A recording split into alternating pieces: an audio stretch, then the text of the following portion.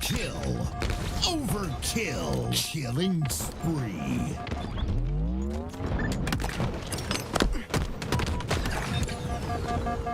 Double kill.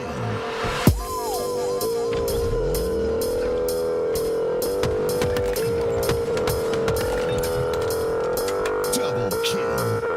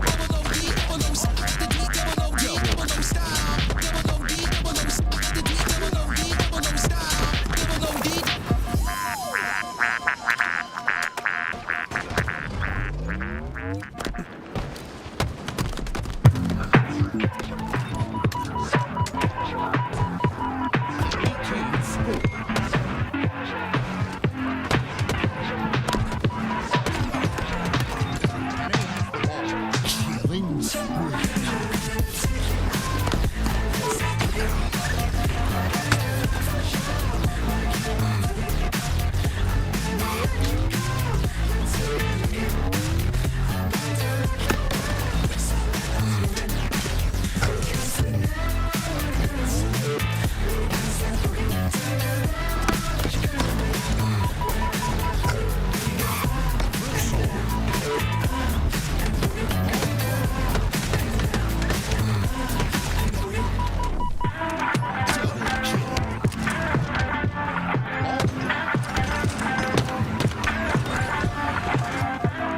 kill. Double kill.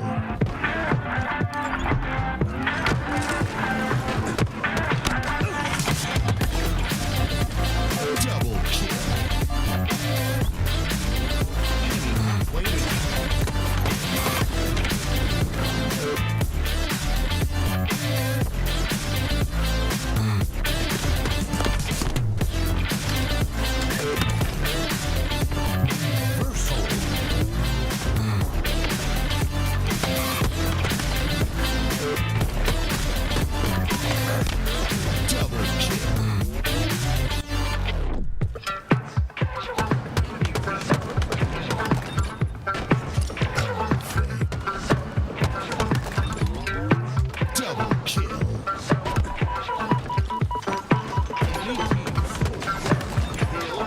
Double kill. Double kill.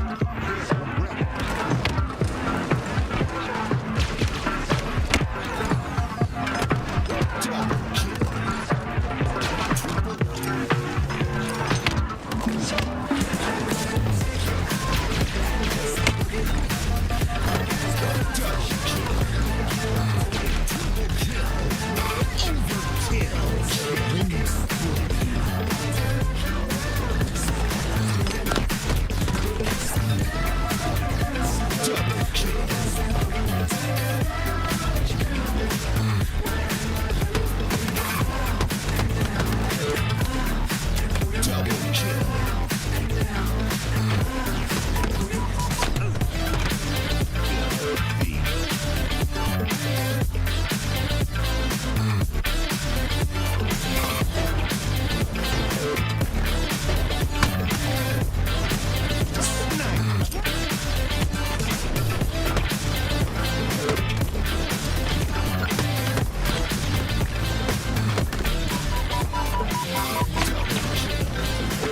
Triple kill.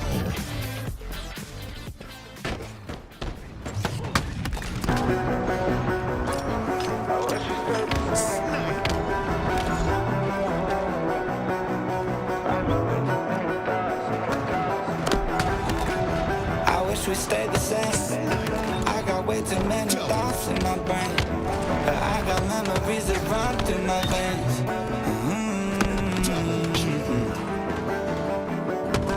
I'm not one to blame, but I could point out every way that you change. Some things stay up while others go right down the drain. And lately we've been going down in flames. But if I'm honest, I get my feels when I want you. Say you feel it too, I want you. Hold on till I'm lost in the fire. But if I'm honest, I get my feels when I want you. Say you feel it too, I want you. Hold on till I'm lost in the fire. But if I'm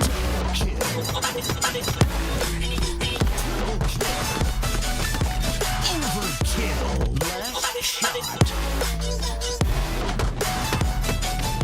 But if I'm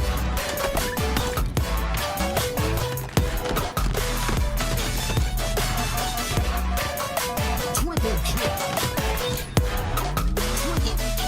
I'm moving on for good. At least my therapist is saying that I should. I don't believe it, but I really wish I could. Instead, I guess I'll stay misunderstood. Oh, 'cause I'm stuck now, just trying to figure out a way out of track, but can't seem to slow down. I don't know if I want to, but if I'm honest, I get my feels when I want you. Say you feel it too, I want you.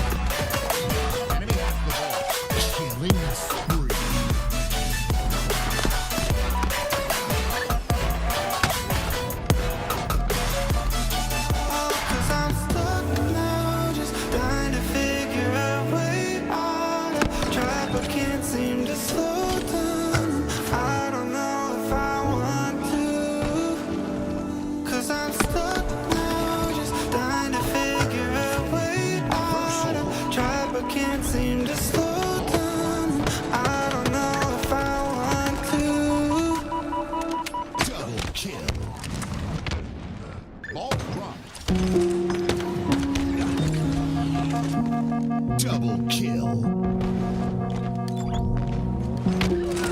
Spit it out, just tell me honestly. You should know Double I'm not kill. your enemy. You won't Enemy trust, I halfway to won't take just as much. You need love, I need the same for us. Look at all this time we're wasting, screaming at each other, baby. Reversal. Wanna understand.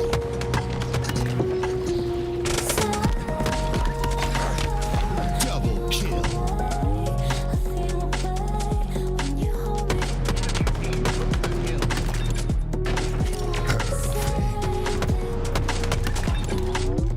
Double kill.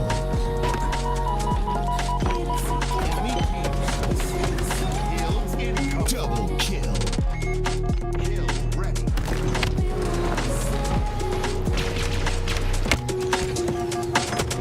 Double kill.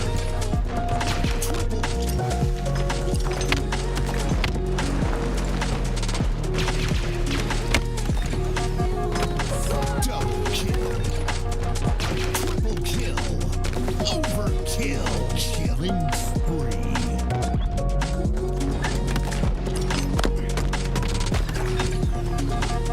Double kill.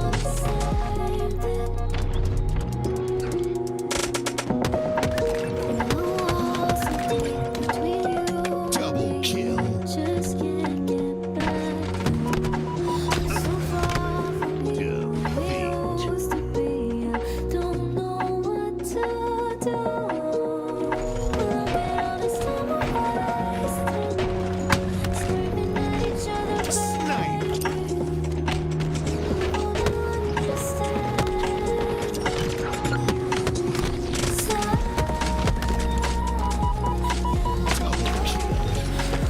Double kill. Triple kill.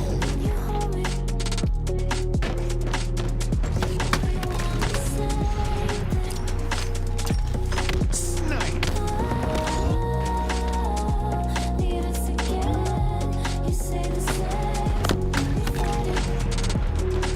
Snipe.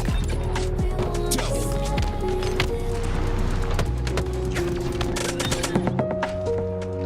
Double kill.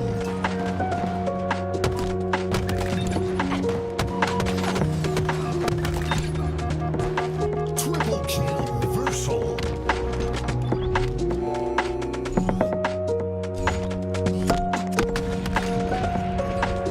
Snipe.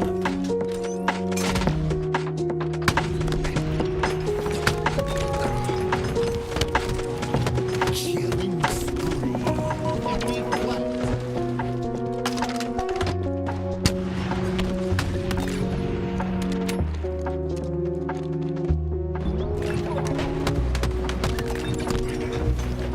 Double kill. Triple kill. Overkill. Last shot.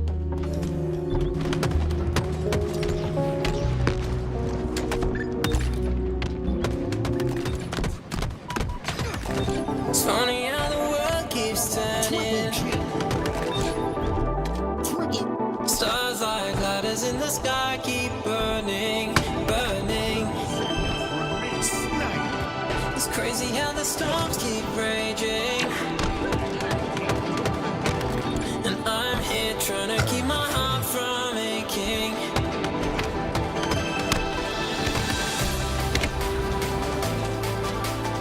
Enemy halfway to victory.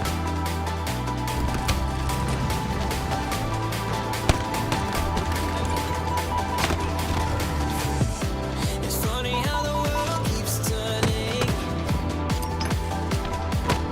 But here with you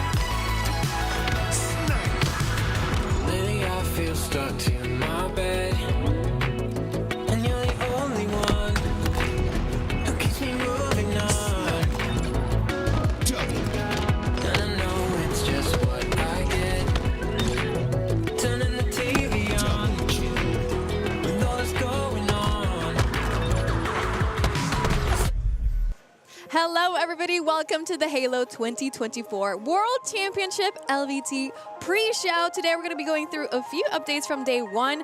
Also, taking a look at our fantasy draft and see how the scores are shaping up. And also, we're going to be looking at the champ bracket as well. I'm Aliek, and with me, we have our casters and analysts, Tools, Makowski, and Eli. Excited for an exciting day two? I mean, yes. He's like giddy over He's here. like- I am very excited. I am very excited. Very excited. Well, you know what? I'm not sure if when you guys woke up. At least I found out when I went to sleep last night. Halo announced that there's a third person Halo update coming out. Yeah. I wasn't sure how to feel about it because I'd never imagined wanting a third-person Halo. I kind of felt like in the middle, you know, like I think it's exciting, but also, how do we feel about it? Oh, this is my path to pro. This is how Okay. I'm going to get This this job done. The gears Everyone are else is getting working. too focused on the first-person shooter. Day one, this thing comes out. I'm in the Husky Raid field to start. That competitive playlist going to come soon, but I'm going to be all over this thing. It looks too fun. It looks fun, yeah. I was interested to see how the implementation will be, but the more I see it, like, I think it's going to be like a new level of fun. I think the jiggle peaks will be insane on it. And I'm curious. I'm going to take over the world.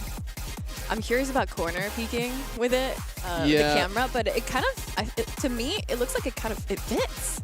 It looks really interesting. You know what's funny? The first thing that I thought about was like the really bulky skins that you buy. Like all of a sudden, I just don't want like too much Spartan in my face the whole time. So I'd probably use like Sure about that? a skinnier model. I don't know. But then also the other thing I thought about was this will be the first time that you could see yourself getting ninja'd in real time. You know what I'm saying? That's why we should want it. Yeah. I think Eli made a good point, though. Like, I've spent, I think, like $300 on skins in this game. I better damn well see it. So I'm very excited about that. I'm going to be dripped out to the nines.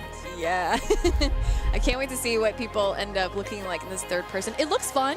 I'm a little bit hesitant, I guess, but I'm not sure why. I think it's because it's Halo and it's third person, and I'm like, what? Yeah. But at the same time, it's kind of looks fun. It sounds and looks sacrilegious to Yes. the OG Halo fan. Like, even if you played Halo 4, I felt like it might be a little jarring to see this in third person. I saw the comparisons to Fortnite. Fortnite's going into first person while Halo switches to third person. Guys, this isn't the way Halo's going to be played entirely. This is now an optional game mode. Yeah. More ways to play, more players in the player population pool. I don't see how this could be a bad thing. I think it's going to allow more people to play Halo that otherwise maybe wouldn't have checked it out. Yeah, also I think it's going to make, you know, Forge, there's going to be a lot more new game modes that will be made potentially with this. Yeah. I think it's going to be pretty fun. Now, I would love to talk about how, in case you guys missed it, Year 4 for Halo Infinite got announced. $1 million prize pool. So it's official. Year 4 is coming next year. So more Halo competitive coming up next year. In case you guys were wondering where 343 was at, here's where we're at. So exciting. Another year. Also today, it's day 2, so we're gonna be having some FFA. 2v2 also starts today, so a lot of exciting events happening in the space today. So hopefully we get to a quick look at that. Here's the schedule, really quick for you guys who are interested in seeing what's going on today. I'm down for that 1v1 showdown. I played it last time when I was on break. Got through, got a game in. Very fun game mode. And furiously, the FFA champion from Halo 5 is going to be on the main stage once again. So I'm very excited to see it. It's furiously going up against Prophecy on that. 2 players that I love to play with. Something definitely to not miss. Yeah, guys, it's going to be a packed day number 2, but we got some things we need to talk about. The draft scores. Ooh. I need to see who is on top in our fantasy Halo draft. In case you guys missed it, yesterday we built our own Halo fantasy draft, and here's the board. And oh, I hadn't actually. Wait, active is last. Oh, wow. Yeah. Hey, It you just know, says last. He doesn't even get I eight. remember it's just like Kansas City. There was one that was in first, and there was one that was in last, and it's happened once again. Hey, it'll always happen. It'll I am always sick be and that way. tired of you. Do you understand? understand me? This is based off of one day, okay? We still have 2 days left. We still have 2 days. Wait, pull up the chart again. Pull it up. I want to show. It's not just first to last. It's the gap. Look at this. I'm at 2,800. You're at 22. Okay, listen. Bound and Renegade and Eco are still going to be in the tournament on Sunday. Can you say that about your players? Yeah. Yes. My players will be there his Sunday. mic dropped. He just My put it players will be down. there Sunday. Do not worry about it. Snakebite's gonna be the MVP of this You event. just enraged the bull. I'm just glad that me and Chat, because my team was built with my picks and Chat's pick, we're not last. So I'm pretty happy about that. We're doing okay, guys. We're doing okay. Well, the gap between, what is it, like 4th to 7th is absurd. It's like 10 points between Yeah, us. it's so little. Yeah, but, two people obviously knew what they're doing in this draft. Yeah, who might those people be?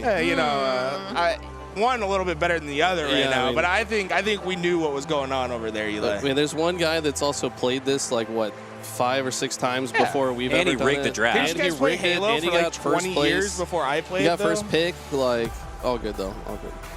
I think Active actually has a very intriguing rebuttal. Yeah, you look across the board, look in the third round.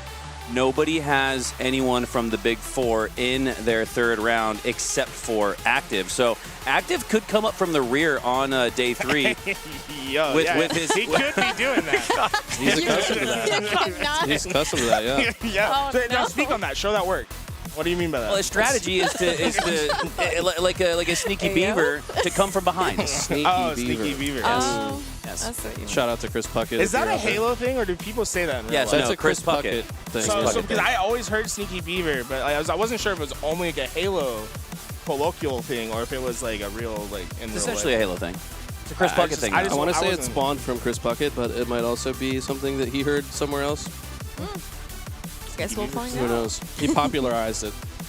Well, yeah. Look at too. Like, I didn't even think about this during the draft yesterday. But you really have to take into account who's going to be there, not only on Sunday but Saturday. Guys, Native Gaming, Complexity on the brink of elimination in lower round 1 to start the day. I see Ryan Noob in the third round. I see Barcode in the third round. He's not even able to compete anymore, so he's not going to be adding any more points to the board, right, Tools? I mean, am I so reading this right? It's interesting because you get points by how well you do in your category compared to everyone else. So it's not necessarily about how many games you play, but rather how well you do over the average of those games. So low-key, what you kind of want is a player that played really well but gets knocked out early. Wow. Because, they can't change their KD stats. So if you end the tournament with a 1.2, even if you only played a few series, that's better than someone that got to Sunday and had like a 0.9. So the points and everything can mix and match and jumble all throughout the weekend then. Yeah, but you want players that will consistently play well. What normally happens is there's a lot of people that play well in pool play,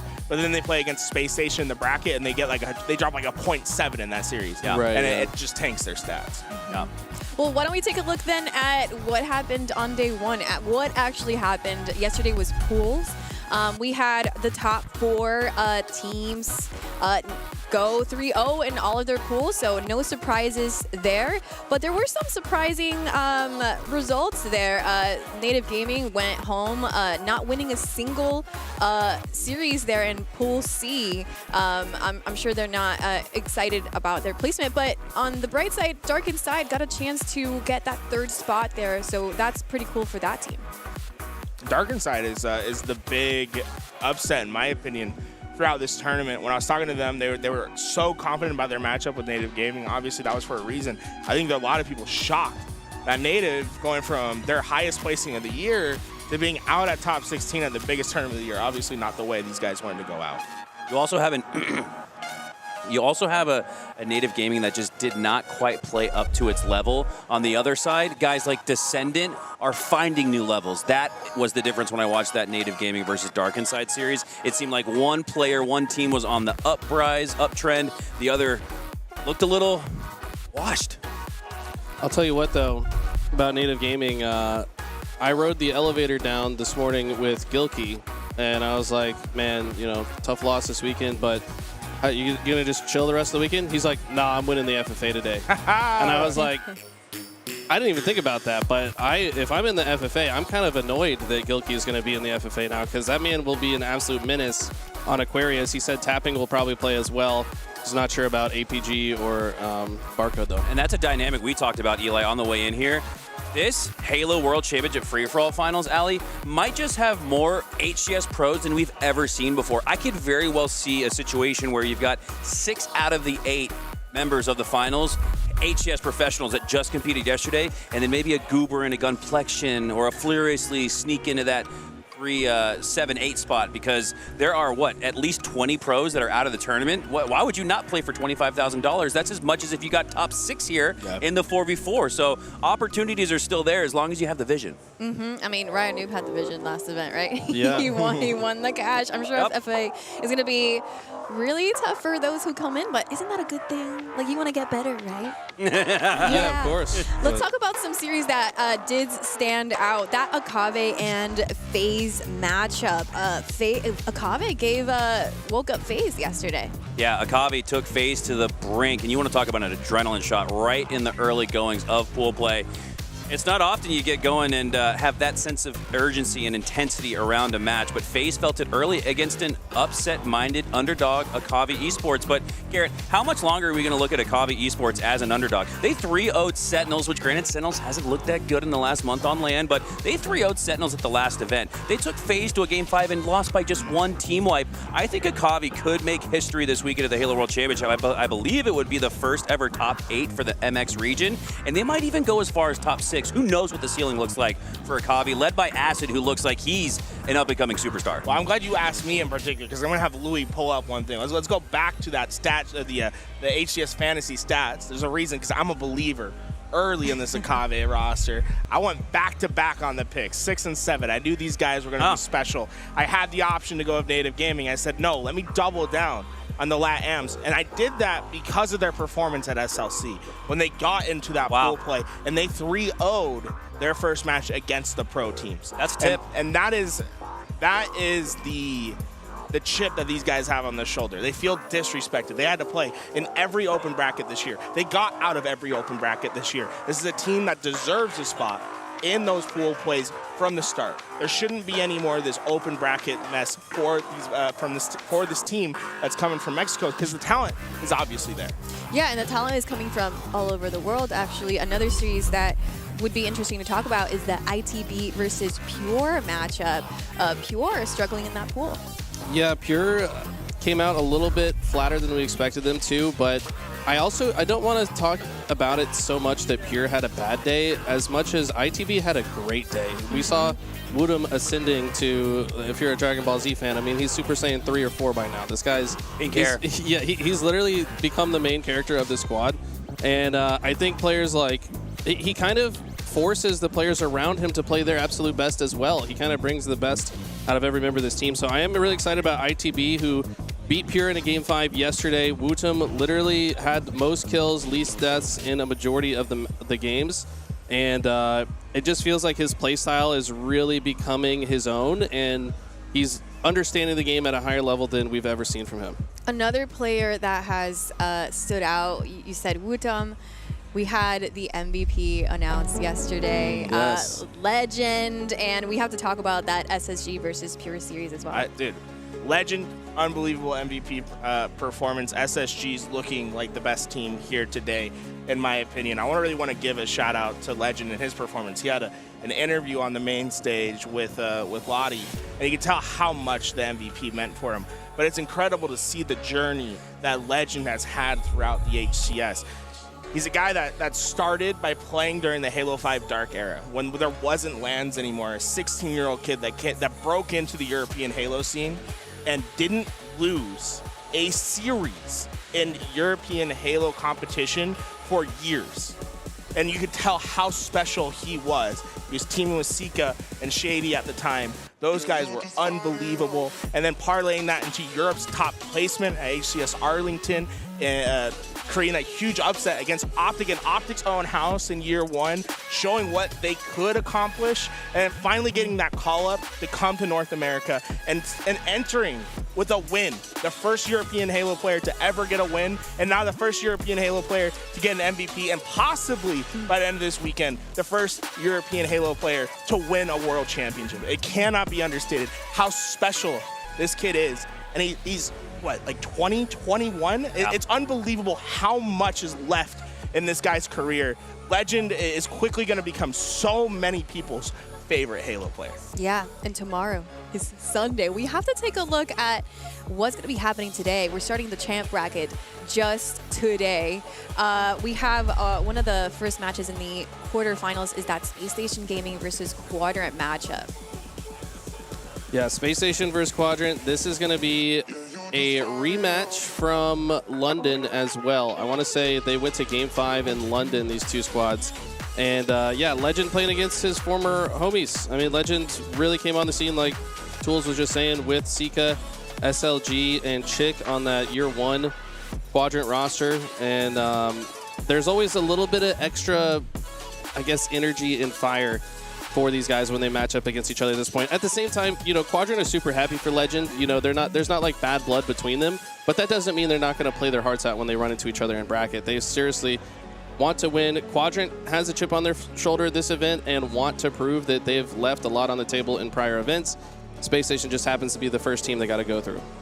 I think Quadrant also has something special here where you get that EU versus EU rivalry. We get to see Legend play against his old team, and that's always a fun thing to watch. I'm excited to see if Quadrant can make people believers in the European Halo squads this time around, because I think ITV and Quadrant look the best that they've looked in a long time. This could be the run, and both of them having to play against the teams that have been perennial grand finals finishers, right? With Space Station and Optic on the other side. I think this is a big moment. I want to see Quadrant really step up to the plate. Yeah, that was my next question, actually. How Quadrant was performing. They last year they did an incredible run. They got top 4, the highest placement for an EU team ever, and then they might be looking at trying to get that back this year. Do you think they're going to be able to push through that, or where do you guys see them in the champ bracket? I think Quadrant has a high ceiling, but they also have a floor that could disappoint the EU fans. And that's just unfortunate that their bracket lines up to go up against Space Station. Now, remember, in London, on Quadrant's home turf, I guess Legends as well. That crowd's a big factor, though. Yes, I do agree. Quadrant did, though, take Space Station to a Game 5 on land that looked like at certain points of that Slayer, they could have won that, but Legend stepped up. Legend popped off in the game and then outside of it as well. So that is probably the most intriguing matchup in Winners Round 1. You love the EU versus EU rivalry. Well, why don't we take a look at the Legend interview that happened just yesterday.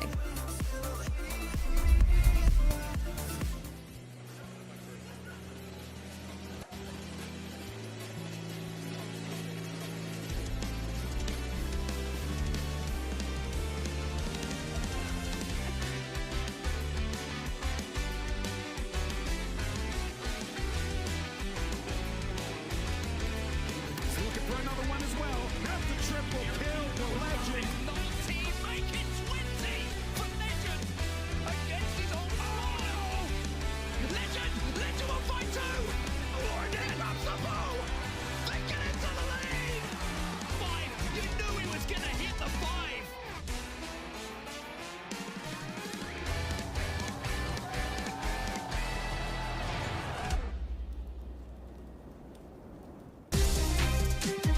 I present to you your 2024 HCS Season MVP, Legend from Space Station Gaming. Can we get some claps in the audience, please? Because this guy has been absolutely amazing all season long. Firstly, I'm going to probably embarrass myself here, but félicitations, Legend. Vous avez été incroyable cette saison. I mean, an incredible season for you. Thank you. So proud to watch somebody not only start, you know, so young, but just have the most incredible pathway to this moment in time. MVP of the entire season. How are you feeling? I feel amazing. Like at the beginning of my career, I never thought that I will achieve what I did today. You know, like going from a stand, like getting stuck like between top 12, top 8, and then having a crazy year with Quadrant, like being the first international team. Sorry. It's okay. Bro. It is unbelievably emotional right now because I think It's Clutch, unbelievable. You know, it's something that I think every young player dreams of, right? And your dreams come true. I mean, so many times, not only just with Space Station, but you did it with Quadrant back. You made history with that team. Yeah. And then to join Space Station Gaming, to get MVP, not trying to make you more emotional, Yeah. but we want to celebrate you up here, Legend, because you are absolutely incredible and you're inspiring young kids as well. You're inspiring young kids because you are so incredible. And while I let you catch your breath, Clutch, you know, I mean, looking at the emotion from Legend is amazing because, you know, it means everything to these players. It really does. Man, I remember talking to you in the airport over in Valencia when we were leaving outside Chick-fil-A, I think it was. Yeah. Man, you surprised the hell out of me the first time I saw you on land really competing, and I knew you were a special talent. I didn't know how special you were, and I said it I said it at SLC that you were by far the front runner, and I've been in Halo for a long time. I'm old. Never did I think a European player would be able to call himself the best player in the world, and I truly think that you are the best player in the world. I get emotional just thinking about it, so hey. Thank you very much. Your hard work has done unbelievable things, and I can't hope for you to continue to achieve it. Thank you. I hope you find yourself a world championship here soon, because I know that means more. That's probably more important to you than any individual accolade you could achieve. Yeah, obviously.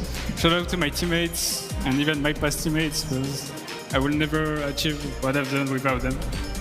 We love to hear it, Legend. We are so unbelievably proud of you. And I know somebody else who is very proud of you coming on the stage right now to give you your trophy for MVP this season, 2024. We have the Legend himself as well. Two legends. Thank you. Walshy.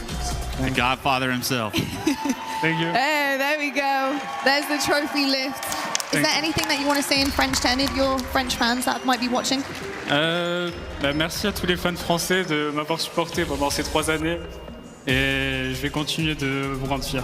I loved it. I don't know what you said, but I know it was wonderful. Thank you so much, Legend. A huge congratulations to you. Space Station Gaming fans, I hope you're happy because you have one amazing player on this roster, including all the rest of them. Best of luck going forward, Legend. Thank you. You've got a really incredible weekend ahead of you. And GG's against Pure. That was incredible. Thank you. Well done. Folks, I'm going to have to hold myself together now. Because I'm struggling I'm getting over here, emotional, man. so I'm going to need some help up here. But we're going to let Legend go away with that trophy, get ready for his next couple of series because he has a long weekend ahead of him. And as we do that, I just want to quickly talk, Tony, a little bit about this young guy because he really is so...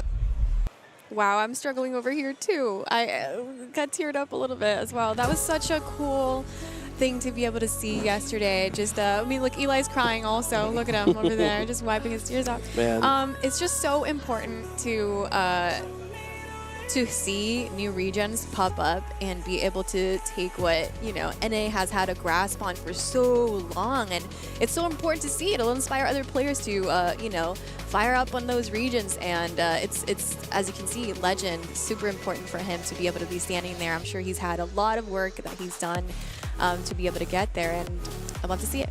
I think what's so special about it is he started so young, right? And like he dedicated himself to Halo at 16 years old when there wasn't any LANs going on, and to accomplish what he's able to accomplish, but also not for himself but for his region, to create a path that didn't exist for players in his region before, being able to have good placings in Europe, but also get picked up by North American teams, moved out to North America, and then to win the highest accolades that you can win as a player. It's truly special what Legend's been able to do. Yeah, I think so. Yeah, I mean, that was beautiful. I mean, it gets you a little emotional, I mean, I felt like that just for reaching pro status. I mean, so that was just amazing from Legend.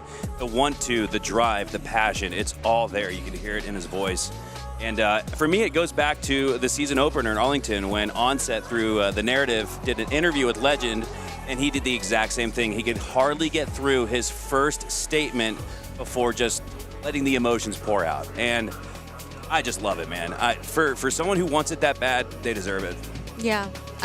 Tomorrow we'll get to find out if that will happen. It'll be incredible to see. I also feel like his emotions on the stage, there's so much pressure on him to carry an entire region forward because he's so close to it. And tomorrow, not only did he get MVP, but he also has that pressure of like, wait, I might become the first European to win a world, to become a world champion. So his work here is not done. Did you guys see that trophy though? It looked really sick. Yeah, I was like, I don't remember there being a trophy the last couple of years. I was like, damn. And then to get Walsh to hand you that trophy, yeah, it's like one MVP to another. You know? One final thing on Legend real quick.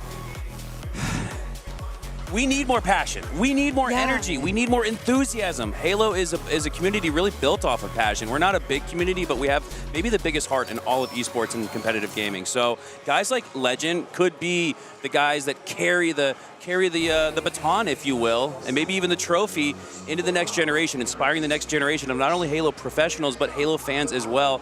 Guys, the last 2 Halo World Championships, Optic and FaZe when they won, they look like me walking outside the front door to walk my dog. Like that's what I look like to walk the dog. Like it's a routine thing. They just kind of walk up to the trophy, and I get it. They've been there, done that. But if Legend wins the tournament this weekend, I cannot wait to see his approach to the trophy because it's truly going to be something that inspires people. The passion is unquestionable, and I'm ready to see someone win a Halo World Championship that actually, not to say everyone doesn't want it, but actually looks like they would die for it. And Legend, he's that dude. Yeah, and honestly, he's representing an org also that is super passionate about Halo. You can see it in their content, their merch. They pour their hearts out for Halo as well. So excited to see if SSG is able to become to get a trophy of another trophy because they've won 3 out of 4 events this year. But I'm sure they want to hold that world championship trophy. And why don't we take a look at the championship bracket again? FaZe Clan versus Cloud9. That's the second matchup in the quarterfinals. Cloud9's this roster that can constantly push good teams to the distance. The problem has been the Game 5s for them. Getting past those Game 5s. They had a Game 5 against Shopify Rebellion at SLC that lost 50-49. They had a Game 5 in pool play against Shopify Rebellion. They had a Game 5 against SSG. This is a team that can push a team like FaZe the distance. The question for them is how do you get past the curse of those Game 5s and win some of these Slayers that will determine whether you get a top 12 placing or if you get your highest placing of the year. That's ironic, too, because Cloud9 probably has one of the highest-ranked Slayer teams in the HCS. If anybody can go toe-to-toe in this best-of-5 series with FaZe Clan in the Slays department, it's Cloud9. So their path to a Game 5 is to win the Game 2 Slayer. You got to win that Game 2 Slayer. Then you only need to win 1 of the 3 objectives. And FaZe, when they're not on their steez, look objectively inefficient. So there's a path to an upset there for Cloud9. It's a lot more likely than people might think. The problem is you're against FaZe at a world championship, and these guys know how to close games. I mean, I see your arguments, and like, yes, I see a lot in Cloud9, but I think that once it ends up in the position where FaZe have their back against the wall at a world championship, they become a different beast, and they're going to play the chess game probably better than Cloud9. And I'm saying that about a roster at Cloud9 that's one of the better chess playing matches. But I just think that Frosty as an individual is that IGL player that will lead the troops and organize them through battle to guarantee a Game 5 victory, should they even get there. There's a few times yesterday where we saw Frosty take over the game. I'd like to see that from him again. It feels like he's taken a more muted role in these last couple years on this FaZe roster, where in Halo 5, he was that guy. He was the Halo 5 MVP. I'm not talking about one season, the Halo 5 MVP. That's how special he was. If he can tap into that version of himself again, no one stops FaZe. They're just that good, especially the way that Snakebite's been playing. To me, he's having an MVP tournament performance. If Frosty can match that, in my opinion, no one stands a chance. They have that ceiling to them. It's just getting to that point. You know how they referred to FaZe as yesterday I called them like a sleeping giant, like a team that has to be, put up against the wall to be able to fire back. How long will that work for? When is that going to fail them? And will that be this tournament? Well, it's interesting because they used to not be like this. It's like something that's developed in Halo Infinite, and it's maybe because they were so dominant for so long that you just can't help but to be a bit more relaxed in day 1 and day 2. I think with Space Station and Optic starting to have the success that they've been having, I think that's been a serious conversation between them about having to come out to tournaments strong. And unfortunately, they weren't quite able to capture that when they went up against Akabe, pushed that to a Game 5. But once they get in those moments, once a team pushes them to Game 5, they're the iciest team around. Like they just don't lose it. One day, though, Akabe will come back and take that Game 5, and it won't work for them. Akabe is also the next the next matchup. Quarterfinals, thank you. Versus Shopify Rebellion. What do we think about this match? Akabe Esports on the winner's side in the World Championship bracket. This is the second time they've been on the winner's side. They just did it in Salt Lake City after upsetting Sentinel. So, I mean, this is becoming a thing. They got second place in their pools the last 2 tournaments. Shopify, I think, is actually not a terrible matchup for them. I don't think Shopify has been playing great, at least not yesterday. But every team plays different from day to day, to be completely honest. Like, they might be on their B game, their C game, their A game. If Shopify are on their A game, I don't think Akabe can win. But if Shopify are even on their A- game, I think Akabe on their A+ game win the series. I think it'll be a match to watch, I think. Yeah. Out of all the 4, it's definitely one that I would love to see. How do you say I believe in Spanish? I believe. Yo creo. Yo creo. Yo creo. Yo creo. Yo creo. How about we believe? Because I think we all do on the couch, creemos. You say creemos. Creemos.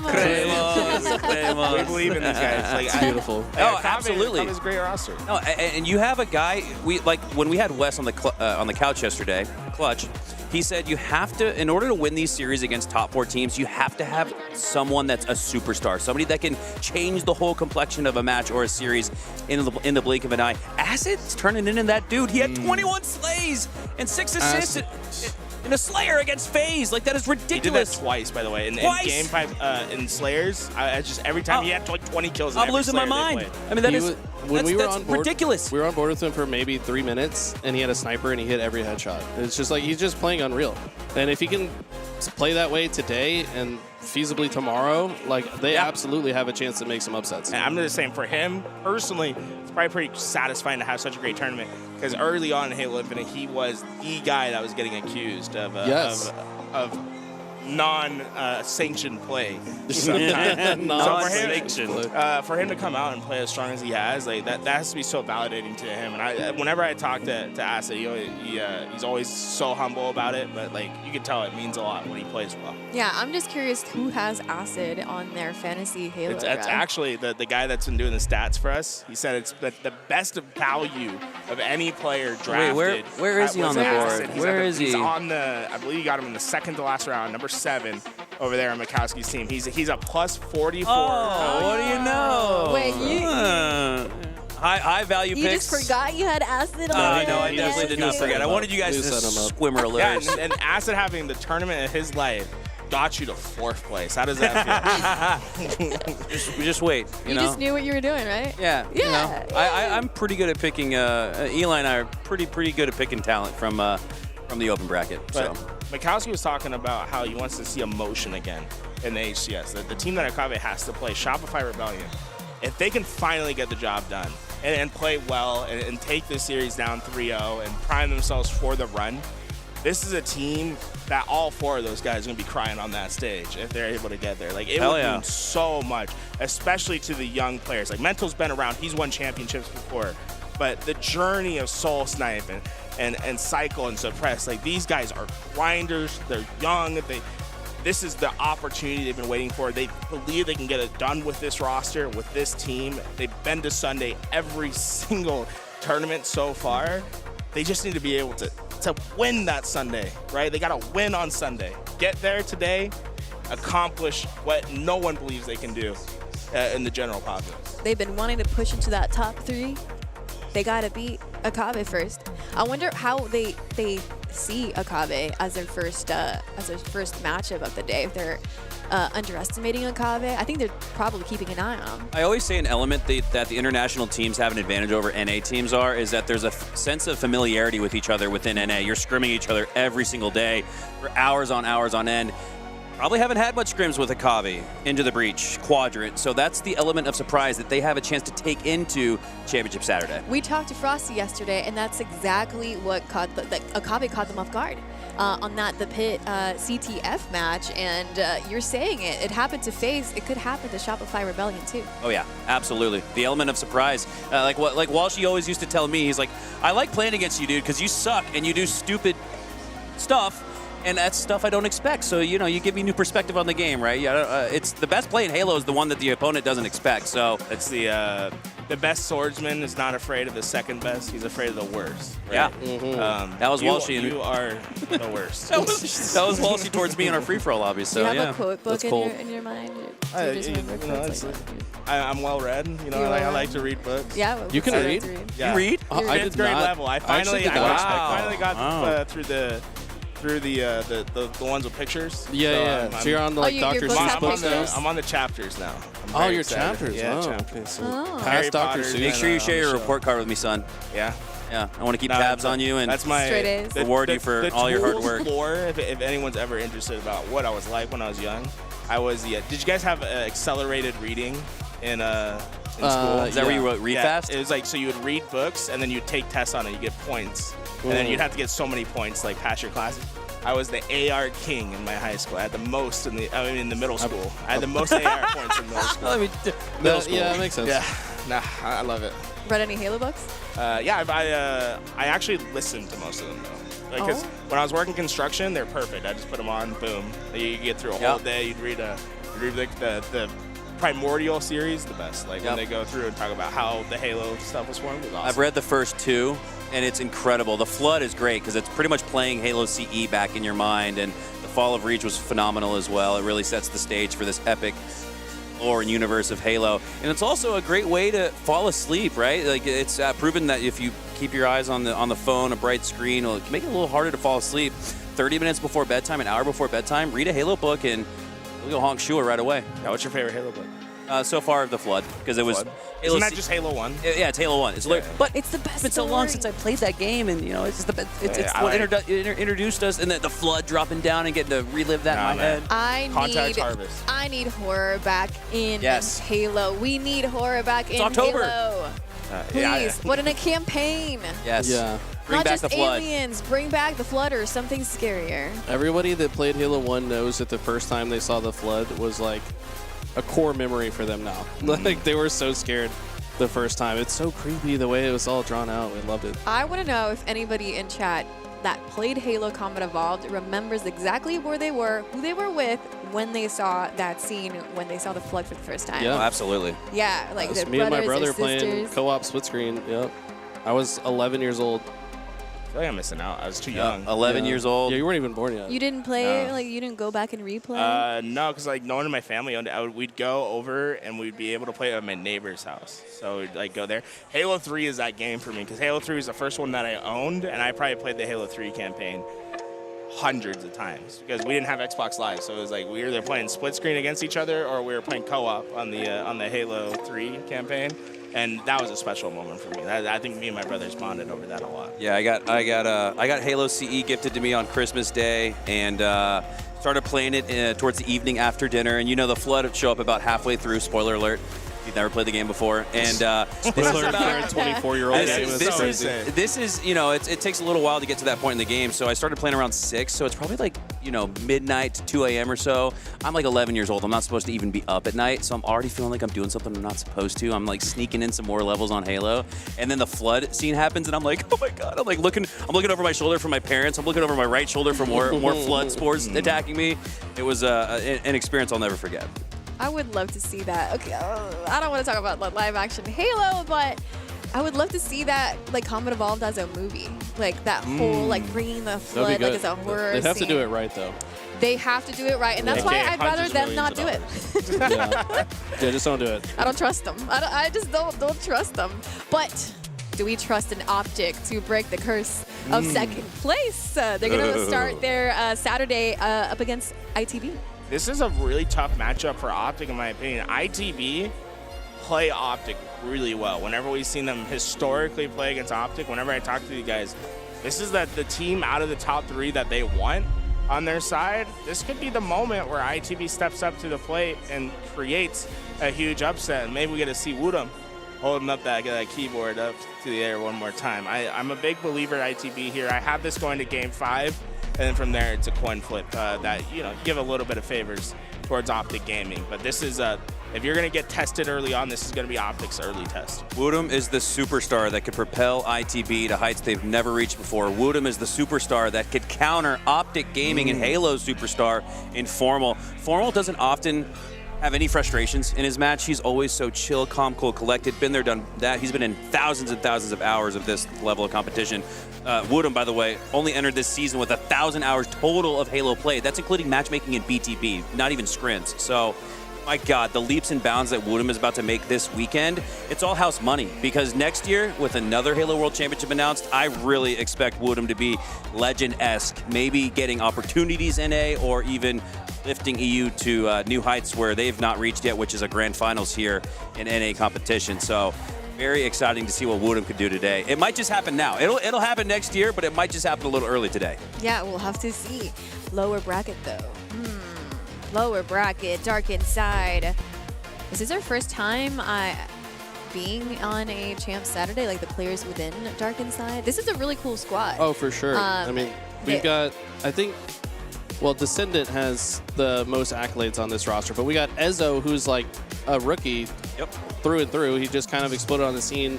I knew he was a special player the first time I ever got to cast him in a tiny Ascend baseline tournament like 2 years ago. He just like obliterated everyone, got every sniper, hit every headshot, was getting triple kills left and right. It's really cool to see him playing on Saturday at a World Championship when he literally just came on the scene, was overcoming other cheating allegations. We talked about Acid doing the same, but yeah, I'm excited for these guys. We've also got Piggy and Envor rounding out that squad who at this point are kind of veterans. I mean, they've been playing for a long time. They've been there, done that. They've got a ton of experience, and I think they're finally kind of putting the pieces together and doing so with some fresh talent on their squad. Yeah, I think that it's really fun to mention that this Dark Inside roster is actually esports. It's like the first, they wrote it on Twitter, the first esports org owned by a woman. She's funding this squad, so I think that's pretty cool. They got a lot of passion, and you guys said about wanting to bring passion to Halo, and I think they're excited to be here on Saturday. And we got Pure also on the lower bracket. Pure.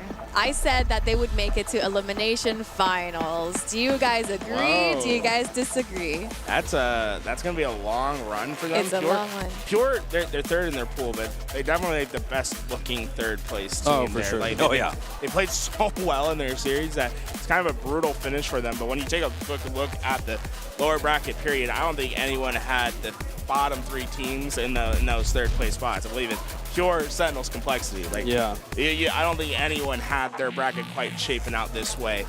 I think Pure will go far in this elimination bracket. It's just figuring out who's going to be those roadblocks along the way. You could make a case that all four of these teams that are starting off in elimination bracket could make it to elimination round 2. Like, I could see Sentinels versus Complexity. I could see Dark Inside versus Pure. So the competition at the Halo World Championship could not be more intense. And yeah, what a stacked elimination round 1 bracket. We've already got halfway filled out. Yeah, I mean, the competition in Halo Infinite Year 3 has been incredible, and it's hard to imagine who is gonna not make it through. Sentinels, they've been having not consistent placings, and they find themselves on the elimination side today. How do you guys feel about Sentinels on Saturday today? Man, I just need to see Precision step up. I feel like we know he's a superstar in the making.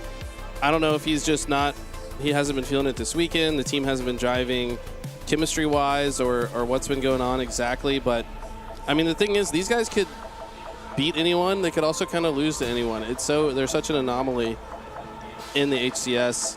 This guy Falcated, one of the most talented players we've ever seen. Also, like, the level of talent on this squad is unreal. And we're seeing a version of Lethal that's played like the best that we've seen him play in recent memory. Why can't they get the job done? That's the question that I have. We'll have to see if we can get him on later. Be like, yo, what the hell's the problem? I mean, we saw him in the hotel lobby. I basically said that. I was like, what the hell's going wrong, bro? Like, and I heard him and Precision. They were talking through some stuff that was going on, and like they said they need to play the information game better. That's kind of part of the conversation I overheard. Hopefully I'm not giving away their tech, but it's pretty straightforward. They just need to play for intel before they make decisions, and when they're playing like that, that's when they play the best versions of themselves. I mean, what do you guys think they should do in order to secure? Because they have been losing some matches that they shouldn't be losing. I think I feel like when we first saw this team play together, you could tell that they had a lot of trust with each other. I would like to see that come back. Sometimes it feels like they're second guessing like the play that's going to happen or who's going to make that play. I almost want to have it be that someone says something, everyone's like full committed to that singular play. And like you said, Precision's the player that, in my opinion, like should step up to that play and almost take more of that IGL role where he's going to be aggressive, coordinate your teammates for you to have an easy game, for you to pop off, right? Falcated, you put him on an island, he's always going to be successful. He's consistent for this team. Boo Boo, Dubu, and Lethal are some of the best support players in the game. Use that to your advantage. Get specific call-outs about what you want to happen when you want to go make your play. I think that, to me, will be the key to their success. What about you, Mikowski? Yeah, I see a little bit of native gaming in Sentinels, and by that I mean native gaming is not competing here today because they were out of sync.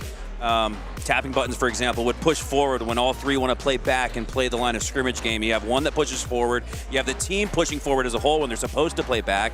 It's that dance. It's that delicate dance that is being mistimed, and that's what I'm seeing when I watch native gaming, and I'm seeing a little bit of that in Sentinels as well. So if they can lock in and get on the same page, it's gonna come down to a guy like Lethal, I think, IGLing his ass off today and really taking the reins. Guys are gonna look up to him on his team and say, oh my God, that's the modern day Halo goat on our team. What do you think, right? I mean, let's be real. So I'd like to see Lethal step up. I'm not talking about KD. I'm not talking about the most damage in a game. I'd like to see Lethal step up if we have him on the main stage, and I'd like to see his mic moving a lot because he's the one that's leading the charge. He's the one that's organizing the troops around the battlefield. He's the guy to do it. So you want better team synergy from Sentinels and maybe some confidence too. So maybe since Boo Boo Doo Boo already joined the dark side, maybe the other three got to join the dark side too. Oh, yeah, and that'll be the most powerful team. When they become the Sith Lords, that's when. Yes, they haven't all become Sith Lords. They haven't been tempted by the dark side. Complexity. Are they on the dark side? They're sitting really low on this bracket right here. Because the word of the day for Complexity is confusing. I'm so confused about the results I've seen from them. They come back from SLC from having their best tournament yet to having like a really lackluster pool play. There wasn't much that was impressive about what they did yesterday, but we know what that ceiling can be. It's about capturing it. You're playing the Ryan Noob system. The roadmap's set for you. I think a lot of pressure on the coach in particular, Ashes, to make sure everyone's locked in and playing at their highest level. Ash is one of those guys that knows how to get the best out of his squad, and I'm sure he, more than anybody, was disappointed with yesterday, and probably had a long conversation with these guys. I mean, sometimes you got to just talk to them and be like, look, like you guys need to close out series. We should not be losing the type of series that we lost. They lost to Akave, right? Which reverse swept by Akave, and we've seen Akave kind of pop off and be extremely impressive, but we also thought that Complexity would still be able to beat them even if Akave were at their best. So it's going to be interesting to see how they bounce back today, and I think they got a long road ahead. Keep in mind, too, part of Complexity's ascension here in recent memory and recent months was Ryanoob almost filling in like a main Slayer role while still playing that heady, nerdy OBJ efficiency like we have come to know and love from the veteran Ryanoob. So I'd like to see Ryanoob step up, and then that is directly correlated to the stat sheet this weekend. Needs to get more damage out, needs to get more slays. And then I think that might open up the map for who I think is their true main Slayer, Breaking Shot, to do what he does best. He is routinely known for having 30 and 15 games in a King of the Hill on live fire. Street Slayer, he's dropping 15 and only dying 7 or 8 times. Breaking Shot is that dude for Complexity, but Ryanoob is too. Last event, they clutched up to be able to qualify here at Worlds, and I think they were probably expecting to be able to do that here. Can they clutch up this elimination bracket and make it to the end? We'll have to see. What are your thoughts on that? I think that the answer to their solution is going to come from Rain. If Rain can get closer to that 1.0 KD, like they're going to be fine. He's a great objective player. Is going to be efficient at all points in time, but he's also the player that has that needs to raise his floor for this team to see success. And he's a player that's had a lot of pressure before. I think he can step up to the plate. We'll have to see. And you know what we have to see also? The 1v1. The 1v1 showdown that will be starting in just a few minutes. It's Furiously versus a Prophecy. And you guys know these two players. Yeah, Furiously famous for, I should have had Louis prep the pop-off. He's famous from back in Halo 5, infamous, I should say. He upset Druck's team at the time. Was it Druck's? I think it was Druck's team.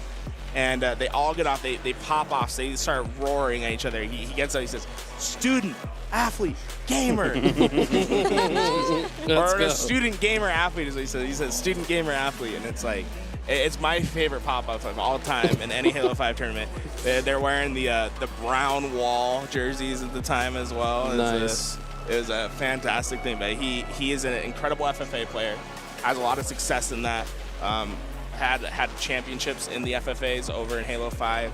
I think he is a heavy favorite in my opinion. Prophecy is also another good player. I play with him in Halo Infinite every once in a while. But is it Prophecy V4? Yes, it is him. Okay, yeah. Shout out to him, man. He's always showing up to my chat, all the people that I know's chat. Like he's always involved in the community. Just randomly asks people to play sometimes, and then ends up carrying them. You know what I mean? So it's like he's one of those guys that he's like just incredibly kind and supports a lot of other individuals, but he's also quite talented himself. Fun fact, he's one of active EE's Metafy students.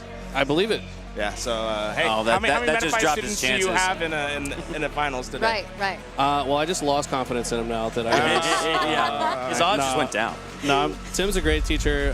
Fun fact, I taught Tim when he was like 11 years old, back when his tag was Teats. So you can he take told it. Me, yeah. So because I taught him, whoever he teaches must be also pretty good.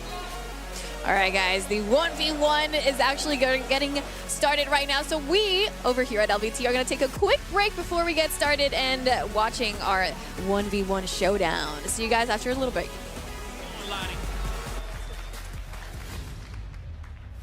Thank you so much, Blaze. There we go. Here are your two contestants facing off literally opposite each other on the stage. They are ready to go. I have heard that they have been playing all day yesterday to get to this point. They have had some reps in this for sure. But I want to know about this game mode a little bit more. If you are just tuning in with this 1v1, it is a little bit different. But the objective is to make sure that you get the most kills, but there is also an objective within the 1v1 too. So it gets a little bit mixy. And then we also have weapon resets per round and per mode, right? Is that correct? That's right. Each round has random weapons generated that will be played within that set of rounds, which I know is confusing. If this is only explained to you verbally, it can become a little bit of a headache, but don't worry. As you see on your screen here, you get 5 kills or you capture the zone to win the round. So essentially, each time you want to make sure you're eliminating your opponent. I would say 99 times out of 100, that's how the round is actually going to end. If someone manages to fall off the map, of course, that would also count as a kill. So very rarely would you see anyone actually capture the zone. It would have to be a very extraordinary set of circumstances for that to happen. It certainly would be. Now, Lucid, I've got to ask you about strategy here because, yes, it is not your normal 1v1 situation. Right. What would you be thinking going into this? Yeah, I mean, it's a 1v1. You got to play cringe. You're going to play your corners, going to play your jiggle peaks. Depending on the loadout, I mean, you just got to play for the kills. I think, you know, you can apply some pressure playing the hill, but it's mostly probably to come down to kills. Okay, I love that. And Bam, would you play that the same way, or are you just getting into the action? I remember last time I played versus Legend, and I kind of was spawning with weapons I didn't even know were in the game. So I was kind of like, all right, this is weird. And then, yeah, I think I lost. So I don't know. I got no words of advice. Good luck. No words of advice, just good luck with it. Yeah, it's going to be a little bit different, that is for sure. But I have heard that we've got somebody who is well versed in it. Furiously, I believe, has been putting some time into this. So I'm excited to see kind of how he handles the opening strat. But yeah, I don't know. I think it really does depend heavily on what weapon. I think yesterday when I was watching some of the gameplay, I saw some very interesting weapons of choice that probably wouldn't be what I'd be picking up to try and 1v1 somebody. So I don't know, how tactically would you go with this, Brav? You know, if you are picking up a weapon that you're not comfortable with or isn't super suitable for a 1v1 situation, are you trying to get the objective?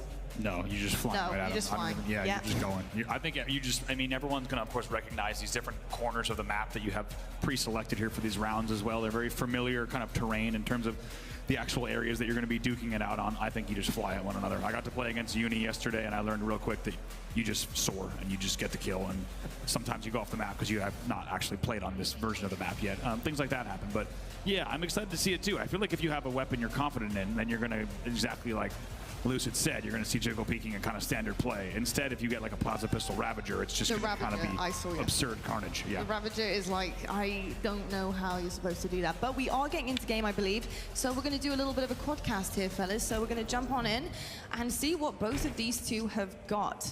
Commando Quantum Start. An actual sort of typical setup, I'd say, in terms of weapons people are used to. What map is this? I think this is Fortress. I think this is Fortress, is what I heard about one of the maps introduced to this 1v1. And what do you know? They're playing their corners. I was going to say, at this level, it just... Ooh. Got to reset that balloon. You can't just hold down there. Prophecy takes the first one. I feel like, yeah, at this level, it's just really going to be...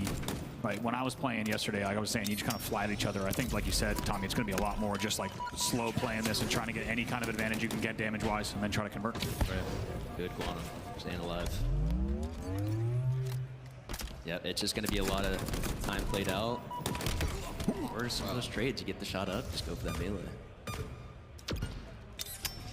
Kill is literally being ignored too, which is kind of predicted here as well. It is very exposed, especially on this one, so I understand that. That's why definitely Quantum on land does not save you like that. Enemy halfway to victory. I was going to say about the first round before that, definitely playing the Quantum a bit further back, that way you can actually get out. You don't want to play the Quantum too far up, because he just sees that too easily, you're just done for. If he picks up the grab ball, he's sick of the hell.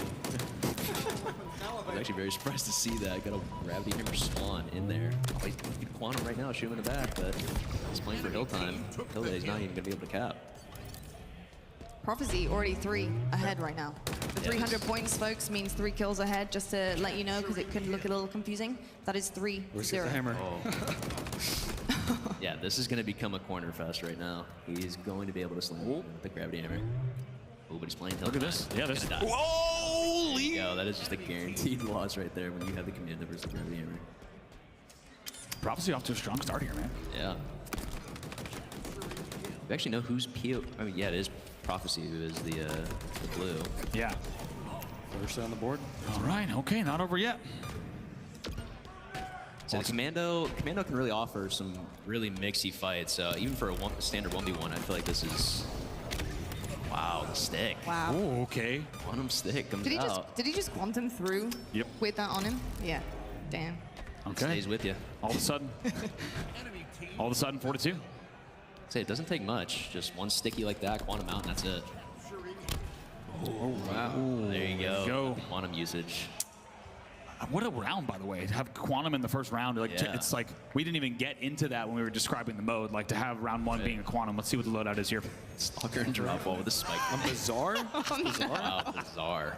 Wow. Man. On back to year 1. I was going to say on Bizarre as well. Just in case. Ooh, crispy shot. Coming in from Prophecy. Just in case it wasn't wild enough to have a Stalker drop wall, add in a spike and add in Bizarre. It really is like year 1. Yeah, they also have decreased gravity, I see at the bottom. Oh, yeah. So they got a little floaty. They got their H3 boots on. Oh, the jiggle peak, cross map, drop wall. You got the full ensemble of tools right there. Nade's coming in. I was going to say, this is I've been hit by many a nade on the actual Bizarre in this exact corner. Used to be a lot stronger before. Not so useful now. Clean here. Prophecy, I feel like he just has like the sort of knowledge gap in terms of how he wants to use the equipment. Yep. Over Flourishly so far. Some great shots. Just going straight to hill now. Yeah, this is one hill where you can play pretty safe compared to that first map. It seems like. I was going to say, yeah, it feels like as soon you actually want to be here and you actually want to anchor from here, whereas in the other map you were kind of just sitting. God, the shots are good. He's got him on lock.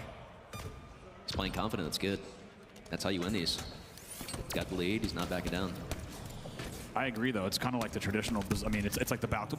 I can't finish the sentence before I'm like, I can't tell what's happening. Blasting through. That's unfortunate. He just had like a corner there, and that he gets rid of that one square, is gone. Yeah. That's just the head right there. It is kind of playing like the traditional balcony opening, though. Like you said, you want to, once you win that, you can kind of hold downhill. Oh, sword! Wait. Oh, my. I feel like Fleury's playing a little tilted right now. The way he's challenging out, he's not taking his time. He had a first couple rounds, died a little too easily, and then he just wants to get into it. How's a pistol? Oh, gosh. Better see some spam here. We've got an update from production. The POVs are actually swapped on the labels. Furiously has been winning everything. Wow. Okay. Wait. That makes it a little bit makes a lot more sense. honestly. I think everyone's like, okay, this makes a lot more sense. This is Coliseum. That was the plot twist we all needed right there. Yeah. Is it Coliseum? Oh, it is Coliseum. Yeah, this is Collie. Or what is? Do we even know the name? I don't know the name off the top of my head. It's been a while since I checked it out, but for this Infinite version. That makes a lot more sense. Flersley is he's been a competitive player for a very long time. Prophecy, no knock on him, but I have known the name and have seen Flersley around for quite a while. For quite a while. That makes a lot more sense. I was bigging him up before we got in, and I was like, he is getting turned on right now. Oh gosh. Not an easy battle. Not where you want to be in grass. Absolutely not. Got to play that high ground. But this is it's a 2-2 right now, so it is a little bit more back and forth. I feel like that's just due to the nature of the plasma pistol combo. Yeah. Got to get closer. Got to play your corners. Can't stay too far back. Just a noob combo simulator here. Third kill goes to Fleury's. Like, say, is that Flersley now up? Yeah, I think it's 77. Yeah. Power weapons inbound. He's taking a longer route here. Not playing for the hill. Trying to sniff him out. Now the sword is up. Yeah, just easy sword grab, stuck in the cuts there. Oh, but they do have Quantum. Ooh, he better not Quantum back. He's waiting for it. He wants to bait that. Wants to bait that. It's got him on the run. Not gonna lie, this makes me want to play some Collie. Same. Right? I'm like, I could play a quick Collie CTF if anyone's got time after this. Yeah. I'm game for Collie whenever. I'm game for it whenever. I'd say it has been a while. It would be nice to get into the game with that one. Oh my goodness. 3-3. Didn't even have to rely on the sword there.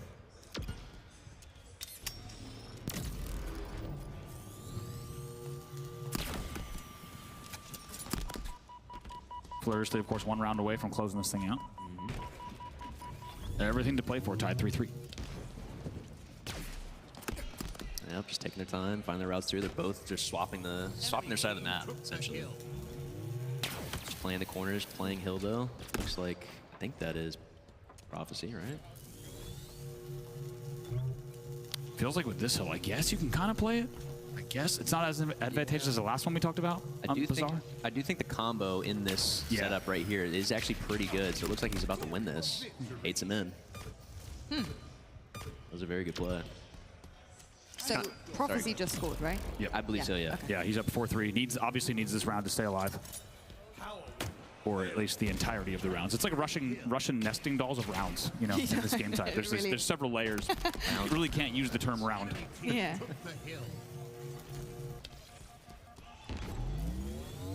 Now playing the hill once again. Like I said, it does slow down pretty much right away. And then Oh no. Oh, can you imagine it? A trade. Trade. Whoa. Wow. A trade with a sword? Huh? yeah, but I think he still won the round, it looks Yeah, like. he did, yeah. It's kind of a choke. It's kind of a choke, I'm not going to lie. He did win the round. Prophecy won the round. Very Yeah. interesting. Okay. There we go. The entirety of the rounds. Okay, so now we have 2-1, just to get everyone, make sure everyone's on the same page. This is also for my own mentals. Yes. Furiously leading 2 rounds to 1 here, of course. Prophecy needing all of these rounds, the best of these ones, to stay alive. The reverse sweep is potentially on though. It is. I mean, an Argo, larger map, just sidekick only. I can definitely see it. It's a very mixy setup here. Ooh. Good shots. Nice. And good shots from Prophecy there. He is HCS 76. 1-0. He likes a sidekick, I think. Yeah. I say drop ball is going to be interesting here. This is going to be pretty scrappy in terms of as far as a 1v1 goes. Drop ball definitely lasts the sidekick shots. This is the prime time right here. Tied 1-1. Clutches up. I don't really like him throwing the sticky too early there. I feel like I know, especially when there's only one. Yeah, gotta keep your utility a little bit longer. You don't want to just instantly use it. I agree. I think the chance of that thing hitting is statistically so low that you got to hang on to that thing. Yeah. See right here, grenade. He's not taking, he's just going for the trade. Wow. Trade, So I guess they both get +1 essentially when they trade. Right. Just to probably keep the game mode moving. Yeah, Oh, good shot. no. Gloriously, Oh, 1 kill away. Match point. And the pre-nade. There you go. Got a Good bunch drop wall. Nade actually did do something this time, to be fair. Gotta give him a little bit of credit. Ooh. I was gonna say, I think I saw him on commando. Now they tiptoe. Pressure is on. This is definitely a hill that I don't think is going to be played. They're just going to play for the kills. The hill is in a very bad spot. Yeah, really bad. Agree. I played it yesterday, What? and there's like no point in being there at all. It does look like there was a spawn, like a power-up spawn down there, so I'm not sure what he had. Maybe a camo? No, it was a hammer. Uh-oh. Ooh. Hammer doesn't help you from down there, though. It does So not. congrats to Fluriously. Fluriously takes it. There you go. A little bit of a smile there on the main stage. He knows that he pretty much had that in his pocket. It got a little bit mixy in one of the games. I'm seeing the psychic once again. He's like, yeah, we're not doing that again. I will take this round with the psychic this time. But congratulations to Fluriously. I don't think any of us are really surprised there. Like you said, he's been around for a long time. He's a name I think we all recognize. Yeah. I think, especially yesterday, watching some of the 1v1s happen, I think a lot of people are like, damn, okay, he's in it. Okay, great. Yeah. That's perfect. But there we go, he does it. Fantastic stuff. And I've got to say, a little bit of a color caster coming out of you, Lucid. You were fantastic. Bound. Terrifying. I liked what you added to it. You added some key moments for us. It was amazing. But we do need to talk to our winner on that main stage, and Blaze has a winner's interview for you. All right, ladies and gentlemen, make some noise for Furiously as he wins the 1v1 Open Showdown. What a matchup. How did you feel being able to win that series right there? How did you feel? It felt pretty good. You know, I like this playlist. It's brand new, pretty innovative. And my opponent, Prophecy, he's been a boy of mine, so much love in the game, and outside the game is just all business. So. All business indeed, okay? Now, I got another matter of business for you because this is the finals, all right? And this is Worlds, and so we want to do something special. And I'm going to give you an opportunity to up your money on this prize pool, all right? Now, what do I want to do? You know what? We got some pros in the building, and I'm going to give you an extra $1,000. An extra $1,000 if you win a game against these pros. Would you like to take me up on those odds? Of course, give me any chow. All right, he said give him any chow. Now, we randomized who you're gonna play in the back a little bit, but you gotta pick a number between 1, what is gonna be, 1 or 2? Let's do number 1. He said let's do number 1. Now, who's gonna be number 1? Is gonna be Bound. Where's Bound at in the building? Let's see if you can win a game against the 1v1 master himself. We're going to bring Bound to the stage now. Have you played Bound before in a 1v1? I have. Oh, you have? Now, what was the last results of that matchup? I mean, back in Halo 5, it was probably, what, 0-15? Ooh, 0-15, man. So Bound hit you like that, huh? It's all good in games, but it comes down to how you play today. It's all good and fun, but it comes down to how you play today. Let's get this one started, everybody. Make some more noise for Furiously. Go take your station on set, Brav. Let's get it going. We got you, buddy. Don't worry about it. And yes, we are going to continue this. And I love the challenge being accepted, Andy. It's the wonderful thing we want to hear, right? We don't want anyone just shirking away from the opportunity to earn a little bit more money. And I will say, I think Bound is probably better on the sticks than he was on the desk. I'm going to say it. I thought Lucy was great. I thought Bound was just waiting for the minute when something bad didn't happen. I think Bound and then he would step in and highlight that moment. I think Bound, yeah, he approached the commentary the same way he approached the game. He waits for the perfect moment to just kind of like pop in for just a moment. That's it. And then he's out. But it was great to have both Lucid and Bound on the desk, of course. And now even more excited to see Furiously take on Bound for a pretty heavily boosted prize pool. I'm not going to lie. And not only is it a boosted prize pool for Furiously, I believe Bound also potentially taking home some cash as well. So make no mistake, this will not be a match that Bound throws gently for Furiously. They're both going to be trying hard. It's going to be an interesting match as well, right? Because Furiously obviously has played a lot of this game mode over the last day or so. And certainly proved that he's got a little bit of knowledge on his side. And you have to say, Bound hasn't played it, essentially. And maybe got a little bit of info from watching those games, which is very important to make this the game it wants to be. But I think Furiously, when it comes to knowledge, when it comes to little things like where the opponents spawn in, what weapons are going to be useful, what angles are going to be great, whether silly things like where the hill is, where the areas to play on this hill. It's got that locked down. So where's your money? That's the real question here. I gotta say Furiously. Okay. You see Bound is actually approaching the stage here. Furiously's already locked in. He's already got the inner earbuds ready to go. Astro's over the top. Bound now taken to the stage. Let's try not like, we want a little bit of money. You get up here. It was a bit like a wrestling walk. It was, wasn't it? It kind of was. That was kind of cool. See what Bound can do here. He's going to lock in. But let's keep in mind also, Bound only played this, as you said, one time in SLC against Legend. Legend took that one. But Bound, of course, does not want to lose on the main stage, on the main broadcast, at the World Championships. You know what I'm saying? There's still something to be said here, even though this is a friendly 1v1, actually for quite a bit of money, but still a friendly 1v1. Bound's not going to want to go down easy. You don't want to start losing on the main stage. No, exactly. Exactly. You want to win on the main stage if you're going to be playing on there today, which certainly Bound is, alongside his teammates in Space Station. How do you feel about the game mode? I thought it was a bunch of fun to watch. And one of the things I love about it is as soon as a round finishes, you're straight into the next one. So if you want to jump on, play some 1v1, or even warm up to go into ranked, one of those playlists that I think is a really good opportunity to showcase your skills on a few different, get you comfortable with a few different guns, a few different angles, a few different weapons. I think it really does offer a lot. I've been really impressed with what I've seen. Yeah, it's really cool. Also, I love the idea of familiar kind of battlegrounds. To be honest, I have dreamed of something where you can play kind of isolated scenario gameplay, if you will, back since Halo 2. I also always used to think it'd be so cool if you could simulate something like 2v2 snipe hold breaks, where you can just kind of do the same thing over and over and over again, repeat the same battle. Of course, before tools like Forge, you really couldn't do something like that. But I've dreamed of the idea that you could just, even in a lockout 1v1, a Guardian 1v1, imagine if you could just repeat a sniper push, a blue push, a gold push, over and over and over again, just to simulate it. You kind of get a bit of that in this game mode. Yeah, you get some iconic battles, right? I mean, you're talking about the Halo 2 ones. You think you play a lockout, right? One of you spawns Snipe Tower, one of you spawns B3. It's like, you're going to take that fight more often than not when you're playing lockout. So if you can get some reps on that, just find out how to, quick zoom in, go in and out of scope, and make sure you lock back onto your opponents. We're seeing a little bit of Collie as well, which is obviously very exciting for everybody. Near and dear to our hearts. Exactly. So some of those famous battles, recreate some of those famous moments, of course, from the Halo Championship Series back on Halo 5 as well, with some of those battles that you do see going down. If we were to 1v1, what map would you choose? Oh wait, any Halo?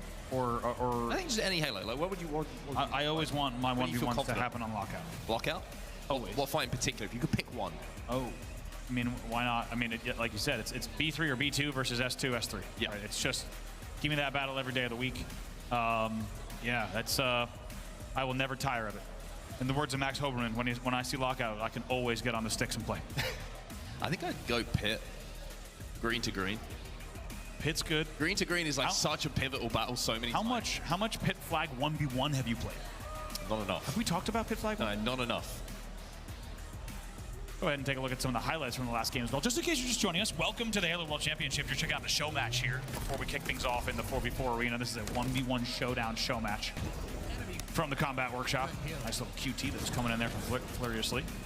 Also fantastic, bizarre Balk work from him with the Stalker. It was deadly, to say the very least. Finish things off with the sword as well. A little bit of subtle body disrespect. Subtle. Like you say, just a little kind of feathering, loving touch. Just the look.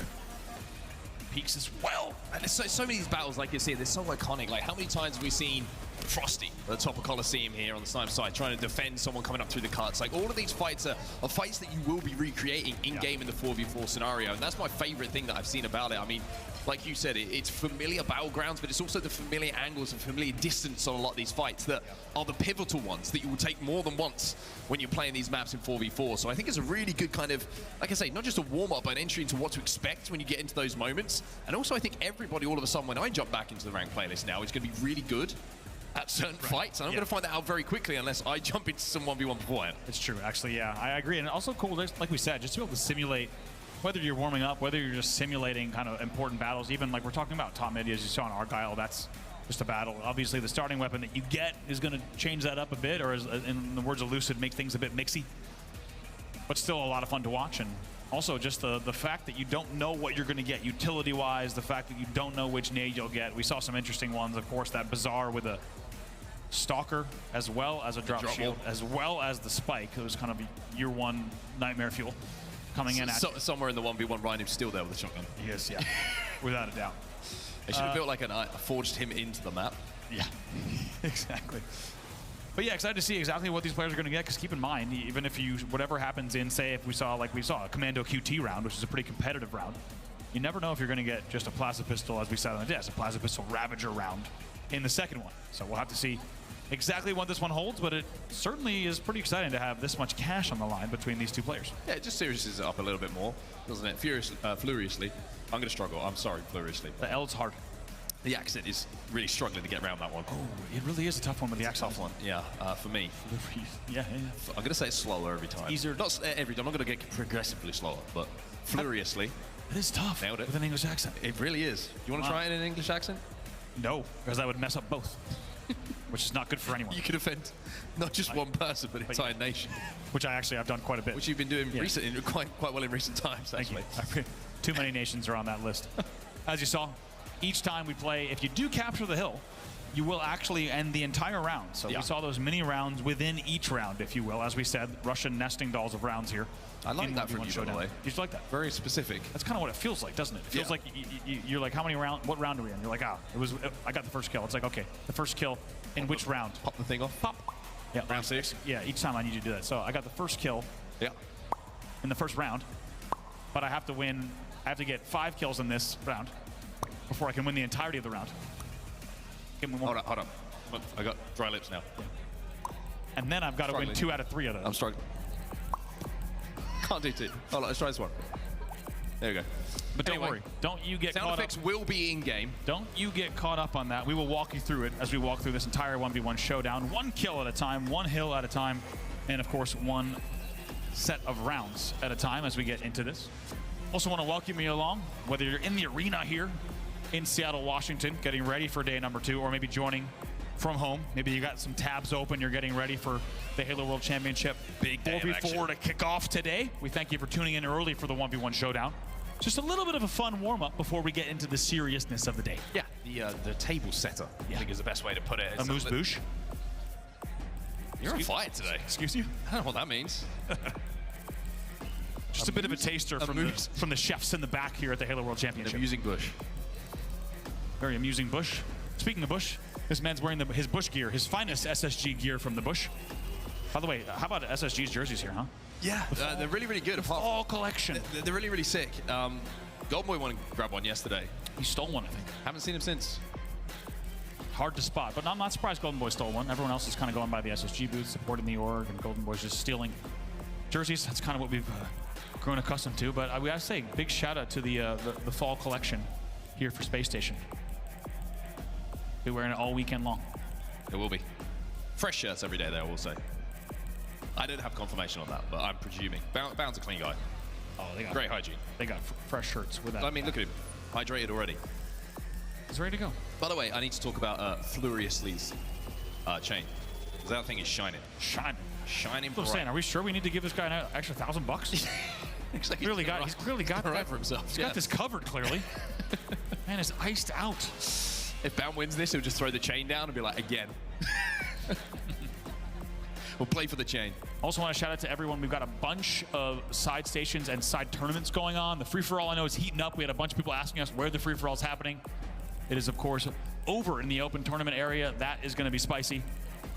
Also, shout out to everyone who swung by the Rebellion booth this weekend. They've got the classic Halo 2 and Halo 1 set up there. Not just that, but they've just got an amazing 1990s and early 2000s living room setup as well. Well, let's talk about what we're going to see a little bit later today as well when we get to get involved 1v1 show match, because this is the main event, so to speak, of today, and this is a big day of action. You look at that winners bracket that's coming up.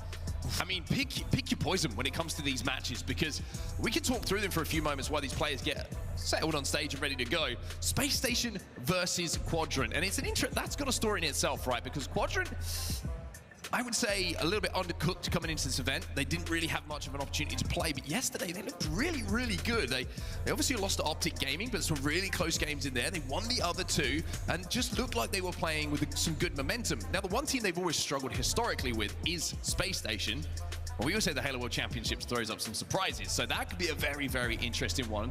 And then you're looking at FaZe Cloud9, by the way. FaZe Cloud9, that looks like a tough one on both sides as we take a look at some of the awesome booths, awesome merch that is going down. Shout out to the SSG homies. crew. SSG homies always hold it down in the booth. If you're somehow in the arena and you haven't been over to the SSG booth yet, get over there. You've actually worked that booth for about 10 minutes once. Actually, I did. Just filled in. I've held it down when I need to at the SSG booth. Let's take a look here at the KED leaderboard for the first time on day number 2. Everything so far. Legend at the top right now on SSG with a 1.49 overall. Wild. Incredible. Amazing stats. And let's talk about the performance we saw from yesterday in that oddball, right? There was a moment where I think he was 17-1. Yes, there literally was. 17-1. He started the game with a killing frenzy. Absolutely insane. The slowest, most patient, brutal killing frenzy you could imagine as well.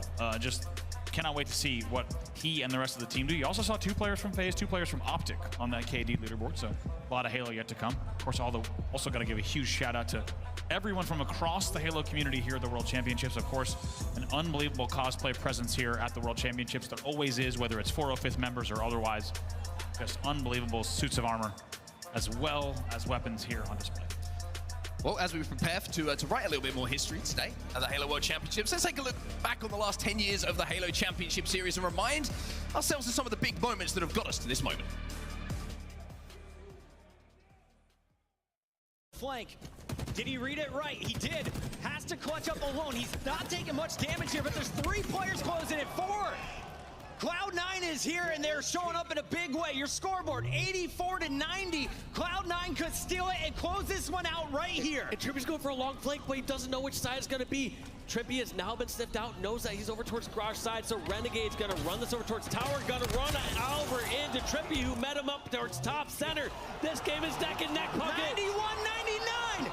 You cannot drop the ball. Are Optic going to get these 2 seconds? 1 second. That's going to be Optic bringing this to a game 5.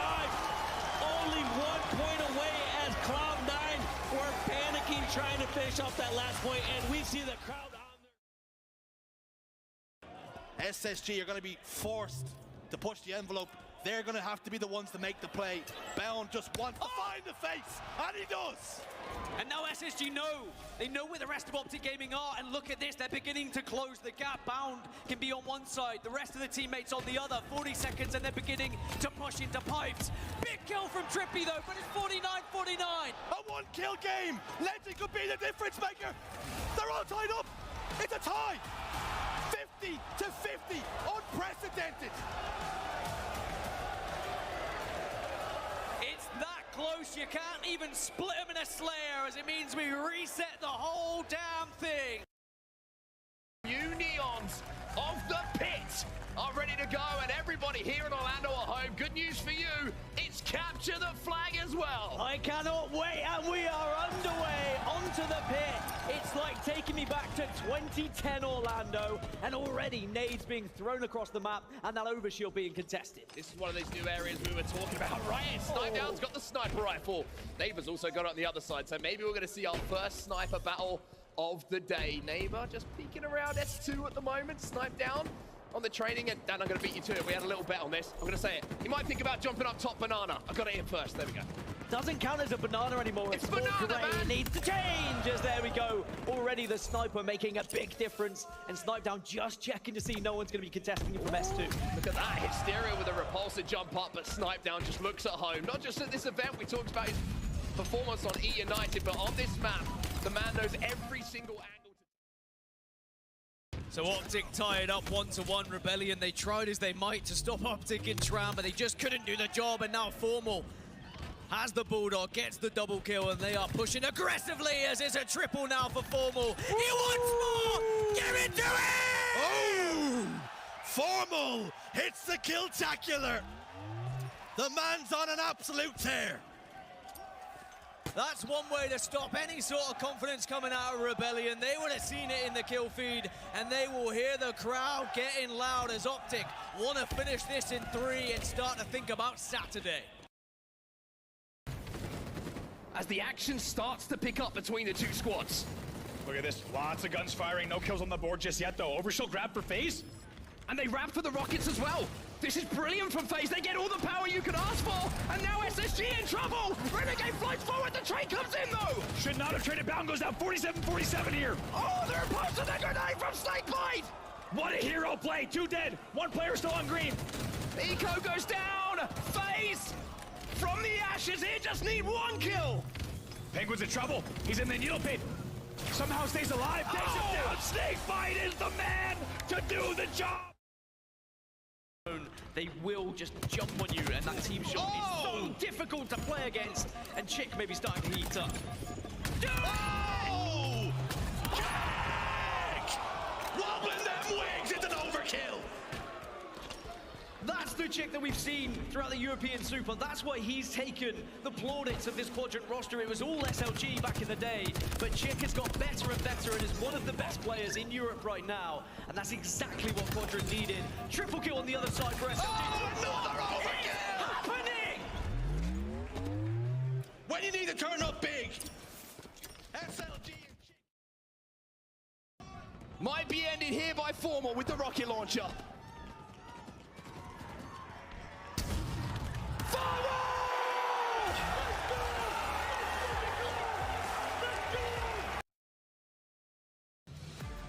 Oh man, I got chills watching that. It's so crazy to think about some of the amazing and magical moments we've had in the Halo Championship Series in Halo Infinite. I gotta ask you, dude, what's your favorite one? What's the one that jumps into your mind first? In Halo Infinite? Yeah. Gotta be, I would say, man, probably Optics World Championship is one that really rings out with what they were able to do. Of course, you kind of stack up the World Championships phases. Of course, last year, the defending. Yeah, for me, it's the World Championship moments because of what leads to them, right? They have this special weight that you and I tend to talk about, and there's so much that has led to those moments. There's so much more than a game Sled and Slayer when you get to those. What about you? I gotta say, man, I've been so proud of the European rise. Yeah. For my whole career, Europe has always been a footnote, right? And now it is a team, not just a team, but a continent which is respected by the best teams in the world. You have a player who has ascended, and I think the Legend story in general is just, it's mind-blowing. You saw how much it meant to him yesterday, but that's how much it means to every single European player, and I think every single international player that watches him perform and achieve all these amazing things. Europe has stepped up. We are now, event winners, which is crazy to say. Quadrant's run where they were breaking records. I completely forgot, by the way, at the end of that Chick overkill, there was SLG follows it up with an immediate overkill. Yeah. So it's like all these moments just you forget about, and it's wonderful to just look back on some of the years that we've had at Halo, some of those moments, and plenty more to come. We're in Saturday, the Halo World Champs. Say there's so much more, not just in terms of all of Halo Infinite with yesterday's announcements, of course, but just so much more simply here this weekend, right? Today on day number 2 as well. Yeah, we'll take a look around the venue as well. You can see some of the free play stations. You can see a lot of players having a lot of fun on Halo Infinite, playing a few games, probably testing out the 1v1 mode as well that they're going to have access to. See the Sentinels booth in the background there. There's so much merch to grab, by the way, and so much of it is like Halo WC specific, exclusive. So if you have the opportunity to walk around some of these booths, support some of the orgs that you've been watching, support their teams all year long, please go and have a look at some of the awesome stuff that you can pick up. Also take a little look at the warm-up area. You can see all the players and teams, very cozy to get the backstage. You saw Formula 1 Optic Gaming and Quadrant just behind them as well. So we look at our 1v1 leaderboard. Cool Boy Johnny and Grizzly the Smith, shout out to you and your fantastic gamer tags. Yeah, fantastic gamer tags. We'll see what as you can see, a fresh leaderboard has been kicked off in the 1v1 showdown section because yesterday's matches are completed. Keep an eye on that booth, of course, but as we said earlier, not only do you have the featured station over in the open tournament area, you've got the free-for-all going on today. I know there's a lot of hype around that. It goes without saying, it's always been the case since the days of Halo 1, but if you want to make a name for yourself in this scene, you can do it in the 1v1 booth. Players like Furiously, and if you go way wider as well, right? Players like Pistola, players like Strongside. The way that they burst onto the scene is free-for-all. That's why the free-for-all area today is absolutely packed. It is mobbed. And cannot wait to see which players emerge victorious from the free-for-all booth, as well as all of our side tournaments here. Halo 3, Halo 2, Halo 1, everything going down. Yeah, it's certainly, you're not going to find stuff, struggle to find stuff to do. And this before the Halo even kicks off, we kind of joked. We were talking about things before this tournament. It's like, by the way, there's some Halo going on as well. Yeah, it's a World Championship that's going on as well. And these are some of the teams backstage warming up. And let me tell you, I think the first player I saw in the venue this morning was Frosty. He was there warming up, getting ready on the FaZe side. Everybody, of course, now is in the building warming up. A few scrims going down. You can imagine a few 2v2s going down. Shopify Rebellion looking to go one further than they have so far this year and get to that Sunday and really make a run. And they've got an opportunity in this upper bracket today. We'll be watching them and seeing what they're doing. By the way, they cannot, as we take a look at the Halo Collector booth as well. Shout out to all of our community presence here. The Halo Collector crew. Great to have them here at the Halo World Championship as well. But also got to say, Shopify Rebellion, they're getting ready for Akabe Esports. I was talking to Bound and Lucid, and no one can take them lightly. I think the way that Bound and Lucid said it was like, those guys want it so bad. Yeah. You can see it in their games. Don't forget, they almost went 3-0 in their pool. But it's the crazy thing is, we talked about, and you quite brilliantly mentioned yesterday, I think in the first game we casted, as we kicked off the Halo World Championship, this is the first time where we felt like every team has a story behind them. Every player has a story behind them. And this is a team, players from South America who have come together, who have always been in the shadow of tapping buttons. Now they've had a chance with tapping moving away to kind of spread their wings and make a name for themselves, right? And that's exactly what they are doing. Not only did they qualify for the Halo World Championships back in SLC, but now they find themselves being taken very, very seriously by some of the big teams. Like you mentioned, almost went 3-0, almost won their pool, which would have been absolutely incredible, not just for them, not just for the tournament, but for the region as a whole, to show that they can perform at that level. You might even say they should have won their pool, right? Let's not forget, they were leading phase at the midpoint in game number 5. Wild scenes. Keep a very close eye on them, of course. Also, big shout out everything you're seeing here. You've got the Gamers Outreach booth, SSG booth right in front of you, front and center. Of course, flanked by Oats Overnight is in the building. Also, at the Halo Gear and Xbox Gear booth, you've got some amazing exclusives. Halo 2 Classic hoodies, Halo 2 cover art tees. Also, big shout out to Hook, Snipe Down, and Miquin joining us here in the Native Gaming booth. Fantastic to have them on the scene. Legends of the game, it goes without saying. Also, let's not forget, teammates as well. Yeah, certainly were. Certainly had some success together as well back in 2016, I'd say now, which is correct in my estimation. So, a fantastic group of people. Go and say hello to them. Make sure you get some stuff signed by those 3 legends of the scene. As we see a couple of photos being taken. Family photos. Some photo ops. Photos. What you love to see. Photo ops at the Armory. What more do you need at the Halo World Championship, huh? Day number 2. Grab some rifles, grab some shotguns with the family. Get some photos taken.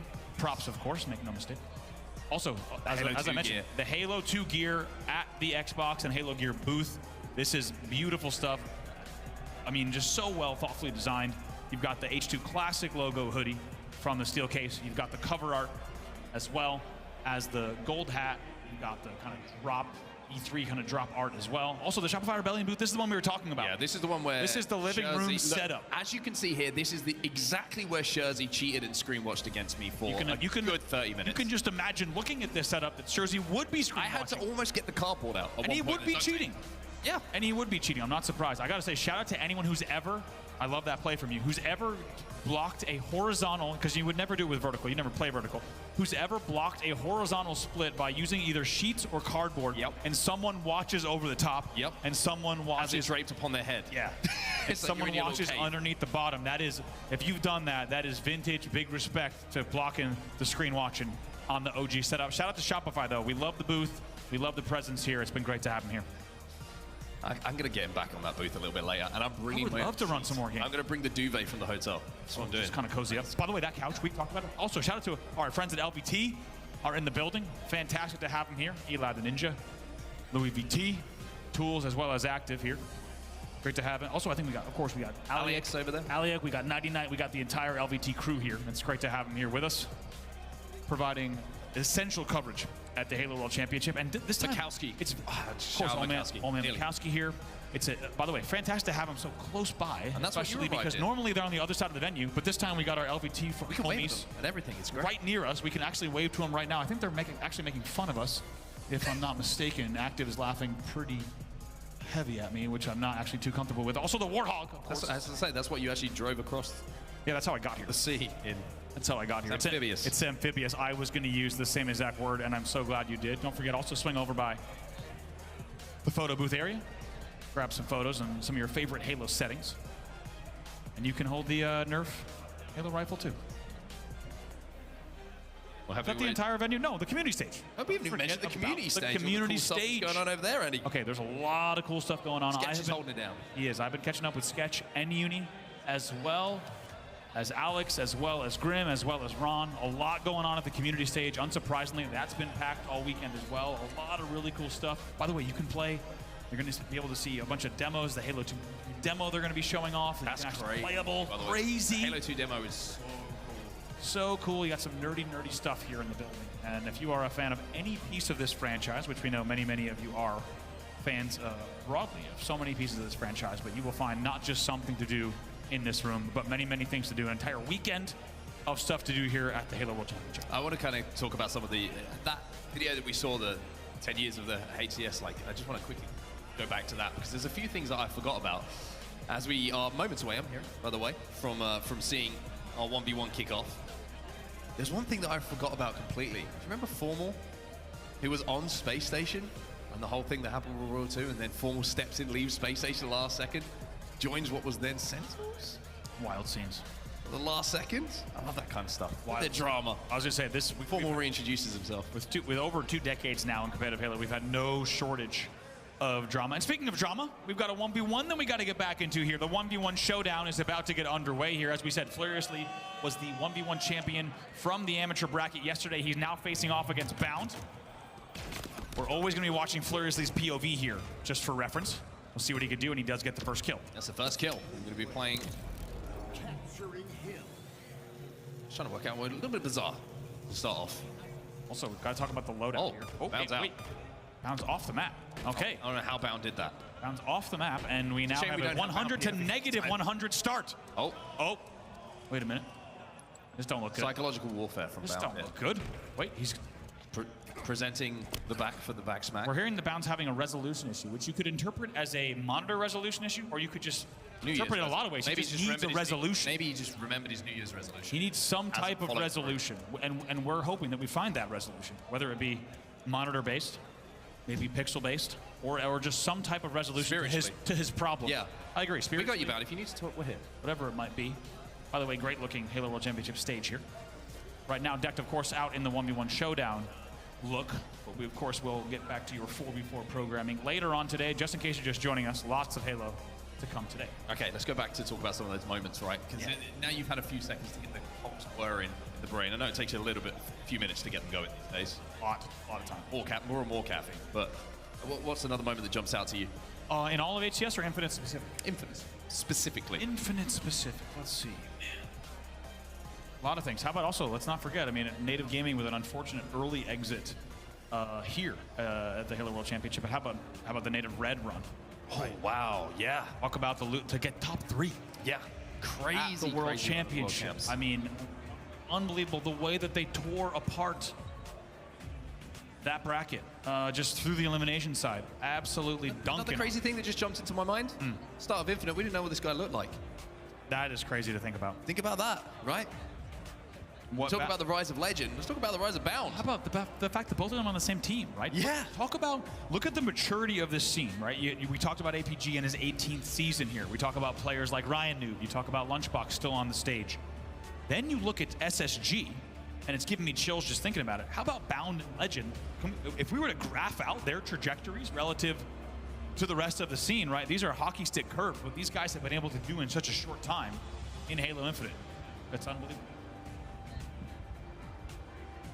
FaZe, of course, winning the World Championship. Another ring to be added to the collection for some of those players. And they're going to look, well, they're going to be desperate. I mean, this season for FaZe has been such a strange one. For a lot of teams. Such a strange one. I mean, they win in London, we're like, wow, this looks like an unbeatable team. This looks like the greatest team that we've seen. Yep. And the 2 most disappointing results, I think, certainly with Snakelight and Royal 2's career in some time. Yeah. Back to back. But then they come to the Halo World Champs, and we know that they come different to the Halo World Championship. So we'll have to see what FaZe has in store. And of course, if they win this event, it'll be a pretty good year. It is wild to think about just how much rides on this event. Now, I think it's expected at the Halo World Championship, but it is wild to think about, even though SSG has their 3 wins, even though FaZe has had a rocky season comparatively, even though Optic has only placed 2nd, it is no exaggeration to say that whatever happens here will absolutely wipe that slate clean. And we will not remember SSG's 3 trophies prior to this. We will not remember the year that Optic got 2nd every event. And we will not remember FaZe's rocky road. We will only remember who took this trophy, even when we start next year, right? It's only going to be about who is the defending champ. And that's a lot of pressure on these teams because they've fought so hard, the highs and lows for so many of them, but it only comes down to this single weekend. The Optic story is fascinating, isn't it? Have you ever had a result that hinges a season one way or the other more than Optic here at the Halo World Championships? if Optic win the Halo World Championships, you look back on this season, oh my God, what a season. And it always, yeah, what an incredible season. Exactly. Every single grand final and the Halo World Championship, they come second or less. Or even lower, exactly. It is wild to think about how you will look back and how the history of this year will be rewritten, right? It will be retroactively rewritten based on Worlds. It's just like you said, if they win, it's like, my God, think about the road they took to get here and how hard they worked. If they place, say, in the top 3 only, instead it's like, not the same Optic. And that almost feels unfair, but that's the stakes here at the Halo World Championship. And we're back into it. We're here. 1v1 showdown will continue. Furiously versus Bound. And good news, everybody. Bound, the boy's moving. He's sliding, and he's re-engaging. We're on the pit. There's another... Every single battle in these 1v1s, by the way, you've just been there yourself. If you've played these maps, you've been there. Furiously going to get the first kill. Gets the first kill, is up 1-0. So just to remind everyone, they're going to play for the first kill, essentially. Yes, you can jump in the zone and try to capture it, but you can just tell by the pace of the game that it's going to be really unlikely. Look how slow that capture is at the top of your screen in the 1v1 showdown. Furiously picks up the second one. Now he's up 2-0. And just to remind everyone, within these rounds, it's first to 5 kills or the first to capture the hill. That will earn you a tick on the bottom circles on the bottom of your screen. It's going to be the first to 3 wins. Also, whoever wins this, it's $1,000 in the back pocket. So. Add that on as well. Bound gets off the mark, so he's going to have his first round on the board. Decided, by the way, it's rounds and sets. How'd you feel about that? Rounds and sets? Yeah. I'll let you. You want to stick with Russian I'll let you use the terms, but I'm with it. Okay. We're back on the bridge. Gives me early Halo 3 King of the Hill vibes. Yep. Does. Game battles ladder. Yeah. Am I right? I think we've all some good damage here. Jiggle P coming in from Bound. Goes for the trade. Doesn't get it because Furiously gets the headshot. Got to be careful with your trades too as well. Keep in mind, Lucid called it. You don't want to be trading just because it's going to be +1 for both sides, of course. So really can't afford to be trading at this mark. It's 3-1. Oh, the QT! Oh, should have won it, but does not. Bound reversals. In the end, he takes him down. That brings the game to 3-2. It's called Banana for reasons because it's a little bit slippy up there. Yeah, a little slippery. Back to Sword then for the next battle. First beat down. Oh, we've got a sniper rifle in play, and he got absolutely brained. Brains him. On our screen, it looked like a melee, but you could just tell by the kill feed that was not what happened. We should also mention, of course, you do have weapons that do spawn. Welcome back, everybody. We're so excited to get started with the championship bracket, and the first match is ready to go. We're going to watch some Optic versus ITV. Honestly, super excited for this matchup in particular because I believe that this is the best chance ITV has against a big 3. They match up really well against Optic Gaming, but Optic, they always get to grand finals. A tough task ahead of ITV, but something that they're trying to step up to the plate. Yeah, 100%. Optic have, gotten that second place curse. And, to get past that curse, obviously their first stepping stone is going to be ITV. ITV, like you had said, we had them on the couch for a little while. Jimbo, very confident in his team and wants to win this whole thing. And obviously that's a really big feat for them to accomplish, but they talked about how it was important to have confidence against teams like Optic. If you look at Optic like they're just another team in the way, you can potentially have a good time against them. So far, this overshield coming up, it's going to be up to Trippy to be the front man for Optic Gaming. Not only does he need to stay alive, but he also has to get that position towards the overshield. Instead, it's open. It's going to be Woodham. That doesn't get it on. Formal with the cross-map shot. Flags back home, and Formal's lasering everything on the map. Yeah. ITV still gets the overshield, but he did max damage. Yeah, that's the thing about Formal. We call him a left stick aimer, right? Doesn't use his right stick in order to aim. Uses more movement than that look aimer. So just definitely a really solid shot at all times. And we talk about his shot, but communication is on fire as well. Obviously, we can't hear that at this current time, but that's one of his very big strengths, I think, as a player as well. Engaging start for Dead Zone thus far. Hasn't been able to get a kill, but the assists are there. He's definitely doing damage on this map. Just a matter of time before he starts getting activated. But very patient, Optic Gaming. They're deep into the base of ITV, not trying to advance the game state by pulling the flag, rather letting them push past into their own base, setting that back trap, getting the kills, and now Dead Zone in prime position to pull.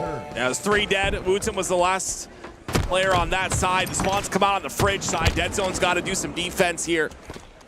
on the base pull. He's going to pull it a little bit further. Might be a little overextended on this pull. Because of that, he'll be taken out. The last player from ITV creates chaos in the back of Optic Gaming's base.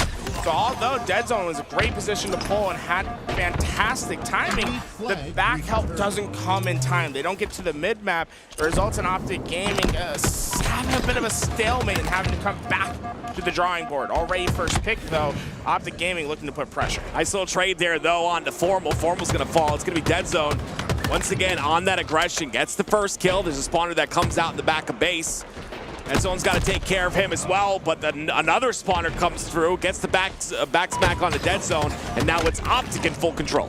Optic Gaming, you can tell the story of this game throughout the stats. Dead Zone's been very deep into the base of ITV, getting behind enemy lines on that long flanking route, while Formal has been more the anchor in their back base. It creates this mashing machine between the two of them. So, hey, Formal's got 9 kills right now. Dead Zone's feeding a lot of those kills to him because he keeps getting deep. And once again, you see it's this time Formal that takes over that responsibility, cleaning up that damage, getting those kills. Optic Gaming has control of ITV's base. Oh, the spawns come out on the fridge, and a player I want to really highlight is the player on your screen right now. It's Trippy, a player who a lot of people, when you talk about if this Optic team is going to make a change, Trippy's the first one to come to that conversation, and I guarantee he hears the chirping, and he's performed incredibly this weekend so far. So hopefully continue to see that as time goes on. Formal's going to continue this flag run, very close to the base here, gets the kill on the Chick. This should be a flag with 2 down for Into the Breach.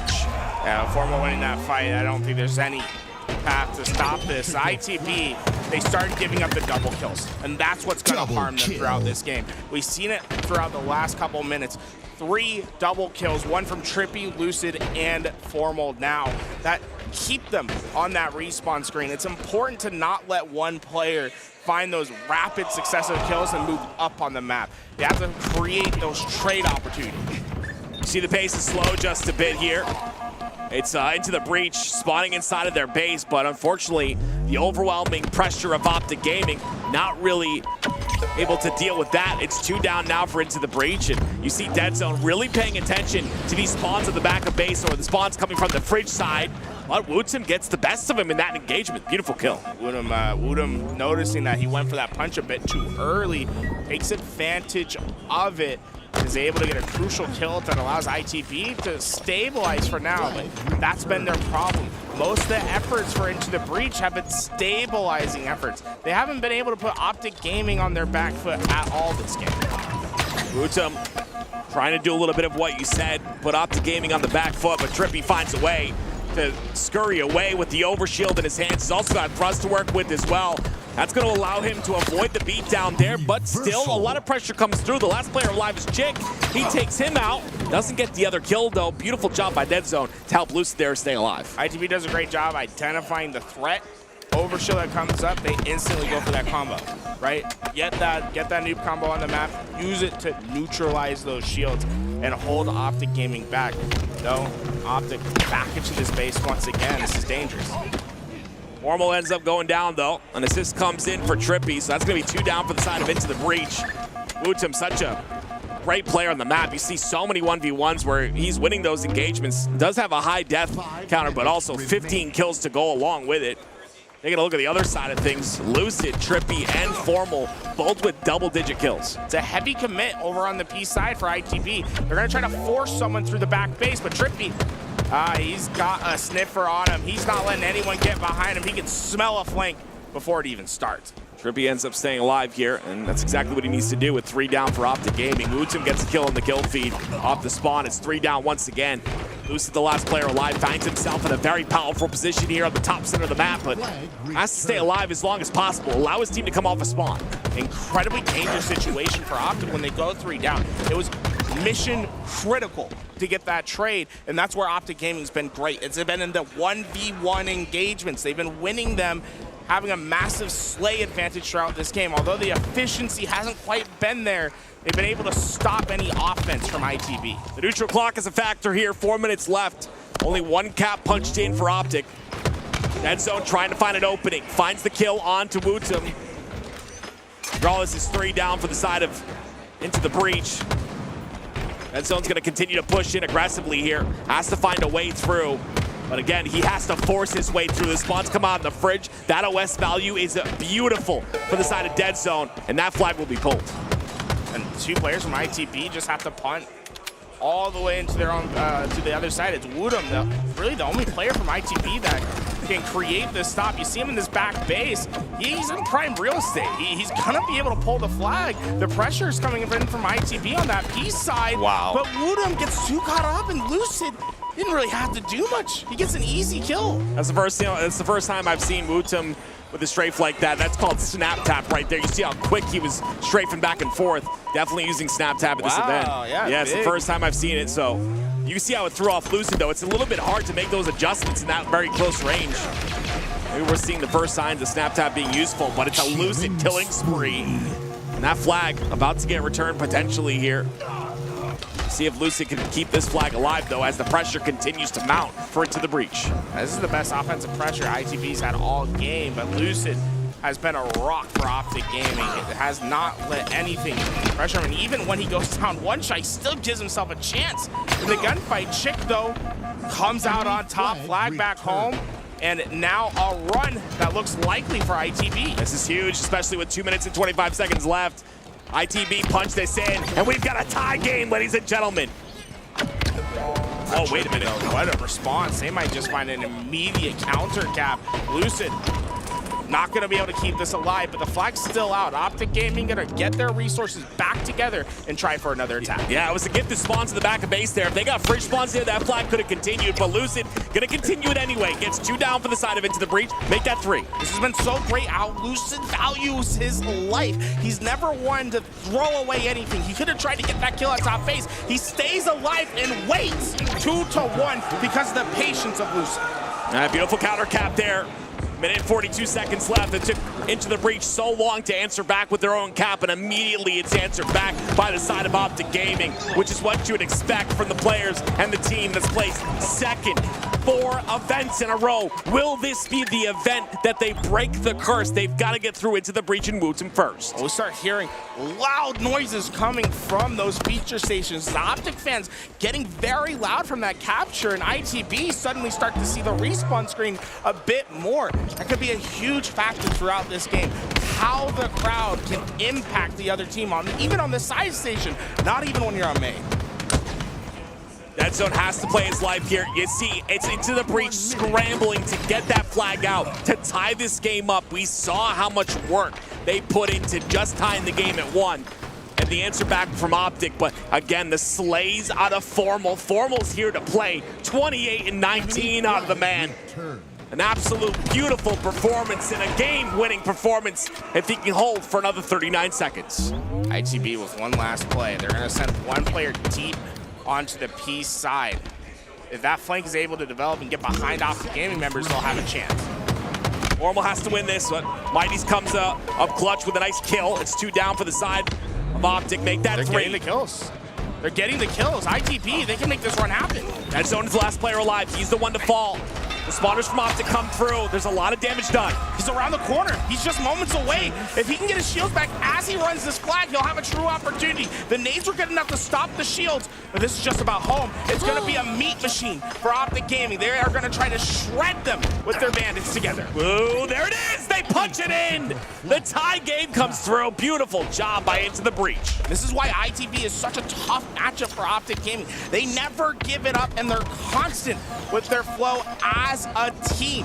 Able to work together. Woodham hands that off the Chick, and it's a train of players that get it back home. Now we hop into overtime here. Into the Breach have to have a bit of confidence going into this overtime, knowing that the beast can bleed. The wall can break. It's 3 down for the side of Into the Breach, though. Last player alive once again is Wootton. He's going to be overwhelmed by pressure, but the spawners come out.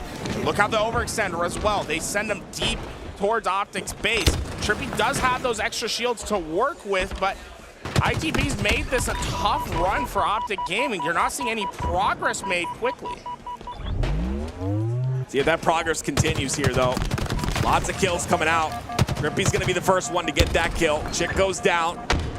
Jimbo goes down as well. It's great nade by Dead Zone to clean up that kill. And again, the pressure continues to mount. Trippy with that 3 down. It's going to pull this flag through. Lucid's going to relay it as well. It makes it to the car side. It's going to pass the door. This could be it. Optic could be winning game 1. Just mere meters. Lucid, can he beat the shots one more time? There it is. Optic Gaming secure game 1, but we have to talk about how close that game was. That was incredible from IT. I'm just still on ITV's tie. That reset, that overtime flag happened so fast that I'm still thinking about that ITV tie, and I would love to really talk about that and also how Optic secured that last flag. Well, I feel like ITV had all that momentum, and they had to use all that power getting that flag in, and they felt like, job done, right? We got the overtime. But then you have to reset yourselves and be like, okay, we got to do that work once again. Optic Gaming didn't have much pressure from ITV off the start. They were able to get to that base right away, and well, overtime was pretty easy for Optic Gaming. Yeah, I think when it comes to these overtimes, it's a big change from the old Halos where we used to have 30-minute game types where, you know, if it was tied up and it was at 15 minutes, the game would continue on. And what that does is it allows the game state to continue. The momentum continues. But when you're a top team like Optic, the reason they've gotten consistent second places, yes, it's not the first that they want, but they understand how to keep that momentum rolling even through an overtime couple of second reset, right? Because that couple of seconds throws off these lower seeded teams, these amateur teams. And with Optic, they're just ready for it. I think it was very clear to see Optic's experience in that overtime flag and how quickly they were able to secure. They knew exactly what they needed to do, and they had no problem doing it. Yeah, the one thing that was so interesting from ITV is how fast they can identify the game state and make it frustrating for the other team to advance it. So they're quick to recognize, hey, flag's out. It's not necessary for us to get the return right away, but rather to slow the flag run. Don't let them get it any further. And multiple times we saw Optic Gaming get the flag out, but failed to get it past the base because of how ITV valued their life.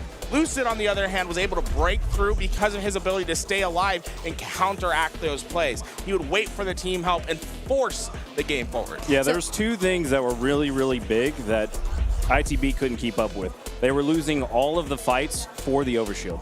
And once they had the overshield, they were doubling up on the Optic player that had it, but they were getting too much damage. They were distracted by him, and that threw off everything. And then Formal was just shutting down every single spawn. He was reading every player on ITB. He wasn't missing a shot, and he shut the entire team down. I mean, it was a close game, but Optic, they're just too icy right now.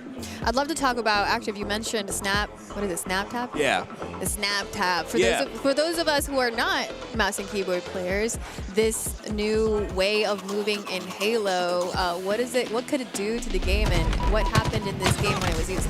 Yeah, so a big thing with Snap Tap, essentially if you're holding down on D, which is you're moving to the right, and then you let go of D, and then you press A to move to the left, it will allow you to move to the left. But what Snap Tap does is it eliminates that lift on the right straight button, so it's just instantaneous, essentially. It eliminates any sort of delay that there might be or your reaction time that there might be, and allows you to just strafe very fast left to right.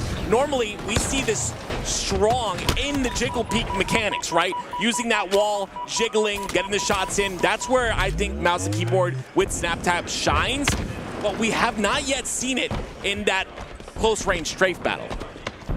We are into game 2, and ITV off to a strong start, able to double up on the slays from Optic Gaming. We're going on a recharge, which is a notoriously slow Slayer map. I would expect to see a lot of holding angles and focused efforts from these teams on not giving up first picks. I mean, this is a great start by Into the Breach, though. You're talking about a 5-kill lead already. Yes, it's early in the game, but this is how you want to start the game. This is what I was worried about. When you're up against a team like Optic, is that last game going to give you confidence? And I would say yes. Against a team like Optic, when you're able to bring them to overtime in game number 1, again, the wall can break. There is a potential that you can weaken that wall and break through it. And the best time to do that is in a Slayer game 2. Still slow pace. Optic Gaming have better position for the camouflage, and it's an instant grab from Trippy. He's going to be the one that gets away from it. You can see him slightly on the bottom left of your screen. Be aware. of him trying to make the play for Optic Gaming to find the break. If you see Trippy pop up in the kill feed, that's when Optic Gaming will go, but he gets caught out. Chick able to find him, and it's just it's a smack that gets the trade.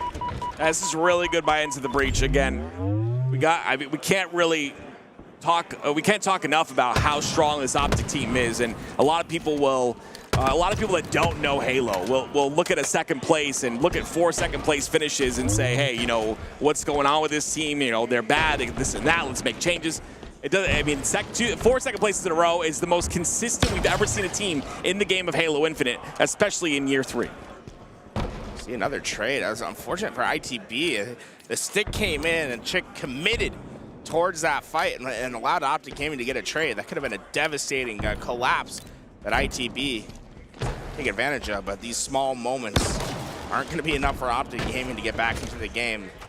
Frustrating position, and this a frustrating position for Optic Gaming because of how ITB has situated themselves. They're constantly flowing that shock rifle, getting at different angles to try to catch people by surprise, and they're not letting off the crosses. My question is, can they keep this pressure forward? Can they keep this pressure against Optic Gaming? 16-9 is such a solid lead, but here's the kill. Trippy gets the first one. They find him, though. That's going to be a nice trade, and trades are essentially all you need for the rest of this game if you're Into the Breach. Bit much for ITB with that shock rifle. Gets too forward and gives Optic Gaming a lot of free space. I think once you got into that tower, you were overcommitted for that fight, and now Optic Gaming is a team that is working into the position that ITB had gotten that dominant start with. Camel's coming up here. Very important to look at that. And you see that Into the Breach had that seaside control while Optic Gaming stuck on the pipe side. But Lucid does get a kill on the kill feed under Wootum there. Dead Zone's going to get one as well. So this will be numbers advantage for Optic Gaming. Camel was picked up. Not exactly sure by who. I would assume it's Optic.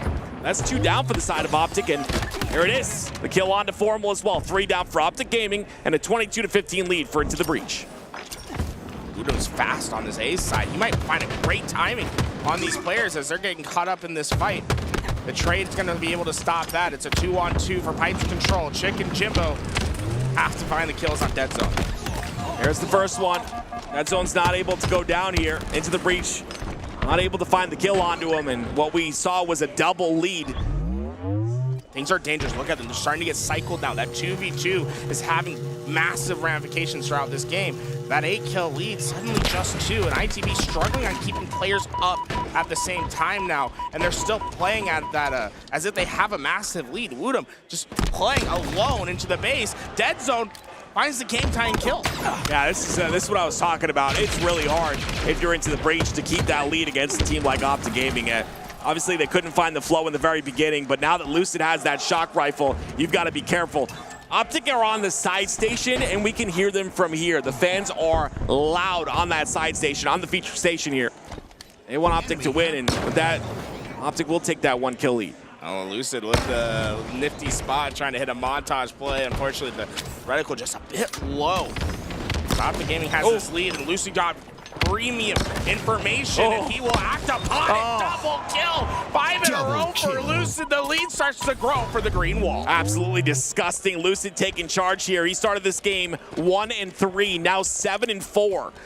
Having a phenomenal comeback here when it's needed the most, and that 30-kill mark coming up soon. But also that camo coming up soon as well. It's only 1 more shot in the shock rifle for Lucid, but he'll freely get this camo, no one looking. What a nade from Lucid. He puts it on the doorway as the camouflage is coming up, preventing anyone from dropping down. It gives him camouflage and allows him to get away. This could be it for ITV. Optic Gaming gets such a massive advantage by having a camouflage Lucid. Lucid's missing this job. This is a little bit of a bad timing. He's not going to make the jump either, and that's unfortunate, right? Get back into the lab. It's hard to hit, and it's something you just don't use that often. The jump on live fire and door, a bit more common. You just don't need the recharge jump on demand usually. So Lucid squandering a bit of that camouflage because of that missed movement. 5-kill lead, make that 6 for Optic Gaming, make that 7. The side of Into the Breach just keep falling 1 by 1. Optic definitely on that great swing of momentum here. Very important to shut them down fast. A lot of respect from Optic Gaming towards that A site. They're not even trying to get through. Lucid expects someone to be there, but ITB has left it completely open, instead solidifying their numbers towards pipes. Dangerous strategy, but if Optic Gaming just gives that respect that there's a player at A and never tries to push it out, ITB will have a huge numbers advantage on anyone that tries to push the other way. Trippy is waiting there. Lucid's gonna try and do all he can to cross-shot Jimbo if Jimbo decides to peek. Trippy taking some damage. You see that right there. I'm not sure if that might have been from a nade, but you saw the exclamation point. Here we go. ITB's finally put their numbers towards A. Jimbo's trying to give information for those players to make their push.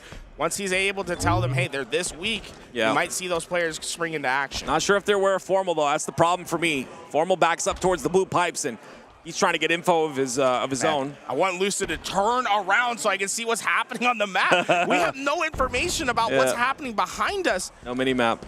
There's the push. On the catwalk side, Mighty's trying to find a way through. The nade is going to be good. He's got a shock rifle as well. The stick connects. Big stick. It was on the cable. He got him, and the kills start to move to Optic Gaming once again. It's Chaos in the middle map, but Chaos is where Optic thrives. The backsmack from Formal. Jimbo with the trade. But you don't have much time. ITB solutions are running thin. Great job by Optic Gaming. They turned what was a 8-kill lead, I believe, in the favor of Into the Breach. Now a 7-kill lead for Optic. Mighty's does have the shock rifle, but not a lot able to work with. He's got the beast of Optic pushing on through. Optic are taking this game by the neck right now. 2 players from Optic that are in those pipes. They're going to work together. They fall, the Optic Gaming setup, it just collapses in front of them. And vitally important on these players towards your right. It's Trippy and Dead Zone. I believe they're working together here. Actually, Trippy and Formal. They have the information on Mighty's. They decide not to push. I believe maybe an angle from the long haul saw Mighty's toes, but he gets out. He has a couple bullets left to work with his shock. And again, the respect from Optic continuing on. Well, the thing is they have another win condition now. It's not about getting to 50 kills.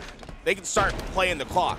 You don't have to give ITB any kills. Force them to make the play. If they don't, they're just going to run out of time. ITB pushing in here. The first one's going to fall. They get the trade. Wootson gets a kill as well. So up on those trades, but still 7 kills is a large lead, especially when Optic just crossed the 40-kill mark. Camouflage back onto the clock. This will be the last camouflage for either side. It pops up in 20 seconds. ITB, ideal world for them. They get kills just before this camouflage comes up. 10 seconds. Mighty's trying to find a kill onto Lucid. They have the info now. Mighty's in trouble. He's getting cross-shot from multiple angles. Lucid just has to jump up and clean up the kill, and he'll do just that with the jiggle. That lead is growing larger and larger. Wootsum, again, the big problem I see with Wootsum, and I talk about it all the time, is finding a way to finish these one-shot players. He has these very drastic flicks, and I think that punishes him often. Slow. Formal able to find that backsmack. He was hiding in the crevice, and there's just not much time at all to make anything happen. It's the camouflage of Formal that might have just been the dagger to secure this game. 7 more for the side of Optic. Formal trying to find an opening with this camo. Chick's gonna get a bit of info there, but the double team is too much. Woodson gets a kill as well. There is a trade once again, but Optic coming out on top of every single one of these trades. It's Trippy with another couple of kills there. 4 more, and Optic will win game 2. I just don't think there's a way. The path is closed. Optic Gaming have punched a hole in the wall, and now they're suddenly flying into the breach. There's nothing they can do. It's over. It is over. Into the breach. Every bit of momentum they had, they squandered it. A great game 1. Made it go to overtime. Started game 2 off extremely well, but at this point, you're facing the Giant, and there's not much left. There's not many resources left to utilize here, and that will be it. Optic Gaming take game 2 and lead the series 2-0. Here we go into Quadrant and Space Station Gaming, and Quadrant up 1-0 against Space Station. A huge change. Interesting. I did not expect that, to be honest. I mean, Space Station Gaming almost lost the entire tournament at SLC to a game 5 to Cloud9. It's just, it's a Space Station bug, I guess you could say, where they start off so slow. I'm just hoping their tournament life doesn't come down to a game 5 against a team too early into the tournament. We'll see how that pans out, but Quadrant have been really hungry to win, and this is their perfect time to do it if they want. And folks, if you're watching for that Optic Gaming match, that is our feature match, so don't go anywhere. We'll have the finish of that Optic versus ITB, but you get a little bit of the LVT split screen when you come over to the channel. We're able to jump around wherever we need to be to give you the most Halo action possible. The only split screen where you can actually screen watch the other person. It's not cheating. A 1 cap lead for Quadrant, and we'll see if Space Station can come back here. But the player I'm looking at is Eco. He's a player I drafted as my third pick. I want him to kind of pop off in all aspects of the game, objective bound as well. Found an Eco, 2 of my top picks for my draft. And I'll see how they kind of play. But Glory, my goodness gracious, look at the left side of the screen tools, 14 and 7 out of Glories. Yeah, he's there's a reason why he quickly went from FFA Phenom to pro player in Europe. He can just take over games when it's needed, but look how efficient Quadrant was. They got 3 down, they're instantly on the pull, and before Space Station could really respond, the second flag was in. I talked to SLG, I don't remember, I think it was in Orlando of last year, or maybe Orlando of this year, but regardless, I talked to the man, one of the smartest players I've ever talked to, and the way he looks at the game is so so intelligent, I guess you could say. It's crazy to see. So I wouldn't doubt it if they studied this game type somehow and somehow found a new way to change the meta year 3 into the game. I know it sounds crazy, but I wouldn't put it past Quadrant at all. Space Station were able to find their answer back as Stellar punches in his own. They have not, Quadrant have not been able to take up map control, even as Space Station was putting in that flag. Usually, you're able to at least get a bit of map control when you're running back the flag. Instead, Space Station, they keep it, they get the overshield, and you have the most dangerous flag runner in the game getting awfully close in your base. See what he's able to do here. He gets 1 kill. Snipe Drone's the first to fall, but I like the double back towards top center. We saw Legend yesterday getting that regular season MVP trophy and how emotional he was. If you weren't able to watch that, I'd recommend after to go back and watch that moment. It was a beautiful moment for the Halo scene to see someone that passionate about the game and to see it all come out on that main desk. But a lot of respect for Legend, one of the best players in the game, and he rose to the occasion very quickly. Legend's been alive for so long in this utility closet. He's been patrolling between car 3 and utility, but Quadrant's been struggling on just finishing him off. And Glory was almost put on a highlight reel, but Space Station go 4 down instead. Quadrant are able to get into this base. 1 round of slays and another flag will go home. That is so beautiful. You see the timing there by SLG, allowing the 1 player to spawn up and then collapsing. Now he's got a free flag run into the side of utility. He'll get this towards the top center of the map. It's 27 seconds until that overshield comes up. This is an unconventional flag run. You see it kind of towards top car and then to front of base. We don't see that very often, but we'll see how it pans out here. Legend already in the utility side. He's going to have to stay alive in this situation. You talked about how long he stood alive the last time in the utility. We'll see if he can do it again. Legend deep as he tries to find some sort of infiltration. Overshield coming up in a few seconds. Quadrant can put this game away with another well-played overshield and flag run. Snipe Drone, lots of damage into the players on top P. Flag gets reset and Legend, oh no. This is dangerous for Quadrant. If they don't deal with him, this will be a flag run, and he is the fastest in the game. And what he does best is this moment with the flagpole. He said, "Get down, Mr. President." The flag taking the shots, but it's not going to be enough to stop Eco. Wow, Eco's still running this flag. It looks like it's a bit laggy on the flag run, but he still manages to catch it each and every time. And Space Station will catch the tie in the game, 2-2. You don't see that every day, shooting the flagpole like that. It's kept the player alive, but the flag run's still successful. Quadrant, though, fast on the response. They have 3 players towards the car side, and SLG already in the base. With 2 down, this flag can be swift in retribution. Down Trying to stay alive on the Fridge side. Great assists from the util side. That flag is going to be dead. Snipe Drone, the last player alive. All players on the side of Quadrant are done and dusted. But back to our featured match. We've got Optic Gaming versus Into the Breach. And Optic, a nice little 2-cap lead here so far. They've got a 2-0 lead in the series, which is great for them. Into the Breach had so many chances to make something happen. They just couldn't close out on any of them. So far, so many great matches throughout the day. We're keeping our eyes on both. We'll see if Quadrant able to get this run. So far, though, ITB starting off strong in our other match. They're about to put on a trip cap against the green wall. I see the trip cap in effect. He's going to be kind of traded out here. It's Chick. He tries to get the trade onto one. He'll get one of them, and then Dead Zone will be the last player alive. That's all 4 down for Optic Gaming. And this is dangerous. Getting into this trip cap scenario early is going to make the life so much easier for ITB as this game continues on. Pressure from Jimbo. Is it a little too early is my question. He's got some help on the small window side from Utsum. Utsum's going to go down pretty quickly, though. It's 2 down for each side. Jimbo kind of all by his lonesome on the small window here. He has to get this kill onto Lucid, or I'm sorry, onto Dead Zone, but he's not going to be able to do it. Dead Zone takes him out, and although Into the Breach had a trip cap, Optic Gaming turning it around. This is the opportunity for Optic Gaming. They finally start scoring, but they have to start working on these slays. ITB have been dominant, but finally the kill feed moving towards Optic Gaming. Lucid finds his way into B. They'll get that cap, and the points will start to rise for Optic, and this is a little bit of what we've seen throughout the entire beginning of this series. It's a really strong start from Into the Breach, but not able to convert on the rest of the game. The endurance just isn't there, and that is unfortunate. Oh, here we go. Quadrant and Space Station having a fight in the back base. Let's tune in for the last minute of this game between Quadrant and Space Station Gaming and see how this one concludes.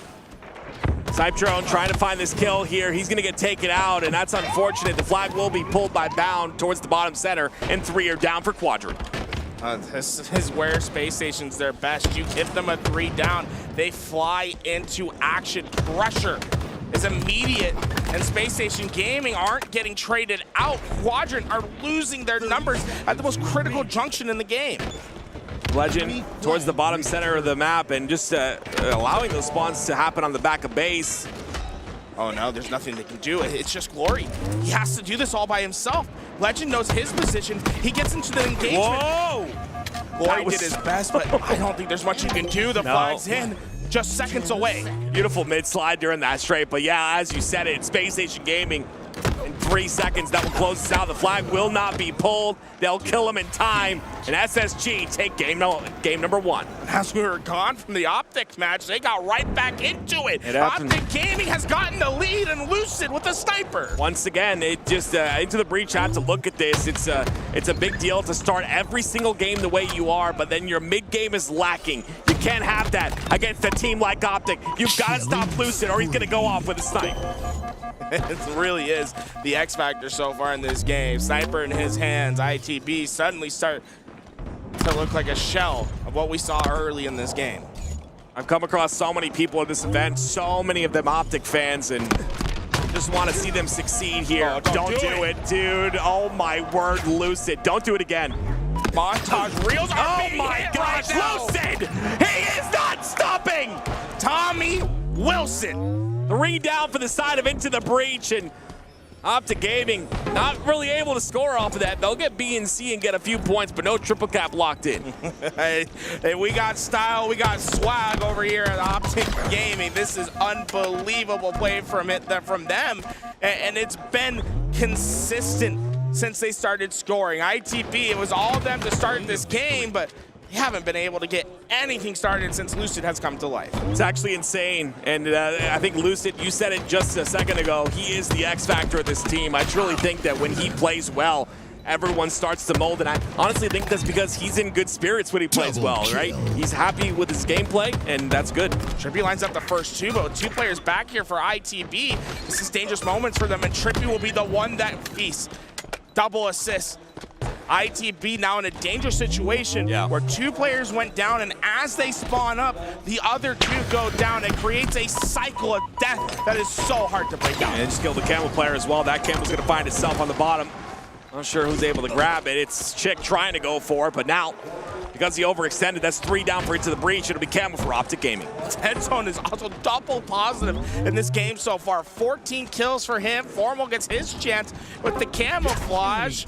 And although ITB have started scoring, this feels more of a temporary reprieve than anything serious. Yeah, it's been the story of the series. ITB get a little bit of something. They can't hold on to it for very long. Masterful. The way he's able to stay alive by using that camouflage to jump back and reposition as the player comes up. Well, you see the result. They're not able to take care of him, and ITB back onto those respawn screens. The value of this camo has been immense, and you might think, hey, he didn't get a lot of kills with it. But the fact that he was able to stay alive, like you mentioned, and take all that space on the map is so good out of Formal. It will be Into the Breach answering back. They do have 2 down for the side of Optic Gaming. Formal trying to go for the beatdown, but he'll go down as well. They almost gave him the quantum translocated miss of glory there. That was unbelievable to see, but ITB, they're struggling on staying alive. Jimbo is the last for his team, and although they score, Optic Gaming seem to be quick on their answers. Oh no, that's not good. Lucy drops down. Mighty's trying to find an opening somehow. Wootem comes down to save him. And that'll be a snipe for the side of Mighty's, but will that be enough? 5 bullets to change this game. 5 bullets to put Optic Gaming on the back foot. If all 5 are headshots, I would definitely see a bit of a change of pace here in this game. C being taken by Optic, though, it's traded out. Chick is gonna go ahead and solidify A, but again, Optic Gaming are going to continue to score. At that hit, Mighty's putting that sniper in the back pocket tells me a lot about the mental of ITB at the moment. You have to have supreme confidence in yourself to change this game. You keep that sniper in your hand. You trust yourself to hit the headshot. There it is. He trusted himself to hit that one. Right into the face of Dead Zone, but that's 200 points for Optic Gaming.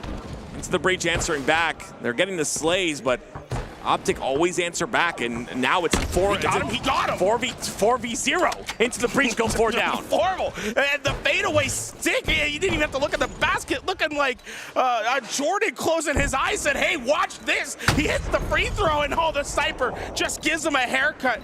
He'll stay alive, and the score continues for Optic Gaming. Hey, I love that right there. Formal misses that first slide shot, but Chick tries to slide again and says, don't try that again onto me. Formal hits that second one.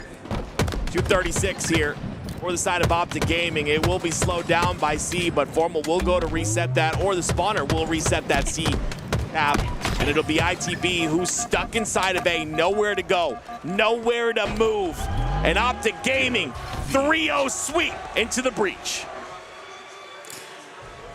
And now we swap over to Quadrant versus Space Station Gaming. Space Station Gaming leading that series 1-0. This is the one that's got me real excited, right? ITB not quite able to get over the hump against a fantastic Optic Gaming squad. They definitely had close games. This is Europe's last chance in the winners bracket. On the other end of things, Legend, again, MVP of the regular season. Going to be insane how things kind of pan out. Legend with a double right as we switch to his POV. Almost a triple, but SLG will take him out. The man wasn't going to stay satisfied. Wanted that trip, but instead, crash. The pieces line up for phase time. They really are. I'm not sure. We'll keep you guys updated regardless, though. Again, there's some sort of crash going on over there. So, hey, let's go over to the main stage, huh? Absolutely. It's FaZe against Cloud9, and Cloud9 having a little bit of a rough time, and this is kind of what you expected. Personally, for me, FaZe always seem to turn it up when it's Worlds. When it matters the most, you see this team really pop off. The toss-up comes through. That's 4-1. And that is great premium information being displayed by, between players on FaZe. Clear lines of communication saying, throw this up to me. He's getting shots down as Frosty throws up the flag. You'll never see anything cleaner in the flag game. Snakebite is locked in, man. Like it is when you see him looking like this, it's scary. 10-8. I mean, you gotta look at Renegade. By the way, one of my picks. Just wanted to let you know, 22-13. You know. Good thing that Snakebite has 2 flag captures, though. I don't see anything for Renegade. Come on, Renegade, pull a flag, please. Oh man. It's hard to pull flags when you're slaying out of your mind, Renegade starting off strong here. I don't know how Cloud9 come back from this one. I mean, 4-1. It is Aquarius. We've seen it before. Cloud9 under a different roster. Now what we consider SSG's core. Back in HCS Anaheim, we're down 4 flags with 2 minutes left in the game, and we're able to come back. So it's never quite over on Aquarius. You can get these flag runs quickly, and Sab, well, he's found the entry frags for his team. Wes said something on the desk that really kind of I 100% agree with, and that's just the fact that Cloud9, even if they do all the work and push FaZe to a Game 5, they can't close out those Game 5s. But as of right now, it doesn't look like there's going to be even a Game 4 at this point. FaZe are just dominating. Finally, Cloud9, though, an answer back with the flag run through car. The util spawns will come out, and not getting past that door is devastating. Always frustrating when you get caught in that moment, right? If he's 2 steps forward, he gets around that corner, remains his shields, and that's likely a flag capture for Cloud9. Instead, we see the opposite. They go 3 down. Snakebite's quick on the flagpole. Royal 2, he just doesn't miss from this range. It's going to be tough for Cloud9 to find any sort of recovery. Great job by Manny to try and stay alive there, but not long enough. It's going to be Suspector who gets this return, or attempts to. Suspector, another one of my picks. Kind of torn on both sides here, but this man on your screen has impressed many, many people and has done his job in many tournaments, even more so. Right now, you can tell that FaZe is just playing clean. And although we start to see a little bit more life from Cloud9, they've been able to stop them when it matters the most. But FaZe is just so dominant. It's so tough to ever catch them off guard. Let's see if that can happen here. Suspector trying to get that cap through the bottom center of the map, but again, so much pressure involved here. Not really able to withstand that pressure. Look at how much space they have on the map as well. It's the util side, the P side as well. It's just overwhelming pressure, and 3 down again for Cloud9. Yeah, that's gonna do it. The dagger is in. The return for Snakebite as he gets me a couple more fantasy points. It's crazy. Well, we did the fantasy draft for those of you guys that missed it, and it's just it puts a little bit of implications on each game. It makes it a little bit more interesting, even though it is already very interesting. There we go, Renegade. Come on, baby. Put this flag in. Yeah. Hey, that flagpole helps you, though. You gotta get some. I'll take it. I need him to put it in, though, too. I need him to have that flag. I like how he takes the flag. He goes immediately back to the base and slay. He says, I'm not getting this thing back home instead. 3 down for FaZe. Yeah, these are all just style points, though. At the end of the day, there's just no mathematical way to be fast enough. So, I mean, look at this. This is blistering pace. It is. That might be one of the fastest flag runs you'll see all day. Unfortunately, it just comes a couple minutes too late. Yep. You need to cap 2 flags in 10 seconds, and unless you're one of them cheaters and you want your career gone, then I don't think it's happening. Renegade. Do it, Renegade. Get it. Yes. The extra kill, baby. That's what we're talking about. We need every single kill. Take them. 30 bomb from him, too. And he made it 30 with that last one. I paid Sab. I paid him I paid him to give him that kill. I'll say my pick, Frosty, had a well-balanced score there. I need to go see what the score was, but he had a flag cap. He had the most assists, so I'm pretty happy with my pick, the Frosty. I'm happy with my Renegade pick, and I do not want him to put anything in, so whoever said that in the chat, can calm down. I was cracking up. The caster's very eager for Renegade to put I was talking about the flag, chat. Okay, stop. Get your minds out of the gutter and put your minds on Halo, okay? If anybody rigged the game, it was this one right here. He got I got dark money. He got us into Halo Fantasy Draft, got the first spot, and somehow is winning. Yes, okay? somehow it's by drafting a good team. Listen, chat. He's in first place. I don't know if you guys saw, but someone on the design team decided to put last instead of 8th. I'm not sure who that was, but I'm pretty sure it's our producer sitting right behind the computer right now. But regardless, this was day 1 results. This is not the more important days. Day 2, day 3 are where the big players come to play. And who do I have on my team? Hey, you got 3 of the big 3. I mean, that's definitely gonna be a tough thing for me to come. Oh wait, 1 second. Sorry, You're all the way at the you bottom. can't see though. from all the way up Yeah, there. it's like, I was like, I look don't at- like you. You know, your top 3 are great. It's just the rest of the team that might have a struggle. Yeah, I mean, we'll see. We'll see. I don't know. Ezzo, he's still got a little bit of a chance, and he was talked about on the desk, too. I think he's a great player, man. His mindset's there, and again, when you start to get through these days, it's more important. You know, yeah, pool play on Friday's cool and all, great. Pool play, awesome. Yeah, we're just going to get top 3. You know, obviously you want to get into winner's bracket, whatever, but I just feel like day 2, it's like, I don't know. I'm gonna say it like this, okay? When you, like, I quit my job to chase my dream.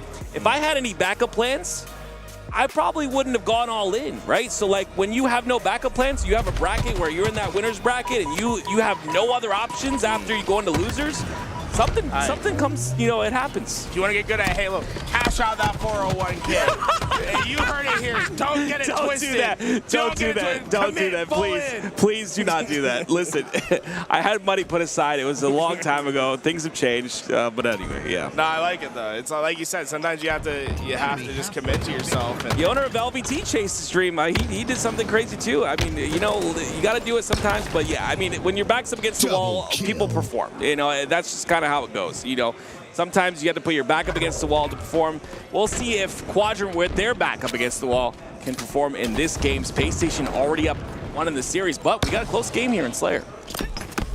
So far, these snipe shots from Glory have been incredible, but Space Station, they found the kills on the periphery and quickly made their way into the middle of the map, took down the shock rifle, and things have drastically changed in just a matter of seconds. Yeah, I mean, it's unfortunate. We'll see how things can pan out here. Camo is coming up in 20 seconds, so very important to pay attention to that. There's only a 1-kill lead here for the side of Space Station, and that could be the break that they need. This is beautiful by Sika. Beautiful positioning, beautiful timing on the break. 2 down for SSG. But through the middle of the map, he is cutting. Oh, that is such a hard shot to hit. He is on the drop. He is dropping down, no shields, has nowhere to go, and hits the headshot. That's just one where you hit the respawn screen and you say that's dark, you know? So it's just, 3-kill lead immediately. That's unfortunate, man. That's why you get Stellar on your team. He's 8-2, by the way. No assists. Shock rifle headshots only, I guess, for him. You love to see it. Eco with the camo. We'll see what he's able to do here. I like how he's just kind of defending both sides. Like this is what we call a glue player. Whenever you hear, I think I use the term a lot. I think a lot of casters use the term glue player. It's a player like this. Look at how much he's doing. Eco is doing so much, and I'm so glad he's also on my roster, by the way. Lots of damage being output here. Quadrant sent 2 players over towards this long haul. They haven't quite full committed towards that scene. Eco is just getting a ton of damage downfield by a fairly exposed position. They finally take care of him, but it comes in a trade. This is just a massive opportunity for Space Station with this damage that they're getting done. They are playing Quadrant like a book. They are expecting these pushes. They're coming out on top of these important engagements. Very aggressive here by Snipe Drone, but there's a reason for that. Hey, I spoke too soon. Let me tell you what, Snipe Drone put someone on notice. 1v1 Piv against Bao, one of the best players in the game. Continuing to push in here. Does he peek this? Oh, that's a quick drop, dude. He's still alive! My goodness gracious, great plays by Snipe Drone, and it's Sika who gets the kill onto Eco. It's a 2-kill game. That's pretty Halo at work there. It's not too flashy by any means, but the way that Quadrant work together as a pair is what gets them those kills and reduces this lead to 2. Sika still putting on that pressure. Unfortunately, Glories allows someone through. Will he be able to get this kill, though? Is that a...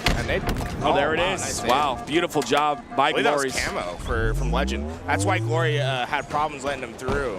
Oh, no. Never mind. Camo's up right now, yeah. I was wondering why we weren't seeing the outline. Yeah, I think he got nade jumped up. That's why. It confused me as well, yeah. That nade jump has big implications that we haven't seen yet. Yeah, pulling behind the curtain for y'all that are interested in observer mode. When a player has camo, it usually reduces gets rid of their player outlines. 44-44, we've got a tie here. This is really good out of Quadrant to keep this game in check. Pound Oh, this is, again, the jiggle peek. They got the lead. Pound has to leave. There's no options left for him. He is. How does he get out? Blazing a path forward, but Quadrant, I wouldn't be surprised if they keep trying to find Pound. He is just in the middle of chaos, in the 9 depths of hell, as he tries to stay alive. If you want to know, you know, how good Bound is as a player, just look at this POV. This is what he does. He puts damage in. He somehow finds a way to get out and does enough. But not enough. Quadrant end up taking the victory. Pound is going all crazy, trying to do his best to stay alive. You just see the kill feed keep going for quiet. Take one more. It's not much you can do. It was just so fun to watch his POV because he was trying to stay alive, getting out of where he was, you know, needed not to die. And then he just comes back in, flying in, and just no problems. But that wasn't enough for them, because Quadrant took that second game, which is really good for Quadrant because they kind of did need that Slayer. Otherwise, they would have been in a scary spot to drop down to lowest. Yeah, might have to put like a warning sign when you get some of that Bound gameplay on your screen. If you get motion sickness, it can be a bit tough. I wanted to see the series later. I'm so glad that we got to see it. It's Stronghold's Live Fire coming up next, and Stronghold's undoubtedly one of Quadrant's, I would say, still strongest game types. Anytime you see him on Strongholds, that's one. They are a damn good team at it. So we'll see how they kind of pay. It's a little bit different. Live Fire is a bit different, but. All right, guys. FaZe Clan versus Cloud9. It continues on here. It looks like a Slayer. The Renegade also has the best possible weapons for the situation, right? Shock rifle, a couple bullets left in it. But this is going to be a tough moment for Cloud9, a critical juncture in this game in which they need to reduce this lead, and the power weapons are in the hands of FaZe. Curious to see what Renegade's going to do with this shock. Great trade, Elise, there. Gets the killing spree. It's Frosty that's trying to stay alive. Almost gets the trade again, but great teamwork. There's always someone who's able to capitalize on damage on this FaZe roster. It's great to see. That's where Cloud9's been struggling, is there hasn't been any meat left on the bone. Okay, yeah. Right? It's once FaZe gets their teeth in there, they rip you apart, and they don't give you much of an opportunity to fight back.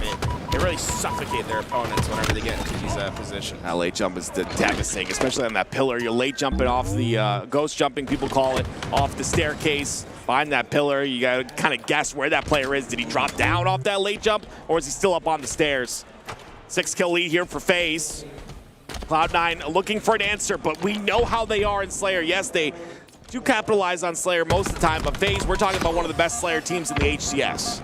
Cloud9, though, they've started to make something happen. Just a 6-kill lead now with Camouflage coming up. If they're able to find Renegade before he gets away, I feel good about the situation. Instead, Renegade, he goes incognito, and he's starting to find a couple more kills with it. The shock rifle back into his hands. This is everything for FaZe. Yeah, Camo and shock rifle in Renegade's hands is exactly what you need to complete the puzzle here. Finds another one, almost gets the kill.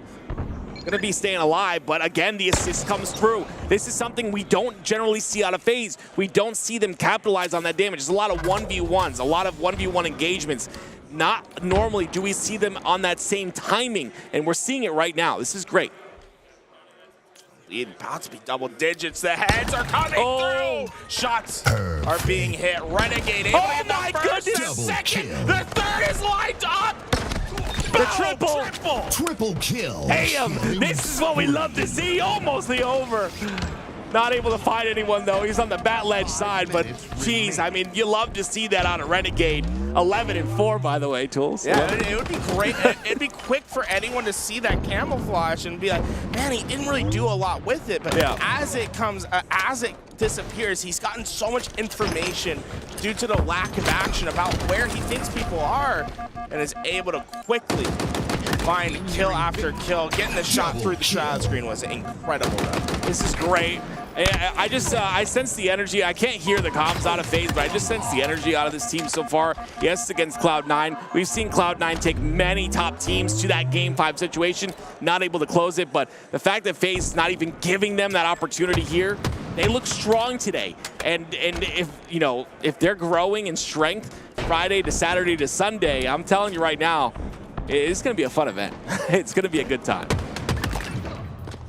it's just a matter of time, it feels, before FaZe finds the rest of their prey. And we were talking about the lead being reduced down to 6 when Cloud9 got to, I believe, 24 kills. In the meantime, it's almost grown to 20. This has been a hell of a run from FaZe, and it all started with Renegade getting that camouflage shock. Has he died since? I don't know. I don't think so. Yeah, I think he got traded out on the triple, right? Okay. But, I mean, he looks locked in. He's triple positive in this game. My #1 pick. That's what I'm talking about. Love to see it. There it is. That is a hell of a run. Yeah, can I talk about that real fast? I just want to talk about the fact that, you know, they weren't letting up on the kills towards the end of that game. Usually you get a little bit lax. Okay, we're up by 20, we're up by 15. No, there was no opening in anything of FaZe's playbook, and they took that game and they took a stake. Almost like letting them know, no. Yeah. You better sit down and stay down. Right. Because we're taking this 3-0. Wow, guys, FaZe looking really good against Cloud9, just starting the day off strong, and I think they want to continue that momentum, I'm sure, all the way to what? Oh. Sorry, I just got a daisy chain. Sorry, should I? It's Worlds. I hate daisy chaining, but at Worlds, you know, I have this little emotion, you know?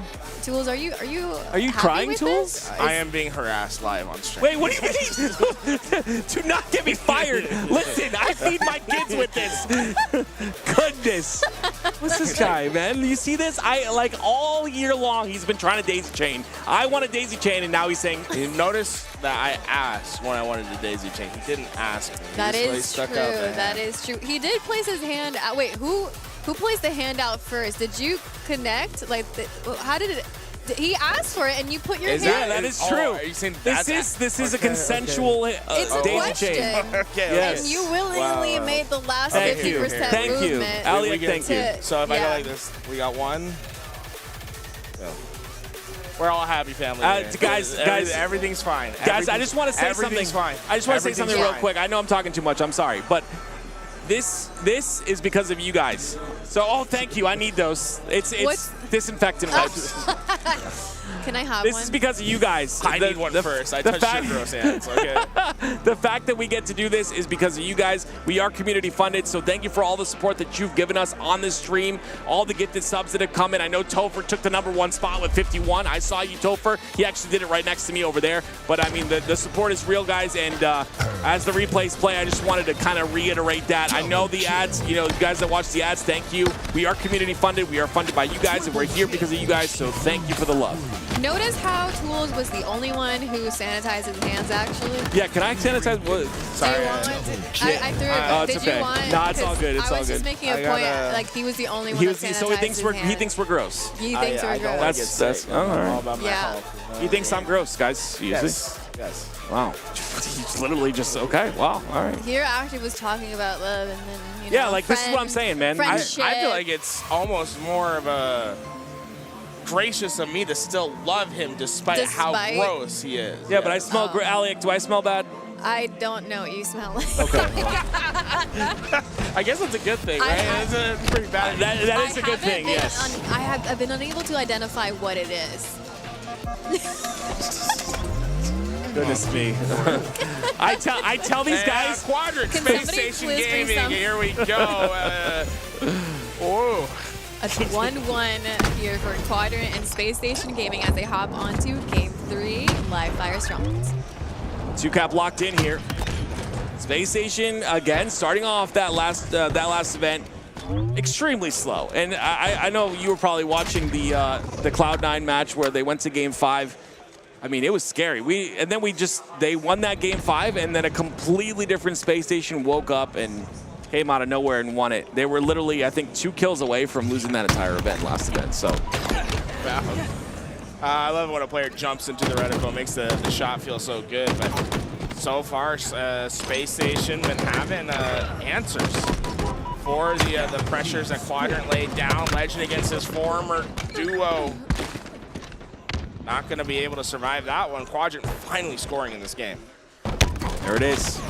Talk about how they were a Strongholds beast in the last season. This season, it's changed a little bit. A lot of teams have learned from Quadrant. A lot of teams have come up with their own kind of way of dealing with Strongholds. So not necessarily the domination that we saw in that previous season, but a 2-cap here for Quadrant. We'll see how they're able to hold on to this. SLG holding the C side by himself. Great shots. Push that player back. Bound's going to go down to someone else. It's going to be Seiko cleans up that kill. That's going to be 4 dead. Look how immediately they're into A. Immediately they go for that triple cap. This is the win condition that Quadrant's playing for. They love to get the trip cap into effect and keep Space Station on their back foot.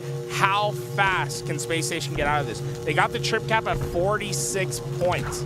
Let's see how fast it takes for the Space Station to find the answer. Legend gets a trade there. You see the routing here. I think it's by Eco. Beautiful job just to go towards C and then make himself unknown going towards that vent side. B and C being capped here for the side of Quadrant. SLG, great teamwork. Another double kill out of him. No nades to use, has to back up. Notice they're still trying to pressure for this triple capture. Oh my gosh. SLG, the long range shots, that's 5 in a row. They're gonna open up the mud spawns and SLG will have instant access to the spawners. They're getting damage on them before Space Station can even respond. Problem I'm worried about here is the A spawns. This is what I'm talking about. The split spawns that they end up getting. Snipers coming up. One player spawns on the C side. The rest of the players spawn on A. And the 1v1s are consistently won here by the side of Space Station Gaming. 3 down for Quadrant. Remember, folks, this was 46 points when they started scoring. Now at 122. An 80-point run just about for Quadrant off that initial trip cap pressure before Space Station was able to find their solution. Eco's got to live here. Zika tries to push, tries to curb slide through, but that's going to allow Eco to have this sniper in his hands. And as he gets C for the side of Space Station Gaming, he's watching for those A spawns. Bound gets a kill as well. And immediately Eco will go towards that top tower. Eco is surprisingly active with the sniper rifle at the moment, and earned him a double kill for his team. It's just Snipe Drone alive. He quickly goes down, and now Stellar and Legend are going to spring into action, get themselves into these hills as fast as possible, as they are focused on cutting down this lead that Quadrant was able to build from that trip cap. Space Station are looking for one of their own, and it might just start here. A perfect flank from Stellar. It's going to give him the 3 easiest kills of his life. Quadrant are 4 down. The trip cap, it's in. Answer back from Space Station Gaming. The triple cap is locked in. The spawns come out onto A. And now it's up to Quadrant to break through the hold here. Stellar on the back of B, holding steadfast, waiting for the push. You see multiple players push towards that bottom center side. They make it all the way to C already. It's up to Stellar to find this kill onto Glories, and if he can solidify A. Stellar working on the out rotation, and knows there's a player around him. Information's there, but execution a bit tougher. It's a 5-kill spree that's ended with the trade that will secure a home for Quadrant to work out of. But finally, the lead has shifted hands. The trip cap of Quadrant has finally been neutralized, but notice how long it took Space Station to get to this point. They really don't want to give Quadrant another one of those opportunities. The trip cap can end the game at this point. A being taken here by the side of Space Station Gaming. 3 down for Quadrant now, and a chance for Space Station now to answer back with the B cap. I assume Legend's just trying to be the forward player to take care of these spawners that are on the camo on the screen side. He won't win that 1v1 though, and once again, like you said before, Quadrant find a home on A. Yeah, it's interesting from Legend. He has a nuke combo. It's a damned if you do, damned if you don't situation where you don't really want to charge it up because it reveals your position, but you also want to have the advantage of the one-shot kill.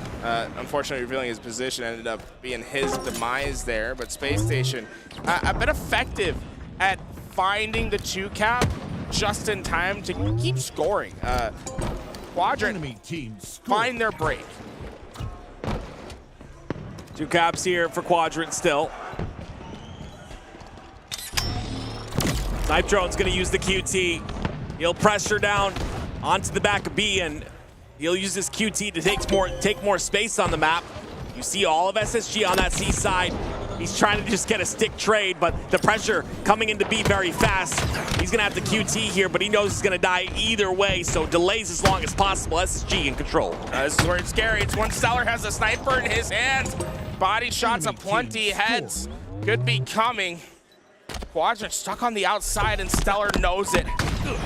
Tries to line up the last shot. That one's not going to be successful, but the trip cap pressure is on the A side. Stellar, a rock towards C. He will be the one that anchors the backside as Quadrant send all their numbers towards A to get out of the trip cap situation, but it took them quite a bit of time. Space Station's lead grows to 30.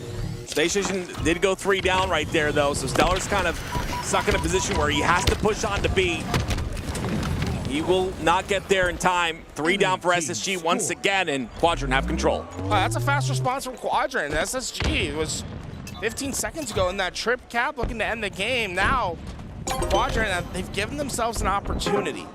It's a neutral game for the most part, 4-on-4 with camouflage up for grabs. Space Station will be the first to camouflage, but will they be able to get the value out of it? I believe it's Eco.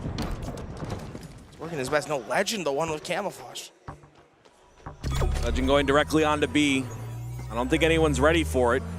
He's gonna get that for free. He is moving a lot in that hill. Usually you expect your camouflage to stand still. You knew that no one was coming for the challenge, and Legend has been really treating this camouflage as nothing more. He played with that camouflage as if he could be seen, and it's because he could be seen. They instantly took care of him. Great piv there by Snipe Drone to take out that camo player in Legend. And now it's Quadrant clawing back towards the lead. They'll take that lead at 181. Space Station find themselves 2 down once again. Quadrant, yeah, they have their lead back, and momentum seems to have shifted. Stellar working his best to get towards A, but there's one player that he needs to win against. They found him before he can get away. Wow. Glory gets the kill. The trip cap is in. And although B was being secured, he stepped out thinking he had it secured. The reset comes in. The win conditions here for Quadrant. They just need to hold on for 50 more seconds. Up 21 points here for Quadrant, and the pressure comes out onto C as well. Glory's not missing a shot. Beautiful job by him. Almost gets the second on the Legend. Legend's gonna come through with that victory, and he will get the cleanup too onto Snipe Drone, I would imagine. Now, SSG answering back with a 2 cap of their own. I thought Eco was gonna take off Bound's head. Well, you take off another one. It's gonna be Sika. Yep, he goes down. Push comes in from C. Eco has to reload, 4 bullets to work with. I love this play to stay alive with the snipe. It was a heavy rotation from Eco. He was on the front lines, got himself towards the back instead, and what's interesting about it is Space Station is not really feeling the pressure from Quadrant. I think they're still trying to find the sniper of Eco. Space Station give them C. Yeah, they are really slow. Quadrant is not making any drastic moves. They are very cautious about where Eco is with the sniper. Yeah, this is the problem though. Glory's always so far up by himself, but ends up winning that fight. It's a trade out. It's 2 down for the side of SSG. A B being taken by Quadrant though. This is where they start to score once again. They're only down by 10 points. A 3-man push through the back. Space Station will send their numbers back towards their home base. They're not necessarily in a hurry. They're gonna trust themselves to win this next gunfight, but if Quadrant gets a clean 4 down, it might just be GG. That spike grenade could have been enough. It's enough damage. Bound cleans up a couple. Beautiful job. Can he get the 3rd as well? No, it's a beautiful kill by Sika. That cleans things up, but Eco on the rotation so much faster, and they're getting B as well. No, they're not just satisfied with 2. They'll work for 3. The trip cap's in, even if it's just for a moment. Space Station back in scoring position. This next fight, it almost feels this next engagement is not just for the hills, but for the win. Eco wins a big fight there. The Clutch King. B still not being capped by Quadrant. They got stopped. I think it was Sika that got killed.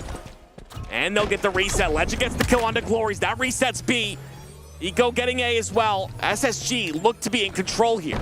It's important for SSG not to just try to rotate hills, but also to get these kills. It's easy to fall into the trap where you step in and you're constantly getting contested. If a player's in hill, the scoring stops for the other side.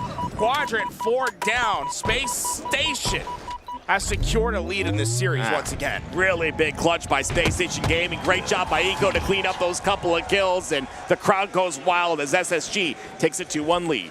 The crowd definitely happy there with Space Station Gaming taking that win, but we're gonna hop over to Cloud9 versus FaZe Clan. FaZe Clan up 2-0. I will not lie, I turned around to look at the screen when we were casting the last game. I thought I saw FaZe up 200 to like 20. Now Cloud9 slowly but surely have worked their way back into this game. Well, Frosty and FaZe get 2 kills on the side of Cloud9. 240 now is the point threshold that they just crossed. Renegade going to be solidifying A. There's no one that's going to get into A without getting through Renegade first. And the Spectre will maybe get his shields back, but for what? It's FaZe. That 3-0 sweep onto Cloud9. Have you guys noticed that other than FaZe, the other 2 squads that we've watched, Space Station Gaming, and who else did we watch? Space Station and Quadrant. Optic. Yeah, Optic. Both of those teams have looked like their opposing team have given them a little bit of a tougher time to get easier wins. When now with FaZe, I mean, they might have an easier bracket start, but FaZe is like comfortable. They seem more comfortable than any other of the top squads that we've seen today. Yeah, I 100% agree. I think FaZe are one of those teams, and I've said it a couple times this weekend, but it's important to reiterate. It is a $1 million tournament, and I think FaZe, when it's a tournament like this, you will see the best FaZe that you've ever seen. There was a reason that 3 of these players have 3 rings. Ooh, all right. Okay, I was looking forward to this match. Sentinels versus Agave Esports. Wait, is this a little bit hot? Moving up in the Agave drop down to elimination? Yeah, they lost 3-0 to Shopify. It happened so fast. We didn't even get to see it. Yeah, we saw like little moments of it, but the big thing is that the top 4 teams that we expected into this tournament are starting to put business in, right? They're having troubles here and there, but they're winning their matches. We're not seeing the game 5s, and to me that's showing that the top 4 mean business this event. Yeah, all right, let's see what Sentinels is able to do here up against Agave Esports in the elimination round 1. Acid, he's gonna grab that camo pretty quickly here. A killing spree for him. He's 7-3 in this game thus far, but it's Sentinels with a nice lead of oddball time so far in this round 1. He's been having a hell of a tournament so far. Acid, impressive. He's had a couple 20-kill performances on the Slayers. Been that main slaying having that main slaying responsibility for his team, and you can see why. He's very confident in his shots. He's also the most valuable player in the fantasy draft so far. Wow, that is incredible to see. Doing a little bit of everything. So for those of you that are not familiar with fantasy drafts, it's scored by objective. It's scored by, there's kill categories, objective categories, and Acid is #1. So that's kind of crazy to hear. Is that going to be enough though to get him through Sentinels, who seem to have woken up, and a lot of disappointment with Sentinels, at least for me. I truly think that this team is one of the best teams in the world, and online they showcase that. Online they clutch it up, but on LAN they can't win a game 5. They can't clutch up series that that they put themselves in a position to win. We need to see that change here on the biggest stage. I think we will. I have a lot of confidence that the Sentinels roster will figure it out when they need to the most. I think it's a shame that they put themselves in a position that they have to be perfect for the rest of this tournament, right? Yeah. Starting in the lower bracket is just not conducive to the culture that you want to establish. But their skills are there. We know that this is a team that has top 4 capabilities. It's just about showing that you can do it at the biggest tournament of the year. Lethal's no stranger to big tournaments. 11-6 so far in this oddball game. He's got camo to work with as well. Beautiful shots there onto Acid, but let's swap back over to the SSG Quadrant matchup. Obviously, SSG taking that lead, but we go to oddball, and we all know that oddball on the streets or oddball on any map is going to be a very long game type and a test to a lot of these teams and a lot of these players. So far, Quadrant's been doing a great job of finding the slaves before Space Station can get towards this ball. So the ball really not taking much damage, and it's just making life a lot easier for Quadrant. And also love how they're quick to drop and have those rifles up when the time comes. So far, Quadrant's been playing a very clean game of oddball. Enemy has the ball. See a lot of great starts here today. A lot of teams that start off really solid against some of these top teams, and then tend to get worse as the series goes on. We'll see if Quadrant can start this game strong and continue that strength throughout. It's 2 down for the side of Quadrant though, and Stellar with that camo once again doing some devastating damage. Like how he's Enemy has the ball. Man, I like how he's looking for players, but Quadrant did not give many open slots. They weren't watching the crosses. Stellar's been almost quizzical about where these players are. He almost wants more action. Ball dropped. Enemy has the ball. Stellar's got that stalker rifle to work with. That's always a big piece of the puzzle, especially with how much damage it can output. It's a nice little hold here on the C side for the side of SSG. It's really up to Stellar doing as much damage as he can to the players entering in, and 3 down for Quadrant. It's good enough. Oh, 4 for Space Station. It's just Glory that was alive on the map. And he knows that those spawns are going to be far away. Quadrant has a true opportunity for some time here. Enemy has the ball. This is a really nice hold here by the side of Glories. There's a lot of fights happening on the perimeter, and with 2 down and 3 down for his squad, he's gonna have to play that ball, but a great trade there on to Legend at least, trying to get as much value as he can out of his life. Almost gets the second one, he does.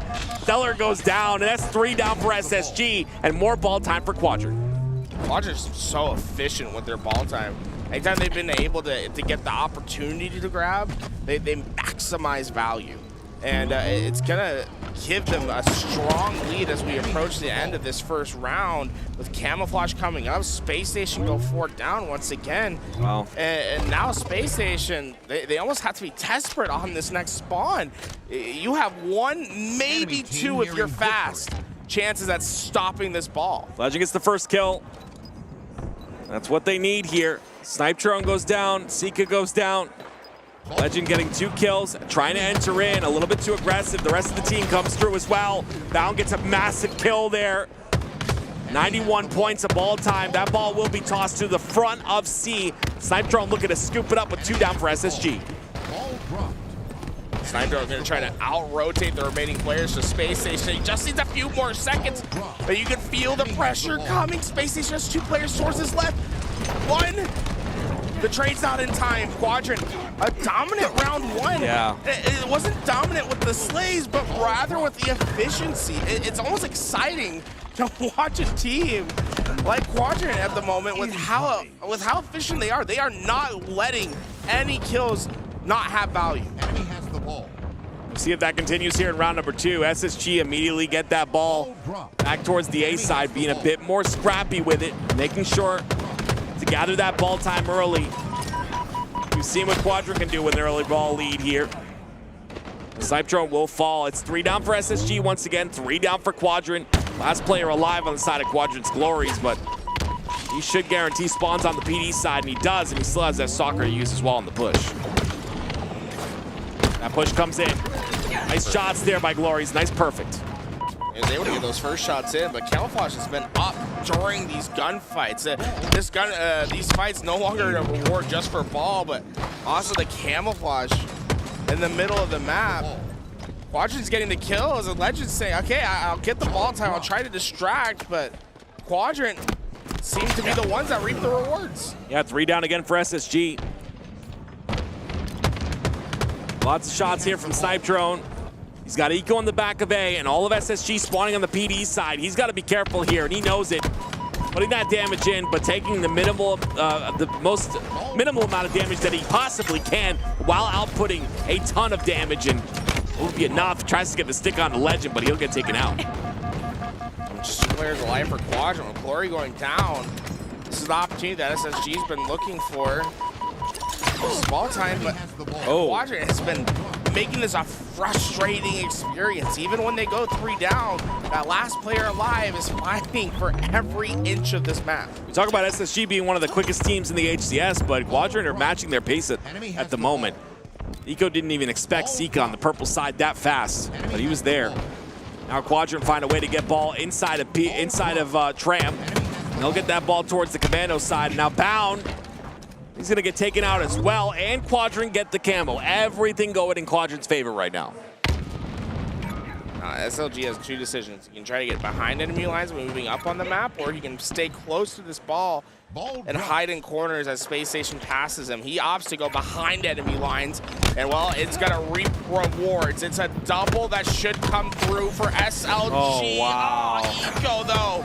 That's unfortunate. Incredible to hit a 5-shot there against a camouflage that is up in that fight. Eco stops Quadrant from running away with this round. There's 2 players, no shields, and a Shroud screen that stops everything. Beautiful job. 34-25, though. Quadrant still maintain the lead here in round number 2. They've secured round number 1, of course.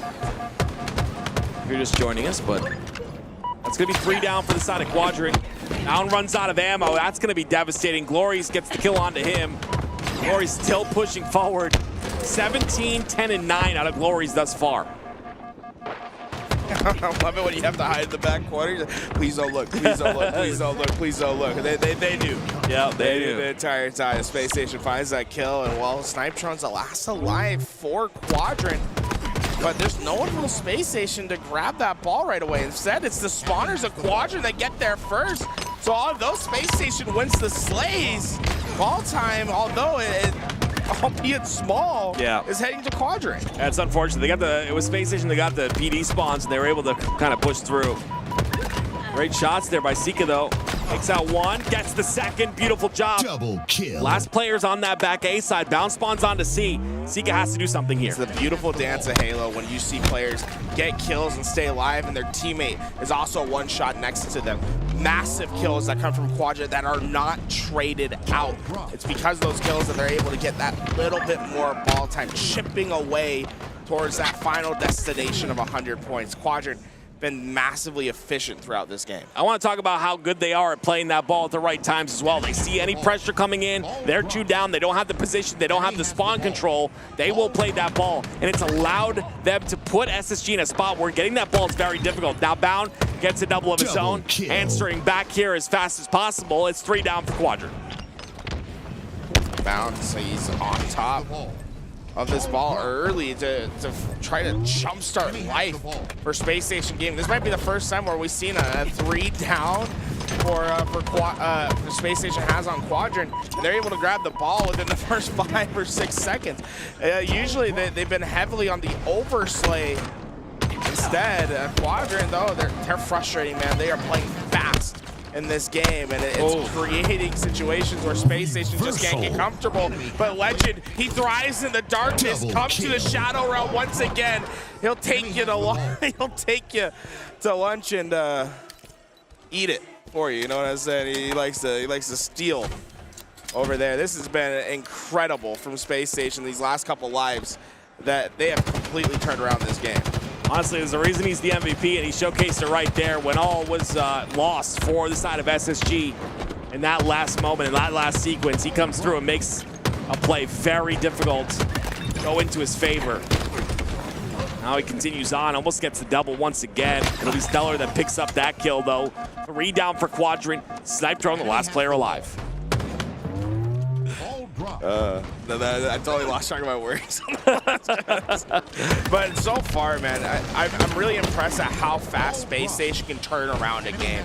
We've seen Quadrant be so dominant throughout this oddball, but Legend makes a play. And from there, Space Station has gotten their momentum back. They're getting ball time once again, and they're looking clean at doing it at the same time. You would have never imagined that the rest of this game has looked the way it has. This has been incredible work from Space Station. Someone ban that Sting idiot. 79-54 here, Space Station with the lead. 1 minute left in the game. Beautiful job by Legend once again. Perfect 5 shots. Space Station looked to secure this round and tie it up, but it's going to be difficult. Quadrant are doing a great job. Enemy has the ball. Just a couple more, just one more hold really to get this job done. Quadrant might get a cafe spawn if they're lucky. Let's see how things favor Legend. Yeah, they did get the cafe spawn. Look how fast their access is. Quadrant still has a chance to make this thing mixy at the end. Beautiful job once again, and it's these 1v1 pits that continue to be won, and that's the big deal for SSG. That's something that, obviously, they've got that teamwork. Obviously, they got that fast pace. They're known for that. But when they're firing on all cylinders and every player's winning those 1v1 pits, like you see Stellar doing, Legend doing every single time, Eco even doing, this is where it gets difficult. The double's locked in, and SSG only needs 16 seconds to close out round number 2. Just play the time. There's only 10 seconds left in neutral time. Quadrant quickly running out of time to work with. 5 seconds to go, and there's just no one there. One more round to determine game 4. There it is. You love to see it. And again, the SSG crowd, I mean, we're talking about them being on a featured station, and that crowd is loud. Like, we can hear them halfway across the venue. You love to see that type of support. It's needed for a team like SSG. Being on that featured station, you don't get the same energy you do on the main stage. You know, it's not talked about enough. These pro players mention it all the time. Feature station matches, you don't get that same energy you get from the crowd on the main stage. So it's great to have a crowd follow you over there so you can continue to get that momentum and keep swinging. But Quadrant are going to be looking to potentially take round number 3 here. SSG look dominant, though, in that round 2. 2 players towards his back. Eco has an interesting proposition here, right? You want to get towards that oddball, but with Camouflage coming up, you know that the priority is more to play for the resource that's going to give you advantages in the game. Slowly but surely, he moved up and largely secured that Camouflage by himself. Quadrant not able to find the answer for him, and although they have control of the space by ball, it's going to be Eco that can tear it all apart. See what Eco can do here. I love this. This is so good. So pretty. You know you're making great plays when you get the casters excited like that. Oh my, double. It doesn't look flashy. It doesn't. But the way that he played that was brilliant. Pushing down as the player comes up, maximizing the camo efficiency, getting kill after kill. That is so pretty. Yeah, that's what makes Halo so special. It's just every little bit of positioning, every centimeter that you move counts. And that's why, you know, both Tools and I called it out at the same time, because it's beautiful to be able to have that perfect type of movement along with that timing. But Quadrant still somehow find their way with the ball in their hand. The way Eco plays this game, it's more poetry than anything else. It flows naturally. He's able to move one thought to the next in natural motions, and it's scary when it starts working out the right way. And you can see Quadrant have been struggling much more in this round 3 than we've seen in this entire game. And this is starting to look as if Space Station's not feeling that resistance. Great job here by Legend once again. Oh my goodness, the triple locked in on the last shot, the camo secured. I would have liked to see Legend hold that Camouflage just for a bit longer, because it was 4 players down for Quadrant. Now we're seeing about a quarter of this Camouflage gone before Quadrant can even contest. He could have popped it now. He's hyped up, man. So much more. Yeah, it's just those little, it's like, hey, Legend got an incredible triple kill, but yeah, think about the value he could have gotten out of this camo. It's so true, though. It's a really good point. A lot of things you got to think about, and that's a big deal. We'll see if he can win some 1v1s. He gets taken out there with the trade, but Eco stuck in a 1v1 himself. He's going to go down as well. Quadrant continuing to fly through, but SSG, they get the spawns necessary. And they'll potentially rotate this ball towards the B side. SLG going to try and stop that in its tracks. You see the ball already tossed over to that B Street side. Stellar aware of the push. SLG somehow stays alive. Yeah, SLG was smart not to even try to take that challenge. He stays alive and gives his team a second chance at this fight. Stellar drops down, and hey, SLG, he eventually wins that gunfight. But Quadrant just cannot get the space near ball fast enough. Oh, Space Station is efficient this round. This is looking scary at how well they're able to manipulate the ball on the map while getting slays. The big player for me is Stellar, 36 and 26 with 41 points of ball time. All time kind of spread throughout on the side of SSG and also on the side of Quadrant as well, but 61 points, looking to close out this round number 3. 3 down, make that 4. Stellar on a hell of a flank. Got behind SLG, and SLG was just waiting for his spawners to come up, suddenly found himself on the respawn with the rest of his teammates. Quadrant, this is do or die. You have 2 pushes left, maybe, if you're able to find trades out in the first. Stellar gets taken out. It's a big 1v1 though. Still 2 minutes left in this round. Beautiful kill by Bound. Ball still in the hands of SSG. And with this win, with this round win, they'll close out the series. Aliak talked about how teams can stay composed in games, how you play when their back's against the wall. Space Station, back against the wall, final round to potentially go to game 5. They have shut Quadrant out. This is them playing their best Halo at the moment. It's incredible to watch. And although Quadrant, they're not quite done yet, it's the way that Space Station's playing, it's just tough to believe that the result will be any different. It just comes, like, you know, we're talking to Wonder Boy about this, and it's something that I've mentioned for a long time. We've been in the game for 3 years. All of these guys know how to shoot. Everyone in this game, in this lobby, on this server, know how to shoot. It's about consistency and being able to have that mental to withstand situations. And Stellar, you gotta have a Stellar as well. I forgot to mention that part. Stellar's going and flying forward on the map when they are down numbers, cleaning up all the damage that's left behind. Like a hot knife through butter, nothing has been able to stop him. And this has been a big factor here. Finally, Quadrant get their hands on the ball, and I'm glad they're not throwing up the white flag just yet. Glad the surrender's not coming out, and they still have fight in them, but it's going to take a big fight here against a team like SSG, who's starting to wake up just a bit. You always see it on a Saturday. They wake up at the last minute. They press snooze on that alarm clock so many times. 3 down, though, for SSG. 3 down. You have 45 seconds of neutral time to play with. They just got Space Station wiped once again.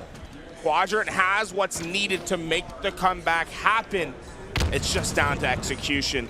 We're talking about perfect Halo for 3-4 solid rotations against the best team in the HCS. It's unfortunate, though. Glory's on the wrong side of the map, but he can still do that cross damage. They're not aware he's here. He's able to get 3, or help with 2, but 3 down for SSG. Last player alive is Bound. Now Glory's has to watch for the spawners on the C side. Legend's gonna be the first one up. Glory's took a lot of damage, and Legends will take him out, so it's gonna be a tough hold now. Unfortunate timing there for Glory. He almost got his shields back, but Space Station were able to keep him down. And now as the foundation starts to crumble for Quadrant, the perimeter is being controlled by Space Station. It'll force the play out. It's vital for Quadrant to find trades, simplify this game. But instead, it's Space Station that gets away with the ball. Sika and Glory, the only ones alive that can potentially get there in time, just seconds away. And the first spawners, and it's the Shroud screen used for Bound. Doesn't really want to go for these last 5 seconds. 3 down, yep. He goes down as well, but he plays that ball perfectly towards the bottom middle. And Legend, the first spawner, will be spotting it and putting nades on it.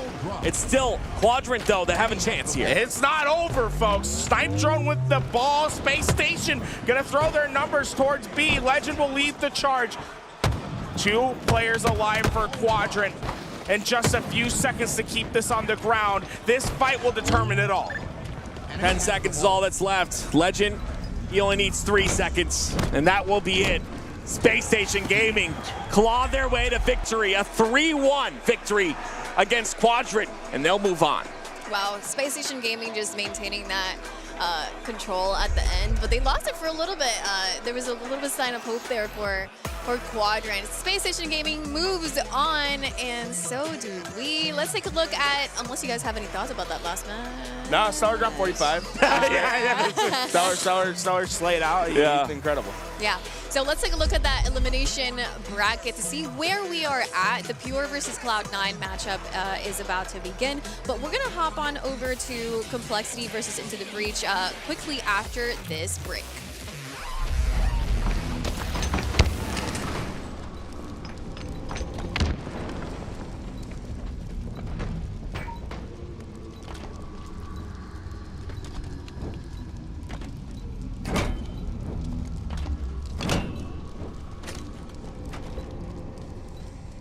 Enemy team nearing victory.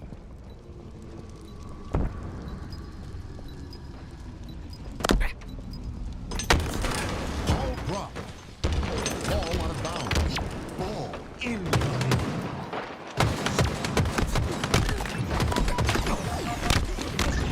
Enemy has the ball. Ball dropped.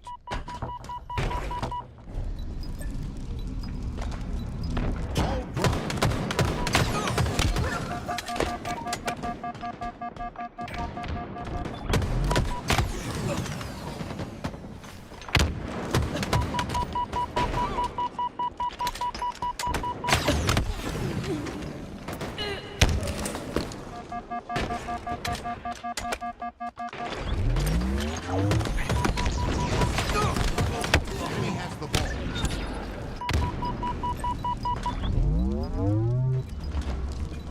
Defeat.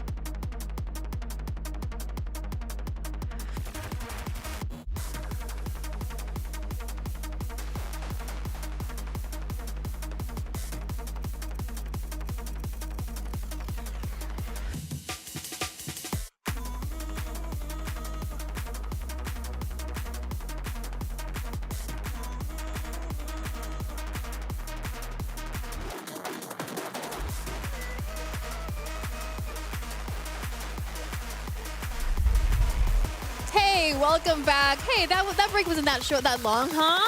What We're break? here. What break? Exactly.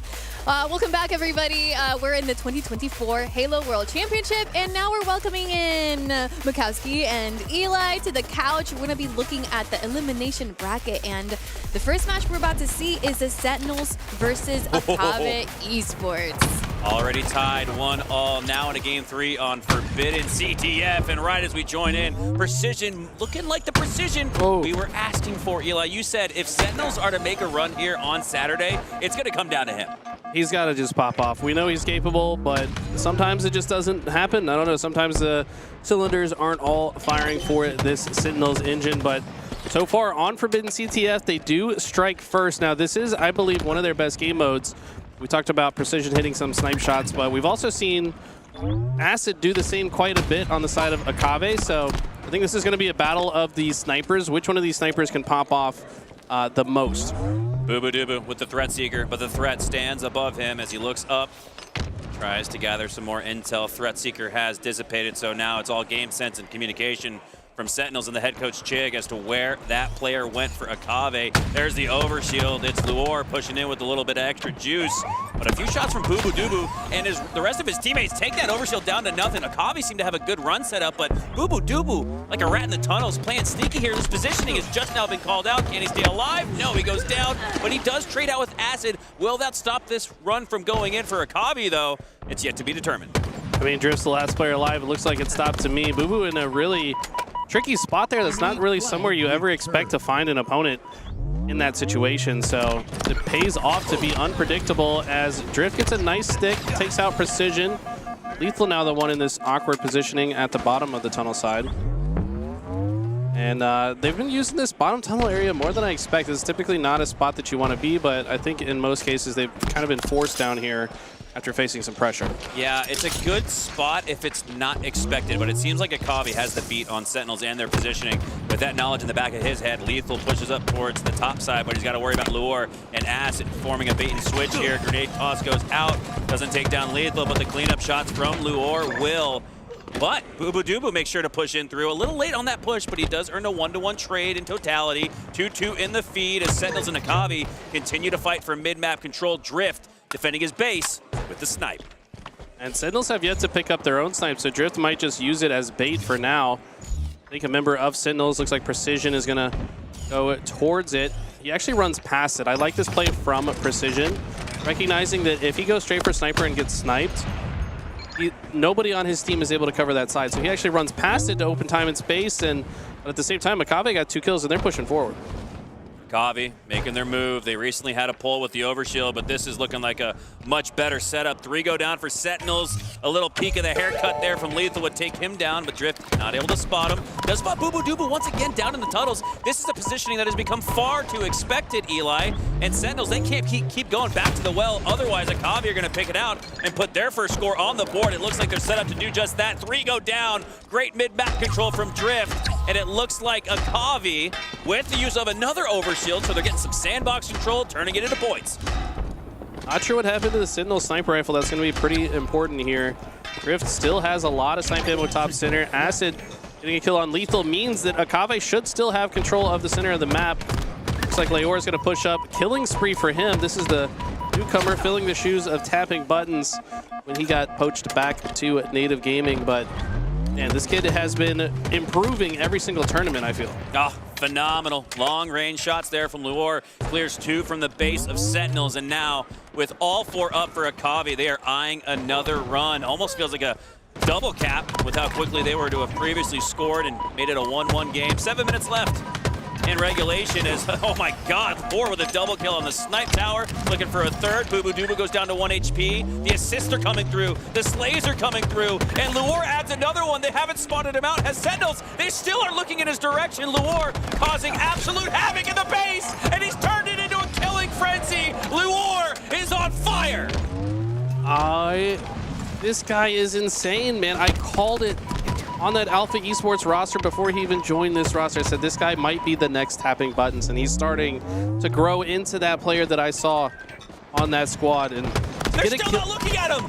I don't know how his position's not known. We saw Bubu kind of just jump over his head and die for free earlier. Now it's nuts. 3 dead. They're about to run another flag. A player gets 5 in a row, and he's the top priority in the comms. Leor gets 10 in a row, and it feels like he's still unheard of, unknown, but making his name in the HCS as he looks to score another one, and Sentinels might just have stopped the run. So I'd say for Sentinels, you'll take 1 score out of a killing frenzy, and what Leor was able to cause in the base, absolute chaos and confusion. Every time Leor had an eye on a member of Sentinels, they weren't looking at him, and now Sentinels have a flag out looking to counter with an overshield of their own. Might not just be an overshield, might also be a couple sniper rifles. I think they just stole the Akavi sniper and have their own 6-minute mark. We talk about this a lot, Hunter. Most important time in a match. So important to get all the items. Sentinels have done just that, and they might just convert this into a double cap if they can land some snipes as well. Wow. After what we just saw from Leor, if you told me it'd be Sentinels up 2-1, I would not have taken that bet, but instead it is what it is. Sentinels up 2-1 with 5:10 left on the clock. Still plenty of time left in regulation for Akavi to tie it once again as we hop on board here with Lethal on the snipe street. Flag out below, needs another couple of slays to keep that flag running, and he's going to use the tunnel system. A little bit of a hiccup there. He's going to get more shots. Ooh. Potential from Noble, and he takes advantage of it. A little bit of a mini fumble there, stops that flag for now. Still in the enemy base here, though, is Bubu, and just trying to be a distraction. Try to get the trade there on Leor, but good confident shots to just finish the job. Will this flag go all the way? This could be the game, but I have a feeling Akavi stops center. No, nobody can stop it. And it looked like Precision's teammate got sniped at the end instead of, you gotta target this flag guy. Target prioritization was not on point for Akavi Esports there, and it's one of the reasons they go down. Just the simple process was not on point. You have Leor frying like that, getting 10, 12, maybe 13 kills in a row, and you only turn it into 1 on Forbidden. Eli, we've seen teams win with 3 quick caps in less than 3 minutes off of less slays than that. So the objective efficiency was not on point there for Akavi. Instead, Sentinels with a 2-1 series lead in that crucial lower bracket round 1 matchup. Now hopping on board here with Complexity and into the breach. Already up 1-0 in the series. And look at the Slayer scoreboard. It's rolling out of control. ITB are dominating Complexity, and this is without Woodham popping off. I mean, yesterday we saw Woodham top of the scoreboard almost every single game that we tuned in, and now he's the bottom, but it doesn't matter. Other players stepping up. Jimbo, team captain, Chick. I see these two, Jimbo and Chick, as the solid core of this team. Yep. And they typically just kind of enable players like Woodham and Mighties to pop off. But man, when your core is playing this good, I mean, who's going to beat ITB? Woodham and Mighties are the ceiling component of ITB. Jimbo and Chick are those tried and true gritty veterans who do not falter when the spotlight is shining bright on them. As we now hop on board with another veteran going for the tricky ninja, and he might just have bit off more than he can chew. Jimbo now with the body smack, back smack, disrespect. Might just have gotten into the heads of Ryu and Complexity. Is that the first teabag that we've seen at the World Championship? I love that from you, Jimbo. Also, he just tried to grenade hop to clamber on the nest bridge. This man's feeling it right now. He said, yeah, I'll damage myself if I can get to a better spot. They're absolutely decimating them. He absolutely knew Ryu was going for the ninja on him. He says, nah, not today, old man. Jimbo pretty old in his own right, so I guess it's like two resident retirement home members going at it. We're both older than them, too. Isn't that crazy? As two retirement home casters are on the mic. 25 to 40 here, as Into the Breach has absolutely busted open this series and taken a death grip lock and a potential 2-0 lead. You know what I'm predicting here, Hunter? What's that? A long bathroom break after this game. Because Complexity, you know, this isn't their normal selves. They're going to go back to the drawing board. They got to talk about something. Something's going wrong. Somebody's upset. I don't know what's going on with the squad, but, man, they do not want to follow up that top 6 performance with the top 12 the very next tournament. I tell you what, though, Into the Breach, showing that they're no fluke of a top 6 themselves either. Yeah, I think you ask any Halo Pro here, they would have taken a top 16 placement at SLC if it meant they could get top 6 at the Halo World Championship. It's much more prestige and money on the line here this weekend in Seattle as we hop on board here with Woodham. Not having a typical Woodham Slayer game, but now he adds one more slate to the board as we switch gears here, hopping back into this 2-1 Sentinels Akavi Esports Series.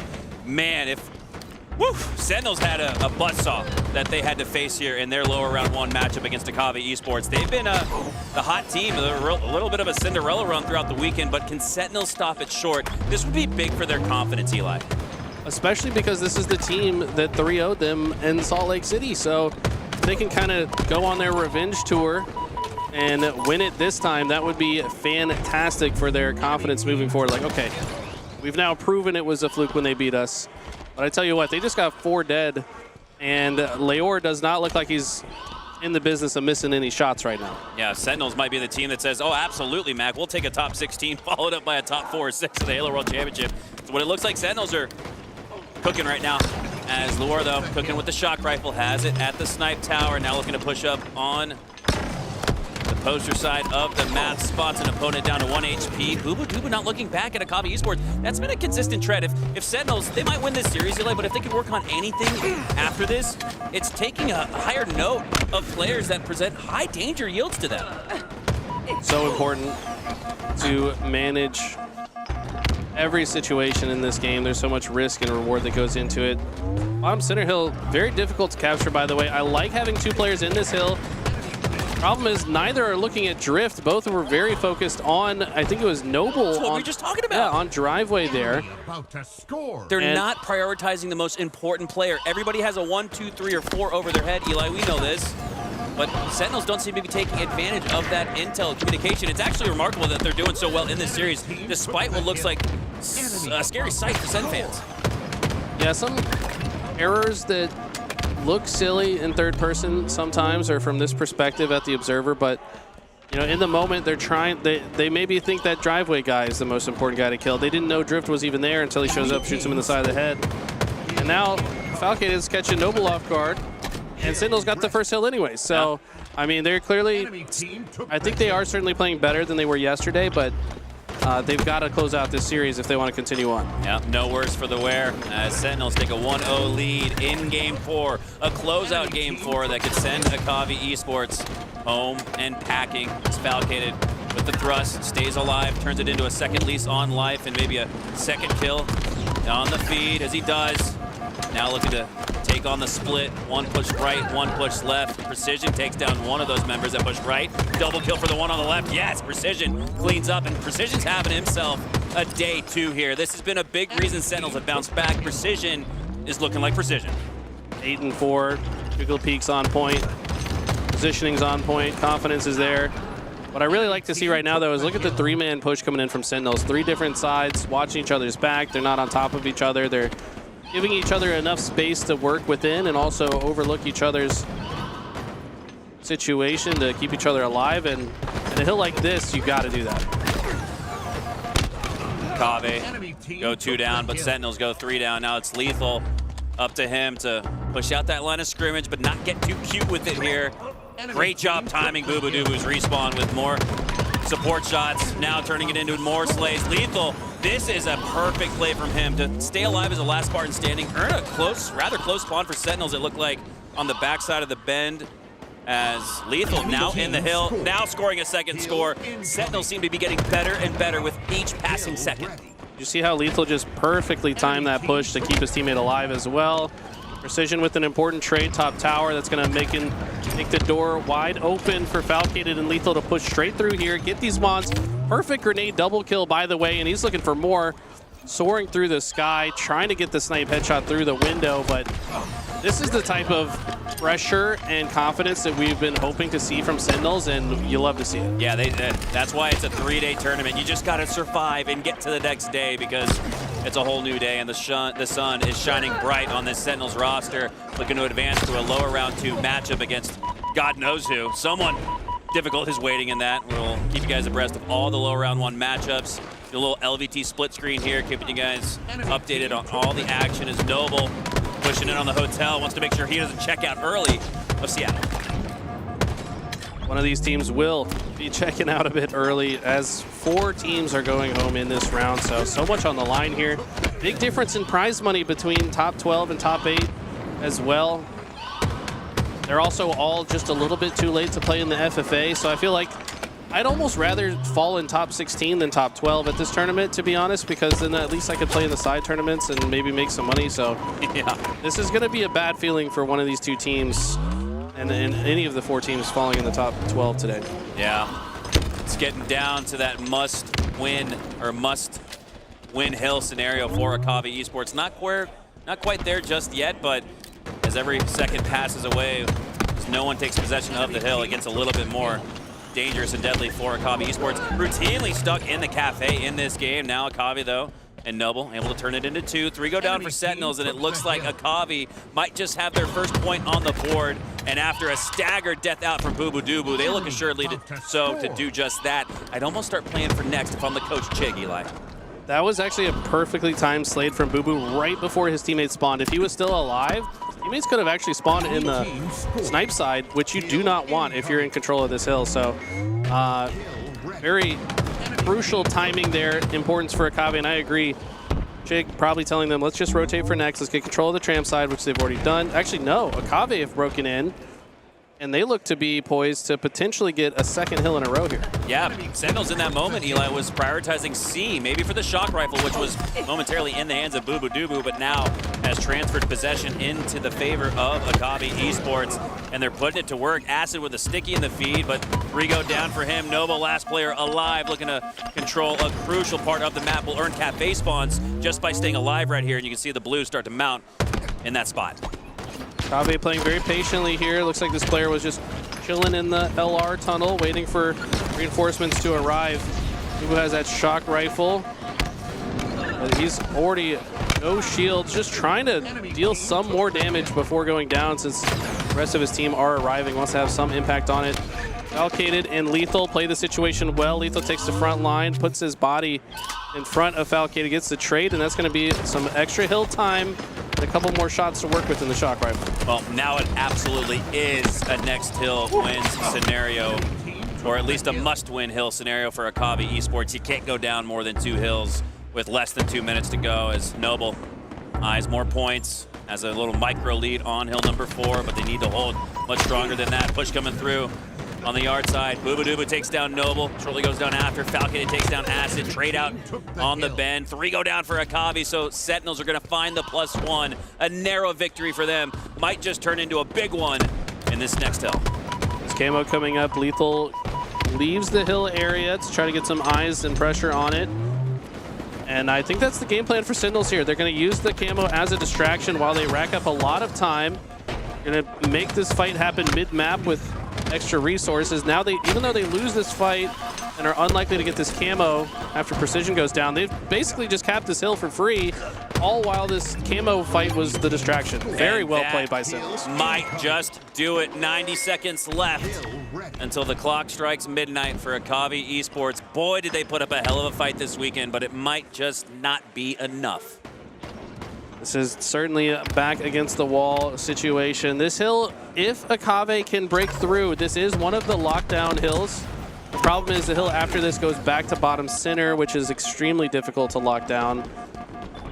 And right now, just look at the way Sentinels is playing this. They're controlling the space around the hill. As I say that, though, Akavi do get 3 dead, and they're in control. Precision's location is unknown, so he's going to try to take advantage of that, but I don't know how much he can do from the bottom of the silo. Uh-oh, Noble, though, with that shock rifle, and he's got almost a full bit of bolts left to work with. Waste a couple, but he's still got it. Looks like, let's call it 5 shots, maybe 4.5 with just 2 in the burst. After reloading 1 more for Noble. Has to worry about 1 more pushing up on the posters, though, and 2, 3 coming down that lane through the window to the wall. 3 go down for Akavi Esports, and Sentinels, just by milking the clock here, might just get the series win. Till the sweat, never mind. Ubu Dubu is going to take control of the shock rifle. It's a new meaning to sweaty gamers. But yeah, this is looking pretty difficult. I don't think Akavi have an entry point here. No, and they needed to keep the clock at around the 1-minute mark, so even if they do make it a 3-2 game here with 30 seconds left to capture the next hill, I just don't see a path to victory for them, as Sentinels have woken up on the right side of the bed. Friday wasn't their day, but Saturday might just be. This is a huge momentum booster for Sentinels. Like we talked about, they lost to this team, and this team was a primary reason why Sentinels had such a poor placement in Salt Lake City. So to bounce back after a lackluster day 1 and then also defeat, kind of a team that's been a recent difficulty for you, this is some nice confidence boosters leading into the rest of Saturday.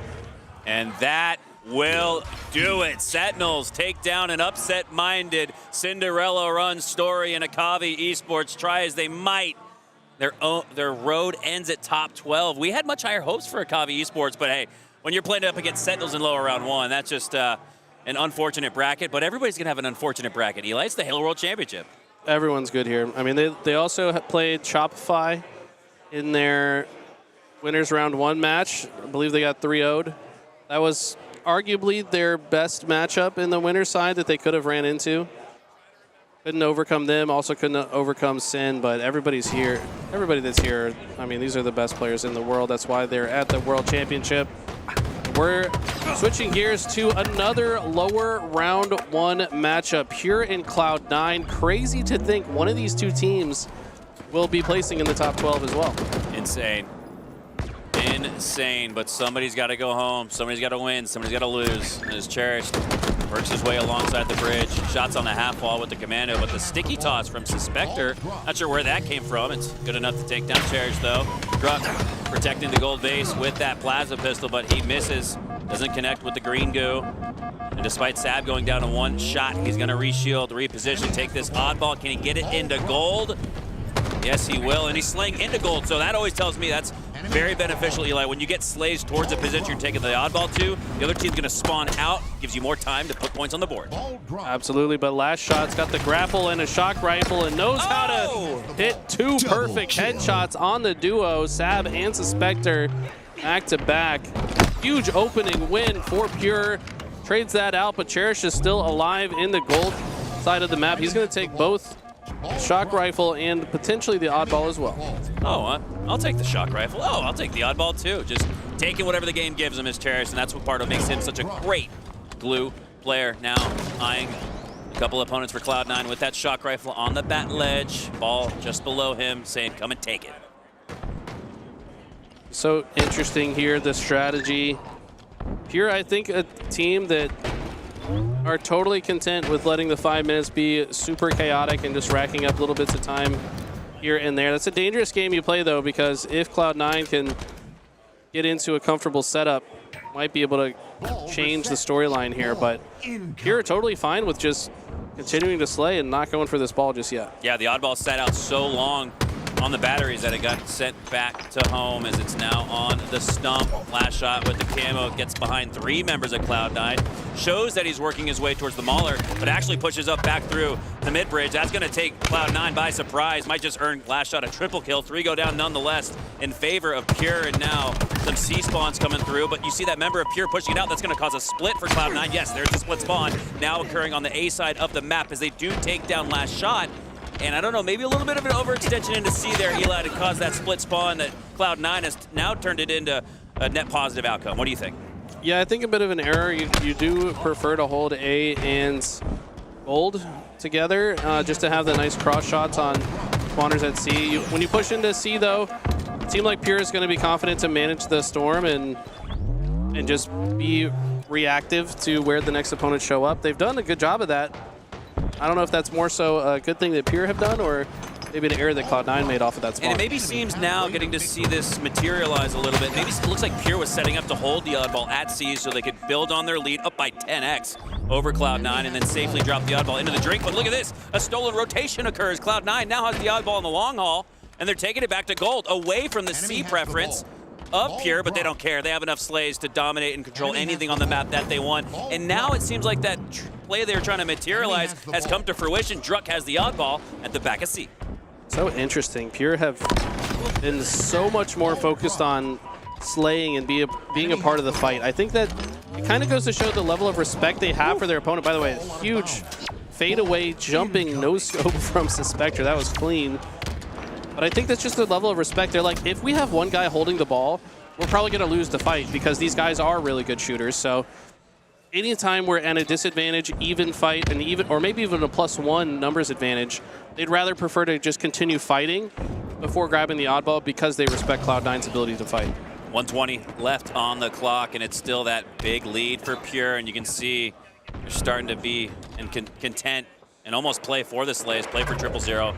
Suspector knows he needs more slays to feel content and comfortable to add more ball time to his repertoire. Suspector with another slay. Can he turn it into 2? No. Talik does take a shot in the back, though.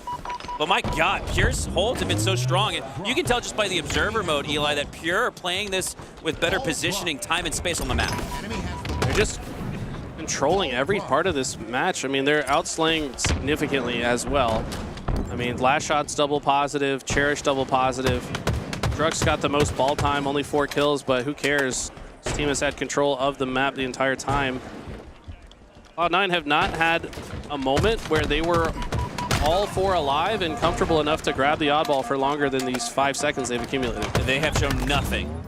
Not to be harsh, but they have shown nothing here in round 1 that says they have a chance against Pure, at least in game 1. I am hopeful for Cloud9 and the Slayers because I think they're one of the better Slayer teams in the HCS, but right now the objective efficiency in this oddball is not there. Less than 30 seconds left as Pure, again, content to just leave that oddball in center field. Beg and dare Cloud9 to push for it, but when you got Druck hanging over the bat ledge looking like Batman, that's going to be a difficult task. Yeah, they're not even going to let them touch this oddball. It's 4 dead, man. Wiped. 12 seconds before Pure claims this first round. We talked about this earlier. If Pure wakes up hot, they could absolutely make a long lower bracket run, and to win in emphatic fashion in this series would certainly kind of lay down the groundwork for that. It goes back to the levels to this conversation, right? If Pure are able to 3-0 sweep in convincing fashion over Cloud9, that tells me that their next round, they might not quite do the same in terms of how dominant they've looked, but it looks like they're setting up for a victory, Eli, if they do take this one convincingly. Is that what you think? Yeah, I think this is just the beginning of their day. These guys woke up prepared to play all day. They want to make it to Sunday. They've done it before.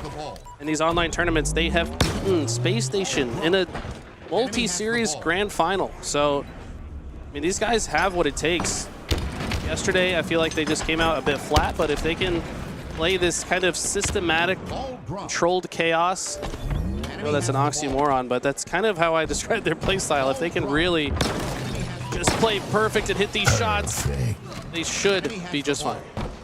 And if you're Cloud9, this is disappointing because you can lose a round 1, 100-0, but if you start the next round off with some oddball time and more control, you can say, all right, guys, the path is clearing up a little bit. We can see ourselves making a comeback now.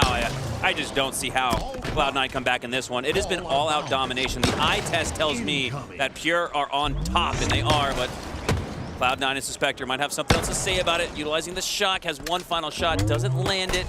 But 3 go down for Pure, staggered at that. So we're going to see some split spawns, staggered spawns. What can Cloud9 do with this? They've got to turn this into time. That's exactly the problem. We keep seeing plays being made by Suspector, specifically every time we've been on his POV. Sab with a nice double kill, supporting Suspector here. Finally, they're going to grab it with the use of the grapple. If Sab goes down, Suspector's going to have to play this out pretty quickly. Ball dropped. Cherished, pushing through. But the grenade toss from Manny is good enough to take him down. Manny doubles up for a double kill as 2 go down for Pure. Checking into this Into the Breach Complexity series. Into the Breach up 2-0 and a 2-2 tie on Forbidden CTF. We might just be going to sudden death, but it looks like Raidu has a good flag run out. 2 down for Into the Breach. If they don't stop him around this corner, Complexity might just get their first win on the board. Now rounding the flag stump, gonna go for the G-slide here, and it connects. And Complexity stay alive. It's a little bit scary if you're ITB. I feel like when Complexity start winning, they kind of hit a different groove. Maybe that was a little confidence starter for them. But keep an eye on that one. Cloud9 looking a bit better in this round of the oddball, I would say for sure. Finally getting some ball time out of those slays. How does Pure play? Now that they're the team in disadvantage, they're the ones that have to break the setup. Let's see how they approach it. Druk hitting left side quickly, but Sab ready for it with the plasma pistol. Is going to cut him out of the equation. The rest of Pure not going to feel as comfortable to push from just one side. Cherish fills in the gap that Druk left behind. Talik takes through the top catwalk, but I don't know. Numbers are not there. Druk comes off spawn, finds a commando, and instantly gets a double kill. So that was a huge play out of Druk. That might have been the opening that Pure was looking for. Yeah, you're right. This is really the first adversity that Pure have faced in this series so far, and they seem to be answering the bell quite well. Still a lead, though, for Cloud9, up 42-31. His last shot, difficult long-range shots, getting de-scoped. Manny with the commando has been putting consistent pressure and damage onto Pure. Maybe they found a little mini answer in that weapon. Man, it was so good, man. You got to pick it up. Auto rifle good as well. Nice slick little herb slide grenade toss there out of Manny. And then just quickly vacates the premises. No reason for him to stay and see. This is where his team needs him. Ball gets reset after not being touched for quite some time. The Cloud9 have a narrow lead and better positioning here, but Druk has the shock rifle. The lead is stuck at 42-31 for the last minute or so as Pure have, again, faced their first bit of adversity in this round. But wow, Druk has the shock rifle. Suspector does take him down and takes it to his own self. Previously with the shock rifle, he had a great run with it. Now doubling up with the camo. This could be Cloud9's chance to regain control of this map and this oddball. Spectre playing a little bit too fast there. I think he could have lined up his shot with full camo. Feeling himself perhaps a little too much. Don't blame him though. He's playing very well. Took his time to line that one up, and that is a perfect opening. Also going to push through, clean up the next kill. And when Suspector's on fire, this is a scary sight for anybody in the tournament. Yeah, Suspector doing things we expect from him as he wraps around the back of gold. Teammate has the oddball in their hands. That's Septify working it back up to the staircase. But he's got to fight a long haul battle first. Spectre goes to help him out. Cross shots coming in through from the White Tower are enough to take Suspector down to 1 HP, but not down entirely. 48-48. Now Cloud9 are up in the lead with a rolling 50. And if they can stop this push from Pure, it might just extend out. But the oddball got impulsed out by the sticky toss. So that's going to be even more difficult for both of these two teams to regain control.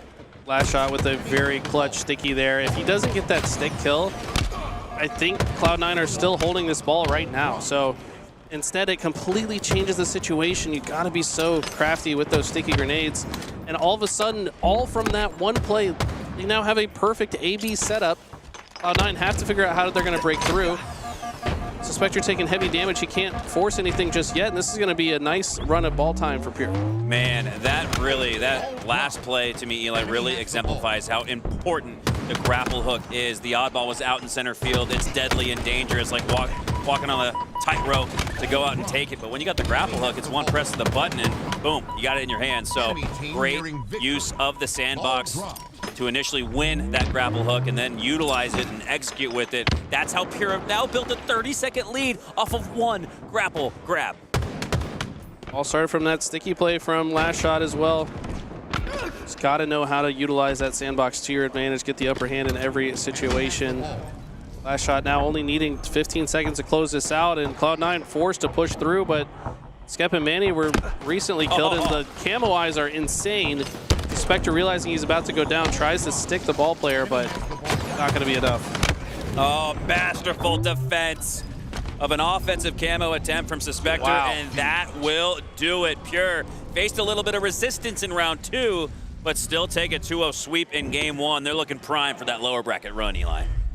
How did he see the camo so easily, man? Was that immediately? Was that cherished, I think, on the C stairs? Insane stuff, but going back over to this series.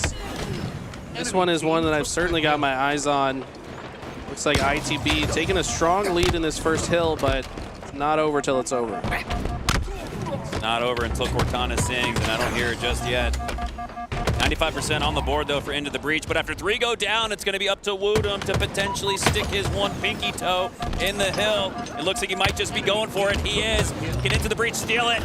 Yes, they do. Jimbo combined. The veteran and the rookie get into the hill and Into the Breach up 1.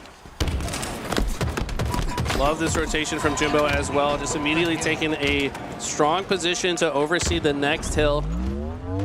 Looking around to see where his teammates are. He's trying to he's timing when he engages here, but also watching this half of the map in case his presence is needed. Now that they shut down one player, they're going to move together. I love what I'm seeing in the teamwork department for ITB, but Rain, last player alive, does shut down Jimbo. Momentary 1v1 on the map, and it's Woodham getting some free hill time. It's not often Complexity let you score on them after they earn a team wipe, Eli. That was a little concerning. Sure, you could give props to Woodham and Jimbo dive bombing onto the hill to gain that final second, but that's almost more concerning for me to see Complexity give up that hill despite having numbers advantage and the positioning around the map to prevent that from happening. Now on the second hill, Into the Breach take the lead, but they go 3 down, 2 down for Complexity. So it's a fairly even gunfight here. Into the Breach looking to push up through the cafe. You can see Breaking Shot watching his back, expecting the pinch, but it's not coming just yet. Breaking Shot's POV looking like an over-caffeinated squirrel for sure. This man is just looking paranoid, looking like Mikowski faded off a pack, just turning every which way, fighting ghosts. I was pretty sure he was literally shooting the wall at one point. Like, this man is hella paranoid, but like this rotation.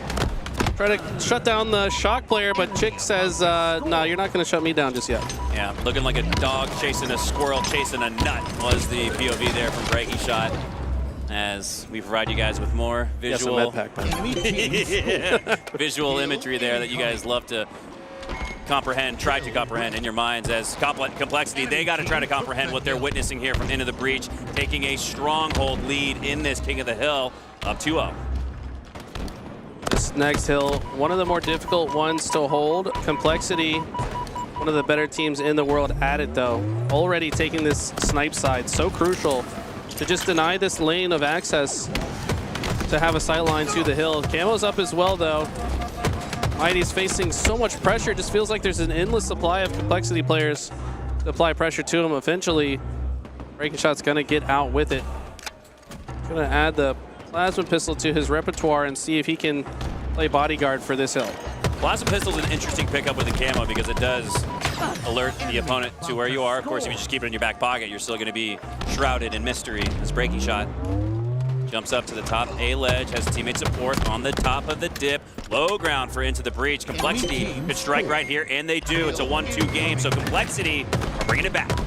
Such a crucial hill for them, right? I mean, if they go down 3-0, they're looking at potentially the end of their tournament. Now they keep this one interesting. Keep in mind, ITB, if they win this, eliminate Complexity. Chick in a crazy 1v1 duel Puss just always makes himself a difficult target to shoot at.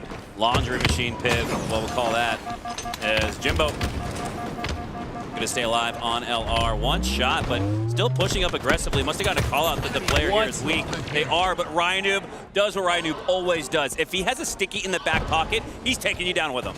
And he's going while he does it. laughing his way through the death cam as he gets that trade out that I don't know how many people in the world would find that trade. Wooden with a huge double kill though. And now he controls a very crucial part of this hill setup. That glass side of the map. Call it glass even though there's no glass there, but that window there is a crucial vantage point. 2:30 left on the clock and 25% on the board for Into the Breach. Extending this to a 2-point advantage would be crucial for them. Might just seal the series fate. As Into the Breach have every advantage in this one. Chick now looking to make his way to the driveway. Hill has a player for Complexity right around the corner. Big win to trade there in a 1v2 essentially to take the trade. Already up 1-2 in the game. I think that's a win condition trade there for Chick, Eli. For sure. I mean, for him to just get a kill at all in that situation is massive. That makes it so his teammates can move much faster off of spawn. Ryanoob trying to shut the door over here. Jimbo. Jimbo with more body disrespect. Some more body. I think it was on Ryanoob last time too, by the way. It was Jimbo. This is a personal matter between Jimbo and Ryanoob, and I love to see it. Man, cheeky. Love that from Jimbo. Seeing a little animosity on the main stage of the Halo World Championship as Jimbo, the old man that was just dropping bodies and body disrespect. He'll drop for now to the Rain double kill. Rain picks up that shock rifle. Was there 1 or 2 shots left? No, he's more content. Needing to press for every second in the hill. You can see on the scoreboard, Into the Breach already at the 90 percentile. This is going to force Complexity to overextend a little bit here. Play for points that maybe they shouldn't, rather than play for slays that they need. As Rain tries to light the stick, he gets it! Somehow, some way, it looked like it was off to the right a little bit, or to the left.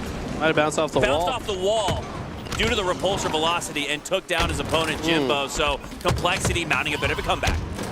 They need this. This would be so bad for them to go down 3-1 in this. There's only 2 minutes left on the clock. This is kind of a must-win hill for Complexity. They look good to do it. How does ITB respond to the situation? They'd like to extend out into the other side of the map, but for now, just have to deal with the positions they have. Looks like C-Mighties was able to get into the yard uncontested, and he could potentially kill this hill player. Complexity have tied it up. Can they tie up this game and keep their tournament hopes, their world championship hopes alive as Ryanoob has positioning in the hill? 3 go down for Into the Breach. Complexity are going to tie it. Enemy team score. Oh my God, coming down to the wire. This snipe side hill, we got camo up as well. Ryanoob first to grab it. Oh, he goes down though. Gets cut down instantly by Wootum with perfect positioning. Complexity shouldn't be too worried about this though. They just need to maintain their positioning on this side. Us kind of on an island, but should be able to get help from other parts of the map. Yes, he does. He's got to weather the storm of impending frag grenades here and then forced to lift up. Mighty's going to shut it down, and all of a sudden ITB completely flipped the situation. Jimbo looking for some more teabags. Proactive positioning gives Complexity the points despite scoring previously, but Into the Breach after Woodham takes down Ryanoob with the camo have full control of the map and this hill, already crossing the 50% threshold. You've got 1, maybe 2 chances for Complexity to keep their tournament hopes alive. Woodham trying to just be a force of nature. What the mouse and keyboard movement? Ryanoob again, and he dominates him. Probably leaves Ryanoob shaking his head, and those curls are working with him. My God, Jimbo, every sequence he has a chance to take down Ryanoob. He's what, 3 for 3, 4 for 4? It's bad. But man, can we talk about Woodham's movement in that play? It's playing insane right now. I'd love to see that played back in slow motion. He was one shot the entire time, jumped on the box, hit the curb slide, completely threw off Ryan's aim. Jimbo showed up to finish the job. Oh, he might just finish the job here, but Ryanoob again? That He's the master of trade stickies. Yeah, sticks Jimbo in the impossible situation. But just a minute on the clock, and I think ITB are going to be totally content to play time here. This is just going to be an all-out war bottom center. Complexity are forced to go into the hill to stop the regulation time, and ITB forced to get them out of the hill to allow the regulation time. So this is just going to be a war bottom center. Desperation reeking in the air. You can smell the stench of it here all the way from the LVT couch. 2-3, Complexity needing this next score to stay alive in the Halo World Championship. His breaking shot chases his opponent, Mighties, but you want to be pretty careful pushing up that lift. Actually sends his teammate out to go first, and that might have been the right play. It's a +1 net outcome for Complexity. Can they turn it into more time? Gotta get in the hill. Jimbo with a very well-placed grenade, but nobody's there to follow up on this damage on breaking shot. I don't think they're even aware that grenade connected. So this is actually looking quite good for Complexity. ITB have to be patient here. They've got to secure a Slay. Us with the opening break Slay is massive for Complexity for their chances to cap this hill. They have enough time on the board here, Eli, relative to the time left in regulation. It's getting tight.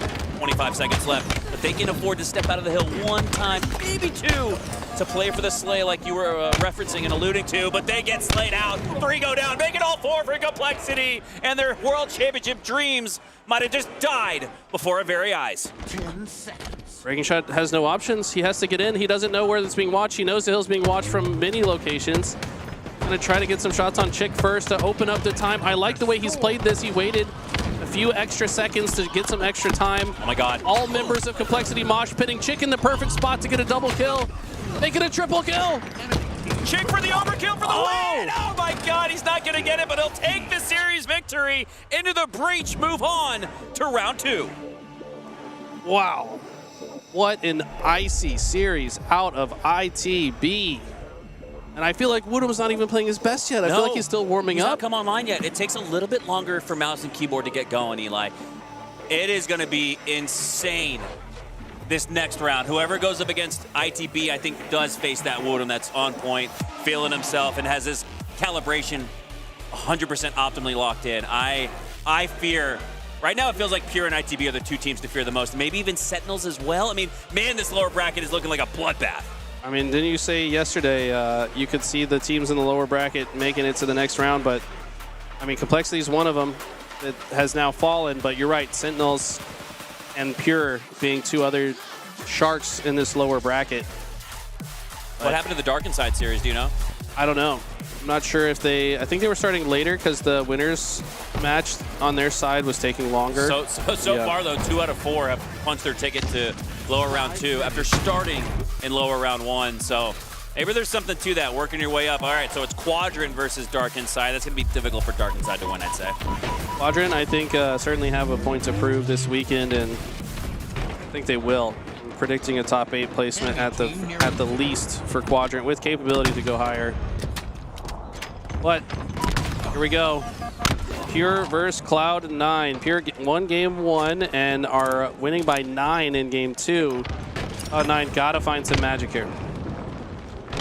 Not a good sign for Cloud9. Their game 2 is their opportunity as a great, phenomenal, I'd even say, Slayer team in the HCS. You got some gunners in Sab and Suspector, Septify, a free-for-all legend. Manny, he's good for triple kills into overkills, seemingly always earning multis when it matters most. And for Sab, I'd expect a little bit better game here. This one sets up especially so on Livefire with that S7. We just joined in progress, but I imagine Sab hasn't gotten much done with that snipe. That is something that Cloud9 need in his hands if they want to come back, but their time, their opportunities are dwindling away. You know what I think their problem is? What's that? Playing against Last Shot. This guy's 15-8. Oh. That's also a little bit problematic if you don't keep your feet on the map. Not advised to drop into that water. You don't recommend you No. I mean, some of these guys need to take a shower, but like, do it IRL, not in the game. You know what I'm saying? The back of B, sponsored by Old Spice. All right, here we go. Last shot, pushing up through the backside of A. 3 players in the tunnel. Might just be a triple kill for the young gun as he makes his way. Spiker out, Manny out, double. Delayed, actually, doesn't get the double, but he might just still earn the team one, coming back for more. But Last Shot goes down, so too now do 3 for Cloud9. So that initial damage from Last Shot gets followed up on. Sure, he doesn't get the triple kill like it looked like he would, but 3-4 go down for Cloud9 instead. 43-48, Pure looking to put a death grip on this game 2 finish, needing just 2 more. Pure, only a matter of time before they close this one out and take a 2-0 lead in this series. I mean, they are down by 4. We've seen comebacks happen, so let me don't get ahead of myself here. I think Cloud9 are pretty systematic in their approach to these situations. It's a one-possession game. It's a three slay game. So absolutely, Eli, Cloud9 have brought it back to where one fell swoop, one team wipe with a numbers efficiency of +2 or 3 could just bring them all the way back. Septify gets a slay on the last shot. Cloud9 early down 2. Can they ice up where they faltered against SSG in SLC? We're about to find out. Manny with the snipe on the nest bridge, eyeing shots through the garage door, but nobody's coming. This is so interesting, right? You know that what have these guys been thinking about for so long is how they lost this exact game type in a game 5. That, you know, they've talked about it. They've now brought it to within 1. They've been having nightmares about this game type for the past month straight after narrowly losing that game 5 to SSG. They've studied the film. They've made the corrections, but Druck gets a kill. They only need one more. Last shot's not in great position, but he's just doing opening damage for the Cavalry to come through. Well played in-game by Pure. Cloud9 with a great comeback potential, but just fell down a little too many kills too early that match. You could see the way Manny disengaged from the setup there. It kind of felt like Cloud9 might be checking out a little early at the Halo World Championship, going down here in lower round 1. A team that started in the winner bracket, a team that had taken the big 3 to the brink routinely on LAN. But it just hasn't materialized for them just yet as we switch gears once again into this Quadrant versus Dark Inside series. Quadrant taking game 1, and it's a 1-kill lead here in game 2. SLG has been playing so good this weekend. I cannot wait to watch more of his POV. Such a fun player to watch. So cerebral in his gameplay, and also just been landing insane shots already. He's got the sniper as well, and we know what he's capable of. SLG looking to clean up, gets the killing spree, but he trades out, trickle down into the scoreboard. 11-11 now, 13-11 after Quadrant earned 2. As Owen Descendant going down, that's going to leave Piggy and Envor to their own devices with spawns at the backside of B. Piggy at the wall G, not expecting that G-slide there from Snipe Drone. He'll take him out. Envor gets cleaned up as well, so too does Sika. So Dark Inside doing a good job here to trade out and keep it close. Just been one kill after next, trade after trade after trade. Finally, 2 kills go to one team's favor at the same time. That's Quadrant getting 2 dead, and now have ballooned their lead to 4. And Dark Inside don't have great positioning. They're kind of trapped in this garage side. I'd expect them to push through bottom center, but I think Quadrant are going to expect that too and have the answer for it. 18-14 here. Dark Inside keeping it within 1. Team wipe. As Snipe Drone now on the cuts, gets cut down by Descendant. Nice play there aggressively. Descendant takes advantage of the opportunity. 3 go down for Quadrant, and that's going to give Piggy a camo for free. Huge free camo here. They've also brought the game to an even 18-18 with this new sniper coming up. Looks like some attempted Combat Evolved trickery here with the plasma grenades, but they did not time it correctly. Now Piggy's going to be the juggernaut on the map with camo snipe. No scope into the ankle. Double headshot kill. Clean up. Triple kill, jump Triple shot, kill. track scope. Snipe. Piggy is frying, slaying out. Turning Quadrant into a little bit of bacon as it's Dark Inside now in the lead, up by 1. They have been scrappy up to this point. Will they continue on as we reach the halfway mark? Piggy with more sniper ammunition to work with. He's got 4 more shots.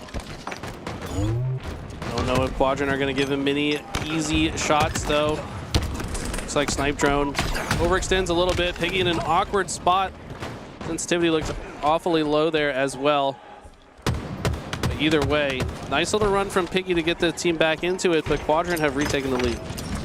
That triple kill was filthy. That'll be in the top 10, I would imagine, after all is said and done. But who cares about top 10 montage clips? I'm trying to win the money here. I'm trying to get first place. That's what everybody's eyeing here at the Halo World Championship. Second is just the first to lose. It's Descendant. Makes his way up to the top of the snipe with the repulsor. Back of the headshot onto SLG. And it's been the sniper control for Dark Inside, Eli, that has brought them back. They're up by 1 at the halfway mark. Descendant has been ascending every series we've seen him in. Been an absolute force for Dark Inside. This has been back and forth, man. Dark Inside now with the 1-kill lead. Got much better positioning. Snipe Drone with the opening break slay, though, onto Envor. This should push Quadrant into motion. And this is looking like another electric endgame finish here on Livefire TS. as Descendant doesn't have control of the sniper anymore, but he does have the snipe tower. Frag toss is going out. Envor does a good job to jump off to the left to avoid his teammates' frag damage, but he takes a little bit of frag damage from Quadrant, now has to back down entirely, and instead goes back to the respawn screen. Snipe drone takes down Envor. Now Descendant on the run. We're not used to seeing this, but look at, he's turning an on-the-run scenario into offensive opportunity. Nice repulsor play there from Quadrant to get back up to top mid to stay alive, but it's the skill jump from Descendant that might just give him a few more slays on the board, sitting at 5, 6, and 4. Descendant's really been more of a supporter in this Slayer 30 all. We are tied when things unofficially get going. Love what I'm seeing from Descendant. He is in such control of his Spartan. The Spartan goes exactly where Descendant wants it to go. Yeah, he's only got 5 kills, but he's mitigated his deaths. He's only died 4 times. He's got 7 assists as well. And I feel like he's just been kind of a nuisance that Quadrant are having to keep track of, and he's done a great job of continually surprising them, outputting damage, drawing their attention to different spots so his teammates can succeed. Hey, if I had a teammate in matchmaking that was 5, 7, and 4, I'd be singing their praises as Descendant utilizing the plasma pistol. And again, that support role, it's in his hands right now with the plasma pistol. He's not even looking for the full charge up noob combo like we'd see in Halo 2. He's looking to just get extra damage out and allow his teammates to clean up. We're witnessing an evolution of Descendant before our very eyes. 35-34 here as Dark Inside carry a 1-kill advantage. Descendant's just playing so smart. I mean, just frankly, he's putting himself in positions that he's unpredictable. His location's unknown. He's taking advantage of how unknown he is. He's often shooting players in the back or the side of the head. When his teammates go down, he stays unexposed until his teammates come back. Just really keeping track of where everybody should be on the map. It might turn a double kill here and earn this sniper rifle. He's playing perfect Halo right now. And the reason he went full charge with the plasma pistol there, Eli, was because 2 members of his team were down, so he didn't have teammates around him to clean up on that pew-pew-pew plasma pistol shot damage as he utilizes the noob combo to take down 2 in the tunnel system. Now has 2 shots left to work with in the snipe. What can he do with them? Dark Inside are up by 2, looking to grow on this lead. Couple of shots ringing out.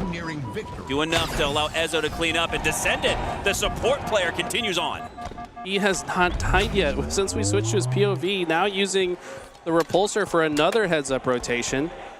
And he's been absolutely instrumental in his team maintaining this lead.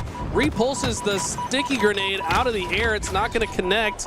But look how many assists he just keeps racking up. He's got the wingman medal. He's got 10 in a row. This is, if you're watching and coaching how to play Halo, Descendant is putting on a clinic. This is phenomenal work. This is incredible survivability, all while not baiting his teammates, not staying out of the action. He's in the mix. You wouldn't think so with how little he's died, just 4 deaths, Eli. But look at him, he's taking on all 3 for Quadrant. Finally goes down, but not before earning a melee. That could turn into another slay. 43, now 44, 45. Dark Inside go 3 down, and we're gonna have that electric endgame finish. This one's unbelievably close. Unreal level of patience on both sides. I think Quadrant have really kind of been waiting for their moment to take down that pesky Descendant. Now that they've taken him down, open the floodgates. Glory gets the camo, gets another slay. They're now down by just 1 into the in-game. SLG finishes it up. 2 perfect grenades from SLG and Snipe Drone. Quadrant have the lead out of nowhere. Quadrant on the final lap have come from behind to take down Dark Inside, but they still need 2 more. It's a 2-kill deficit. They're pushing on through. They're taking care of the advantage they have, and Dark Inside don't even get a chance to push up off a spawn. Quadrant steal game 2. It's gotta be frustrating if you're Descendant. You saw the way he was playing it, so careful, so cautious, trying to open up lanes for his teammates, but also just maintaining his life throughout. And he's probably saying, why are we dying so much? Like, he doesn't die for such a long time, but the score doesn't really change that much at all, right? So the eye test wasn't matching the scoreboard. Teammates are just dying a bit too much. You got to imagine they're going to take a little bathroom break here and talk about that. Boy, oh boy, oh boy. Yeah, Dark Inside are going to have their work cut out for them as we switch gears once again. LVT split screen bringing you guys all of the action live from the Halo World Championship in Seattle. Pure up 2-0 over Cloud9. We might just be seeing another team go home early. It's kind of what we predicted, right? Pure get into control. They shall not relinquish it. Pure, if they want to close out the series, grab that third.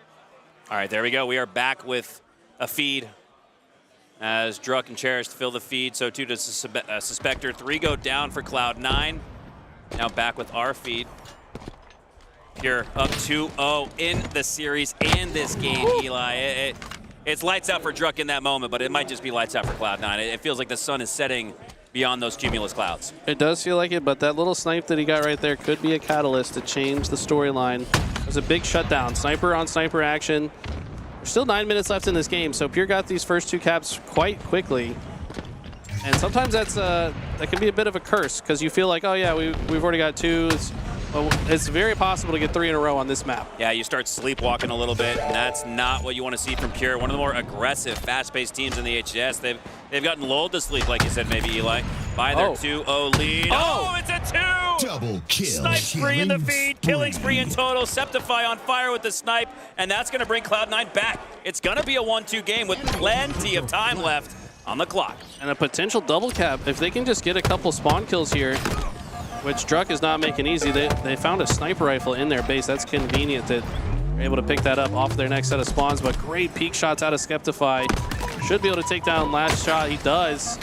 And the survivability out of Skeptify is insane right now. They've also got the new overshield, but one member of Pure, Cherished, actually got all the way through, and he's just going to be annoying in the base of Cloud9. Cherished, by setting up the flag just below on the ramp, makes Septify have to slow down a little bit. Septify takes a shot into the back, but doesn't get cleaned up. Septify and Cloud9 might just secure a double cap here on Forbidden to bring them right back in this series.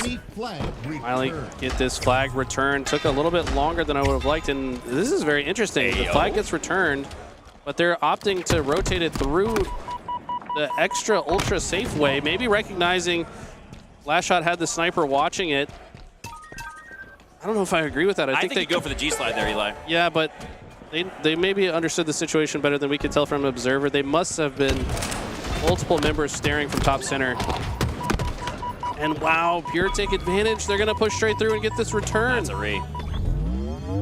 Oh, and that's, we just signed into our mics, Eli, and you know from competing for all these years, might have just heard some sighs into the comms of Cloud9, and that's just energy that kind of kills the vibe a little bit. You're thinking 2-2, we're tied, we're getting this reverse sweep started with a Game 3 win. Now you're staring at a deficit, a continuation of the deficit, with 6:30 left on the clock. The most important time in the match is coming up in 30 seconds.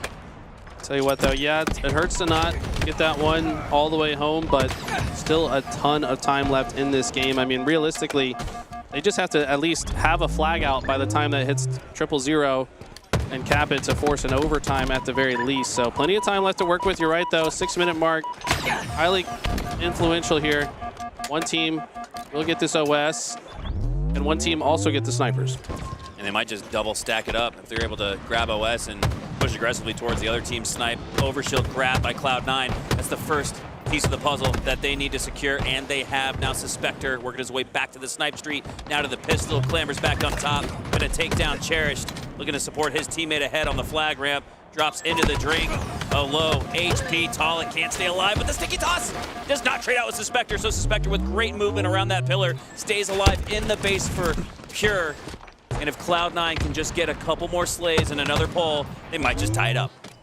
Druck's got something to say about it, though. Gets an opening slay onto Skeptify. Still alive in the back of the base as well. Somehow surviving with no shields. Cloud9 in good positions to get this one home, I think. Pure going to have to rotate quickly to the Cloud9 side of the map. Nice. Flawless. Oh, but not flawless enough. Suspector looked like he was as fast as he possibly could be there, but Cherished with the clutch stop. Again, it was Cherished who caused a little bit of a conundrum in the previous play where he tossed the flag out towards that back ramp. Now gets a reset on the back ramp. Cherished makes plays that sometimes don't show up in the stat sheet. Absolutely. Former Apex professional, Cherish here. Finding his chops in Halo. Really rising this year. I mean, certainly a standout performer this year. Probably most improved, most would argue. Yeah. This guy is an unbelievable asset to this squad.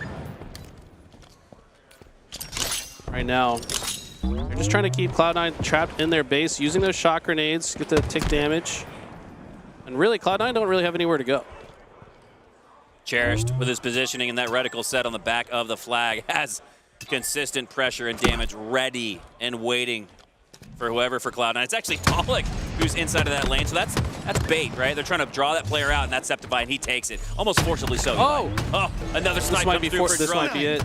Double kill. Does he trade out the sticky? Oh, that's unfortunate for Drunk at least, but it might just still be a win for Pure as they eye a 3-0 series sweep and the third score on the board here. Cherish with a double kill would seal the door shut, make it a triple. No, he doesn't get it, but Pure should get the win. All 4 go down for Cloud9, but they were able to reset that. How?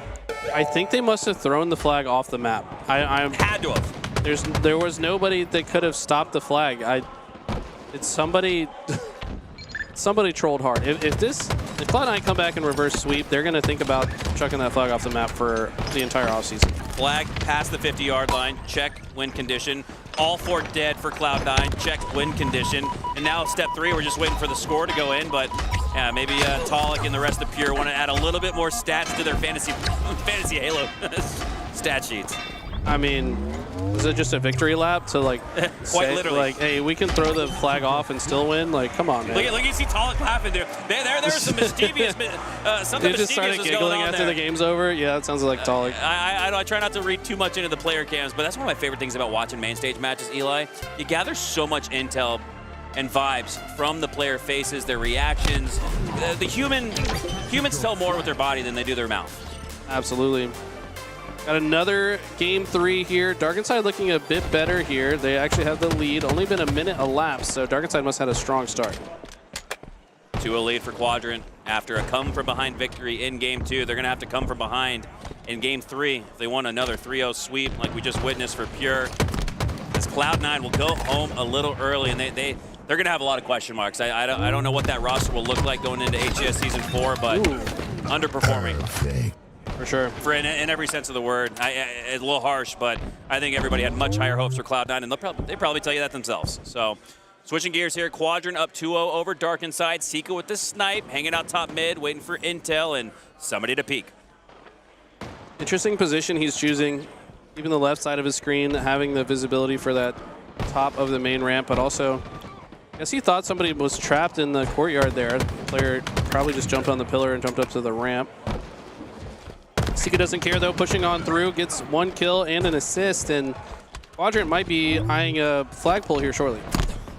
Sika setting up with a snipe on the snipe street, and with everybody's attention on the flag runner, that might open up some free shots for Sika, but no, it feels that he's the top priority for Darkenside, and he is. You can tell just by the shots going into his suit from the right, from the left, but they're not able to take him down, but Sika jumps off the map, something we see a little bit more commonly than you might assume for professional Halo players, but it looks like Glory is going to put it in nonetheless, despite Sika's misstep. Quadrant on the door, looking to open it up and tie it up, which they do. There we go, a little bit delayed here, making me nervous, but nonetheless, Quadrant able to tie things up. Yeah, I liked what I saw there. They hit the double G slide forward, just a little bit of extra I guess, insurance to make sure that flag goes home, but should have been holding his X button down to make sure it went in. They still do cap it. Glory's really been stepping up this weekend as well, and I feel like he's kind of the X factor of this team. If he is playing his best, Quadrant will be making some upsets today. Glory.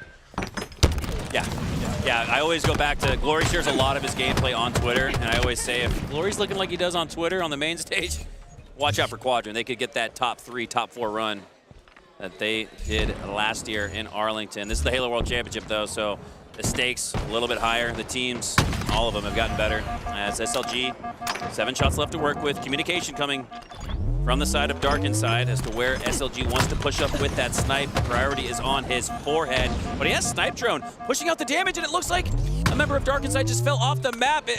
Slippery is the floor here on Forbidden, and 3 go down for Darkenside. That you can see Quadrant easily moving up to the middle of the map with no hesitation and no shots into their suit. They're gonna get a pull. And luckily so, Descendant with the snipe. Man, how clutch has Descendant been with the snipe, whether it's Pit or Forbidden, when it looks like his team's about to get scored on. Oh my God, he comes up with a clutch snipe, but now it's SLG answering back with the no-scope. SLG's been saying, hey, have you not been watching my clutch snipes? Because I've been hitting them too. And this new overshield is up. I was worried for a snipe drone there. I thought his teammate might rip his head off for a moment, but SLG too smart for that. And I like the way they're playing this. Patiently waiting to grab the OS. Now finally... Oh, Descendant again! Descendant stole the quadrant sniper somehow. And now he's doing more. No scope. He's going to earn that overshield. Tosses it off. Oh my no, he stays alive. God. Grabs the OS. 9-1-4 is Descendant. I could not be more impressed with Jason's gameplay here this weekend. After curse a little bit because he did miss a few shots with that OS, but now looking to recalibrate and regain for the double, but Snipe Drone takes him down. Icy win from Snipe Drone, although Descendant certainly catching some fire here.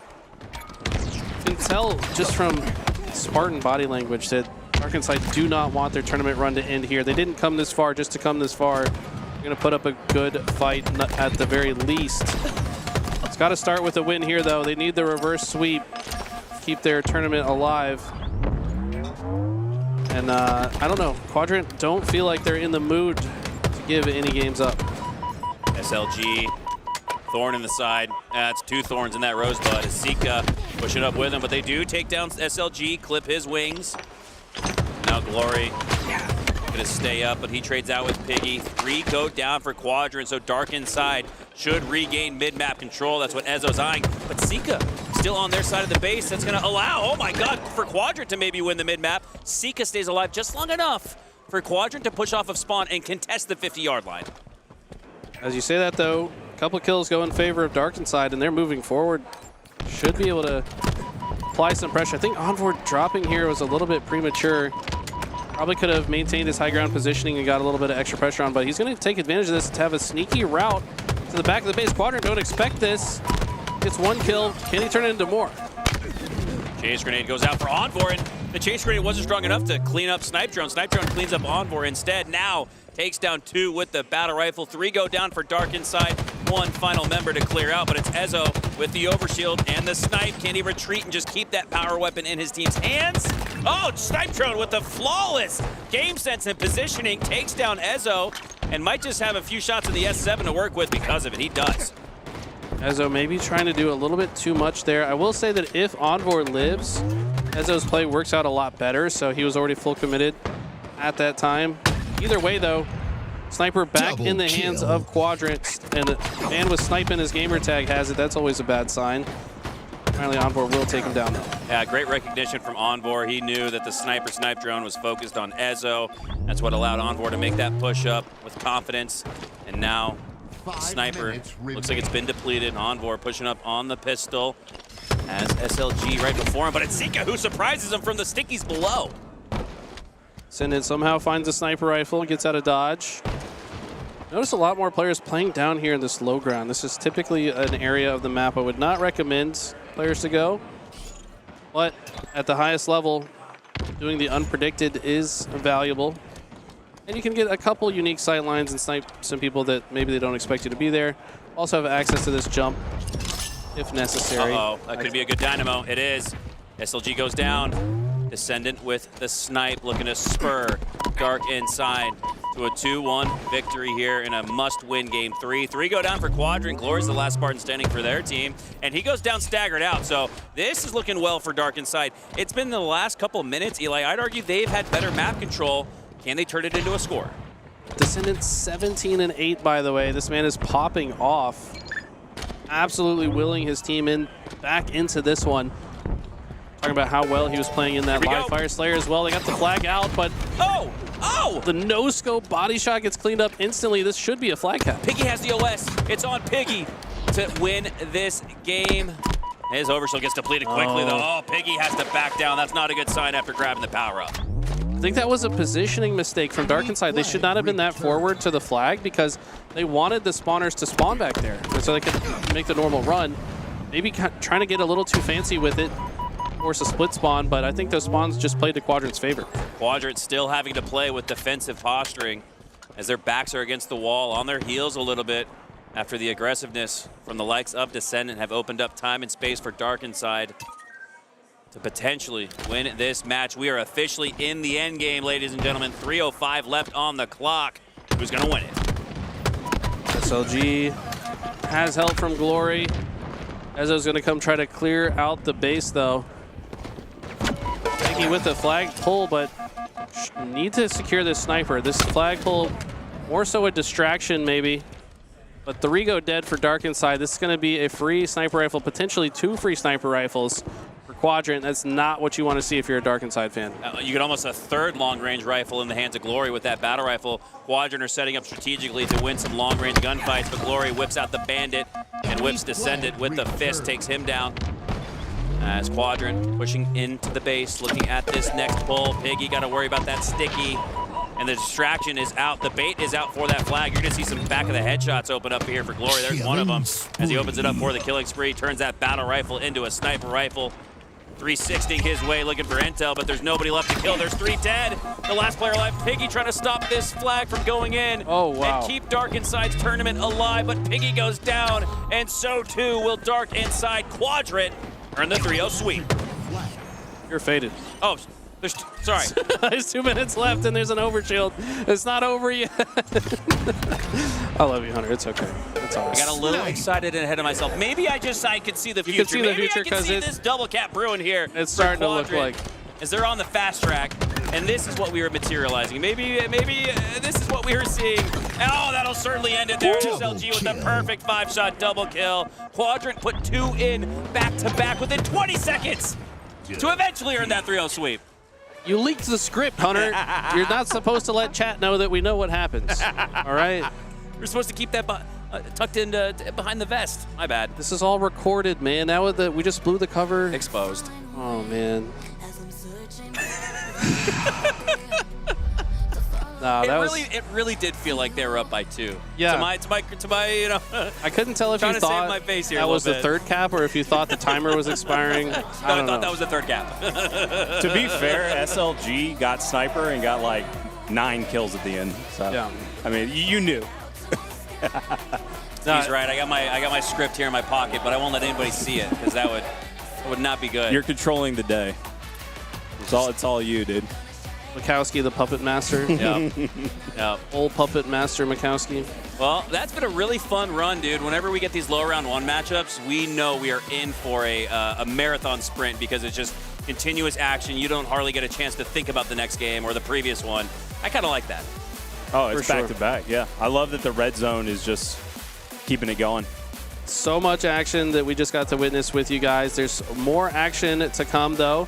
On that note, we're going to take a quick break. We're going to take a look around, see what matches are coming up next. And when we come back, we got some more Halo action for you.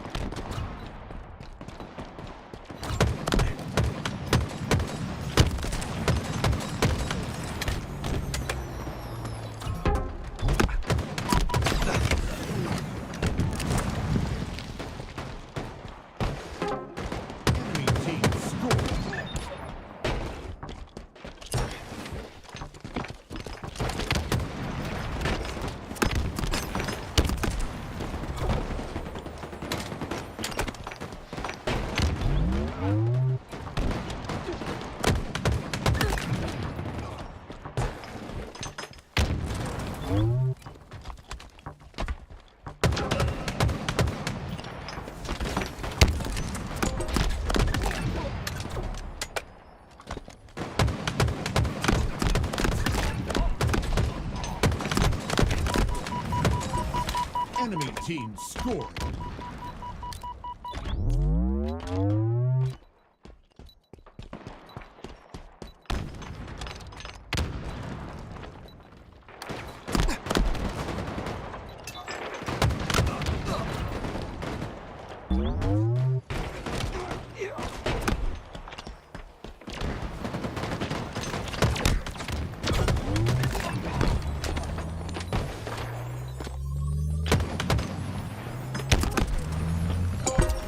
Enemy team nearing victory.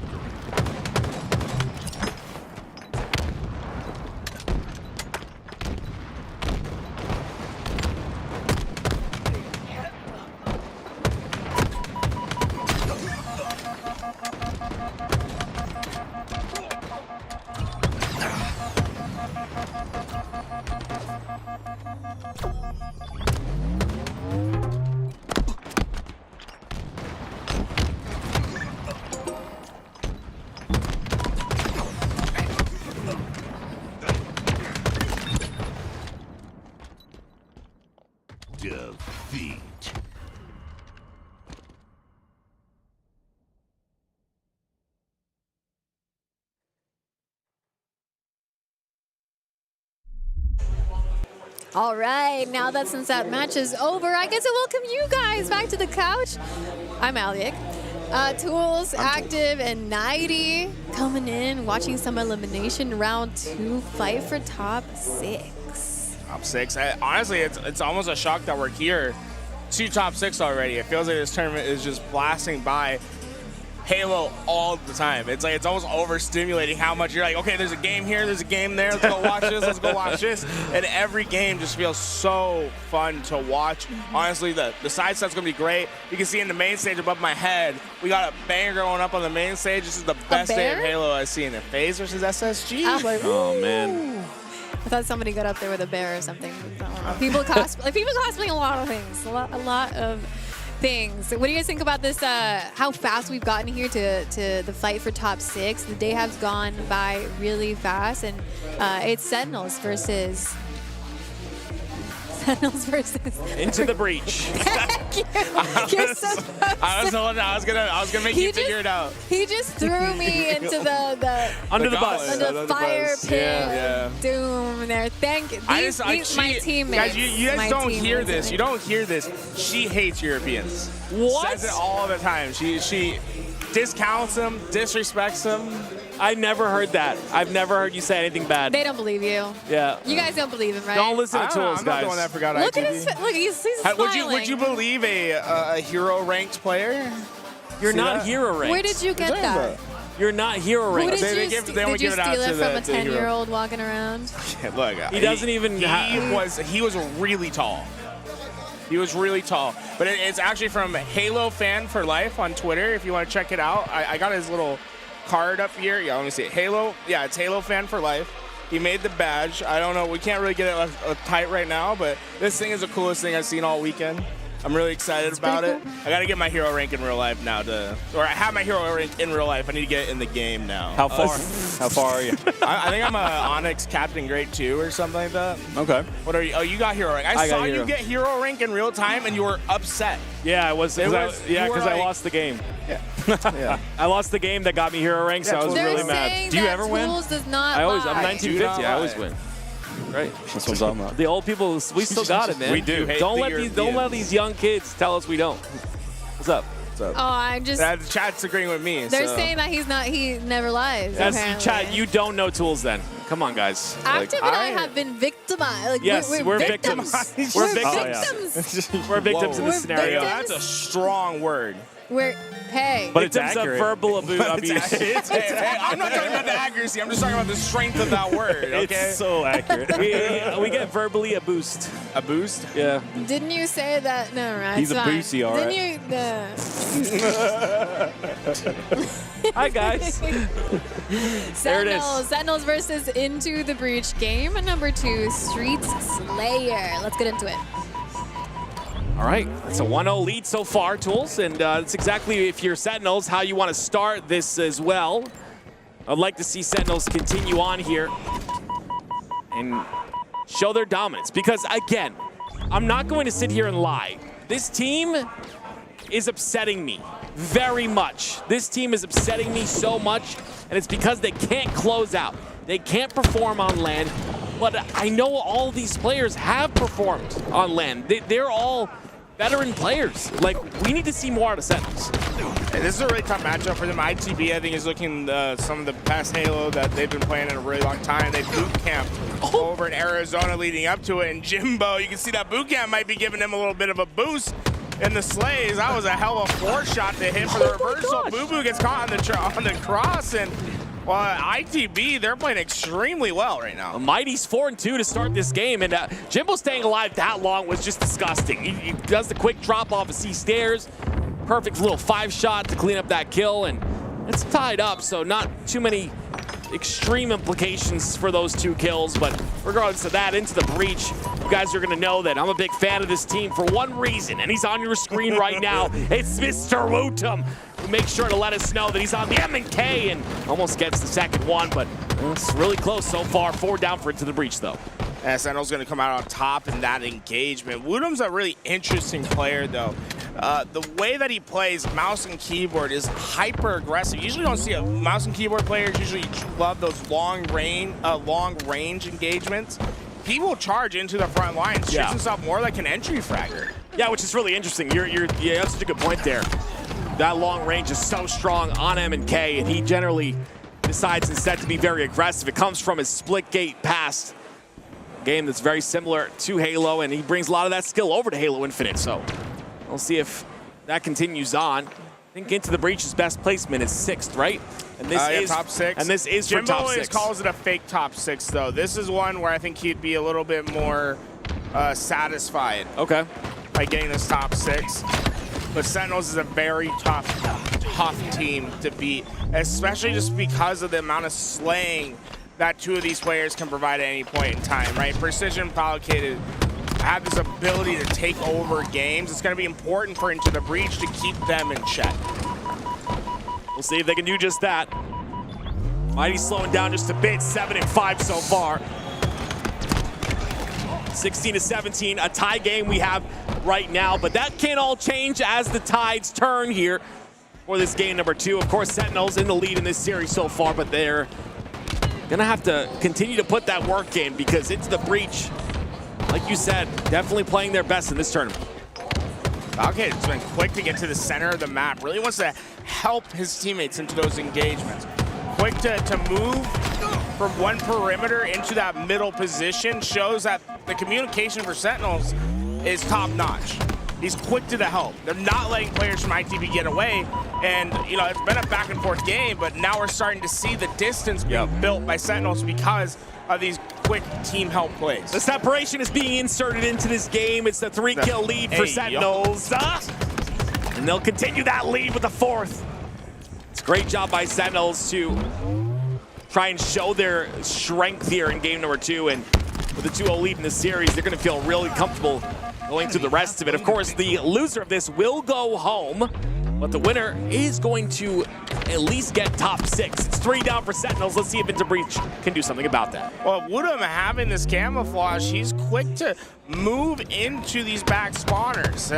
As long as you're towards PD, you don't influence the spawn too much. Woodham had an opportunity for the second. Precision was able to take him down, but you can see the hyper-aggressive play from Woodham coming out once again. Already with 14 engagements in this game at 7-7. You love to see that. A lot of impact on the map. Sentinels still holding on to that lead, and all it takes is a few trades here and there. And they'll continue forward in this game too, 31-25. Things are getting a bit out of hand. Falcon is starting off a little bit slow. One of the, I would say the more so, one of the heavy slayers on this squad, but on the other end of things, we got Mighties, who is also trading out back and forth to get his points as well. What does the Breach need to do here in order to bring this game back? It's, you know, it sounds so simple when we say it, but you just can't trade out. Yeah. You have opportunities to get kills and get away with your life. Execute on them. So far, Into the Breach just did that twice in a row. If they can find precision on the flank, that's 3 unanswered kills. More of that, they'll be able to cut down on this lead, but Sentinels, how fortuitous is that for them? They go down, only 2 players alive, and they're able to find 3 kills. Down numbers. That's how you keep a lead. I'm impressed by Wooten. I just kind of saw it in that fight. Yeah, he did go down, but shot a lot more steady than what I saw, you know, I would say the first event of the season. I just feel like, again, that flicks are good on the M&K, but he tend to overflick a lot. I think he's found his sense, and he looks really comfortable here right now, and that's exactly what Into the Breach needs. As I talk about him, he gets another kill in the feed, but it's still a 6-kill lead for Sentinels. With camouflage up, Sentinels are swarming in the middle of the map. ITB had a player that got through to the flank. They're not getting kills, but they're pushing Sentinels off the middle of the map. He's stuck. That nade was so good. Lethal had his own as well.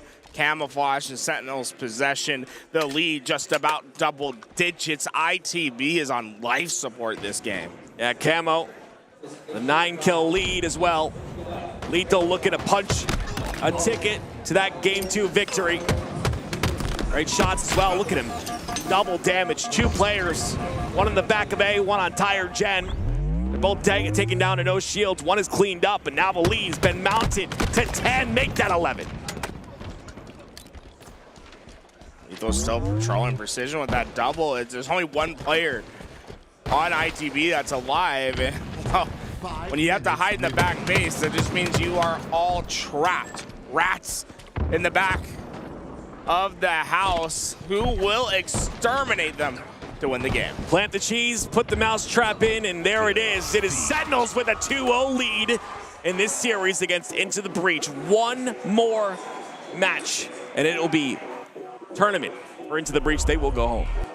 Some heavy Sentinels fans over on the side station as well. You love that. Hearing the crowd get into it, and honestly, that was a rock solid win. Yeah, it was. There wasn't much to criticize about the way that Sentinels played. They played clean, and they're winning a series where on paper they should win the way that they are. We 100% expect to win like that out of Sentinels. That's the problem. We don't see it very often. Swapping focus here, it's going to be FaZe versus SSG, and guess who's got a lead? It's a 2-0 lead here for FaZe thus far. Yeah, Snakebite's got this under control, though. Camouflage should go win the spawns that are necessary to hold on to this third hill, and he has the freedom to advance up on the map as well. And he's going to earn himself a double. And watch the way that he positions himself to get away with his life, secured the spawn. It's just Legend that's alive. That's perfect play by Snakebite. What's impressive to me as well is the fact that, actually I think the things are flipped here, but basically on the side of SSG, who are leading, it's 12 kills for the side of Bound, 12 and 7 out of him, so outslaying there. One thing that's interesting about this matchup is Space Station, a higher seed in this tournament, chose Cobra, which is usually the premium choice for FaZe. They do not play Eagle that often. So I'm going to be curious about these starting strategies that FaZe are going to pop into this game, as they're usually a strong Cobra-sided team. Well, they've come alive here so far. It's going to be Snakebite and FaZe who find themselves with one cap finally on the board. I'm taking a look at it. They've got full control here. The spawns come out onto lift. You see that right there. It is a Stellar that's pushed up extremely far, but look what he does. Pulls the attention back, forces Snakebite back into the hill, not watching the spawner, but Snakebite gets the trade. And trades out with those kills. Suddenly the hill is taking a second priority on the map. We're seeing a lot more pressure towards that nest side as shock rifles coming up.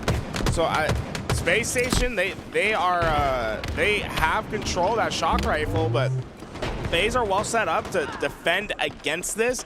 If they can find those opening kills, get into this hill, find that shock rifle on the ground, I think they have a clear path to this comeback now. 3 down on the side of SSG, and with that, Renegade will get the camo.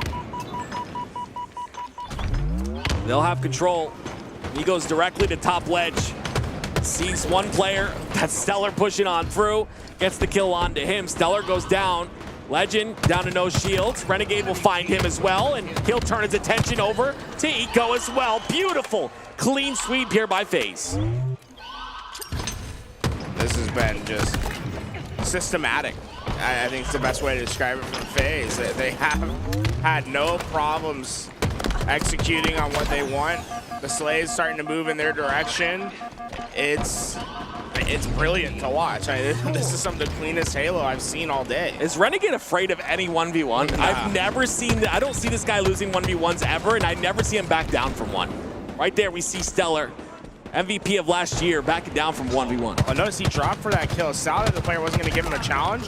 He cut through the middle of the map to come support his players. So although, you know, Renegade's that Slay heavy player, not really focused on the objective, he is focused on helping his teammates though, and helping activate them on the map. Allow Snakebite to get back into this hill. He'll get the capture, and although they're down 0-2, they're right back in this. Tied up here. Beautiful job by FaZe to tie things up. 1 minute left on the clock though, and it's going to be Space Station to find themselves in the hill. Guys, the colors are flipped. We'll get that fixed for you in just a moment, but you see Space Station getting a lot of time on this fifth hill right now. It's 2-2, but Snakebite has to make something happen if he wants to stop this hill time.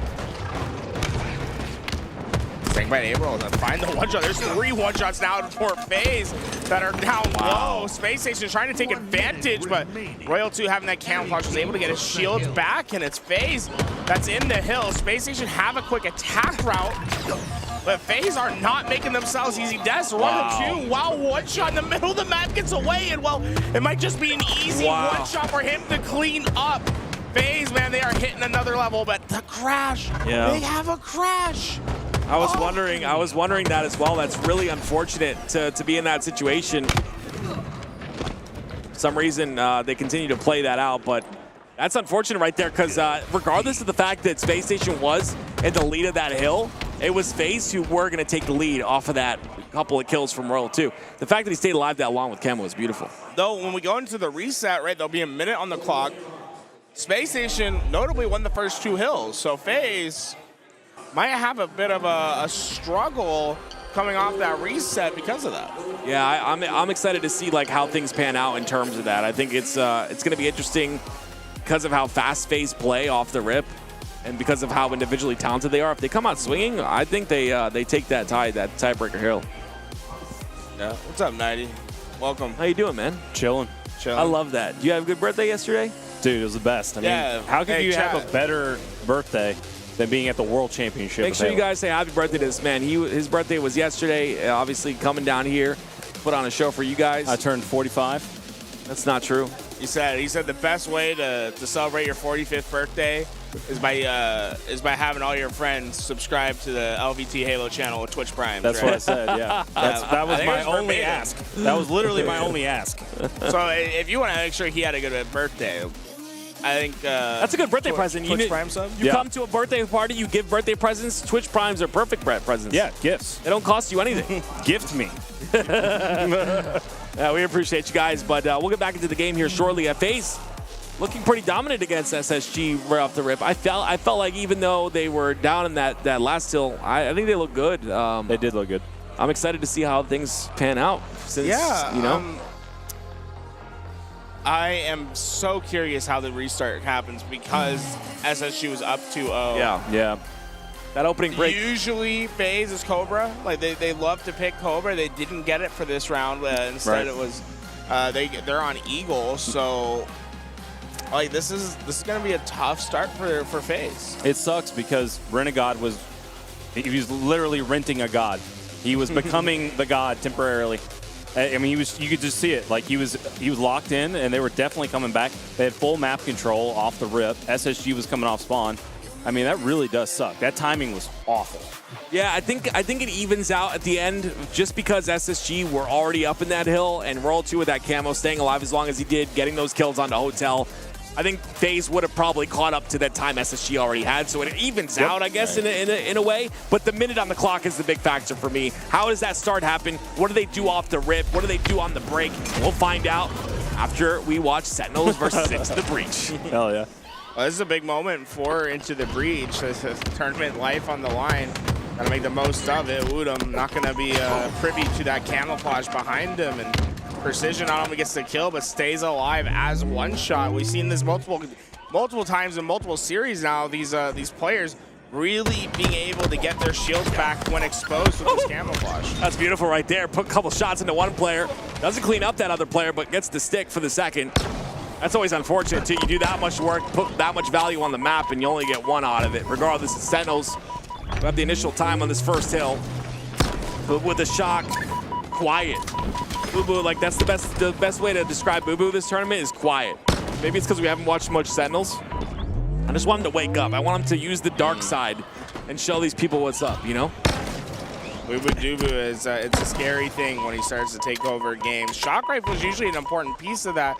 We're seeing his shots go just a bit low and to the left this time to not get those headshots. But if he's able to get warmed up on this map with that weapon, he is a force to be reckoned with. Lethal ends up falling, and they'll be Into the Breach, finding a little bit of hill time here. Spawns come out on the C side, but it will be one player. It's Falcated on that bottom elevator side. He does get out, though, which is good. And because of that, it's going to be Into the Breach that have to go searching for him. Because they spend that many resources searching for him, they end up going 3 down. Check the last player alive. Precision checking everywhere. He wants to make sure there's no one that could possibly upset this spawn back at A. With Camouflage coming up soon, it's a dilemma for the players over at ITB. Do you play for the camo or do you try to get the contest? They'll send players to both, but I think it's going to lead to just the Camouflage getting away with no support. Precision trying to keep an eagle eye out, but Camo gonna be able to stay alive for now and be the only reprieve for Into the Breach early in this game. Yeah, that double stack ledge is so strong. If you can stay on top of that and make that jump, you can survive for a long period of time, avoid a lot of nade damage as well. And as you can see in your picture-in-picture, it's gonna be that phase versus Space Station Gaming game loading up, but we'll keep you updated as we get through this, and that's what makes LVT so great, is that we're able to keep track of every game that's going on and keep you informed all throughout the tournament. Into the Breach, working as best they can to close out this first hill. Here we go, back in the phase Space Station matchup. Let's move back over there for a second. We'll keep an eye on Sentinels, ITB, but this has everyone watching. There's no time difference on the clock. We thought there was a minute left, but there's actually 4 minutes left. Yeah, interesting. I guess they just opted for a full reset. That's definitely what I think as well, because you do have that new feature where you can set the time and set the points as well. Oh, it's FaZe though, starting off strong here. 2 down for the side of SSG. FaZe find themselves in the hill. And with Legend being caught out so early, Space Station are gonna be lacking numbers for quite a while here. Frosty, he's like, just get into my reticle, man. Like, stop moving so much. Yeah, Frosty's locked in. You see, can I point out something weird? When you watch these pro players, they always have this this way that they are when they're locked and they're in the zone. Frosty has like a slight tilt to his head when he looks down. That's his locked in face, and as you can see, I'm pointing it out, it works out. It's funny, he has no reaction to anything he's doing in the game. It's straight daggers being stared at the screen as he understands how important this match is. It's likely that whoever wins this match can go into the winner's bracket with a huge advantage. My goodness gracious. He picked them apart one by one. The Giants fall. It's 3 down for SSG, and FaZe finding themselves in an opportunity to get this first hill. Frosty quick to split into these spawns. So spawners at loop and blue. Frosty's gonna choose to be fast onto the blue spawners. It'll be Bound, his target. Bound has made this a difficult kill, but the help for Royal 2 comes in. They secure the blue and nest spawns for now. Getting out of this hill, SSG, I think they're probably feeling pretty lucky at the moment that FaZe just didn't capture this hill. It's the problem. That's the problem I'm seeing right now. It's been 3 down multiple times for SSG, and FaZe just now find themselves in the hill. The objective efficiency, still a bit of a problem here for the Monster and FaZe, but they'll find themselves in the hill at the right time, and they'll get the first cap of the game. And I mean, it's so clean from FaZe. I wouldn't say hyper efficient by any means, but they're winning slays, they're dominating their lane, they're able to play their game, and that's what makes it scary. Frosty waiting for that new shock rifle to come up. There it is, the reload comes through, and this is a dangerous Frosty. Honestly, not talked about as one of the best players in the game enough, in my opinion. Very quiet, he's taken that objective role, he's been that glue for this squad, due to the fact that you have, of course, Renegade and Royal 2 on the roster, but you see the communication, you can see it in his cam. The communication is clean, and now it's Legend in a 1v1 versus Royal 2. He's getting behind. He wants to ensure that the Royal 2 doesn't influence those back loop spawns. Oh, we got the spawns for Steam. Yeah, Space Station, they've won the back loop spawns, but they haven't been able to find Royal 2, which means they haven't been able to get into this hill, which means FaZe have direct access. That's beautiful by FaZe. The fact that they were able to fight. He just got 2! The fact that he's able to fend this off. 2 players at the bottom. Royal 2 gets another one to kill feed. Legend, the last player alive. He has the shock rifle in his hands. Renegade backs up, doesn't allow the beatdown, and now the shock in Renegade's hands. Royal 2, unreal route. You know, we don't see it on screen, but he was last alive for FaZe. Stayed alive, dropped down, got the best flank possible, got a double kill, and Space Station, they're thinking to themselves, man, we did so much, and got so little. Royal 2's still alive. This might be the best life we've seen off screen from a player in a long time. Royal 2 is doing everything for FaZe. Well, it's a full-on reset. I'm not sure who called for that, but FaZe are not happy about it. Look how patient he was. He didn't take a shot, but spotted. Has to live here, though. Spot Stellar. That's the info for Snakebite. Stellar's caught out. It's 3 down for Space Station Gaming. And the last player alive fighting for his life here. It's important. Bound opted to not take the challenge. Now it's important for him to just live as long as he can. Unfortunately, I don't think that's going to be long enough. FaZe is going to take advantage of the 3v4. Now the thrust is well in the hands of World 2. It's 2 minutes left on the neutral clock. I think they might opt to play a very slay-heavy hill. Potentially. Burn off a ton of time here. 2 thrusts in the pocket of Royal 2. 2 down for Space Station Gaming. It's 2 left to deal with. And as you said, the slays are heavy on the side of FaZe. Can they hold on for 2 minutes straight is the question. This Space Station roster, your previous champs. So it's not that FaZe isn't going to try to capture this hill. It's just they don't feel the need to go out of their way to capture this hill. To them, this is more of an advanced game of Slayer. If you're able to win the slays, you'll eventually win the game in their mind. But Space Station taking advantage of that lack of blue presence because they're going slay heavy, have gotten towards this hill, and it's going to be up to FaZe to find a break. And then 49 seconds left. FaZe looking for slays, but Space Station answer back. It's 2 down for FaZe now. Frosty still head tilted, still locked in. Get the cleanup kill, but the camo is the most important factor on the map at the moment.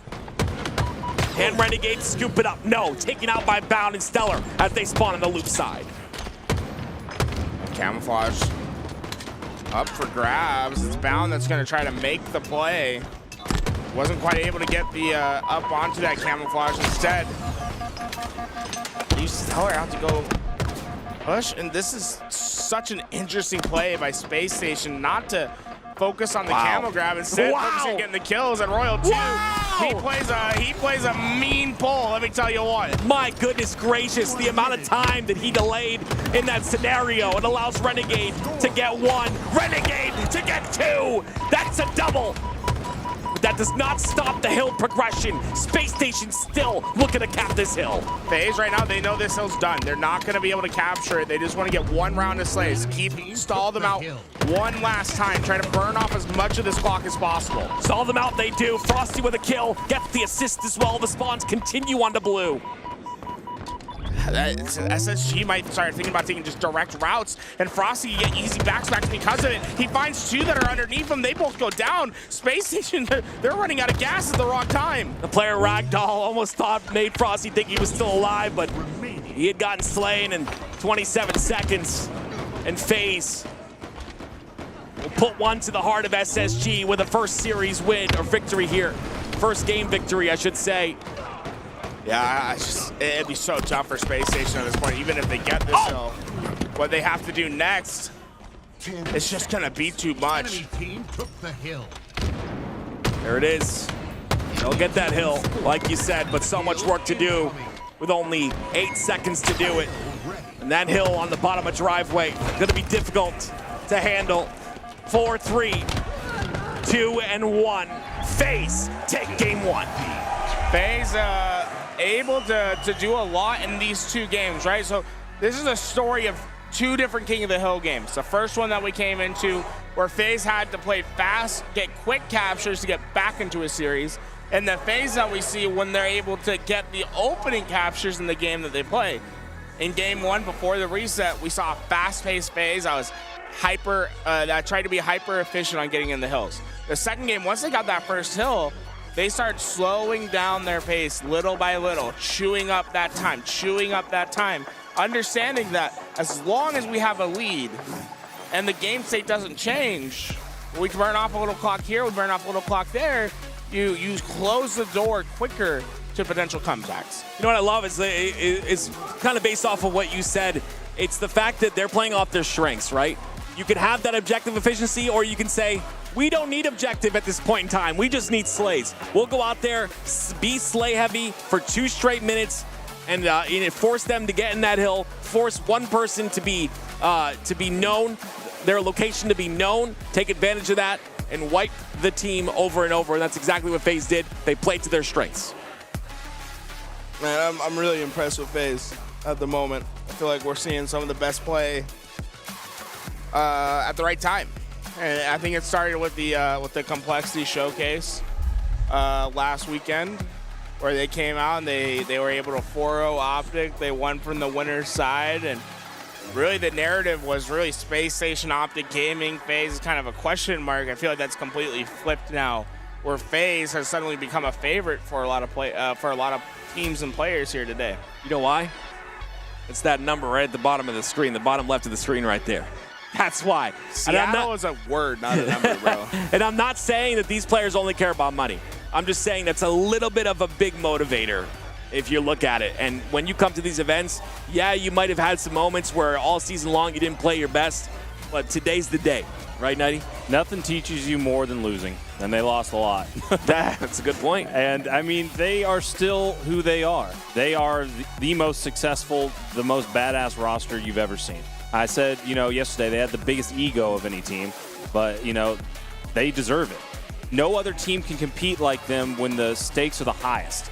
It's just a fact.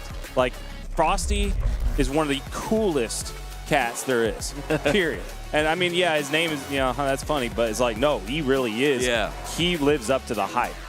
It's insane. And the energy that he's had the past 2 days is unlike anything I've ever seen. Like, you saw him last year during Worlds when they dominated, him screaming all the time. Yeah.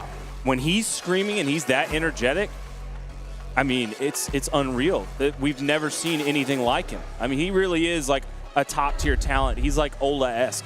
He is one of the GOATs for sure. IGLs and fraggers, I like this. Yeah. So, dude, Snakebite's been playing unbelievable this year. You're lucky. He's playing unbelievable today as well. Man, I picked him. You're lucky. How am I lucky? I picked You got the first pick. I would have picked him. Yeah, he's lucky as shit. I paid for that pick. What are you talking about? You paid for it? So you're cheating. Well, bro, I knew it. I think Aliak cheated it. Dude, you printed the shit out. I guarantee you had like 10 or 19 of them. You had so many of them in that bag. So many tools. Because I did it was all tools. Because I did all the work. I had to cheat. Yeah, dude. Oh, I got it. No, he's saying you printed extra of yourself so that you picked. I know what he's saying. All right, well, that's cheating. You're cheating. Wow. Aliak's cheating too. You guys are both cheaters. I feel like you should be disqualified. You knew. I'm not paying my entry fee anymore. What's more likely, that I orchestrated printing out a bunch of me's, giving Aliak $50, and then tools, getting the first pick, picking the team that What is going on? This guy's just outing himself. Or is it more likely that I just randomly got first? No, it's not more likely that you randomly got first. It's not. I randomly got first. Chat, type 1 in the chat if he's cheating. I randomly got first. Type 1 in the chat if you think he's cheating. At a small little venue. They call it Kauffman Stadium. Is he done? We had a 1v1. Hey, you remember that? I've been trying to get this 1v1 rematch for years. I mean, you won't rematch him. I'm ready for it. He keeps running away every time. I don't know what he's saying. Is that what happened? No. Yeah, he ran away. I tried to play him earlier today. He said no. You ran away? That's never happened. Yeah, I was like, let's go. He said, I left my mouse and keyboard in my room. Oh my gosh, dude. This guy, man. Can you believe it? I don't know what to believe, Tim. How are you believing him? You work with him all the time. He seems really confident right now. I just why would I lie about that? I hate you so much. Bro, I got to see that, though. Like, we need to make that happen. I will literally put money on the line that I will 15-0 him. 15-0? 15-0? Yes. So if he gets one kill, he wins. You owe him money. Yes. I'm not joking, because I will destroy him. Bro, that's the dumbest bet I've ever heard. It's not the dumbest bet when you're playing against a bot. Have you ever played against bots? Get us on camera real fast. I warm up against bots every day. I got one kill, you pay me out? Get out of here. Come on. Get out of here. Don't do that. Look at that. Don't do that. I got kids to feed, man. Man's so confident until he has to put the money on. Live fire. That's dumb as fuck. Live fire. Hey, when you're playing against a bot, I mean, he is a bot. It's easy. But even bots get kills. I never lose a piv to a bot, ever. Yeah. Here we go. FaZe coming out with that game 1.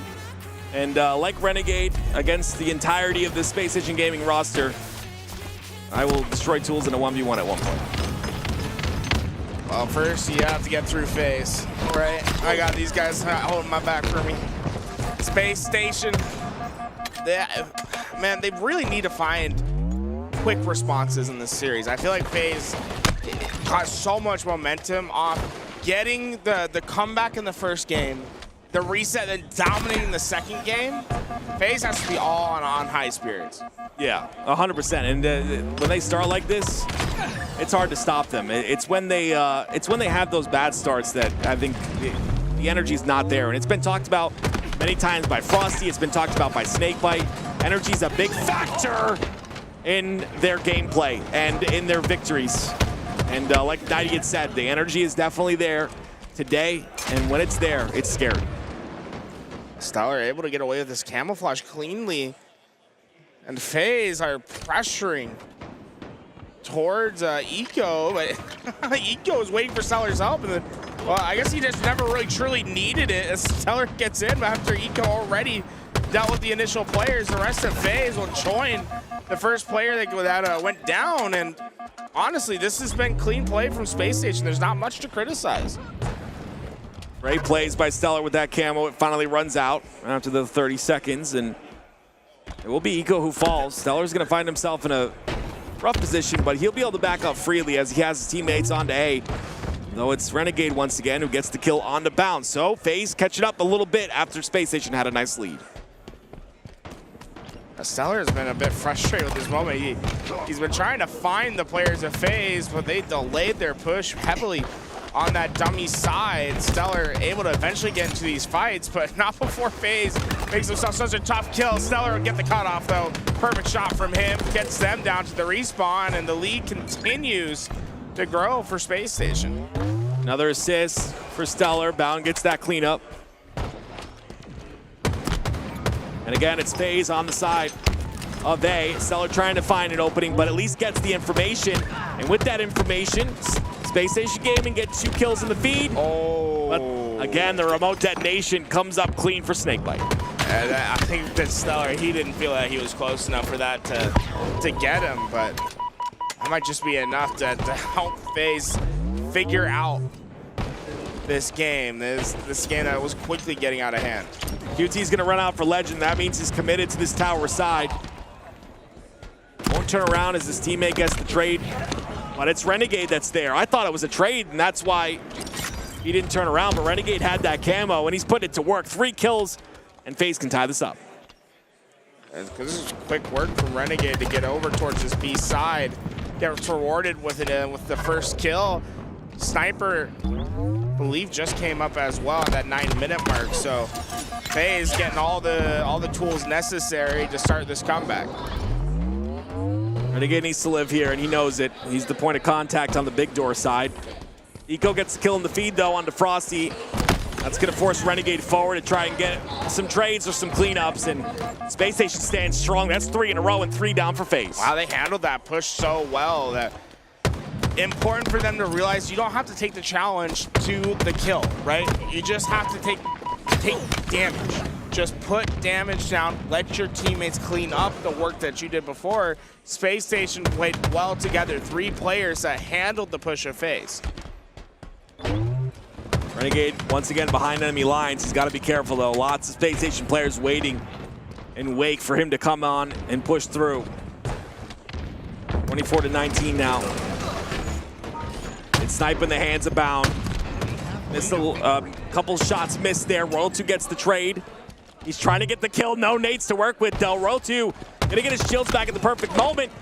And they'll get the kill. It'll be 3 down for FaZe right off the bat. Quad Translocator will be the reward of Bounds. At the end of this, FaZe, this is tough moments for them. As if they go down once again without getting these clean trades, it could be too big of a lead for them to make the comeback. 5 kills is that lead. It's the big factor here that's on your screen right now. It's Stellar, 11-5 so far in this game. Make that 12-5. Oh my goodness, Stellar's on a tear, and that's when things get a bit scary here for the side of FaZe. That's so far, Space Station, you just feel the freedom that they have on the map there. They aren't wrapping these corners being concerned. It feels as if they have a great understanding of where the players are at all points in time. Communications flowing well. FaZe needs to add some sort of spice to the gameplay. They need a big outgun, some individual talent that'll shine through and help propel the rest of the team. It's hard to do anything when you don't have the when you have the element of surprise on the side of Space Station Gaming. But they take out that element of surprise very quickly. It's Bound that does fall. Stellar, though, another kill added to him.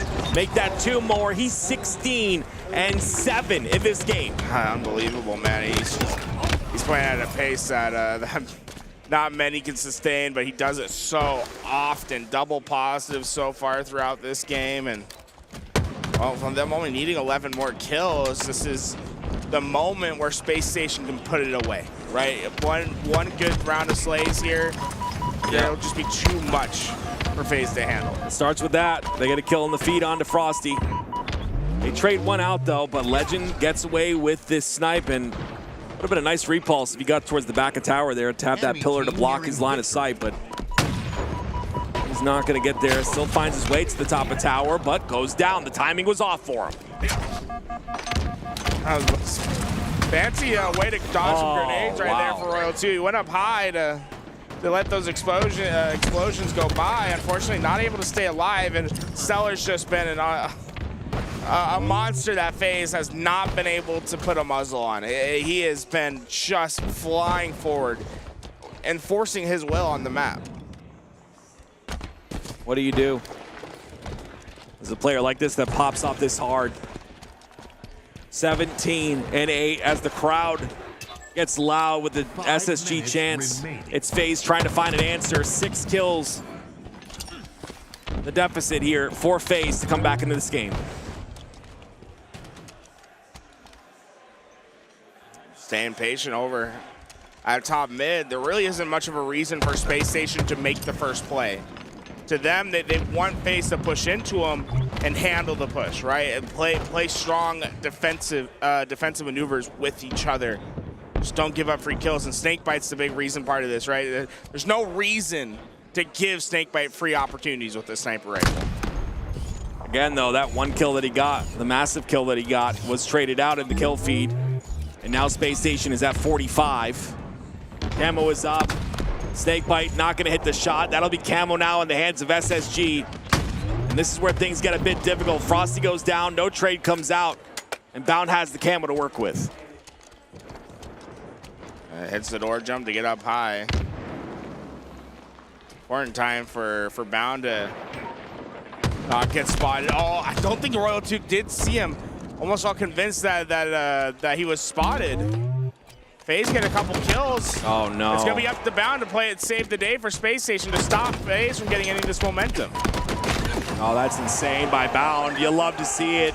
A lot of talk about Stellar in this game, but Bound having the most impactful moment of the game, and Space Station will tie up the series at 1. It was just impressive. It was never really in doubt throughout that entire game that Space Station was going to win. They came out strong. It was Stellar that started off hot, and then it was Bound that finished the game for them. Honestly, really impressed. Yeah, I absolutely love to see that bounce back by Space Station. You wouldn't expect anything less. It's just that we saw them come up really short in that game 1. But when it comes to these series, you just can't count them out until the series is over. As they used to say, until the fat lady sings. But SSG hasn't been tested yet until now, and what I was seeing so far from them was Bound just playing the best Halo he's ever played in his entire career. And I was like, okay, yeah, but they haven't played anybody. Now they're playing FaZe. Now they're being tested, and we're really getting to see Bound is actually still on it. He's still looking the best that I've ever seen, and that's scary. Bound is looking for the World Championship. Legend didn't get one. Bound hasn't gotten one.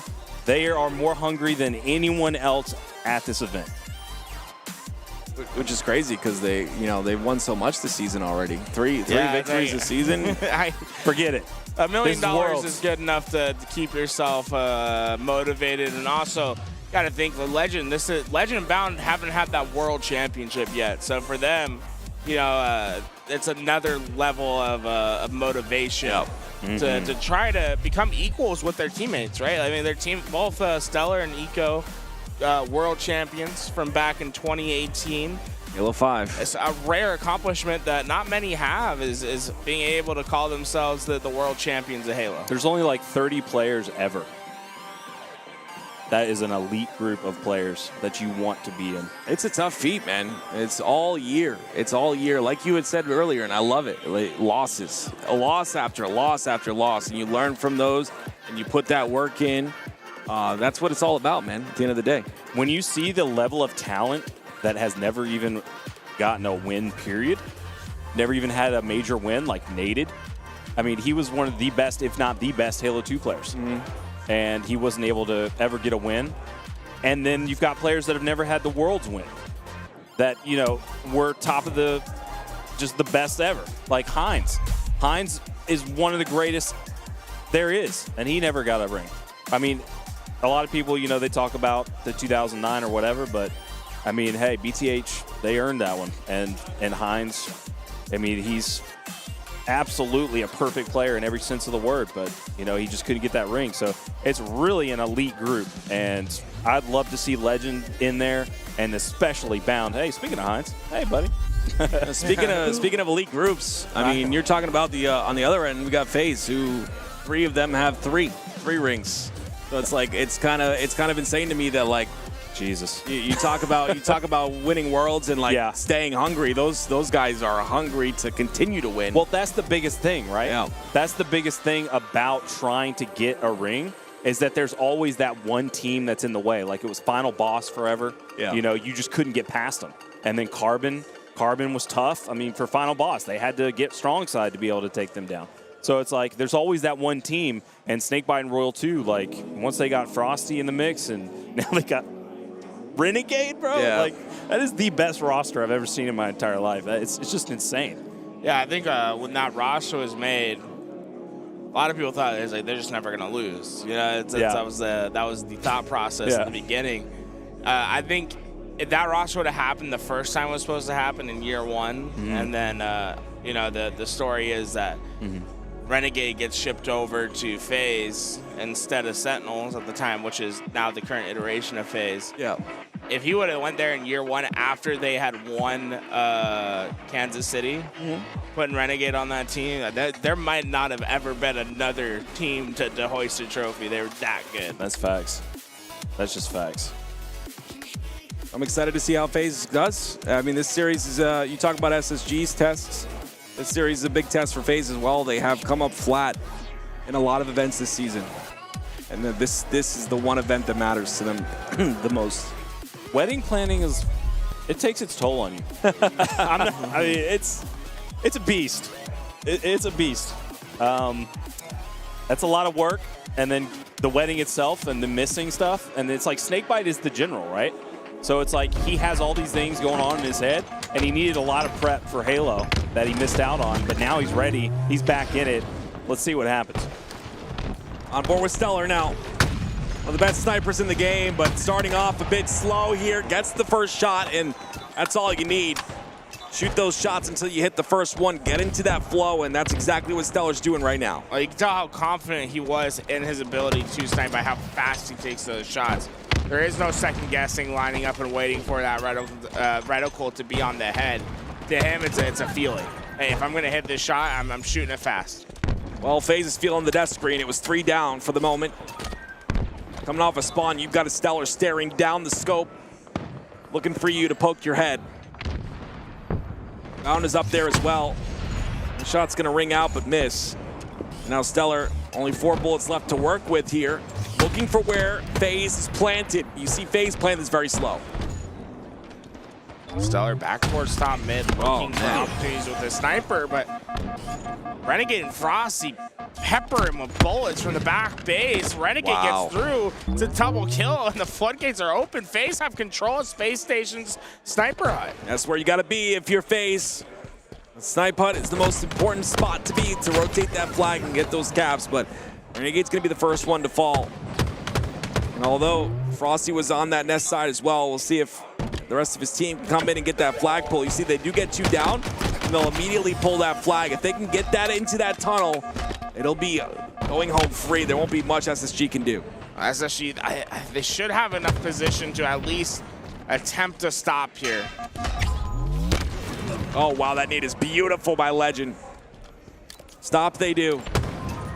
That's the first step, though. You got to get a little bit more from it. Bound finds the second, the third goes down, and suddenly they might not just think about a return. It could be a counter cap that's quickly on its way. The one thing that's different is the fact that FaZe do have their nest side controlled here, so I will slow things down just a bit.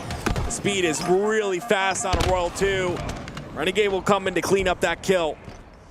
And things have flipped once again, and it all comes down to those spawns being allowed by SSG, FaZe spawning on their nest side to defend. Renegade struggling to stay alive. They're hunting him down at the moment, but he knows if he gets these kills, it'll help FaZe have a quick counter attack and minimize the damage he took as well. He's still got a little bit of shields to work with. Renegade playing fast into the base of SSG. Love that by Renegade as well. Using that threat center to understand where Bound is. He still has a couple pings onto him. He's going to stay alive. Both flags obviously return. New sniper coming up, and I would assume Renegade baits this snipe right now, but I don't think anyone's going for it just yet. There's one player that is around him. It's Eco. Eco's playing very slow here. And they know Renegade's in their base. Renegade loses a 1v1. That is not what we're used to seeing. It's a tough loss. Renegade had an opportunity to really play for that sniper faster and try to get it off the map. And instead, opted to trust himself to get that kill. But you're seeing what the risk was. Space Station, they're quick to pull this flag, and if they can find one round of slays, this will be a flag capture. Didn't get very far once again. Legend on that rat tunnel.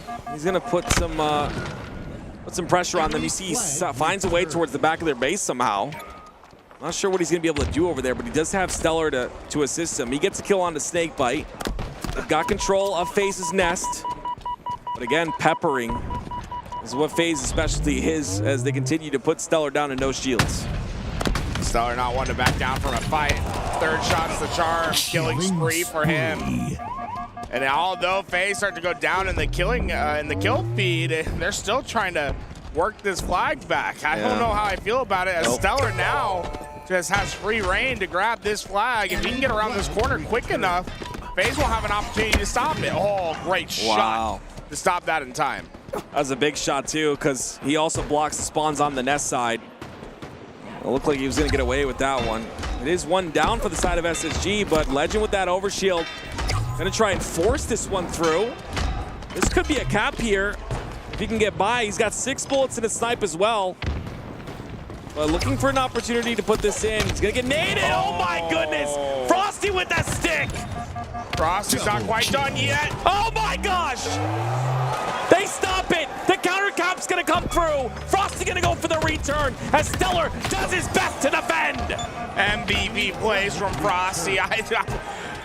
We can't talk about how big of an impact that is. It can't even start to state what he just did. This game has turned on a dime. This entire series has just flipped. That is such a big play right there to completely stop the momentum of SSG. And it was Frosty and FaZe. Look how fast Snakebite is on this flank. His teammates go down. He's going to let Space Station back through and work on a flank. And he's going to find 3 players because of it. But look how patient he is. Lines up the first, and now it's just about getting damage and allowing FaZe to get back in. Great shot by Bound, though, to shut him down. That is a big swing. We're looking at a pendulum going back and forth at the moment. And right now, Bound is in the driver's seat to change everything here. He's got 2 bullets to work with. One hits the body, and his teammate cleans it up. That's still a Bound combo, and another one into Frosty's head as well. Wow, what a bounce back from Space Station, from looking down and out to getting their own flag run. Renegade's the only one alive. The spawner's starting to join them, but not before this flag is well on its way. 2 down for FaZe. They come off a spawn, and Bound looking and waiting for that push through the rat tunnel.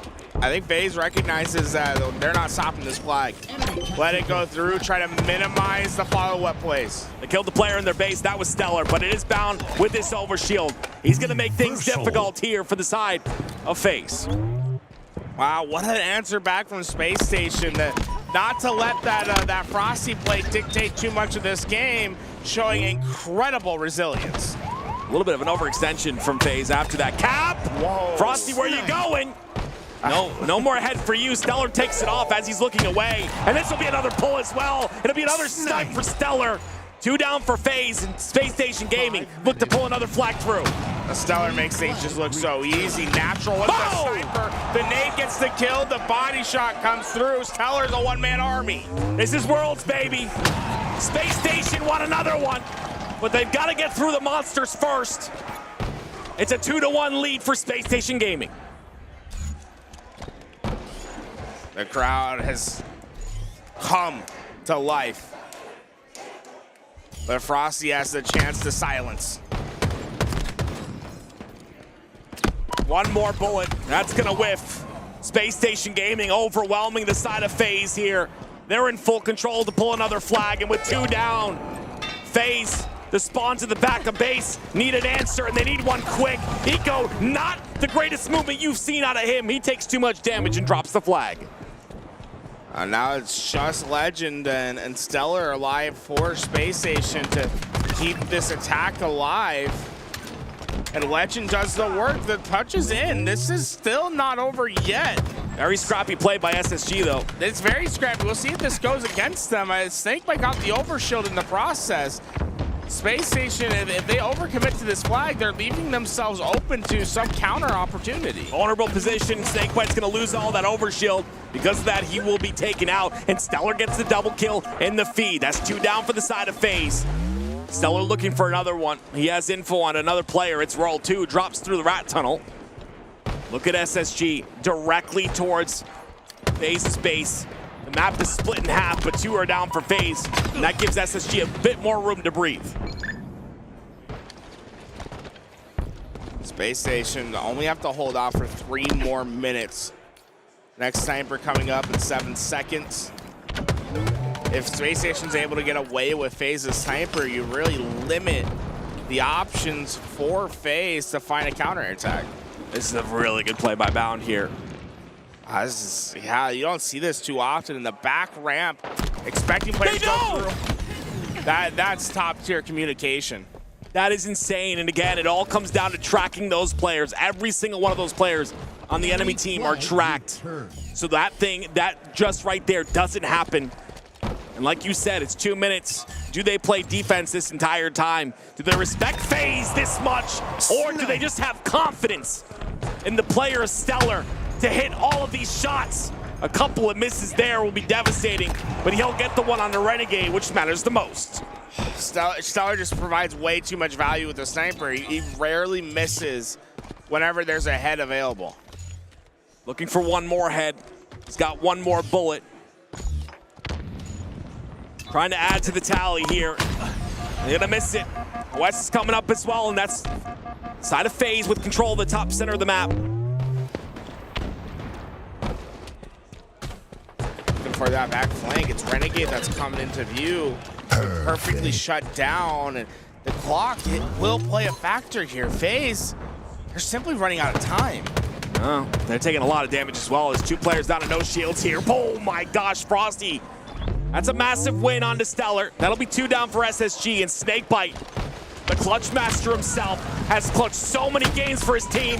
Can he do it again? The snipe and the OS fall off. A clutch in its own sense. You saw the frustration from Snakebite going down there, but he did get rid of the sniper and overshow that would have gone to Space Station if he died just seconds earlier. I mean, it's a lot to play with, Tools. We'll see what FaZe can do to tie this game up. Renegade trying to find an opening here, and a lot of damage goes into him. He's going to get caught out, and he'll be the first one to fall. And with him going down, this is going to be tough for the side of FaZe. A little bit of teamwork comes through, but trades continue to happen here. World 2 wins a big fight, but another trade once again. And now it's just a forcing play that Snakebite makes to pull flag. The trades are just not sustainable for FaZe. You need 4 players on the map. There is no other option. We need big individual plays from the best individual team in the HCS right now, but doesn't look like we're going to see that.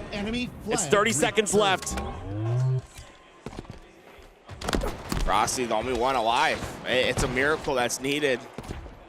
Frosty, the only one that can be far up enough on this map to potentially make something happen. Legend's going to play slow again. Royal 2's back there. He might try. Royal 2's on the back flank. Did anyone catch him? They know. 2 seconds left. He won't be able to touch it in time, and it'll be SSG taking the lead in the series. Stellar won it with the sniper shots. And remember the bounce back that Space Station had. They were down 1-0 in that game. Bounced back and played a phenomenal half of Halo. Yep. Crazy to watch. And honestly, we'll see if FaZe can bounce back, but I'm not exactly sure if they will be able to. Space Station looked really strong in game 2 and 3. This has been such an exciting series in the sense that I just don't know what's going to happen. You know, it's usually you get into a series, there's a team that's hot, you're like, this is going to be theirs. This has been the complete opposite for me. It feels as if this Recharge Strongholds is going to be an instant classic.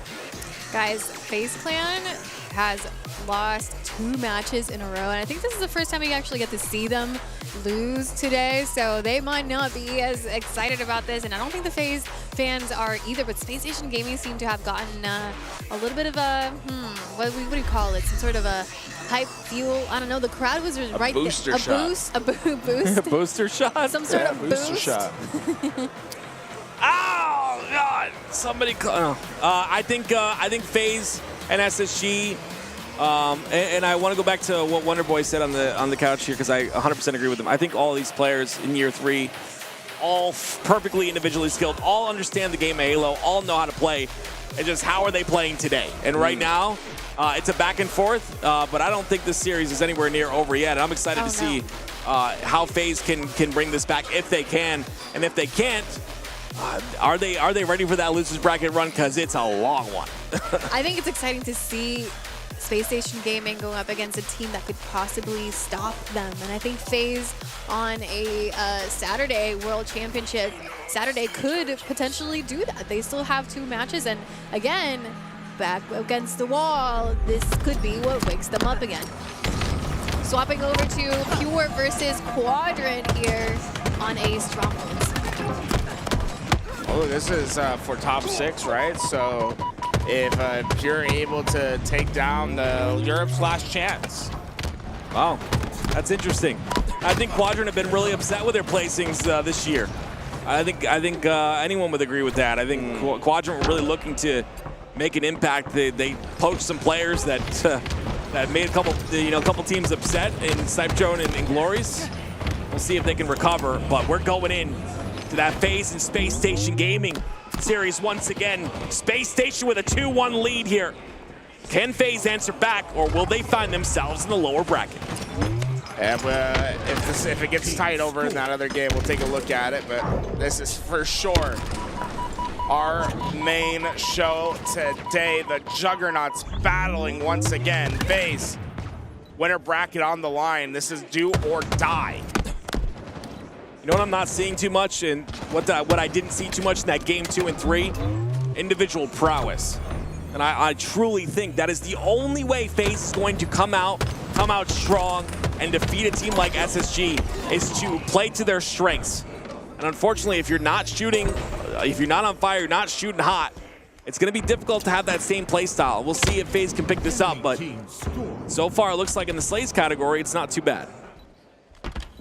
So early on, we see the finish of that. Pure able to win game 1. Great job by Pure.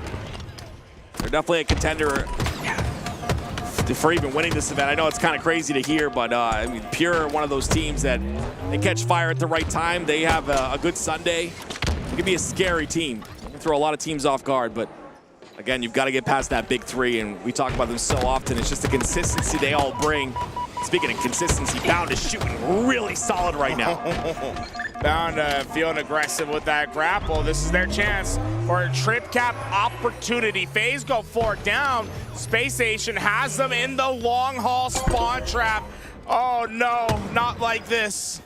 Renegade gets through the pipe side though. Royal 2's the first one to fall, so unfortunately that's bad, but Camel coming up as well. This play's gonna take so long to develop that FaZe is in danger of losing everything before it gets to that point. Renegade with a crucial kill to take a player off cross. Was that enough for Camo to get away? Wow. Yes, it is! Frosty around the corner and alive with the Camo. That is a very unorthodox missed shot by Stellar there on the top of Frosty's head. And now it's a Camo and shock rifle combination. Frosty takes a melee though. He unfortunately goes down, and that would have been nice shock and combo, a shock and Camo combo, but unfortunately he goes down. You know that player that was below was eagle-eyeing that shock rifle. There was no chance for Frosty to get away with that unscathed. He was able to get the trade out, wanted just a bit more out of it. But FaZe Clan able to stop the trip cap run of Space Station fairly quick. There it is, FaZe trying to bring this back here. The 2-cap advantage is in. It is Stellar, though, inside of batteries, looking to cap B. Roll 2, look at the damage he's outputting here. Always a player who likes to sit back, just do damage. He'll get another assist there as well. On to Stellar. But again, a beautiful job here by the side of FaZe to recover from that triple cap situation, and Roll 2 continues to put damage in and continues to stay alive, and Legend has no idea he's there. 3 down SSG.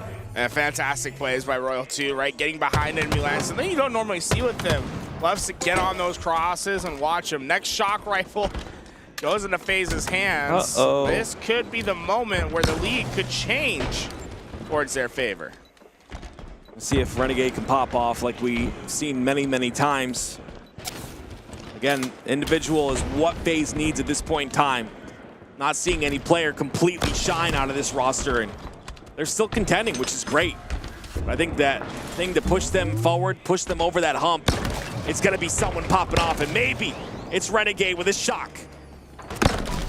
Able to get so much damage down. The kills don't come. He's alone. The lead was there for 1 second. Space Station back in control. That's the problem, though. Renegade is alone. He's in a 2v1 situation. Snakebite finds himself alone as well. It's just not a lot of teamwork coming out of this FaZe roster. And because of that, SSG are taking advantage of it. A triple cap once again for them. Second triple cap of the game. We haven't seen any from FaZe. And that's just not sustainable. When one team's able to accomplish the triple capture, they really only need a good minute of time, and usually it's done. Royal 2 finds himself in the bottom of tower here. Great double kill, great assistance on the glass side. It's 3 down for SSG. Royal 2 going for A. This is the time for FaZe to execute. They need the trip capture to quickly get their way back into the game and establish that dominance. Space Station has been a frustrating team to take down and to put into that trip cap situation thus far. You said it a minute ago. These trip caps are starting to become heavy for the side of FaZe. You know, you're wounding FaZe, but you're turning that nick into a full slash at these points. You know, it can. You have 2 ways of playing Strongholds. You can slowly win with a battle of attrition, or you can try to bleed the opponent out right away by gashing them with these trip captures. You see what Space Station's focus has been. They're constantly applying pressure to get to those triple captures. Space Station are in the lead in terms of slays by a little bit, but this objective lead is becoming devastating here for FaZe. Bound is in a very powerful position here on the top of glass. Spots Renegade, I believe, who has the camo, and somehow not able to take him out, but the nade is clean. So the camo no longer in play, and that was FaZe's 1 win condition, and they continue to fall. 2 down for FaZe. Running out of time. There just is not much of it in supply in FaZe. There is no second chance at this point. You have to make the comeback, or else your winner's bracket's gone. They just can't seem to get by through A. Look how much damage is done. The push onto glass comes a bit late. There is a player on the double stack that's trying to support the fight, but Frosty goes down. The player pushing glass goes down, and SSG deals with the push flawlessly. FaZe not able to do anything.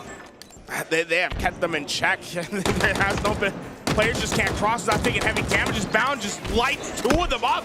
They're all one-shot. FaZe is falling down. There's nothing they can do but helplessly watch. Wow. Space Station wins. We have to talk about how important it is the Space Station wins there, because now FaZe, if they want to win this entire event, you just got dropped to the lower bracket. You got to win 2 best-of-7s if you want to win the event. And then you also got to get past the entire lower bracket as well. Their lives just got a lot tougher for FaZe. It's not happening, Tim. It's not happening. I'm telling you. Space Station Gaming, are they unstoppable? That's the question. Can somebody stop them? No. We still have Optic Gaming in the upper bracket. I think we might have potentially a repeat of Salt Lake City. SSG versus Optic again. Up in winners finals, FaZe in lowers, and then one of these two is going to go. Do you think Optic can beat SSG in winners again? Well, I might be getting a little ahead of ourselves, right? I mean, Optic still has to beat Shopify Rebellion. Like, Shopify Rebellion could put up a huge fight. This is their chance to upset the equilibrium of what we've seen all year. So I think Optic looking great this weekend. I have them as a heavy favorite going into this next series, and I think they can beat Space Station. To answer your question, in my opinion, I see Optic getting the winner's advantage in this tournament.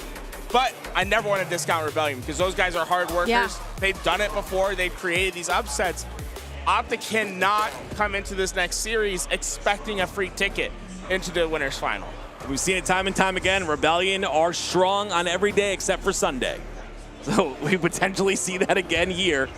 And maybe if they do make it to that winner's finals, we'll see them come together for that Sunday performance that we know they're capable of. Why don't we take a look at the elimination bracket and see how the teams are doing down there? I know Quadrant versus Pure. Do we have the results from that game? Let's see, Quadrant versus Pure was the game that was just happening. We're just waiting for the results for that. We know Pure is at least up 1-0 right now. I don't know what happened in the Slayer. Pure are pretty dominant. Yeah, they're a pretty dominant team, so I wouldn't expect them to lose that series, to be honest. But I don't know. I think Quadrant looked great. Oh, game two over. Yeah, Quadrant was looking fantastic. They look the best they've looked all season long. I will agree with you there. Yeah.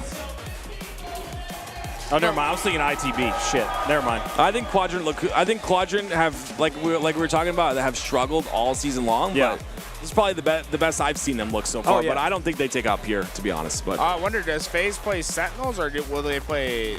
Yeah, I think they'll play Sentinels. It's the flip, I think. Yeah. So they'll play Sentinels. Wow, a tough matchup for Sentinels early on.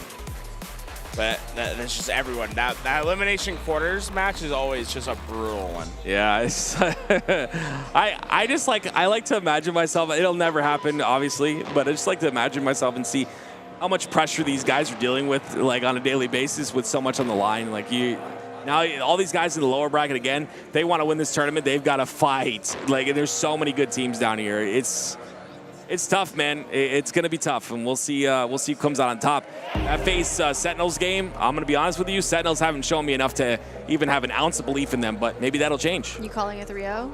Oh, yeah. I'm based off of what we've seen all season long, but again, like, it all changes today. This weekend's all changed everything. Like, throw the stats out the window. Well, I mean, we can look at the matchup, right? FaZe versus Sentinels. There's history there.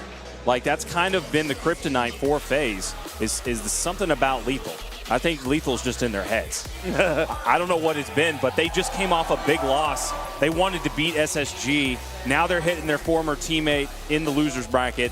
I think there's an upset possibility there. Oh. I really do. I think Sentinels might take that. I am not a Sen hater, by the way.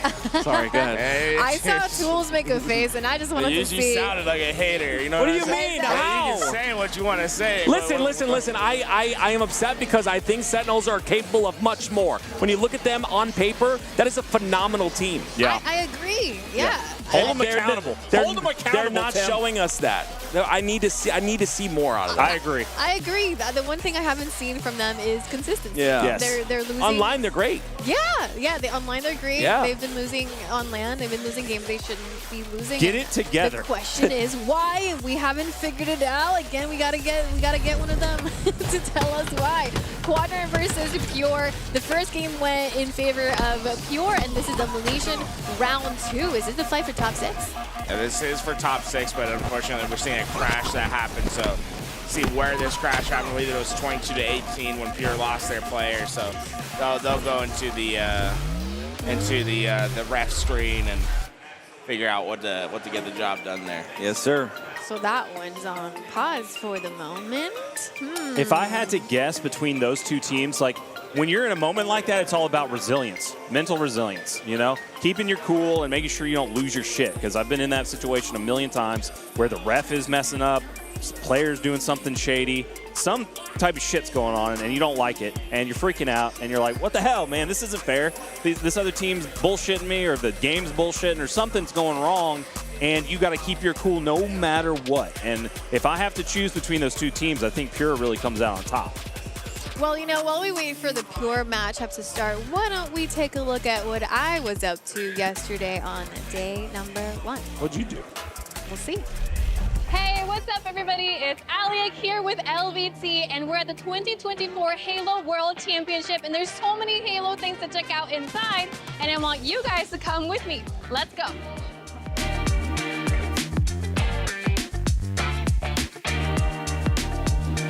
I just found the Halo gear shop, and look, they brought some incredible Halo 2 heritage tees and a lot more. Look at this one. I heard this is one of the first original posters for Halo 2 in a merch.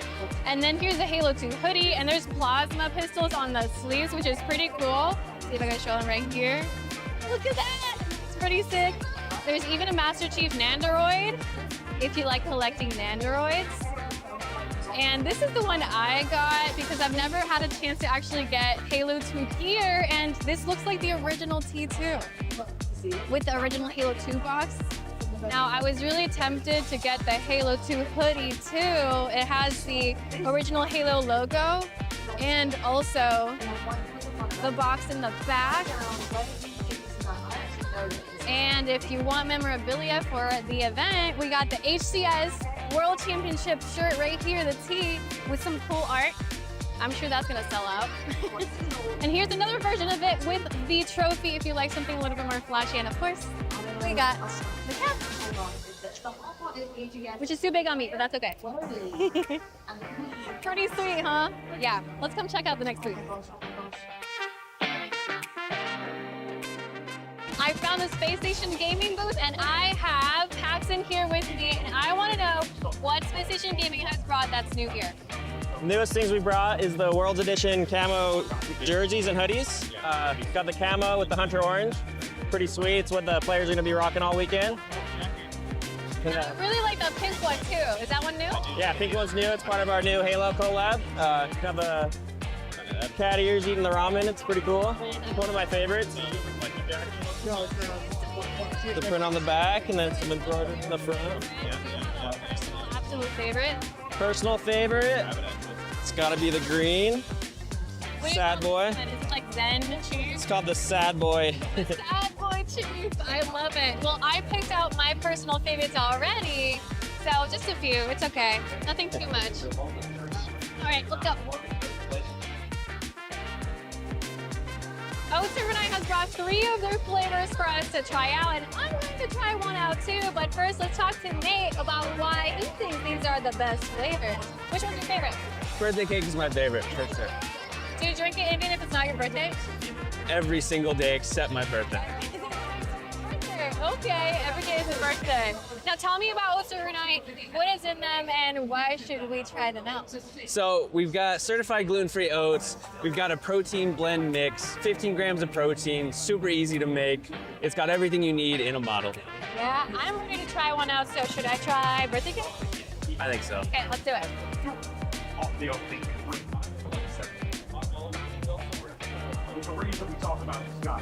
All right, let's go. Perfect feel for a game day. Is nothing short of incredible. Tastes like birthday cake. Feels like your birthday, doesn't it? Right? It's my birthday. Thank you so much. That was delicious. All right, guys, let's check out the next booth.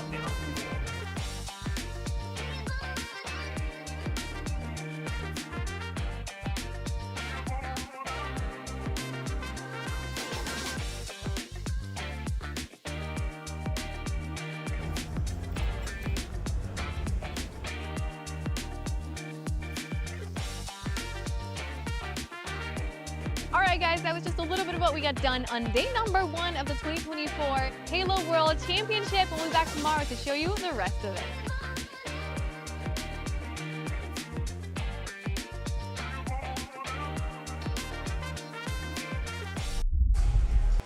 And they say to this day, I'm still probably looking for where Tony went to hide from me. Why did he run from you? I don't know. I just wanted to give him a hug. God, Tony. If you see Tony around, let me know. I mean, I don't blame him. You're kind of scary. I am. Yeah. Wait, I'm not sure if I'm happy about that or maybe I want to be scary. I don't know. Frightening. That's why I put Mikowski between us, so I don't know what you're going to do. Anyways. On the buffer zone. Yeah. Well, maybe I'll find Tony. We will see. Did you guys see that? The merch? Did you guys get it? Wait, hold on. I think I may He's have literally just- wearing it. Yeah. It says, Earth will never be the same. And you know was what? it? My life will never be the same on November 9th because that's Right. when my baby boy is due, man. Shout out to my wife, Christy, sitting at home. Aw. Absolutely holding down the fort and the future of civilization. Yeah. Well, you know what? You're talking about children, and I met the cutest and most adorable boy today. His name was Logan, and he was a FaZe fan. Let's and go. his favorite player was Snakebite. I'm just saying the future of Halo is safe because this little boy loved Halo. I asked him, how many of the games do you play? He was like, Halo. Nice. Halo. Love that. No Wow. other games. He even plays MCC with his dad, too. That's awesome. The future of Halo Love is that. safe. It's safe. So he must be in the crowd somewhere watching. He might be crying now because FaZe is in the lower Wow, round. that just got really dark. Yeah. Yeah, I am scary, huh? Man, that was a wild series. It looked like when Frosty got the sticky onto Legend, who had a little overshield left, by the way, got a double kill into a triple, not the metal, but took down 3 for SSG, and they had a counter cap rolling. Next thing you know, it's 2-1 SSG. Yeah. I mean, how, like that went from good to absolutely detrimental very quickly for FaZe, despite what looked like a game-changing, series-changing play from Frost. Yeah. Pure versus Quarter, and game-changing this could potentially be for one of these two. Elimination round 2, the fight for top 6. Pure. Dude, we've done that like 3 times this weekend. That's just creeping me out at this point. Pure. Wait, who's Jinx? Are we on the you same go page ahead. or what? You go ahead, Hunter. Go ahead. No, you, Eli. No, you, Boo. Hunter? He called you Hunter. Okay, we're just both gonna not say anything. All right. It's all Okay, good. I can go. I can go. Yeah, Aliak, just cast for I'm us. on board here with Aliak, and she's got the mic. I'll give it a try. Sika hopping on over Pizza. And he's getting caught off guard with a reload and dies. Wow. I do say some dark things. All right, you guys take over. You guys are the experts. All right, here we go. For real this time, 25 down 26-23 Quadrant, looking to make it a 1-1 series tie. Eli, these are huge swing games. These Game 2 Slayers, after losing the previous game, they're not must-wins, but they really are. I mean, it's incredibly important in this position, right? The difference between being tied or down 2-0 and having to win 3 straight is massive. So sometimes in Game 2, you already feel like your back's against the wall. Like, if Quadrant doesn't win this, it feels like it's an almost guaranteed victory for Pure. Yeah, needing this, and they're getting this so far, 31-24. They've opened up a 7-kill lead over Pure, and it's 31 kills into the match, Eli, and the last shot hasn't gotten a single slay.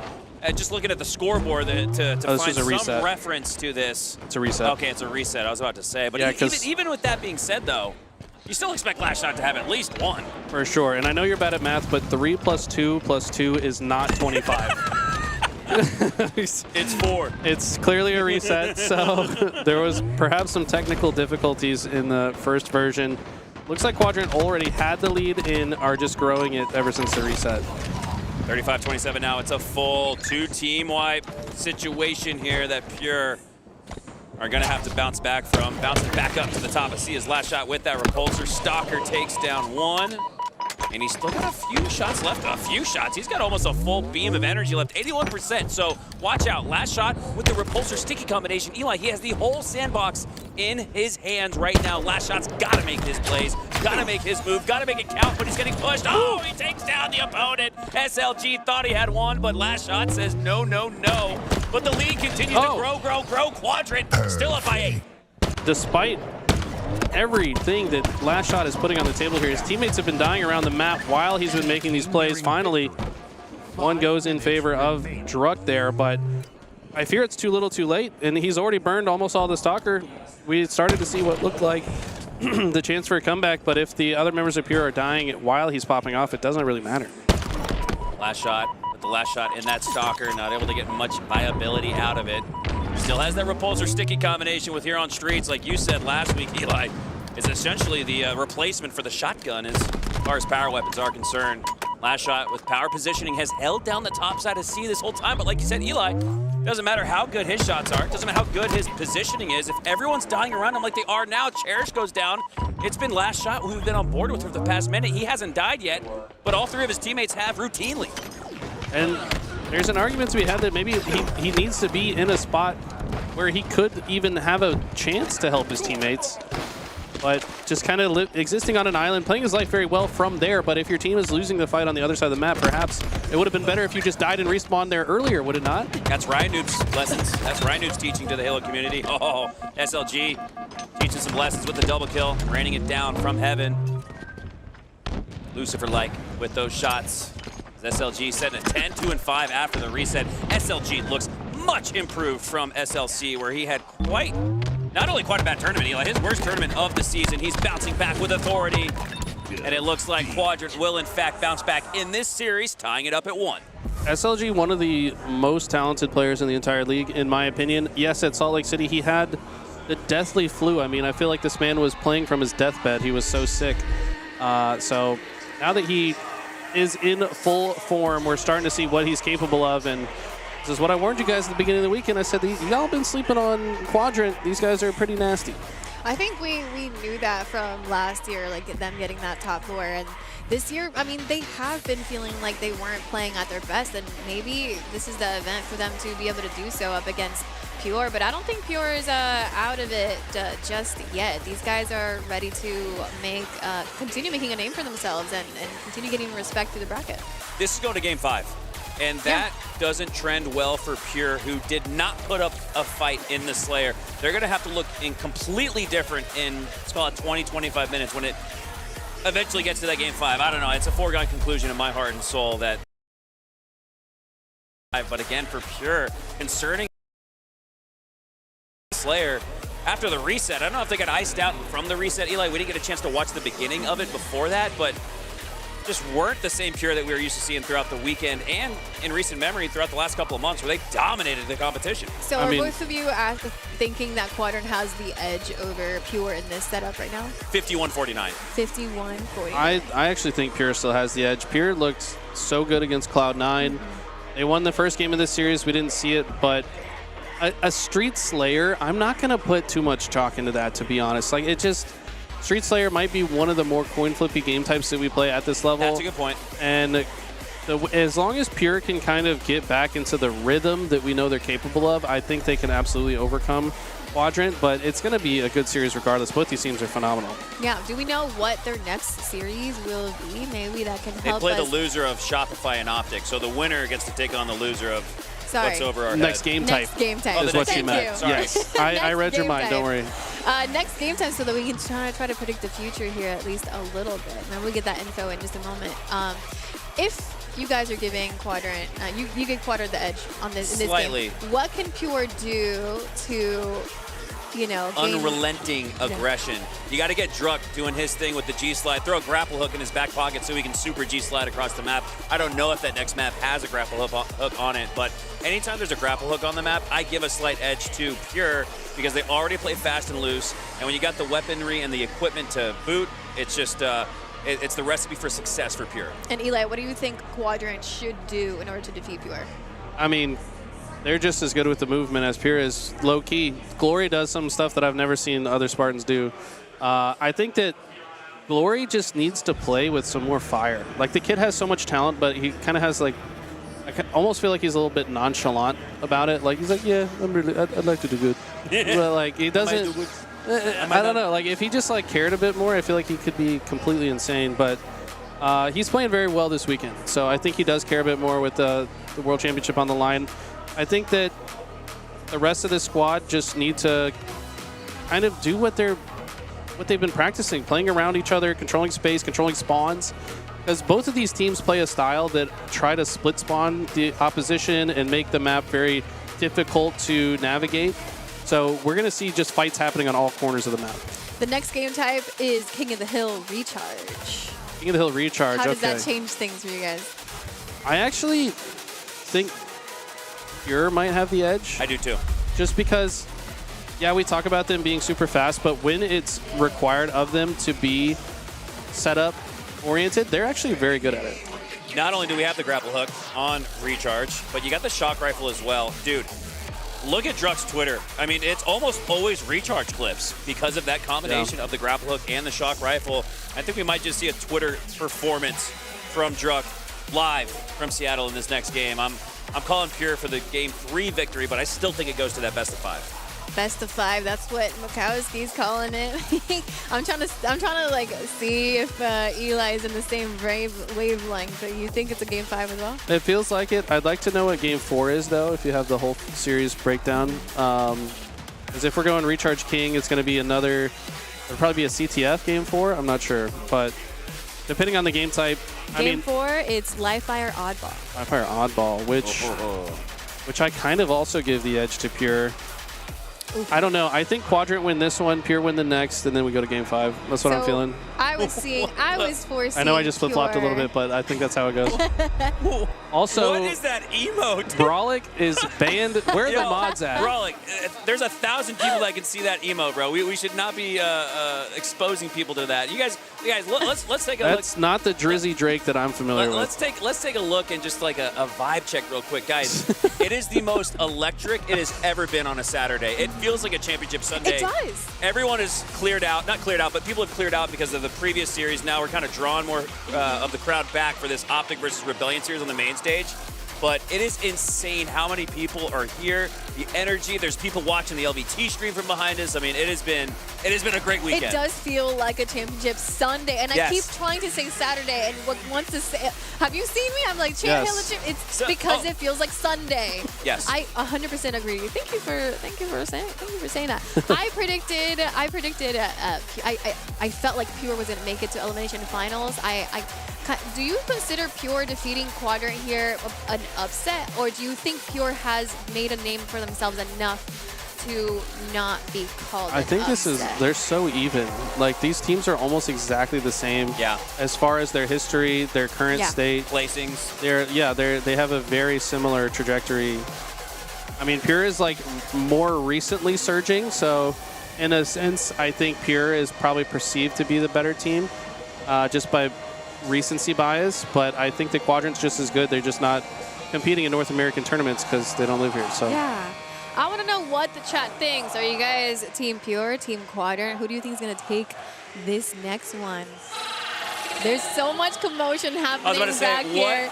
What was that? What? I can hear it. Optic versus Shopify Rebellion. You can hear the energy from the crowd, who's definitely the Optic crowd is really, really loud, guys. Optic versus Rebellion. Shopify Rebellion should be starting actually in 2, 1, 0. Let's get this first game started. All right, here we go. Rebellion have routinely found themselves in a winter final. If they want to do that again, they're going to have to take down Optic Gaming in the winter semis as we load into Game 1. Solitude. Here we go. Solitude King of the Hill.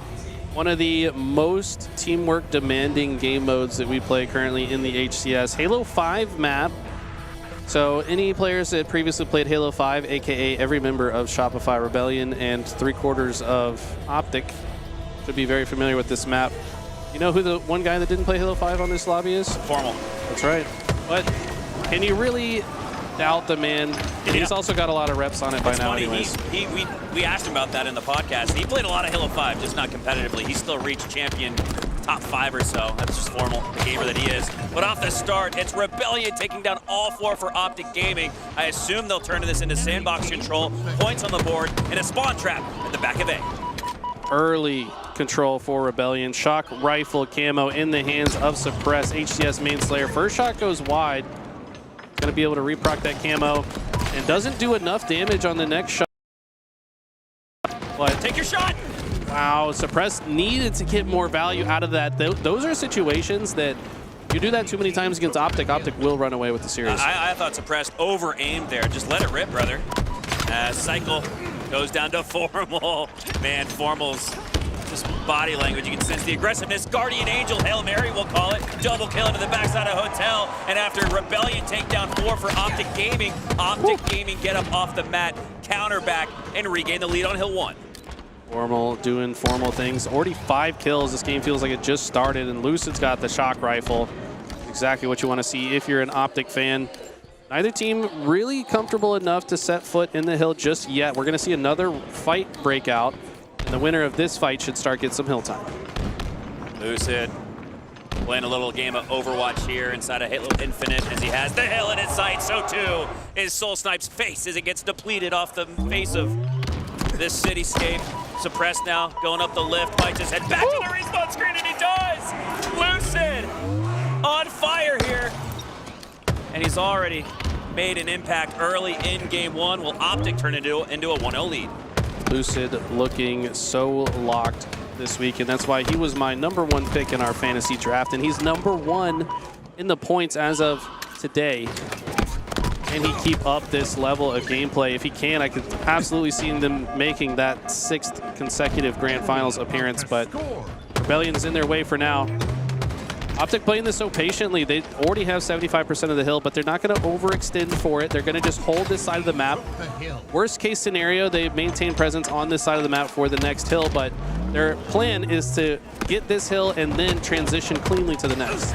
Interesting to note that Rebellion's main Slayer Suppressed has just gotten on the board with 1 kill, but he's got the most assists in the lobby. 3 go down, make it all 4 for Optic Gaming, and this could be a stolen hill on this opening break. Optic gets spawns on the seaside of the map, so they're going to get a chance to contest this. This wouldn't be considered an overextension if they tried to stop Rebellion from scoring, and here comes the push. Suppressed, though, has the flank. A couple of Gandhi hops, but no shots going into him, doesn't need it. Dead Zone's right around the corner, and Suppressed plays it patiently. That's been the name of the game for Rebellion off the start, Eli. Patience.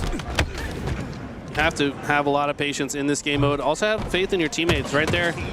He trusted that his teammate on the other side would let him know exactly when that player would come back. Even though Dead Zone was making himself a very difficult kill, they guaranteed that he would, in fact, die. Now it's Soul Snipe with the shock rifle. New shock rifle, fresh ammo. Gonna find a kill on an unsuspecting Formal, but he gets taken down. But Rebellion, with a very impressive regain, they capture this, and they're in possession. They're in position for next. Rebellion strike first and rotate onto the second hill. Fortunate spawns there for them as well. Have a full L-shape coverage on the next hill. So despite previously scoring, they're going to get at least 25% on the board before Optic can even step foot inside of A. And as they do, 2 go down.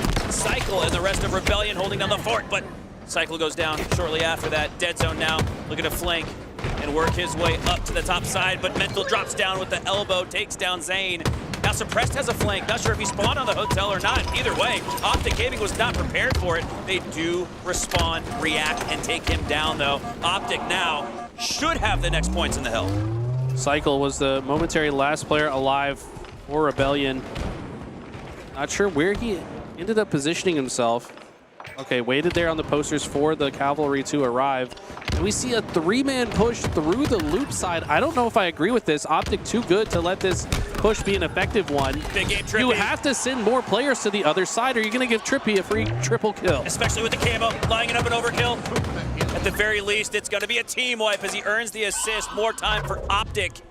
And with 2 minutes left on the clock, Eli, it took a long time to score first. So this is a massive near must-win hill for Optic Gaming as Trippy takes his sights to the top of A. Soul Snipe, don't peek. Oh, but Suppressed cleans up Trippy instead. So that was a little bit of bait and switch there, and Rebellion execute on it. I gotta say, Rebellion, while they did get the early possession, that push was a bit uncharacteristic. They did not play their process. They typically would like to send a player off to this blue cafe side, enter through that flower door simultaneously through the loop. To send 3 players through the same side, just too easy to collapse on. They've played this sequence significantly better than that, and even with a significant error, look to perhaps take a 2-0 lead here.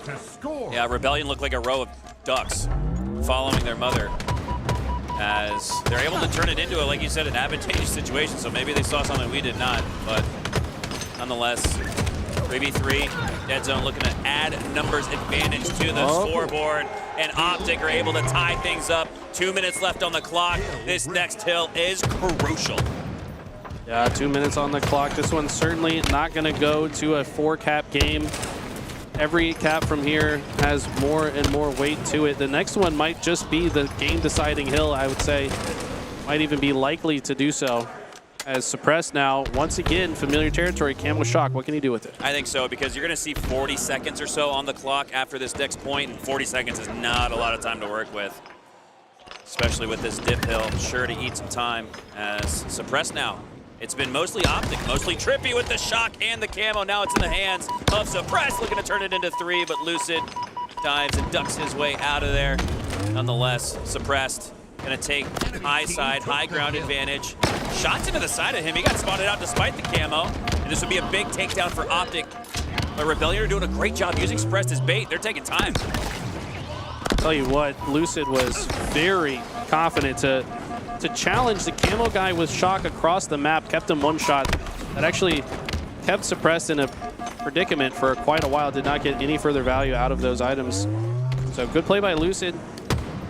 Mental and the rest of Rebellion now content to just kind of control this space. If they can control this half of the map, they should eventually capture this hill. They cannot get too ahead of themselves. And we can say with 100% authority that this is next hill wins. Already less than a minute to go. Neither team passed 25%. As I say that, though, Rebellion are inching closer and closer to 50% as they've had a continuous grab of hill time.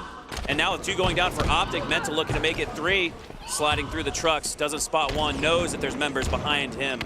Above, at the top side of C, Trippy at the bottom side of the lift. He goes down, and now looking to get cleaned up is Mental, but he gets the fist on the Formal and takes him down without trading out absolute body shot damage, but there's nobody left for Optic Gaming to clean him up. Rebellion might just have the edge going into the end of game 1. New camo is up. How does Mental play this? He's not positioning himself directly in front of it, trying to just deny access through this lane. Has a teammate there on the poster, Cycle, able to just watch it, and they're gonna cap the hill while Optic are more concerned about the camouflage. 40 seconds left on the clock as that occurred, just as we predicted a minute before it happened. Mental has the camo, and all of these are just win conditions stacking up for Rebellion to play for Slays, play for more time, and secure this game 1 win over Optic Gaming. They're looking like they're in the driver's seat. 20 seconds ago. All they have to do is keep Optic out of the hill. Optic would have to stand in this hill for 40 seconds without being outside of it for 10.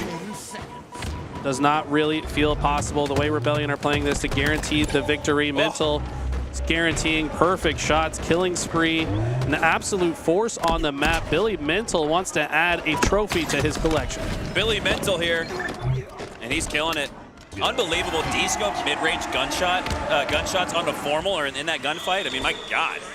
Mental's looking like he's in his final form. Wait a second. I just noticed something. Cycle's got a mustache? This man just graduated high school, I'm pretty sure. He took the aura from Boo Boo Doo Boo. Yes, that's where it went. So he took the mustache aura and he's been hoarding it for himself. It all makes sense now. That's like some Cell DBC art type S. 2-2 here between Quadrant and Pure, tied 1-1 in this series. This next hill, another next hill win scenario. Eli, what do you know? How close could these King of the Hills get? I mean, we've seen King of the Hills go to triple overtime at the last LAN tournament in grand finals. No shocker that we're seeing more incredibly close games. This is probably another next hill win situation. 40 seconds left on the timer. And this is a very crucial swing game. This is the one we talked about, right? You said you gave Pure the edge. I thought Quadrant would end up winning this one. And it really could go either way at this point. And it's massive to win the game 3. Tied 1-1 in a series. You take a 75% chance of winning if you win game 3. It's like a diet game 5. As we hop on board here with Sika, top side of A, looking to prevent the cross, but he's pushing on through the tower. He's looking to clean up on some damage, I would imagine. As he's going all the way to the back of the map. Last shot spots him out, though. Sika, with maybe not the clearest of comms or intel, is still looking for players that aren't anywhere near his reticle. This is very interesting. Using the Shroud in that corner to keep SLG alive instead of using it on the camo, which is currently up. In the hill. And Pollock going to take advantage of this, and he's going to grab the camo, and instead of using it for hill time, wanted to influence the spawns of his opposition towards either A or gold. Walked towards C for just long enough to guarantee those players spawn on the other side. That's very fine-tuned spawn manipulation that we're used to seeing from Pure. 4 seconds left on the clock, but that's just a technicality. This is sudden death, and it's just about official. You can see that 000 flashing on the clock. Here we go. Next point wins. As Talik, staying alive on the stacks, gets called out. Can he hold on to this camo? Can he hold on to his life? Dodging and dipping away from grenades. Stays alive with a double jump onto the stacks, and masterful positioning and work here from Talik is going to give Pure positioning on the hill and a chance to take game 3. Oh my god, SLG with the snipe though might just have second thoughts. SLG could have just made the game-winning clutch snipe. Can he do more with it? Does take down last shot, but Cherish in the perfect spot to get the assassination. He's going to miss the shot. Both players missing sticky grenades. Quadrant are in the hill, though. They're getting time during this exchange. And all the attention on the C platform. Quadrant says, we'll take some time to get back in this fight. Snipe drone with a sticky grenade off the easy, off the wall. Doesn't connect. Chase grenade goes out, but Druk isn't pushing. Now, stationary, stuck in the sneaky. He goes down. 2 down on each side, but Talik is milking time. 3 go down for Quadrant. Last player alive is Seeking. He drops into the hill. He drops back to the respawn screen. And Pure will steal game 3. I'm a little bit concerned for whoever's controller is walking by itself if they just popped off hard enough to drop the controller on the floor, but wow, what an insane end game that was. And would you look at this? We are swapping over to the FFA semifinals, and look who we have here. Furiously, he was in the 1v1 showdown. He did. This guy, I was talking to Prophecy, so Prophecy played him in the 1v1 showdown, and he told me, you know, it didn't go as he wanted. I was like, you realize Furiously is the final boss of side tournaments? This guy, if you're going to win a side tournament, you got to get through Furiously, and they're showing that right here. He's in the semifinals. Looking around this lobby, we got Command Station. Shout out to Allie, who's popping off. I want to quickly say that I got to chat with Command Station a little bit earlier, and she was looking super comfortable and very, happy with her performance in the FFA so far. So I'm a little biased. I'm kind of rooting for her here. I think most people are rooting for her. Halo's in a better spot when Command Station is popping off. We've got some other big names here. Tapping Buttons, we kind of predicted he would be in this position after Native's exit yesterday. And right now our top 4 is Furiously, Tapping, Command Station, and Kruvu. Behind that, the players got to catch up a bit. Man, this is just the semifinals. If you told me this was the finals, I'd believe it with the lobby that we have before us. The student, gamer, athlete rising above the rest, though. Up by 1, though. To Command Station's 49 and Tapping Buttons 49. So Furiously on top, but the margin is so close. 50-50 now as we have ourselves a tie. Tapping Buttons getting back into the mix with first place, and shaky shots there from Furiously allows Tapping Buttons actually to clean up on the damage that Ivan started. Now with an overshield in his face, the best he can do is earn a trade, but he goes down instead. As Furiously and Tapping Buttons have been tied for quite some time. Furiously goes down, but not before trading out with 30 seconds left. As this has gone on, the top 4 have only further extended their lead from the bottom 4. So right now, Kruvu in that 4th place position has 48. Behind him is Adjacency. I believe that's how you say that. And Adjacency really, it looks like this top 4 is essentially already finalized. Shout out to a few other people in this lobby, by the way. We got Faka, who's a streamer. We got Broward. Is that Broward Clips that we always see on YouTube? Yeah, we watch his VOD. Yeah, we literally watched his channel the other night to see the formal scrim. So some awesome people from the community in this lobby, but only 4 get to advance. All right, there we go. Furiously does end up taking it narrowly by 1 as he'll move on to the finals. So too will Tapping Buttons, Kruvu, and Command Station as they place top 4 in the semis. Moving back to our main match of the moment, Optic Gaming versus Rebellion. Optic Gaming down in the series, but up by 2 in the Slayer. Expect this to be a chess match between these 2 giants. Both these teams have improved so much at Slayer. Well, Rebellion actually kind of on the downswing. They used to be known as that Slayer team. I think teams have started to figure them out, but Optic has really been working on their Slayers and performing better at them. He's been having big games today. Sitting at the top of the leaderboard, tied with Soul Snipe at 8. But this one's too close to call for now. We're going to have to continue to watch and learn from the likes of Mental with the snipe in his hand, lining up the no-scope. But the jiggle peek is too strong from Lucid. Trippy with a great grenade toss off of one wall into the corner of that box. And now he's got the snipe to his name. Trippy is looking like the Trippy that we expected him to look like if Optic were to win the World Championship. Exactly right. We're seeing some Season 1 Trippy vibes here when he was frequently the guy willing his team to victory in the final moments. And 10-6 so far this game, so he's kind of finding a new form, I think. Rebellion do answer back, though, and claim a 2-kill lead at this point. Lucid on the scoreboard, looking to add more to the score, but he goes down, not before earning an assist, so a 1-1 even trade in that totality, but after 3 go down for Optic, it's a +1 net outcome for Rebellion. They're adding to the lead, now up 31-28. I know it's only a 3-kill lead, but this is an uncomfortable position for Optic. To find 4 kills without trades against a team like Rebellion is not easy to do. They've gotten 1 so far. The situation's not over yet, though, as Rebellion do trade it out, and this is going to be a difficult lead to come back from, but this is how you do it. You've got to get multiple kills and stay alive. Now brought it within 1, but the fight's not over. Mental, suppressed. The last Spartan standing for Rebellion, it wasn't long after he went down. 33 all. And a slight advantage goes into the suit of Optic Gaming and Lucid with that camo. A really delayed pop here. So he's gonna have an extra 5 to 8 seconds that Rebellion probably haven't accounted for. As you assume, they're starting to watch their back, starting to watch their corners, looking for the squiggles that appear on their screen to alert them that the camo is near. Lucid starts to take his shots with that commando, waiting for the right time, right place to strike with his camo, and that time is now. Soul Snipe takes it from the back.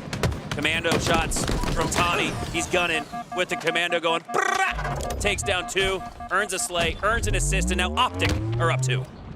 So impressive how both teams played that situation, right? Rebellion immediately switching into turtle mode, taking a completely different stance on the map to try to spot out camo, but Lucid finding a window of opportunity to just swing through the back of the setup and completely disrupt the Rebellion structure. As now Dead Zone has the sniper top tower, and they've taken a 3-kill lead. What I said earlier was that a 3-kill deficit was uncomfortable. Now they've made Rebellion extremely uncomfortable. 5 kills ahead are Optic Gaming going into the 40s. Man, and then the blink of an eye and the snap of 2 fingers, Optic have regained control of the momentum and this lead, up by 5 now with just over 5 to go as Dead Zone setting up that reticle for a push from Rebellion. They must know he's there because they don't want none of that. Let's go Optic. Chants in the crowd have begun. Also in the chat. Thank you guys for hanging out. Thanks for the gifted subs throughout the weekend already. You guys have been incredibly supportive. 5 minutes remaining. We love each and every one of you beautiful chatters. Chat's the best. Love them. 40-35 is Optic still up 5. Nobody really popping off for Optic. Look, everyone's kind of just playing their 25%. Lucid with a 10-10-10 game. Binary in the stat line. Binary in the stat line, and yeah, it's not the impressive stat lines for Optic that have them up. It's the impressive teamwork and execution that they routinely show on Livefire. I think this is one of their better maps, and they're showing it with the scoreboard. 42-36 as Optic look to secure a Game 2 victory in a tied series. That's a big pick right there. That's going to make camo a lot easier for Optic to grab now. Lucid going to feel a little bit more comfortable, but still playing his process here. Dead Zone going to instead elect to check top center, knows that player would likely try to cross, and that was a sick headshot onto Billy Mental. Flicky, Whippy with the double, making a triple, saying over the overkill! And he's not going to get it because Cycle is hiding from certain death and devastation. Rebellion are going to go down in this game. This series will be tied after the electric triple kill from Dead Zone. They just blew this game wide open. It was previously so close until the 30s, and then all of a sudden, Optic take firm control of the match. Just a matter of time before this one's over. Rebellion gonna try to make it interesting, but I don't think it is gonna be possible. We're going to a Game 3. Look at the assist count, Eli, for Optic Gaming. Formal has 12, Dead Zone has 10, Lucid has 10. Have you ever seen a Slayer where 3 players are in double digits assist count? They're 38 playing of the slays of 50? They were playing like a well-oiled machine. That's how you have to play against Rebellion, though. Yes.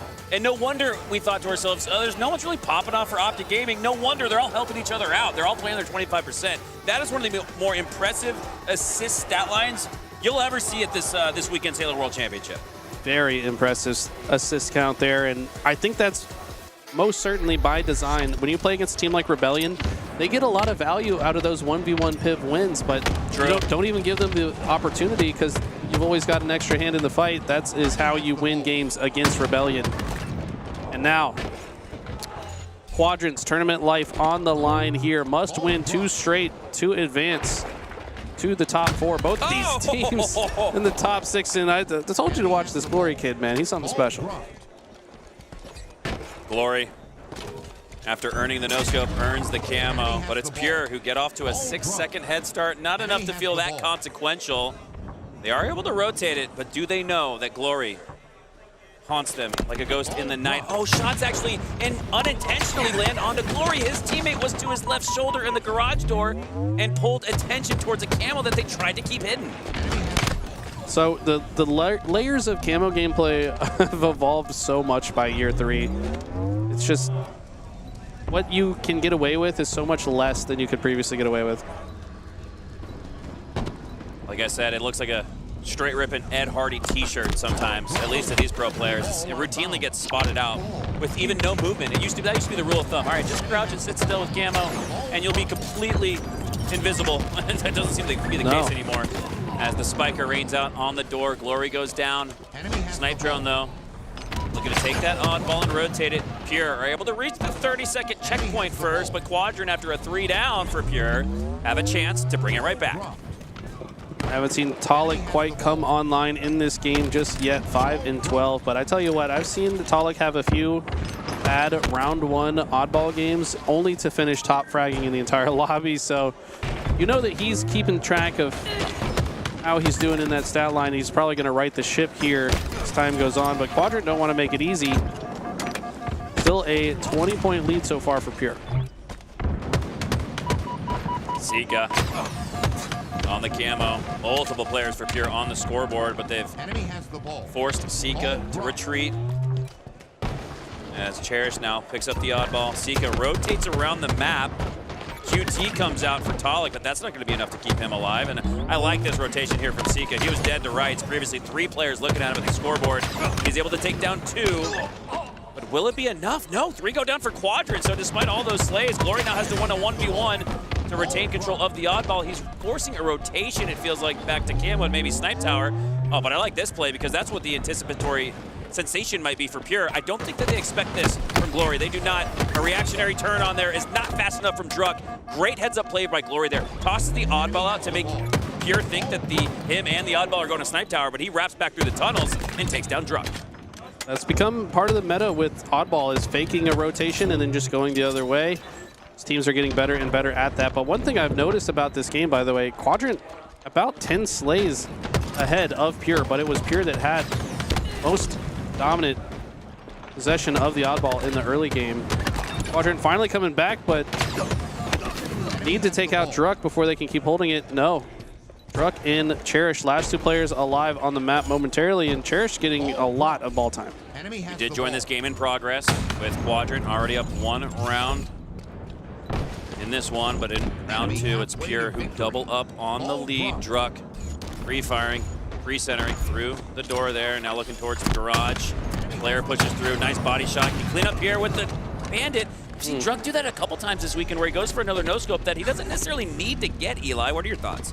Oh, I was laughing because you turned away when that man got teabagged.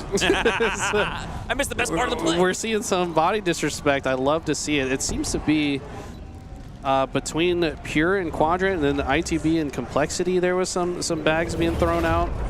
These guys are playing with some fire today. All it took was day 2 and a little bit more money on the line to get the best and the worst out of these players as we hop back into our winner semifinals. Optic Gaming and Rebellion. It's a battle for the green wall. Game type has been playing so interesting. As time has gone on, I feel like people are starting to warm up to this map, understand what kind of gameplay it provides. It's definitely kind of a mix of old school Halo and new school Halo, and really now that the map's been solved to an extent, it's actually playing so well. Optic with the opening break win in the form of a flagpole. And Formal with this OS does get dwindled down. Can he still win this gunfight against Soul Snipe? Oh, I got a little nervous for him, but Soul Snipe does come out on top, but not necessarily on the scoreboard, as it looks like Optic might just take a lead with less than 1 minute off the clock. I don't think there's anyone there to stop it. And Lucid will in fact score and get right back to work with that snipe. Got a full sniper still, by the way. I don't know how. If this is his sniper or the opponent's sniper, but very rarely do you see a flag go home with 0 bullets of a sniper expended. He might be able to turn this into another, but he's got to get to good positioning. And 0 kills for half of Rebellion. They have had a difficult time earning slays, sandbox, map control, everything here on Forbidden CTF. As Lucid lines up, earns the body, headshot cleanup, Cycle pushing out a spawn, and all the attention on Lucid here. Well, that's why we see Optic Gaming pull a flag despite not having the slays that might make you think it was safe to do so, Eli. Looked like it, but you need the right slays to get this flag on the move on this map. Flag is out, but multiple members of Optic dying. Lucid in a very interesting spot here, trying to be sneaky, but he gets caught. I think that sniper should fall off the map. We're going to extend up here. Just getting any type of top mid presence before this OS spawn, so important. Cycle trying to do that for Rebellion, but I think he's... Wow, did Cycle find a way to grab the OS? No, he gets taken down. Not sure if that OS is still there. It is. And now Formal and Dead Zone playing patiently, earn this OS and might turn it into a flag cap. Rebellion have been on their back foot for the entirety of the opening break of this game, and now Formal with this second overshield looks to make it a second flag score here for Optic Gaming as numbers are dwindling down for Rebellion. Formal might not even face a shot into his back as he rounds the corner. He does not, and despite Cycle getting the slay on Dead Zone, that's not going to matter, as Formal will put in flag number 2 for Optic. Dominant so far to start here on Forbidden. Wow, Optic rising to the occasion. Fun fact for you guys, by the way, Rebellion has made it to the winners bracket finals of the last 3 consecutive LAN tournaments. Granted, they have not won anything on a Sunday yet, but will Optic force them to earn their way through the lower bracket this time? It's what Optic look to do. New snipers just came up, 9-minute mark. Flag is out, but that feels like a distraction for now. Soul Snipe and Mental get a few slays. 3 dead now for Optic, and Rebellion finally have some life, but they're going to have to scare these snipers. Yeah, they're going to have to take down the snipe. For Optic, it's Trippy who's doing enough to earn some damage, calling for help on the snipe tower. And Trippy, along with his teammates, answer the call as they take down Mental. Hello? Looking to get eyes back on the action. As we wait, somebody... Hello? Help?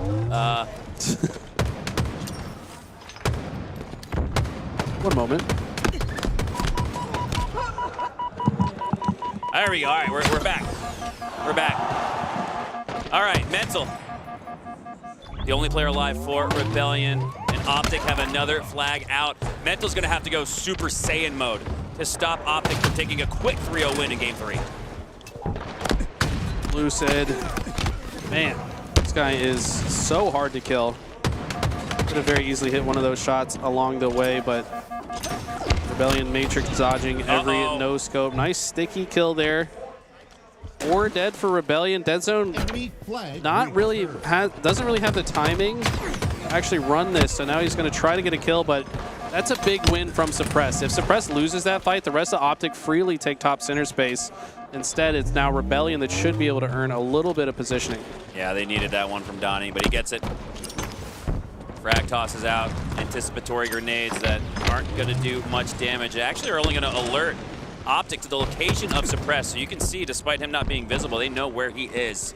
So now looking to double back or wrap back to the top side of Snipe, try to add some mix and match to his positioning, but Optic have been able to read every single step that Suppressed has put onto the Snipe tower. It almost feels like they have a threat seeker on them. Just that level of awareness that we're accustomed to seeing at the highest level. Your position is going to be known a majority of the time in a lobby like this, so you have to use that advantage or use that understanding to play around your cover effectively.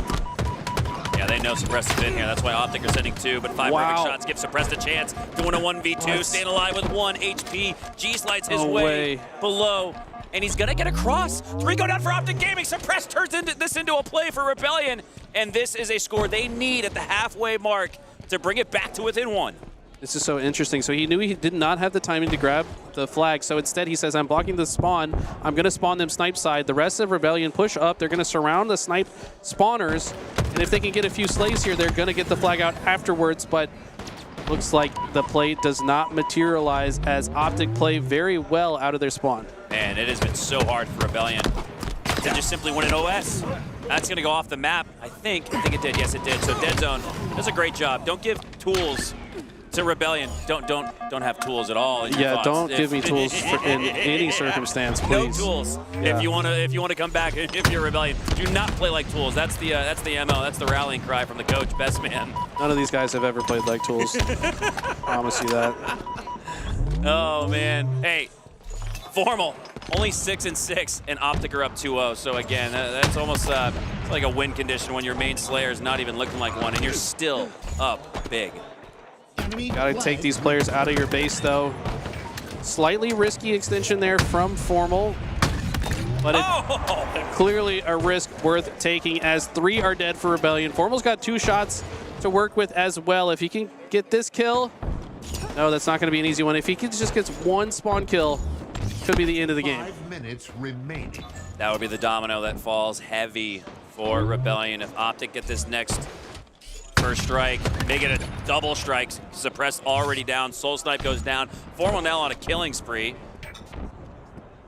And he's playing defensively. He doesn't feel pressed to push up for the next score. He's already up by 2. Offense could be the best form of defense here, though, as Formal does advance on the map, takes down Mental, and then works his way back to the 50-yard line to ensure mid-map control for Optic. 2 to go down, though. And now it's on Dead Zone and Formal to win mid-map and maybe another OS. Reality is, the worst case scenario is that Optic just dies at all here. As long as they stay alive and have some level of pressure and just continually slow down the Rebellion effort, they can win this game with the clock. 4 minutes left. It is certainly possible to get 3 caps in 4 minutes, but the more time that Optic wastes for Rebellion, the better. Yeah, it looked like Formal thought he had 1 more shot in that sniper rifle. OS is up now.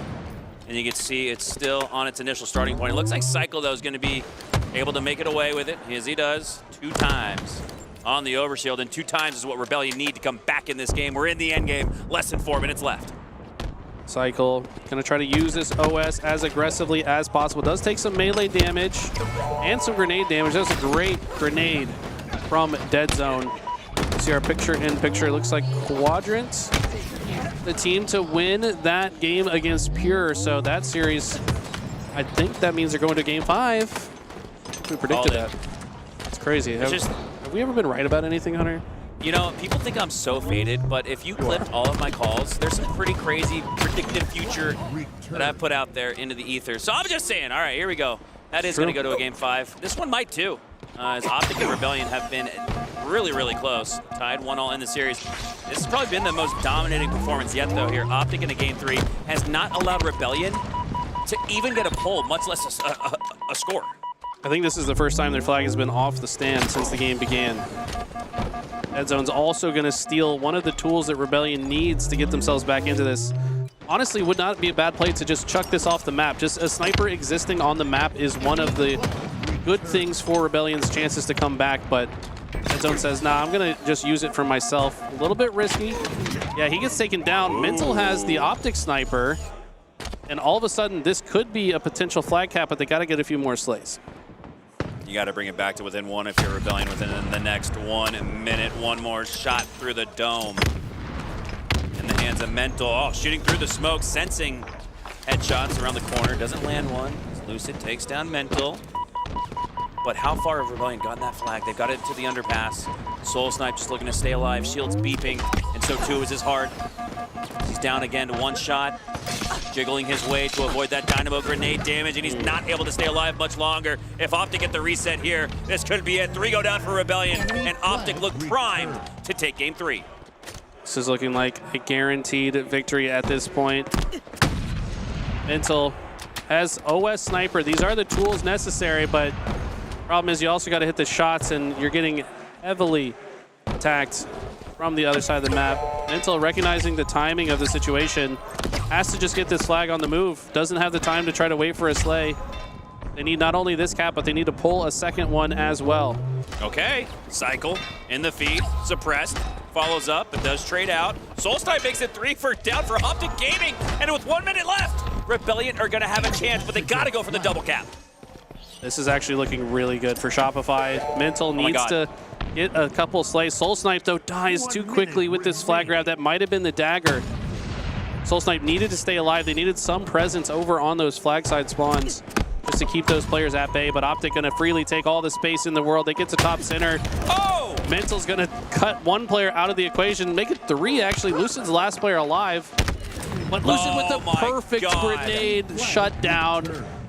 This guy is showing why he's the Season 1 MVP. Oh, the technical skill on display there from Lucid. Gets the call that Mental's hiding around the corner and tosses a frag out, earns an extra assist for good measure. And just as it looked like, Eli, that Rebellion were going to get a chance to tie it up at 2. I don't know if they're going to get another pull in this one. Lucid's in a perfect spot to just be a gatekeeper. No matter what flag, route that Shopify go for, should they pull the flag, you would be able to cut them down before they get out. The flag pull would activate overtime, by the way, and we could be in a sudden death situation. We could be in a sudden death situation. Rebellion have a chance. All but Mental goes down. Trippy off of spawn. Could be the hero that Optic Gaming need to win Game 3. Frag toss goes out, but Lucid doesn't get any damage off of it. Rebellion crossed the 50-yard line, and they might just send us to OT. Oh my God, are they doing this? They're gonna do it! Cycle puts it through! And Rebellion, somehow, someway, send us to OT! Are you kidding me? That is insane. 5 minutes remaining. What?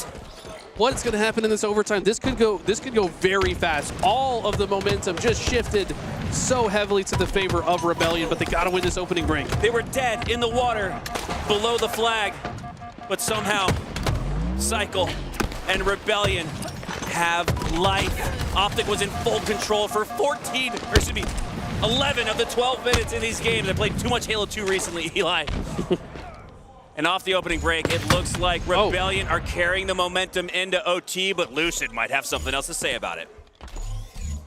Love this spot with the sniper. Just deny access to the top of the map. It's the only way into this side of top center for Rebellion. Lucid going to try to make it not an option, but he's forced to back down. Finds an angle to help his teammate on the other side. I'm not sure what's going on with the Rebellion sniper. Do they still have any ammo left? Suppress falls off the map. Optic are recognizing that. They're going to play off of this. Probably thinking in their heads, he's nervous!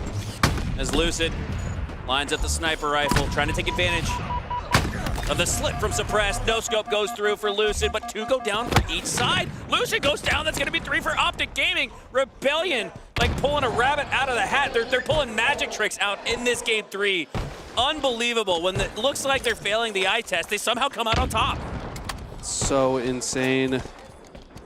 This has gone back to a complete standstill. Neither team really has an edge whatsoever. Trippy gets the opening break slay. Can Optic use that to play out? Suppress gonna back up as the line of scrimmage has been pushed towards him. Only got 1 bullet left to work with in this sniper. I'd kind of like to see him play a little bit more forward, but yeah, he's gonna decide to take a stance where he can at least get vision on this OS or a route to the OS. Optic are playing for this next OS, and now Rebellion look to do the same, but they're a little late to the party, and they have less numbers. Doesn't matter, though, after Suppressed. Evens up the gunfight, 2-2. 3 go down, though, for Rebellion. And Suppressed needs to make a huge play here to keep their hopes alive in OT. And here we go. This is where the wave of green could crush through and take out Rebellion in sudden death. Dead zone, perfectly timed. Grabbed that OS as Formal, covered him. Now moving forward, if he can kill Soul Snipe while a teammate grabs this flag, this could be huge for Optic. Is anyone in position to grab the flag during this distraction? The bait and switch for Rebellion. You can see it being manufactured and set up in the back of their flag, but they got to start to work out to the front side of that as Optic has the flag out. Soul Snipe, one of the last 2 members alive for Rebellion, and if Trippy gets around the corner, gets his shields back, this looks like Optic might just regain a win that they thought they previously had before sudden death, and they do, despite the scare, despite what looked like a comeback effort from Rebellion, which it was. Optic ultimately come out on top and take a 2-1 series lead. The green wall weathers the storm and holds strong in overtime. What looked like the potential for Shopify to steal it from right under their noses. They were up by 2 caps. With 90 seconds. With 90 seconds left. And Rebellion did the unthinkable to press the issue, but you gotta wonder if they had just made some of those efforts earlier in the game, could they have won that? Now, Eli, is it not like, I know we didn't just play an oddball, I'm not that faded, but is it not like if we had just played an oddball that was 25 minutes and you lost 2-1? That's kind of the vibe I'm getting after Rebellion lose a match where they seem to put it all on the table, but couldn't come out with a victory. It does feel like a lot, but I mean, these guys are used to it at this point. This is the World Championship. You can't say you're running out of energy at the World Championship. You've got to just forget about it and go to next. But here we are, Game 5. Quadrant versus Pure, and it's Pure with a significant lead, but looks like Quadrant winning the current gun battle. Bring it back to within 3, and this Game 5 decides who lives and who dies, who has to go home after this one. This is an elimination match. As Druck now bouncing a grenade toss. Thought maybe would have taken Snipe Drown down to low HP, but he actually slides back to security.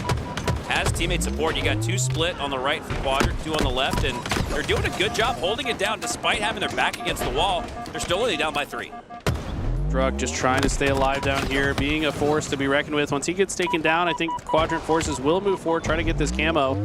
Lori in position to grab it, but forced to back down a little bit. Camo's been sitting here for 45 seconds, by the way. Finally gets grabbed. It's going to be Snipe Drone with it now. Because it took so long for this camo to get picked up, the snipe is also spawning. We might see a camo shot combination into the later stages. Camo in possession of Quadrant here. Down by 2, and now it's Shock in possession of Snipe Drone off the rack. Perfect with that shot.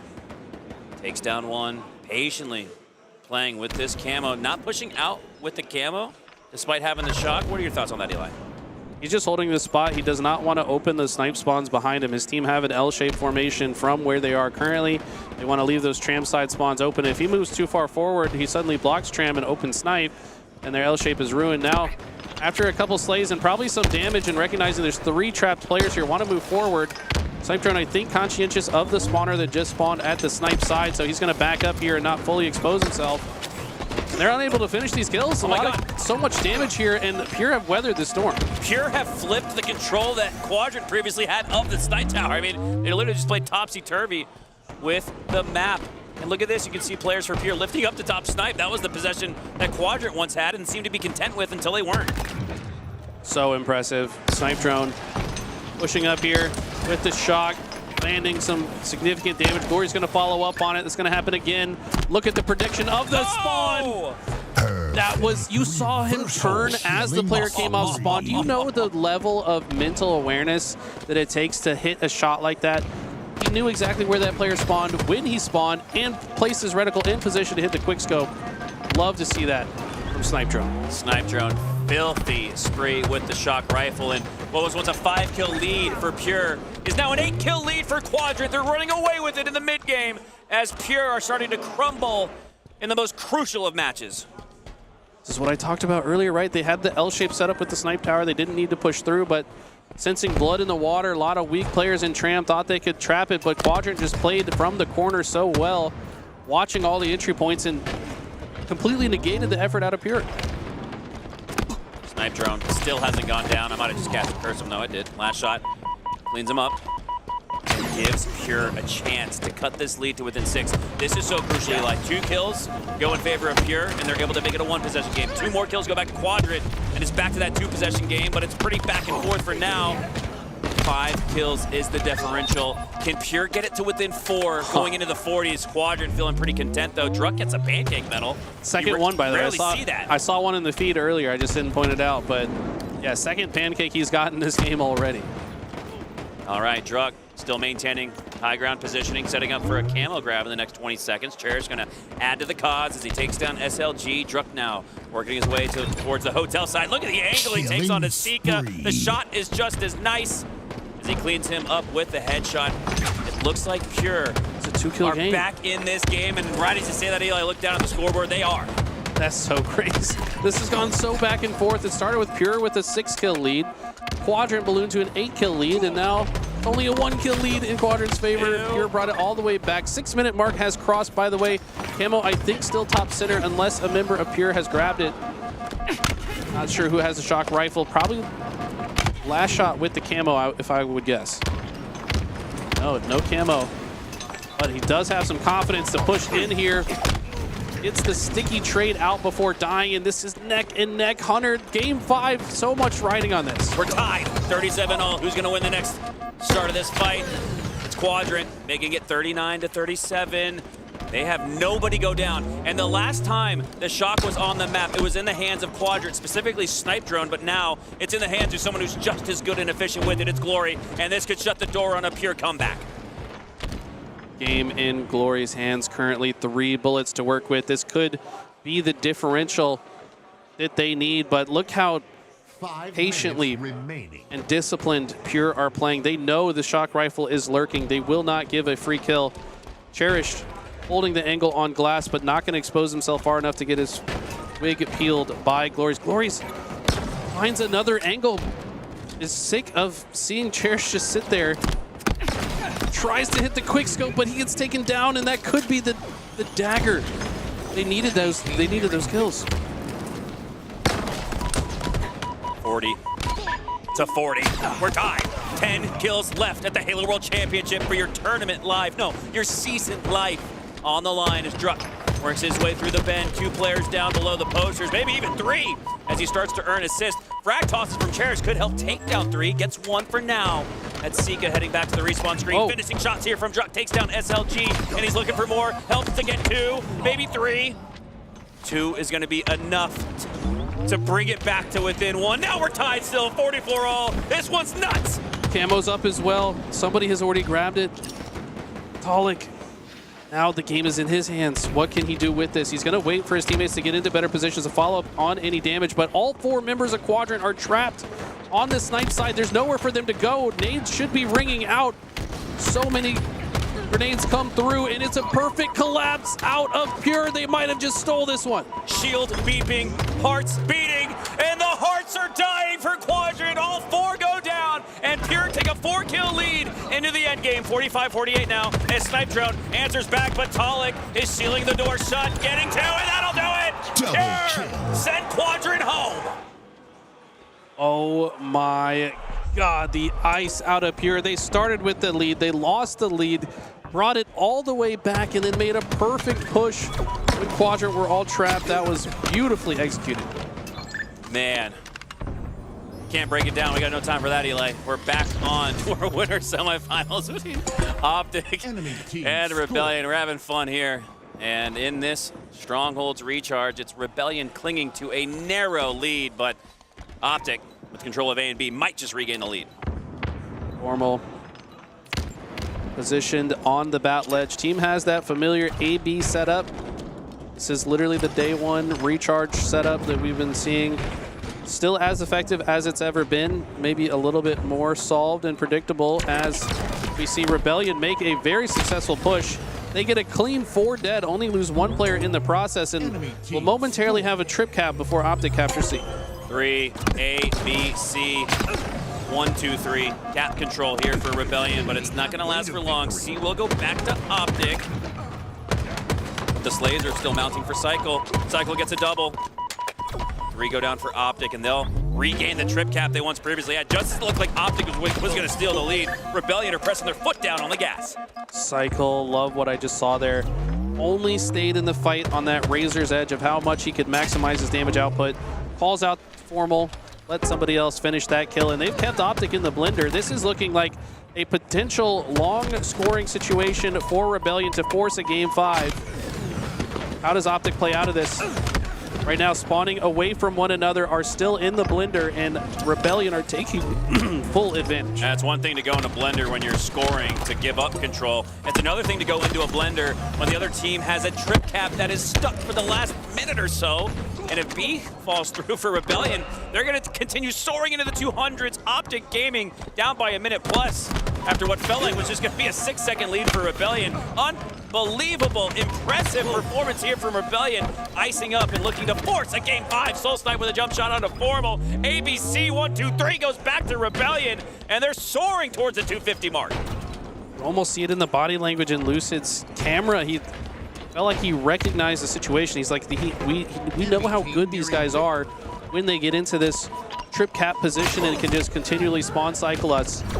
But does have the presence of mind to slow things down.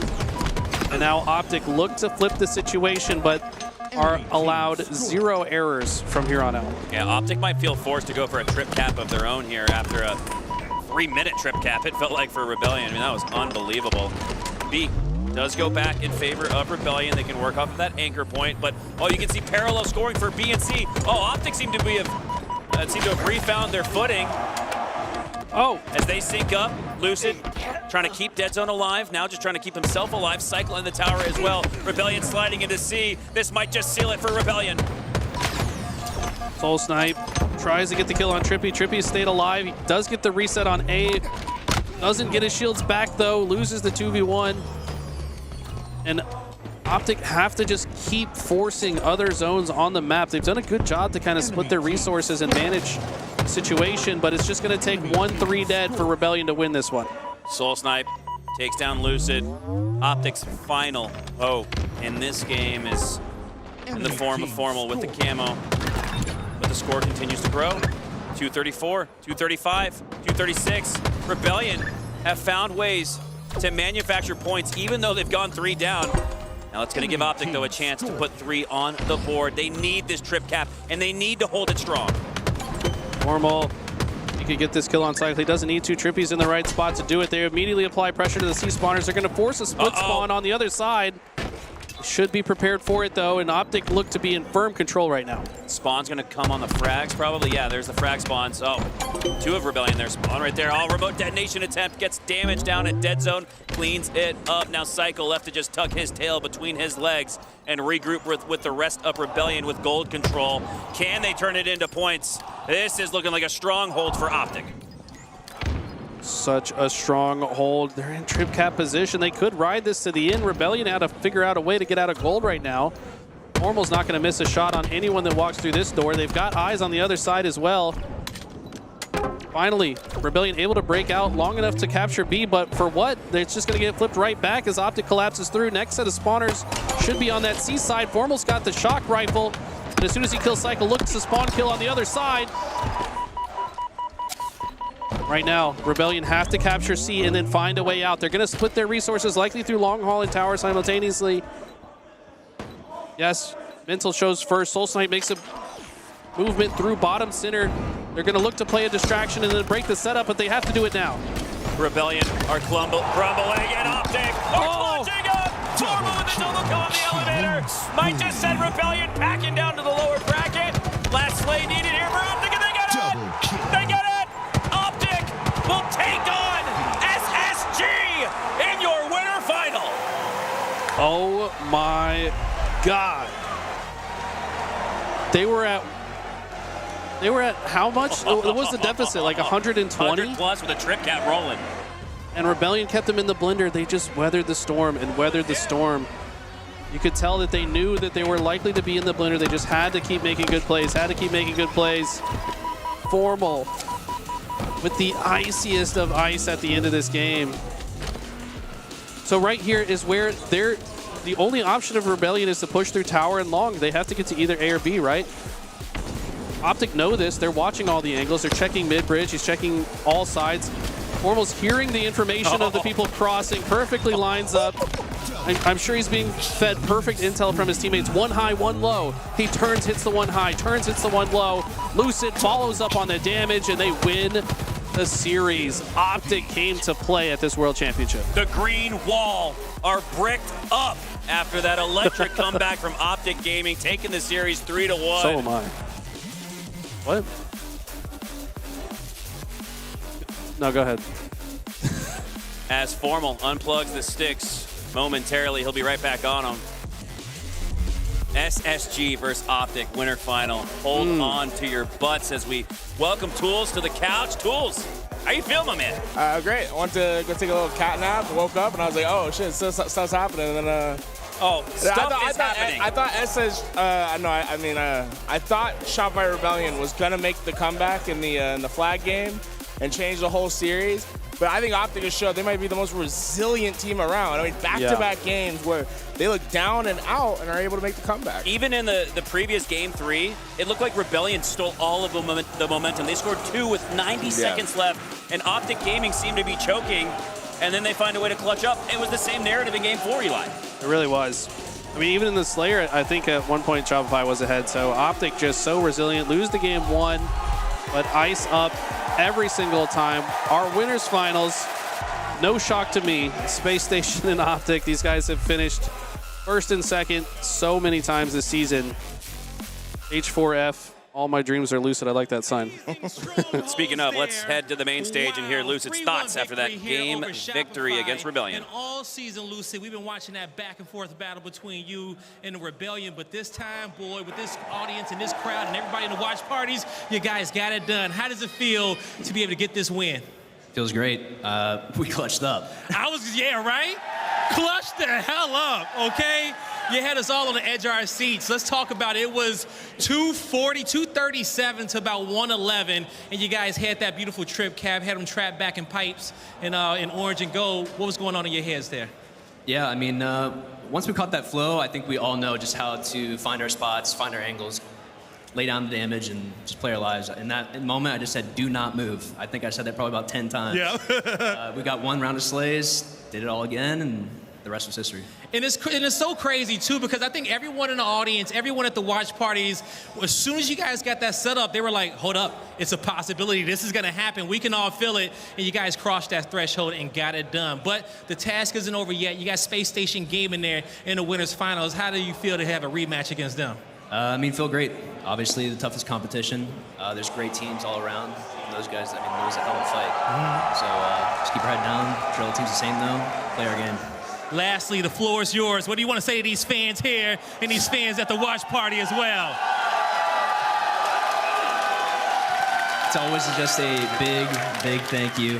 I know I say it every time. The rest of the guys say it. We can always hear you. I know this event in particular, been talking to a bunch of you, shaking a bunch of hands, signing a bunch of stuff, getting a bunch of pictures, and I appreciate it. It's always a very special event, Worlds, so love you guys. One more time for Optic Game in Seattle. This was a series, okay? Let's hear about it. Blaze, you are absolutely right. A series it was. My gosh, I cannot. Well, there you have it from the Season 1 MVP himself. Unbelievable performance from Optic. And I guess my thoughts to take this conversation into next, Eli, would be it's one thing to win a series 3-0 and kind of sleepwalk your way to victory. It's another to face adversity. It's another to be down and out and come out on top. That's what we just saw from Optic. How do you think that sets up for this winter final against SSG? I mean, this is the best prepared that Optic have looked for SSG. I think that Space Station has historically this year kind of been Optic's hard counter. It just feels like they've got their number in the matches that matter most. But Optic do feel like they're coming with a little bit of different energy this weekend, and I think they might put up the best fight we've seen yet. It's the ice factor, right? The clutch up. It's what has been missing for this team in these important moments, and suddenly it's they just put everyone else on notice. Like, it doesn't matter at what point in the game, if you're up by 100 in strongholds with us like being on death's door, we will find a way to get back into these games. And I love what Lucid said about the communication. He said, I think I think I said don't move 10 times, right? Yep. It's about making play calls. It's not about calling out. It's about understanding what your teammates need to do and communicating that with each other. And obviously that came through because they won the best series of the tournament so far. That was incredible. Yeah, impressive work there from Optic. I thought we were for sure heading to a Game 5. Started to mentally visualize it in my head, but Optic makes sure it's a 4-game series. Rebellion won't make it to the winter final, Eli, after previously doing so nearly every single event this year. How do you think the rest of their path to a Halo World Championship trophy stacks up now? I mean, Rebellion, maybe in some twisted version of reality, this is good for them because now they'll get a win under their belt on Sunday feasibly. I think they might still have to play tonight. I don't think our top 4 is determined. But it could be a good thing because maybe they'll get to warm up before they get into some of the tougher matches. Maybe they'll get to win a series and then ride that momentum to have a better chance at winning later as well. But I will say it's probably going to be a harder road as far as beating more teams to get there. I feel like I gotta rep the green wall. It's like I think Optic Gaming with everything that we saw, to me, have become favorites in this tournament. Yeah. And I think you can't help but watch that series and be a fan. And I think there's something special about seeing a series like that where you can feel the ripples throughout the entire event. And suddenly, you know, if you weren't a Green Wall fan, like you suddenly might become one because of that series that we just saw. Yeah. Dead Zone, 23,000 damage. Insane. It's so rare, by the way, to have such a close games and to have all 4 players and positive KDs for their side shows that they were really starting to tune up at the end of the series. I want to give credit to Trippy, who all but took accountability for the crumble of the Green Wall at last year's Halo World Championship. Really, all but saying, guys, that's on me. That's hard to put a target on your own back. It's hard to admit your faults and shortcomings, but Trippy was that guy to do that. And it all felt like it amounted to and accumulated towards this moment where he has a chance to right the wrongs of yesteryear. Absolutely. And I think Dead Zone also making a statement here because I see you guys in chat. People are like, oh, Dead Zone's not the answer. Dead Zone's not that dude. Like, bro, are you kidding me? This guy, the MVP. He is that dude. He's the only player in the history of Halo Infinite to have placed top 3 in every single tournament. Yeah. That's a crazy stat. I know it's a crazy Ridiculous. stat. It's probably a stat that he doesn't like that much, though, because he wants more W's added to it. It's crazy to say, like, Dead Zone has the highest average placing out of any player in the HCS. Well, I don't know if that's true. It is true.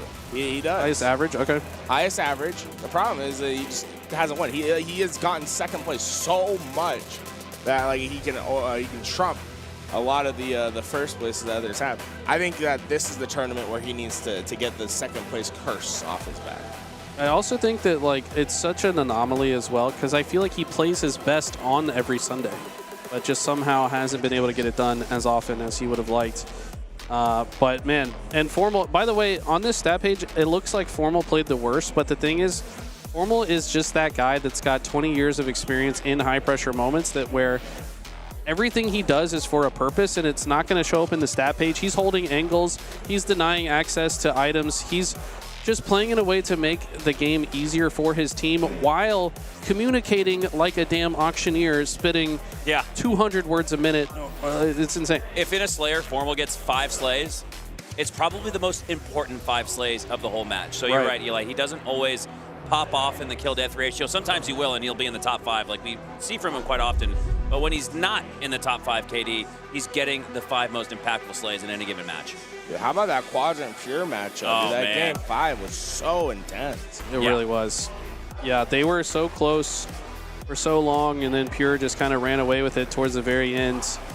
And yeah, they've secured themselves a spot in top 4, which we kind of predicted, right? They started lower bracket. They were predicted to get top 4 at this tournament, so it's shocking to see them finish 3rd in their pool, but it's like, man, you did not want to run into these guys in lower. They came in so prepared against Cloud9. That series wasn't even close. That's the tail of the tape when I look at this lower bracket, Eli. What a bounce back. What resolve from the likes of Sentinels and Pure, who fought their way from lower round 1 all the way to the elimination quarterfinals. Rebellion and FaZe Clan better watch out, because Sentinels and Pure look like they're playing their best Halo yet. The matchups between Rebellion and Pure, FaZe and Sentinels, it's the former teammates all meeting up with each other, right? You have Solo Snipe from Shotfire Rebellion playing against his old team. You have Lethal playing against his old team, right? It is a clash of the old guard, and I cannot wait to see who comes out on top. All right, guys. Well, we've been going nonstop for a couple of hours, so we're going to reset, re-rack, take a look at the bracket, set up these next matches. There will be more Halo up next. Don't go anywhere. LVT Halo has got you guys covered with more from the World Championship.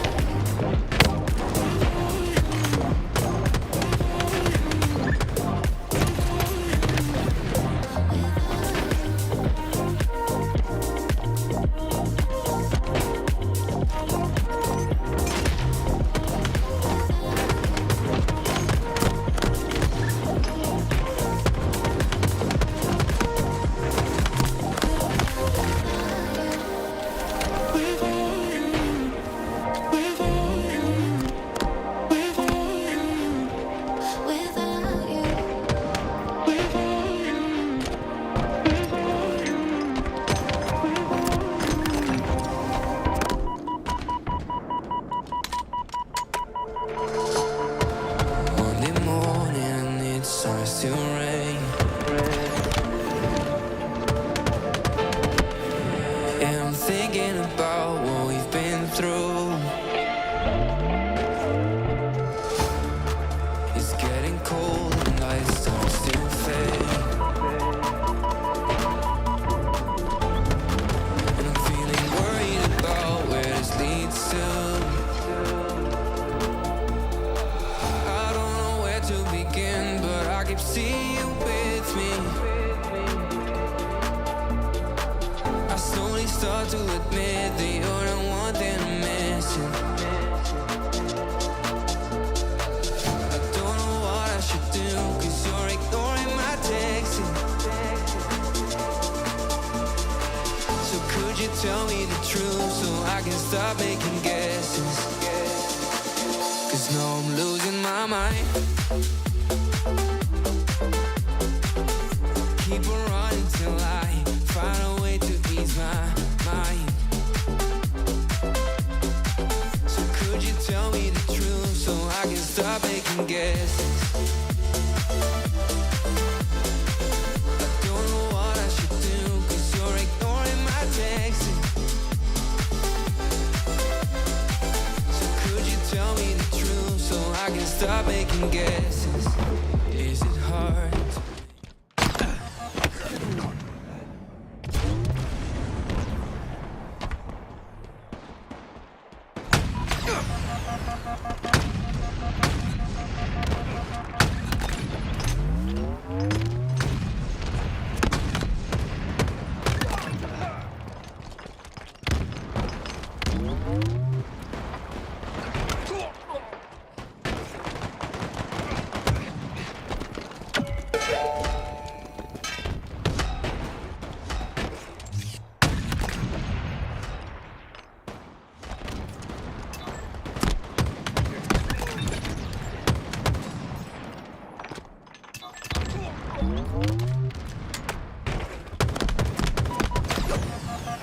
Captured your flag.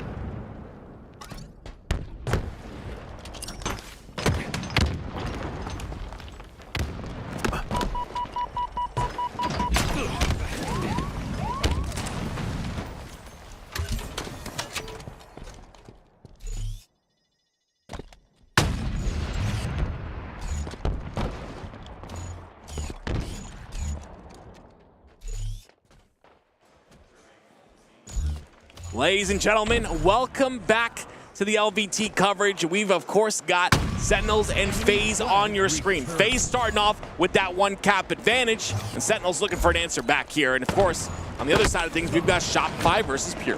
I love this matchup between these two teams, for all four of these teams, just because of the rivalries that are in all of them. Obviously, Lethal going up against his old roster, the team that he won like 20 championships with. So just 20.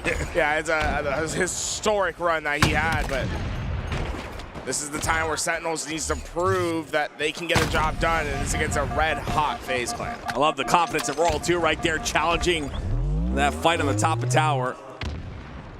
From the top of tower, I should say, on the Precision. Precision with 3 bullets left to work with in the snipe, and he's looking for that sword player to poke on through, but all the while, Lethal's gonna fall in the kill feed.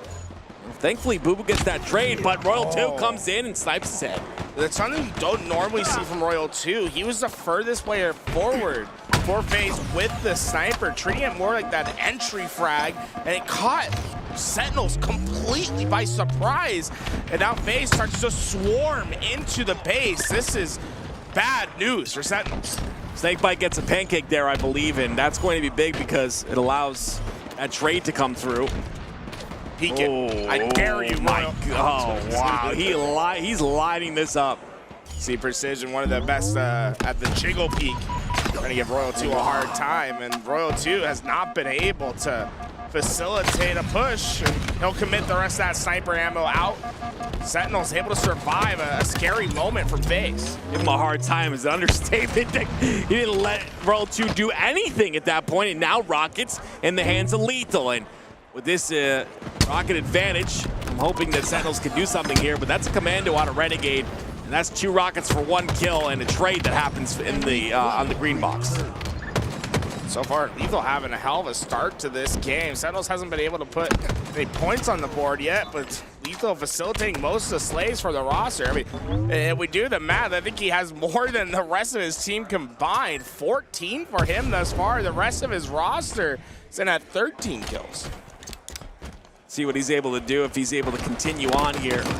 Always a big slayer in these games, Renegade. Frosty's starting to catch up as well. Just put in his 10th. And they'll have that sword control, which is devastating if you're Sentinels.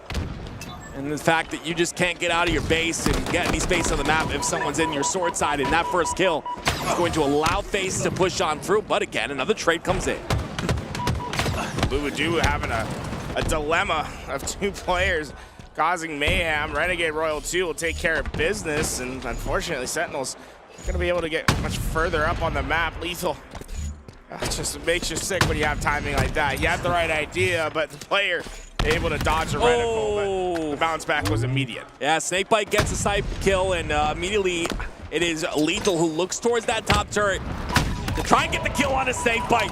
Now he gets another one onto Frosty, and Lethal's starting to heat up. Checking for his angle.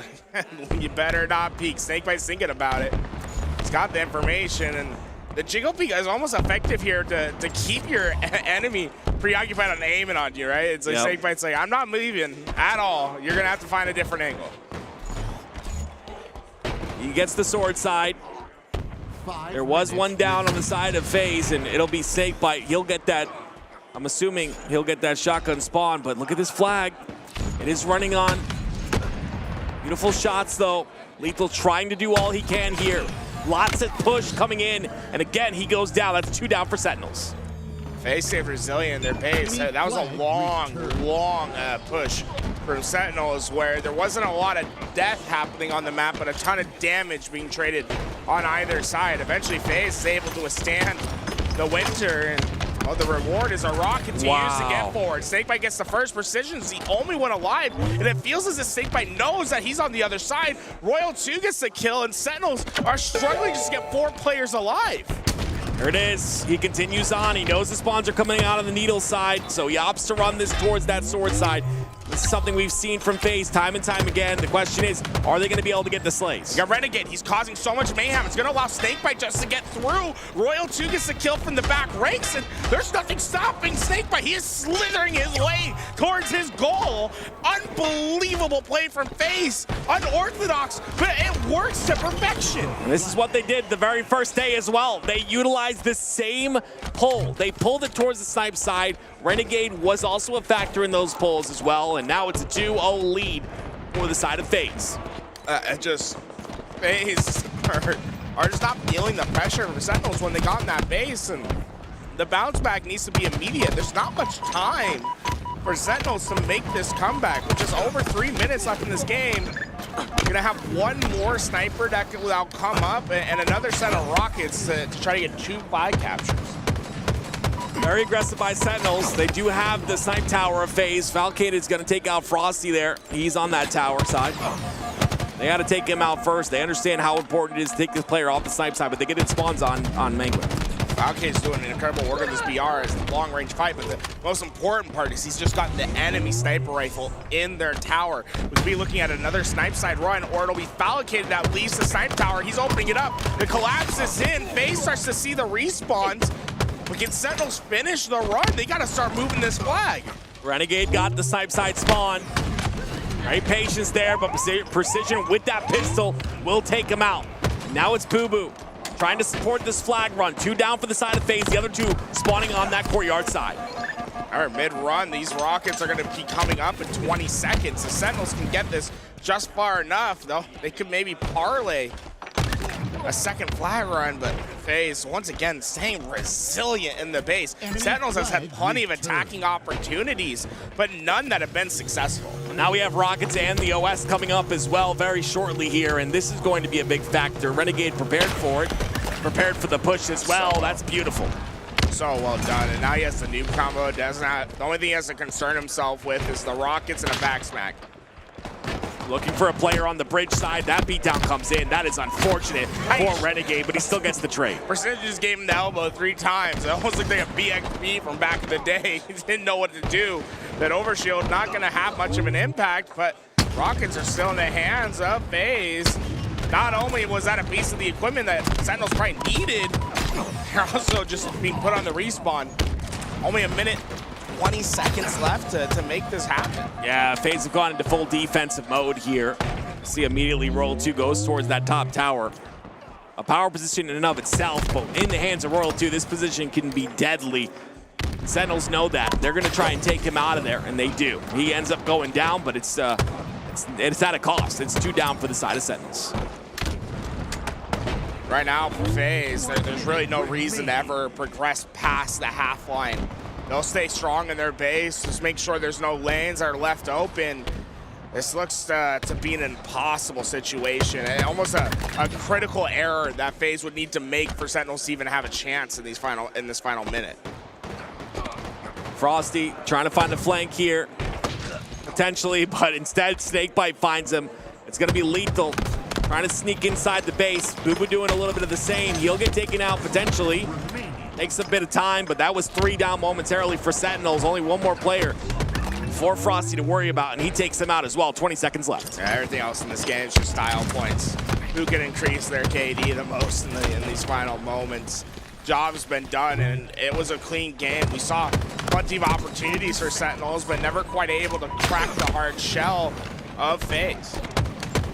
Renegade 23-15 in this game, but like you said, not really able to do too much, and with that, it will be FaZe that take game 1. Let's shift focus over to the Shopify Rebellion versus Pure matchup, where Shopify Rebellion have their lead in the game. Oh, Cherish, though. Maybe find his solution. He was able to take down the sniper, Soul Snipe, and there's no one else to take over that responsibility for Pure. It could be dual sniper action, and Cherish is able to get up this tower. Cherish putting tons of damage in. Oh, this is so good. Assist after assist. The flag run is going as well. Soul Snipe, last player alive, does get the stop, but he's taken out pretty quickly. Only 1 bullet left. I believe there should be another sniper up here. Might have seen the despawn already, but Cherish certainly did enough to get this flag out, but they're struggling on that last phase of getting that flag back home, and the return will come in. That almost felt guaranteed. Pure had 3 down in the base, pulling flag. Results in equal footing. Nothing happens. It's a neutral game once again. It's very frustrating when you see Cherish do as much as he did, but they're not able to convert, and maybe a miscommunication, maybe just no plays being made towards Cherished, and unfortunately, that's not going to be good. But all of that space does allow Last Shot to get this overshield, and he's very aware of the player inside a flag waiting here. He gets the first kill. That's going to be a perfect, and still has a little bit of OS to work with. Cleans up the second, cleans up the third. That is 3 kills and 4 down. And that should be a flag capture. It's almost that Pure's not really focused on getting this one home. They're focused about the next. They're thinking they can go back to back and steal this game. It all comes down to the Slays. Pay attention to the top left of your screen. Mental's the first to fall. Still damage coming out here. Last Shot trying to find another kill. They've contained this side of the map, and like you said, going for that second flag cap, and the pressure is still mounting here. Rebellion have to find a way out. Druck's gonna be the first player in. He's got 2 to deal with. The Commando sprays him down. He'll get the 1-for-1 trade. And Suppress and Cycle will be able to clear out their base. No more attack from Pure after Dog's taken down. Great job there to find Cycle. Still tied at 1, and we will potentially go to overtime here unless this is a win by Soul Snipe. It is not. Last shot, beautiful shots there. Whoa. Shut him down. That's hit himself in that corner. You don't see it too often on that rock room. You usually see those wall slides off the other lane. But these players showing off their little speed at the end of that round. And now we will go to overtime because of it. Last shot's going to be the one to go for Snipe. This is the POV I want to watch. On the other end of things, you've got Mental going for the snipe of Shopify Rebellion. Look at Cherish committing early for this overshield. They sent 2 players towards this tower side. This is a risky maneuver, but could play dividends. Yeah, Cherish has to watch out for his back, though. There's a player right behind him. And as we keep you updated on that Shopify Rebellion and Pura match, we're going to swap back over to the Sentinels and FaZe Clan match here. We're getting started on Solitude Slayer, and it's World 2 with the camo. Stay for Pure and Rebellion this extra time just for a bit longer. If anyone's able to find the first game in this series. Beautiful kill there by Soul Snipe. Suppressed gets another one onto Druck. It's 3 down for the side of Pure in a 1v1 situation. It's Mental versus Cherish. Mental decides to back up, wait for his teammates to come off a spawn. Mental, a quick track back. He'll get towards his teammates, understood that there was nothing that was going to come from him being deep in enemy lines. Instead, he'll let his teammates take the first plunge. Beautiful. He's going to throw this off. Oh, there it is. Wants to maybe do some damage on the way off the map, but he cannot, and they do kill him as well.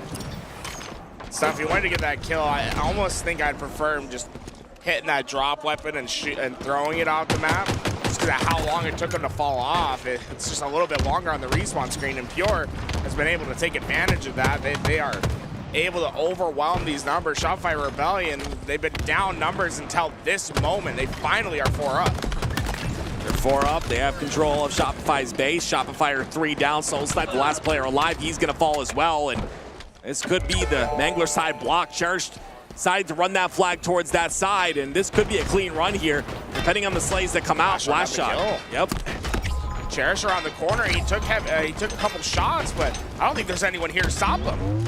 It's a really difficult curb slide to hit that on the timing and get that flag in, but Cherish makes it nice and clean, and it's going to be Pure that take game 1. So move back over into FaZe. They find themselves up 6 on the main stage. FaZe looking dominant as ever. Sentinels, they had opportunities, but were never quite able to to find success. FaZe are not happy that they're in the lower bracket. Not anywhere near happy. Obviously, very angry. They're going to try and stop this or end this day with the victory here, and a convincing one. There's the Hail Mary from Frosty. He gets that kill, and now we have a 7-kill lead on the side of FaZe. Make that 8. I can count, ladies and gentlemen. I went to school. Love to hear it. Love to hear it. I'll test you later on. All right, please do. What comes after 111? 115. Did I get it right? No. Oh, sorry. No, not even close. Okay, 3 down for FaZe. I know what comes after 3. It's 4, and right now they're going to be 4 up and have an opportunity to maybe fight back here. But Frosty, I don't think they understand where he is. Now they might have the information, but he's got that shock rifle. And unfortunately, now all of FaZe is stuck on the bottom of the lift, and Boo Boo's getting kill after kill. That's not good for FaZe. Nah, FaZe understood that they were trapped, and they tried to make the most of it. Frosty wasting as much of that ammo before he went down. Sentinels, this is their opportunity. They can cycle through the various spawn traps on the map. Great shots there by Precision. One of the players we've been watching all season long, but honestly, he's been impressive at moments, but a lot of those moments have been online. I want to see him have his shining moment here on land with this Sentinels team. 3 down for the side of Sentinels, though. FaZe taking the lead once again by 5. Sentinels will commit multiple towards blue. I believe it was FaZe that just got away with that camouflage. Snakebite down early, so camo not going to be much of an impact, but either way, FaZe, they feel just a little bit more disjointed than we've seen in other games, but because Royal 2 stays alive, the help eventually comes. They collapse in on the rest. Sentinels, they were looking pretty, but it's FaZe that are starting to remain resilient. So many one-shots, staying alive, getting kills, getting max value. This is one of those dangerous things that makes FaZe one of the best in the game, and that's just the ability to have that individual skill that they have, but also utilize that bait and switch, utilize that teamwork, and play their lives. When you're individually talented like this team in FaZe, you generally just are very aggressive and tend to throw your life away a little bit too much, but we're seeing a FaZe that's not doing that here. Patient into the lift. Sentinels understands that they have to stay alive and wait for these spawners to help solidify their position. Renegade gets one and tries to work back towards his team. Sentinels, I think, almost catching themselves by surprise that they were able to get out that lift relatively unscathed. This lead is growing. Lethal having a bit of a rough game here. 4-9, gets his 5th there. Not really able to find much. All of FaZe, 3 players of FaZe with 10+ kills in this game. Here comes the push from World 2. Lethal doing as much damage as possible. Tries to play his life as well. He's got the assistance of his teammate in Precision, so that's a great kill to bring things back. That's what you need, clean kills in this scenario. But Frosty trades it out a little bit late there, and this lead continues to grow with Camo coming up. Will be the first to take the plunge into the unknown. There's 2 players waiting for him, and just too much firepower to deal with. Camouflage goes to FaZe, shock rifles in their hands as well. Sentinels in dire straits in the worst moments in the game. I love that toss. They spotted him somehow. One shot took him out of scope here. They know exactly where he's going to go. I would assume they know he's going to go gold ledge, but that's why they're not peeking. Waiting for a little bit of help. Frosty gets a stick in the kill feed. Renegade trying to get some sort of a kill here, but unfortunately no damage is able to come out. Finally he gets one. That's 3 down for the side of Sentinels. And now it's just a wipe that'll put this out of reach. It seems impossible for the moment. It's frustrating when you have back-to-back games when the game was truly over before it hit the final seconds. So the Sentinels, right now they're being outmatched. FaZe just looks a tier better. FaZe are angry. Look at this. Set up the trap for Precision, who fell for it. He'll get another one as well. 2 kills is all that remain, and FaZe will take game 2. Frosty's gonna be fine. Hey, he ran into a firing squad. There's nothing he could do there.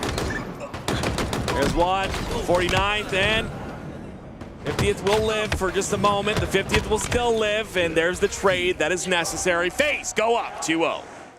World 2 understood the assignment. I just gotta get close enough for my elbow to connect. That'll give us the game.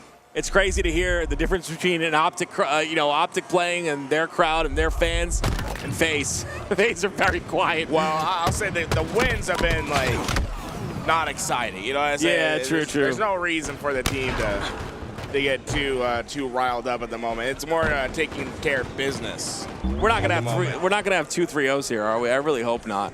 No, I think Shopify Rebellion is gonna put up a much better fight, but right now Pure is finding some dominance early on in this game, and everyone having their turn at being an impact player. The stats have been very even around the board. A little bit of a lead here for Pure, as we saw in that FaZe matchup.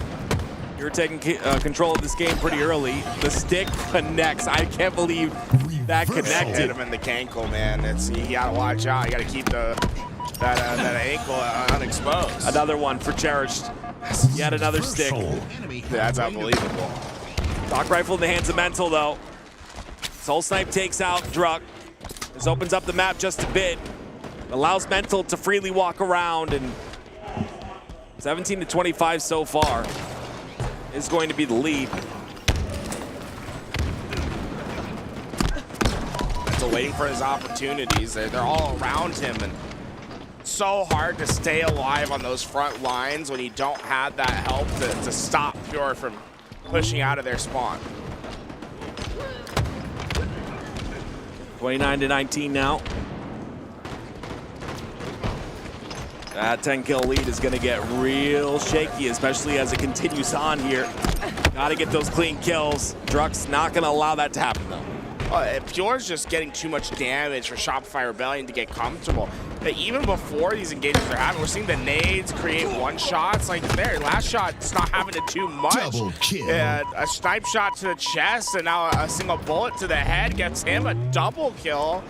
And the teamwork has just been too much to handle. Look at the assists that Pure have, 23 so far in this game. And you got to remember, assists in this game, it's a 51% or more of damage. It just shows you how much it's the teamwork that's helping Pure in this game. Every time I've seen Shopify hop off, it has been, you know, that teamwork shining through. Those assists really high. And we're not seeing that out of Shopify right now. We're also seeing Suppressed have a little bit of a slower game. He's one of those players that really can take over and really give Shopify that belief in themselves as a team. And we always see them perform on a Saturday. So interesting to see how things are panning out here. Pure, a little bit of momentum. 11 kills is the lead so far. For anyone who's curious about the FFA coverage, we will give you that final game with full casting. Do not worry about that. We will have that for y'all eventually. Just waiting for them to start up the lobby. Now this is a push from Pure, Cherished once again. If we had a Rookie of the Year category, it would go to Cherished, in my opinion. A lot of people believe the same thing.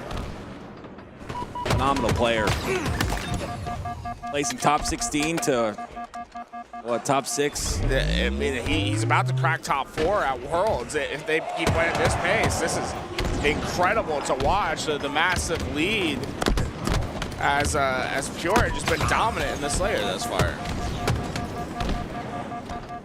41-29. I don't think it'll be a stake, ladies and gentlemen, but I'm assuming Pure take this. Nah, yeah, it'd be so tough to lose from this position, but in order, if you were gonna lose, you probably need a camouflage. Yeah. So let's see what Soul Snipe's able to do. This is that jump, which is unfortunate. Maybe he just dropped on purpose, though, because he saw the 3-man push, and now he's got great timing. They're not gonna get an answer here. That's beautiful. Hey, if you were gonna get a comeback in this situation, you'd need to get 3 unanswered kills in a row, force a spawn trap over at the lift, and then be able to find these next few kills without getting traded. This would be insane. It'd be insane, this comeback here. Oh, they have Shock Rifle. You see Talik has it in his hands. They have the information on Soul Snipe as well. Soul Snipe's job is to stay alive here. Cycle gets kill on the feed, though. That alleviates. Soul Snipe's been practicing some crazy insta-explodes, by the way. It doesn't get him anything there, but he knows how to insta-explode off these walls. It's so interesting to watch.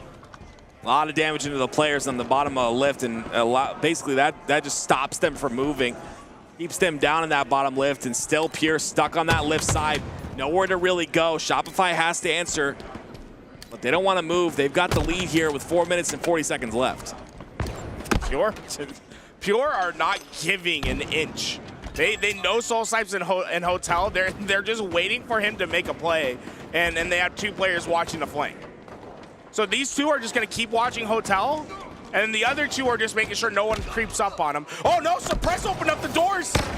He went underneath. How did he get the lifts? Got 2 kills. There's the third. He just got the third. What did I tell you about Suppress? That's 4 unanswered kills. That's 7 unanswered kills. There it is.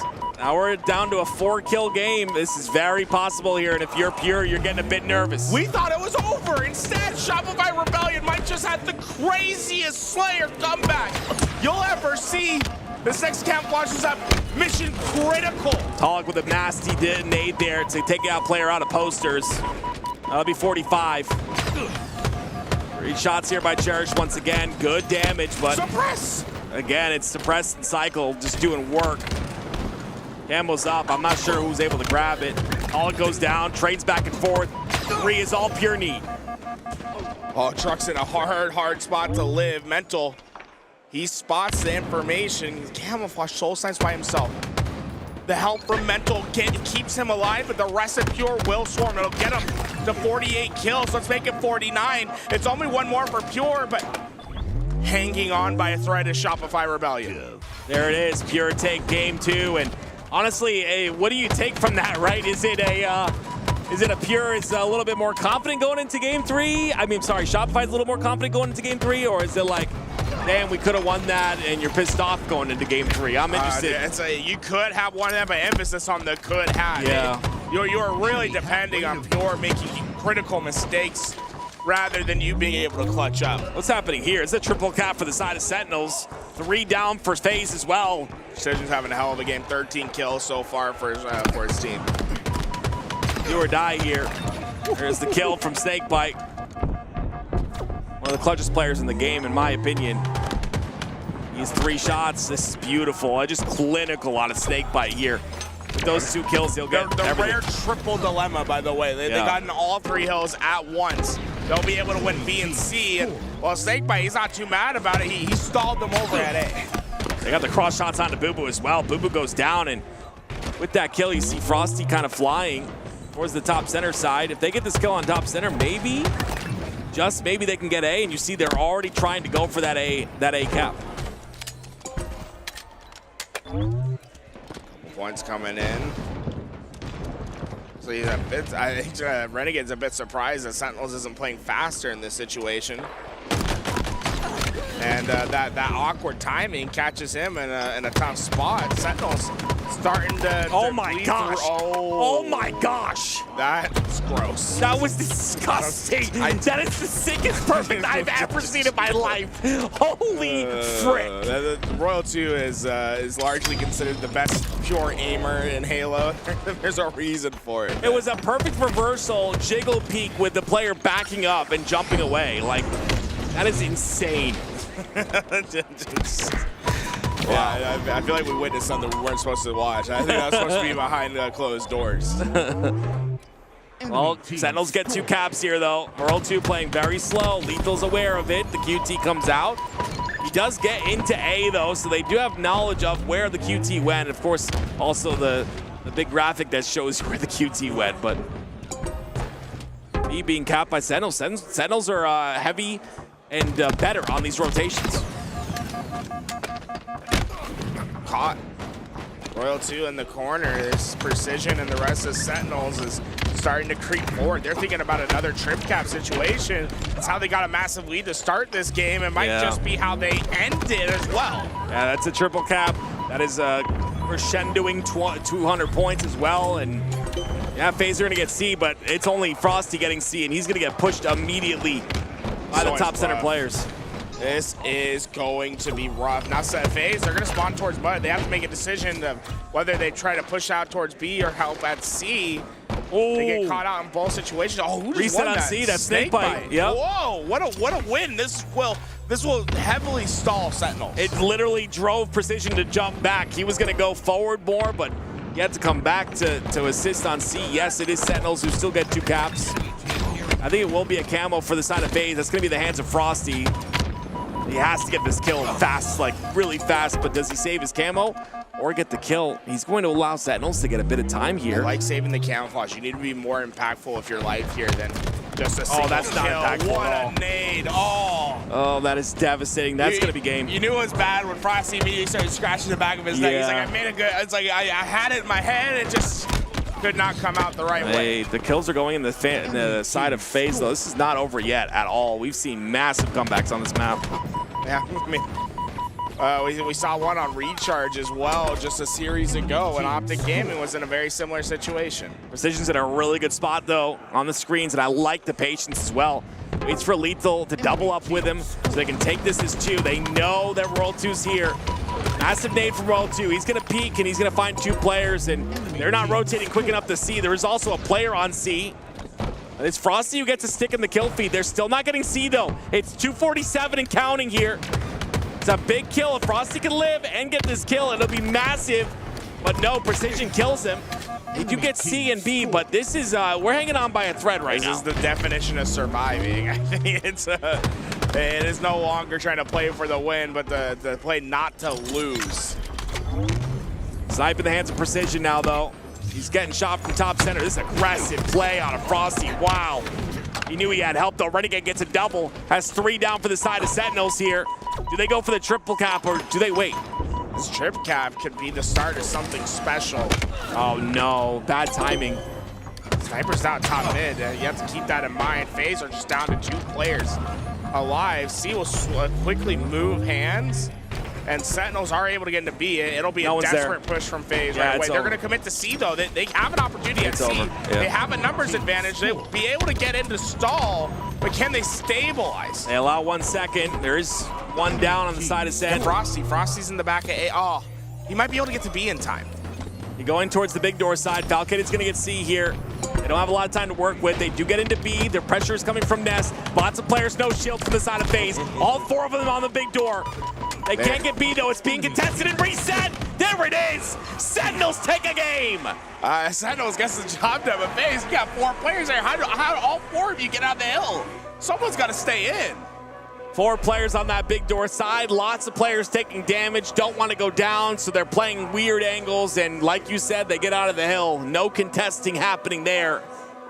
And Sentinels will keep their tournament alive. This is the lower bracket, by the way. It's a very important match for both these teams. We're talking about a $1 million prize pool here, ladies and gentlemen. Big Sentinels, honestly, big ups to them because game 1 and game 2 weren't particularly close. And to bounce back and have a strong win in game 3 is promising if you're a Sentinels fan. Yeah, 100%. See if they can bring this back. A little bit of belief has been struck into the minds of Sentinels. Taking a look at the stats, you don't see any. But regardless, I'm sure that we saw Sentinels come through with some big statistics. We saw Precision at the very beginning of that game popping off a little bit. That was good to see as well. I think Precision's the player for me, the focus. If he can pop off, I think it'll be Sentinels taking this to a game 5. I like to focus on singular players. I think there's some players out there that just make a huge impact. There's some players that can change the tide of a game completely. And okay. I know it's easy to say like all players can do that. Well, there's some players that can do it and literally completely change a game. Renegade popping off. I think Precision is one of them. I think Legend, Stellar, like those are like game-changing players. So I want to see Precision do that. I mean, replacing Sparty, right? And they tried to replace Sparty with someone who's got that firepower. I want to see him show us, you know? I want to see him show us what he's capable of. But we go to Recharge Oddball, where both teams will be tested in a very long, arduous game. Yeah. Oddball is probably exactly what Sentinel wants to see, though. You know, you want a match where you can really find your footing and stretch yourself. In the flag game types and King of the Hill, you can quickly find yourself in a losing situation that's hard to claw your way out. Yeah. In Oddball, you start losing in a round, you can usually work your way out of it eventually, even if you have to give up a round and work on the next. Yep, 100%. I believe the Pure match might have started. Try to get ourselves over to that one as Pure and Shopify Rebellion in game 3. And honestly, a bit surprising to see Pure up 2-0 against Shopify Rebellion. I know we watched the game number 2, but it's just interesting, especially when Shopify is always that team. We talk about them on Friday and Saturday, always performing. Multiple times now, we've seen them in the winners finals, multiple times. Yeah. And today we find a different story here, but maybe this is what they needed to break the Sunday curse. Maybe they just needed to come through that lower bracket, but they have a long road ahead of them. Pure are dominating, and yeah, they need to do something. They will be tested. Enemy team score. On both sides. We're into both these games. Man, I am ecstatic to keep ourselves covered on both of these because there's just so much on the line between in both these matches. Oh, on the Pure side of things, it is 3 down for Pure. They'll try to do all they can to recover here, but Shopify are definitely inside of that B hold. It's Mental trying to do all he can to get that. You see on the top left of your screen, FaZe. They have the pipe side control.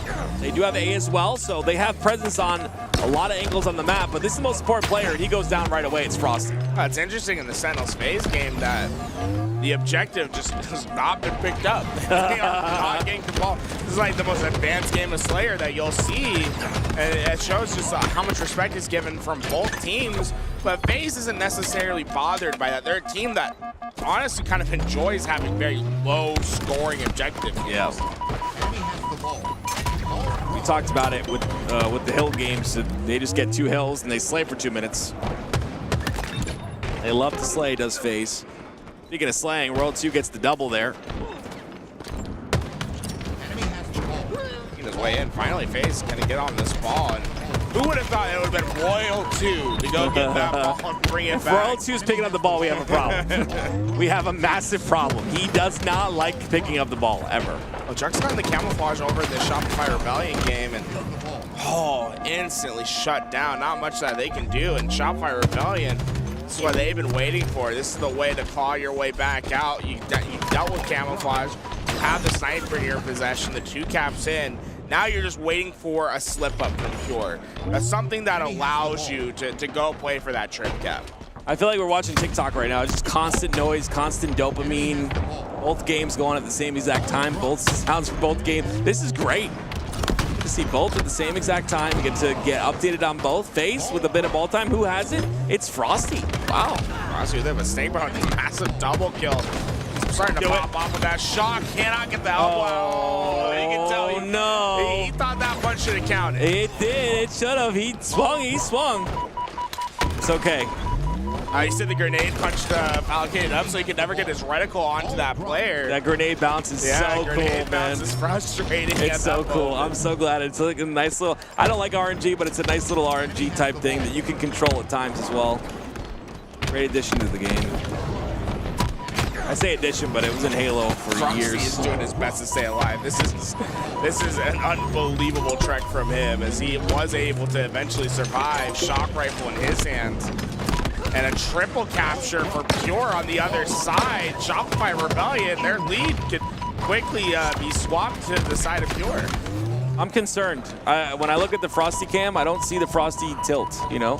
Like I said, he looks down, there's a little tilt to his head. When you see that little tilt happen, it's over. Like, just go to sleep. Like, hide. On the bottom right side, it's Pure. Very close game, actually. Whoa, man.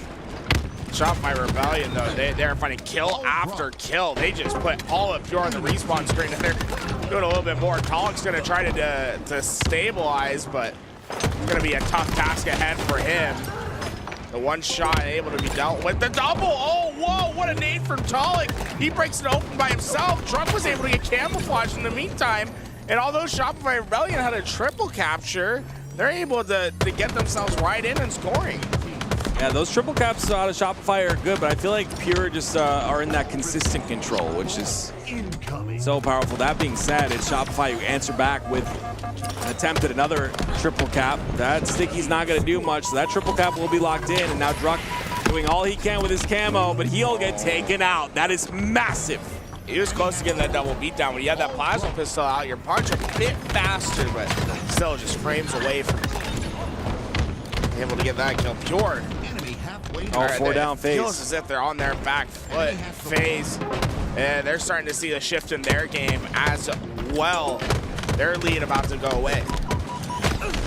This is not good on the side of FaZe, but who's got that shock rifle? He's been quiet. He starts to wake up. We have a problem. 2 caps on the side of Shopify, and a little bit of a lead mounting there for them as well. And Sentinels take their first lead at the top left of the screen. Shot's got that sniper. Honestly, let's go full into the pure Shopify Rebellion game. We'll keep an eye on Sentinel's phase, but this is a critical moment for Shopify Rebellion. Pure has the sniper. Oh no, Quigley. Imagine. You saw line it up. Yeah, it was there. 3. Oh, he is. This guy's locked in right now. I want to see what Last Shot can do here. I truly watch. Oh God, that was so close. 2 caps here for Pure. Nice little shot, body shot. Almost gets the second as well. He's on a killing spree. 13 and 10. That's just points for Pure. They're not worried about that triple cap at all. This is well set up. They know that they can make their way back into this game with their positions. Now it's just time to execute on these slays. Last shot is one shot, and he's going to end up playing his life here. Cycle playing with danger. This camo's up, and this is going to activate everyone on the map. Shopify Rebellion's trying to bat through those doors. And Camo, I believe, grabbed by Pure. The trip cap's in as well for the time being. This is a critical moment for Shopify Rebellion to find immediate answer. You don't want Pure to get too much space on this map. Big 1v1 by Mental here. Oh, you knew he had a repulse. Oh my goodness. He wanted the last shot, and it looked good, but... You gotta take that as a jiggle. You gotta try to kick that repulse out, but he goes swimming. And instead, it's been so back and forth between these two teams. There really hasn't been much advancing in the score because it's been two caps with contests here and there, and it stops the scoring process so often. So we're not seeing anyone start to take any big leads here. It's been chaos on this map. Olga's taken over though, 16-9 already. Really solid damage as well. They contain A, they have C, they just crossed 200 points. Two players gonna join him. Oh, that repulse doesn't send him high. He'll have to take a reposition, caught off guard. Might be exactly what Rebellion needed to finally get something going. Great rotation. 3 down once again. Pure are just winning the rotations. They're starting to win the slays. This has been brilliant from them. We'll see if they can continue here. If they do, it will be a 3-0, and Shopify will be sent home. Sharks expecting some sort of push, but instead it's a triple push that's coming in from Shopify Rebellion. You don't see this every day. They sent 3 players through that screen side. Oh, they isolated Druk away from the fight, and they're trying to overwhelm the numbers. Whoa. Of Pure. Did you see that slide? That was crazy. That was disgusting. That slide avoided all of those last shots on his head. Shopify, this is the moment they've been waiting for. They've been able to finally slow Pure down enough. Oh, no. Dude, what is that? That's the second time we've seen that. The repulse, it's just dysfunctional, man. We got to get, who's the equipment manager here over at the HCS? We got to get these repulse checked out. That happens to me all the time. I always think it's my error. Camo up still. No way. They're going to have to commit towards They killed Mental. They got 2 right there. That's Jordan huge. committed to this camouflage, but it's Shopify Rebellion that get into the hills. They try to take advantage of the situation, but I don't know if that was the play. Talk gets away with the camouflage now, and Pure, they're finding themselves quickly back into the fight. No, we can't be missing these jumps at Worlds. There we go. 232. 179. Shopify starting to come back.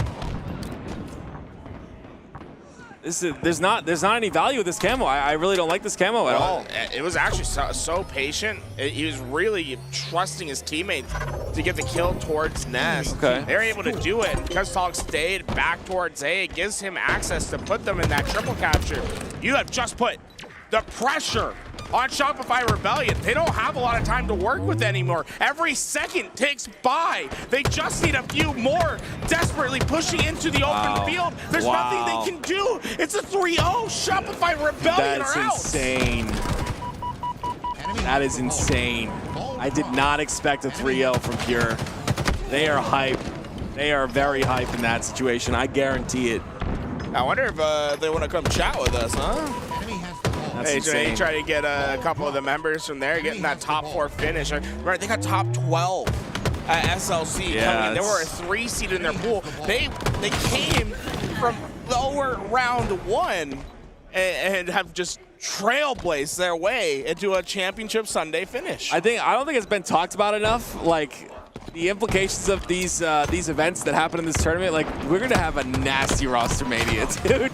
Like there is gonna be some crazy changes. I truly feel like for next year. Yeah, honestly, I don't even know. I don't even know what these rosters are gonna look like. Yeah, it's gonna be crazy. Like take a screenshot of the rosters now. I'm guaranteeing you, I would say 80% of them change.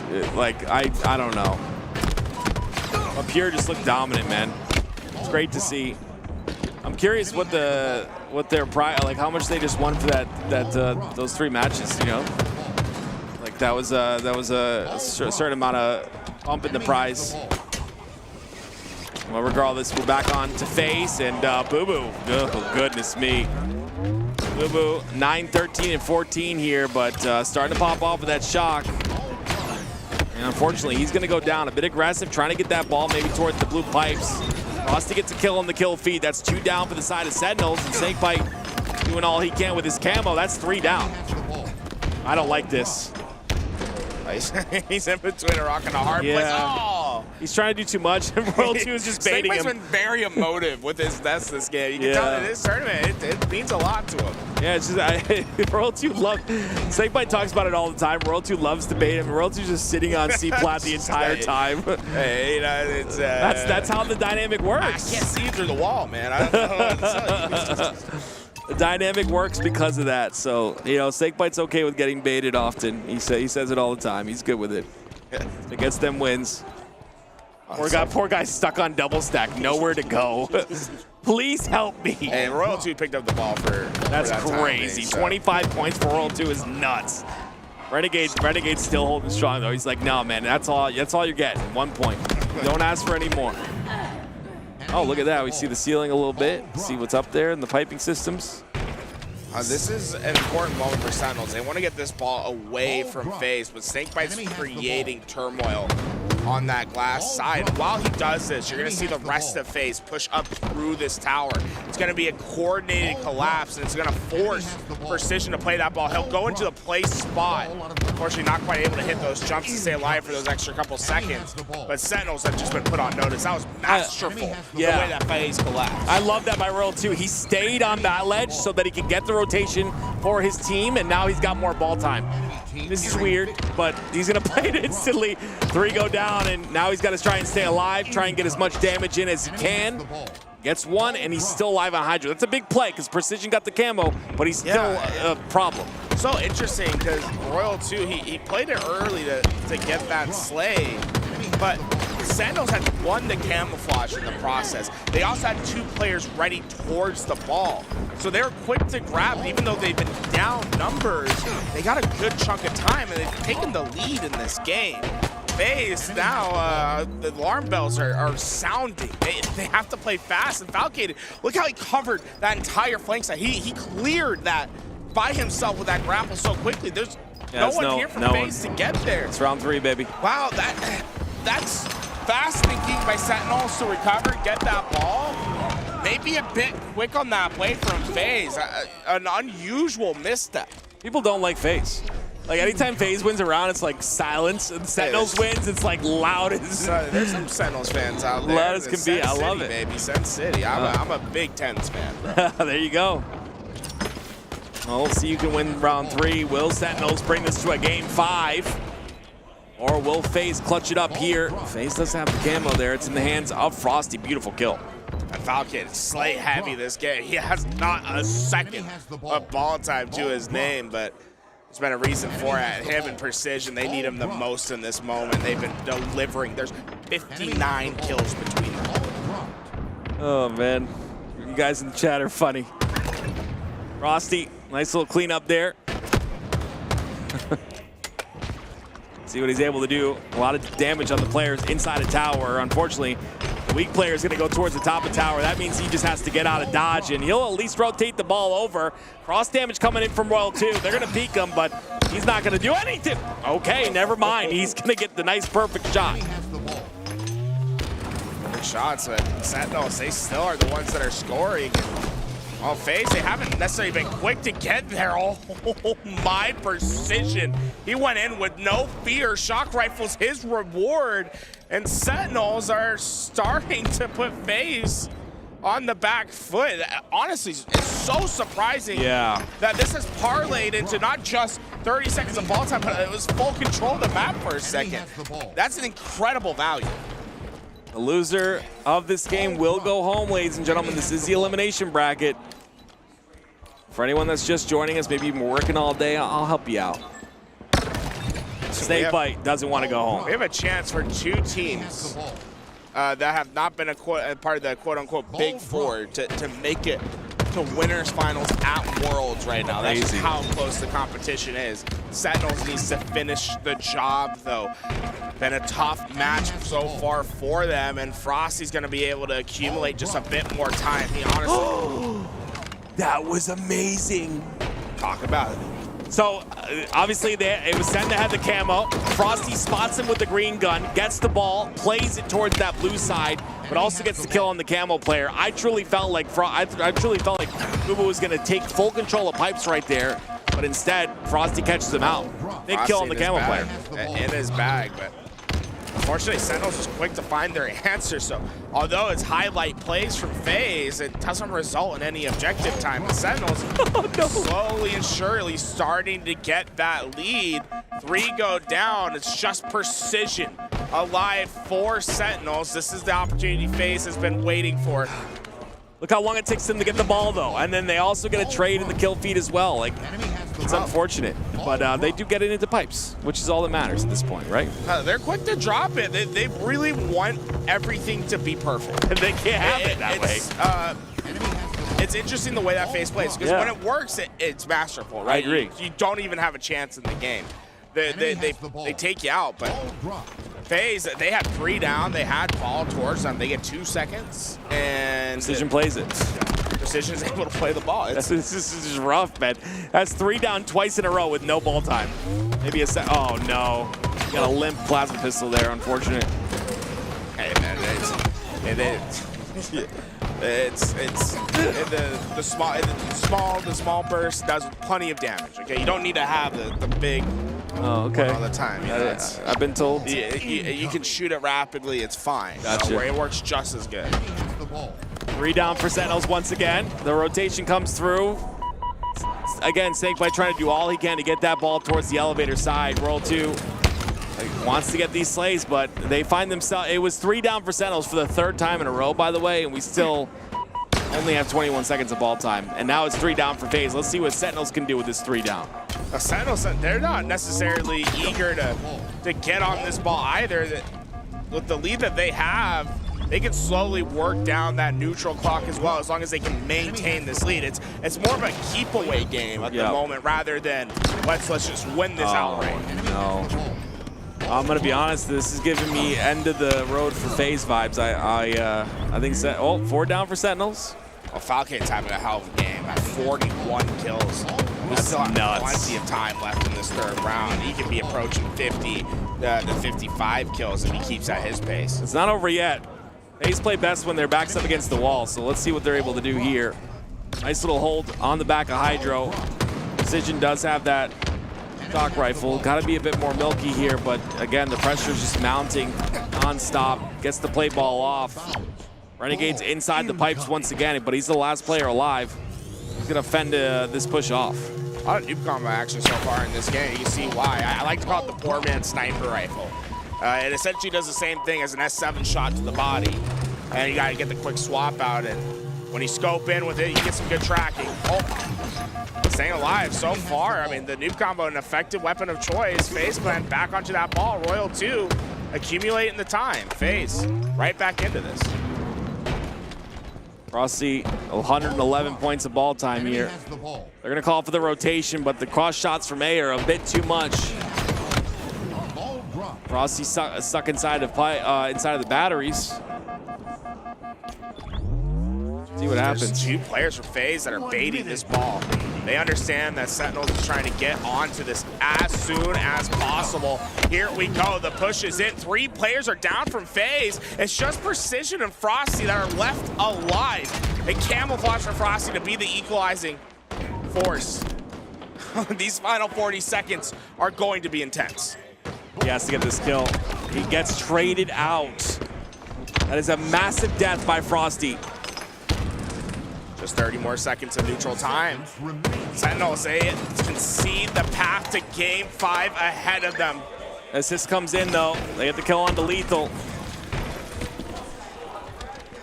19 seconds. FaZe is here to pick it up, but there's only 15 seconds of neutral time. critical moment. The noob combo from Snakebite, it misses its target, but the punches connect. Precision's up next. Damage dealt, ball in the hands of Royal 2, and just a couple seconds to take the lead. 11 seconds all to remain on the neutral time.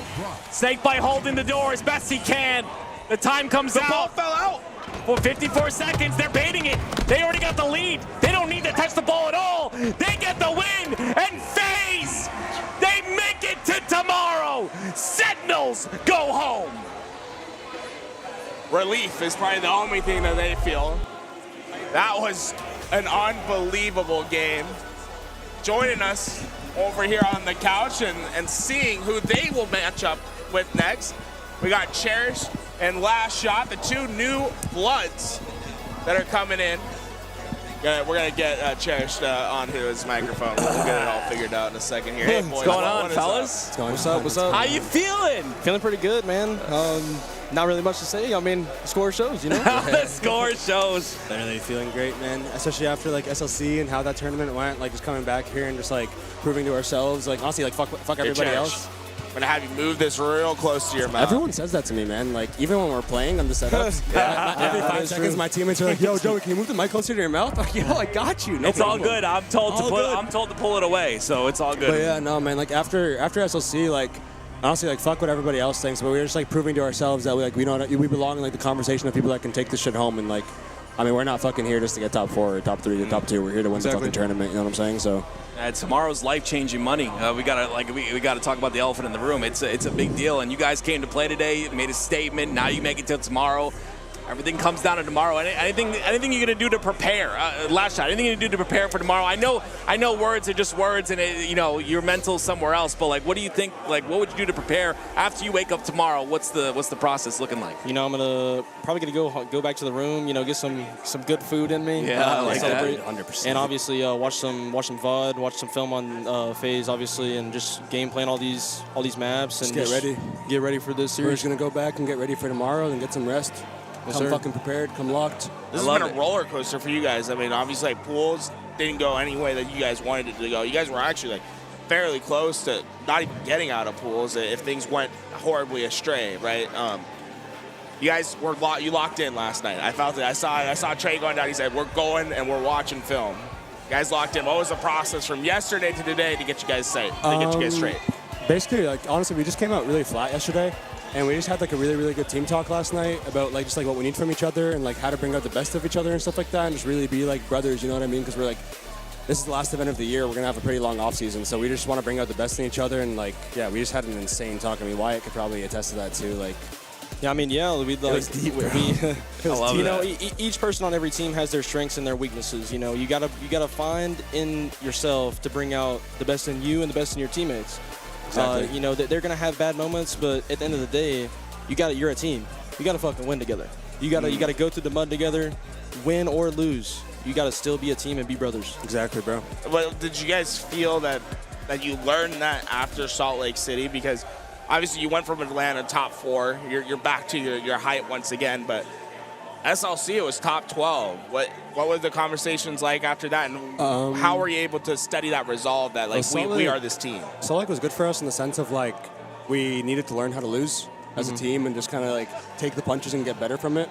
Because before that, like we were just kind of like we were very like anal about our losses and like we were very like hard to take criticism and stuff like that and just like get better. But after that, we were like, all right, bro, like the competition is so like close right now. Like anyone can beat anyone, so we literally have to be like on our shit, like on top of everything, and make sure that we're like are playing the game the way that we know how to play it, and just not like give in to any of like the pressure or anything like that. You know what I mean? Like, there is no pressure.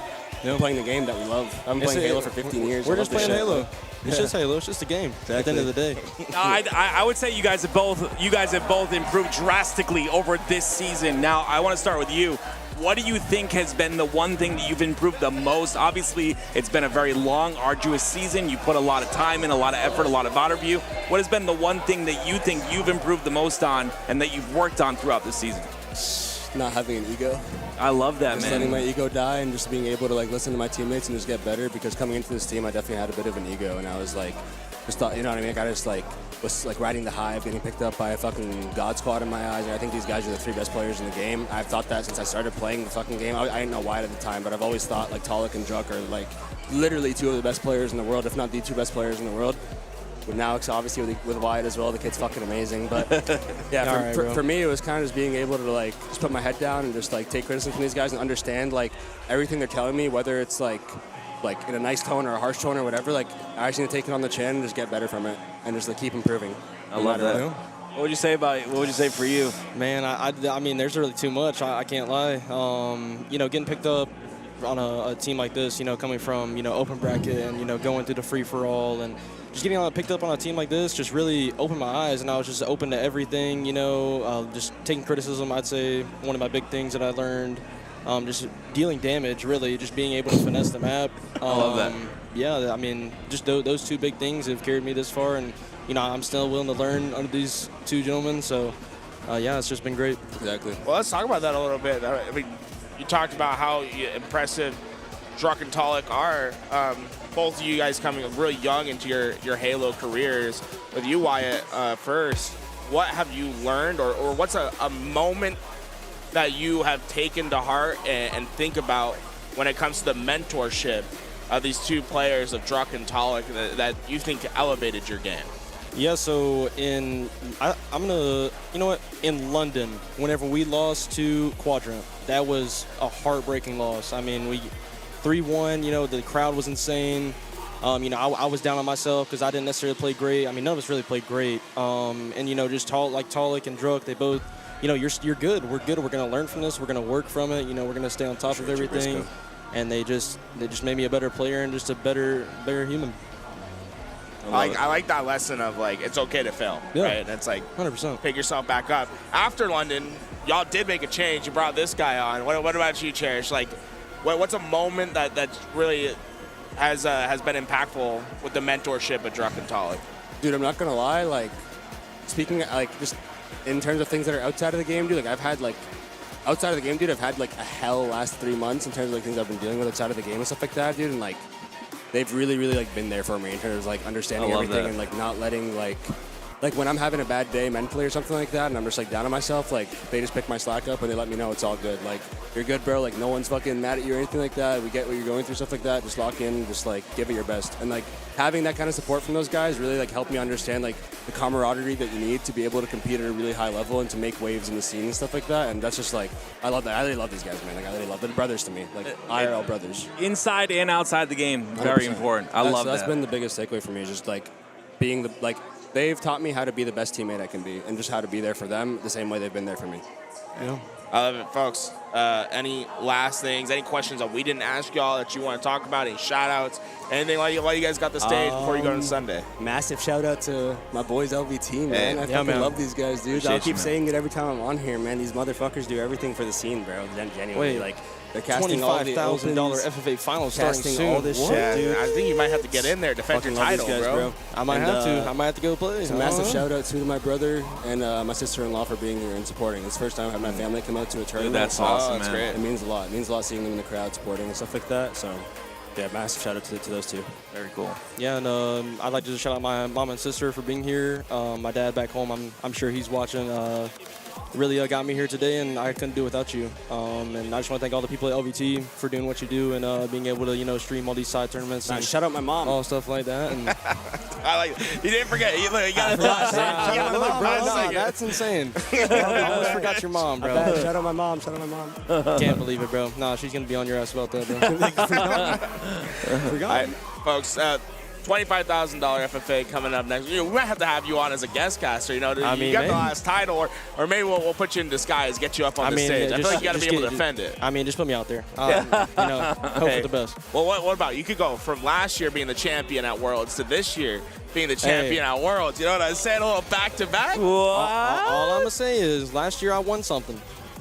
This year might be the same. Might be the same. Folks, there you go. $25,000 free-for-all coming up next. Thank you, Cherish. Thank you. Thank you, Last Shot, for coming on. Yeah, but come here. Get some rest. You know what I'm saying? Get yourself good. We'll be right back from commercial. We're back. $25,000 FFA.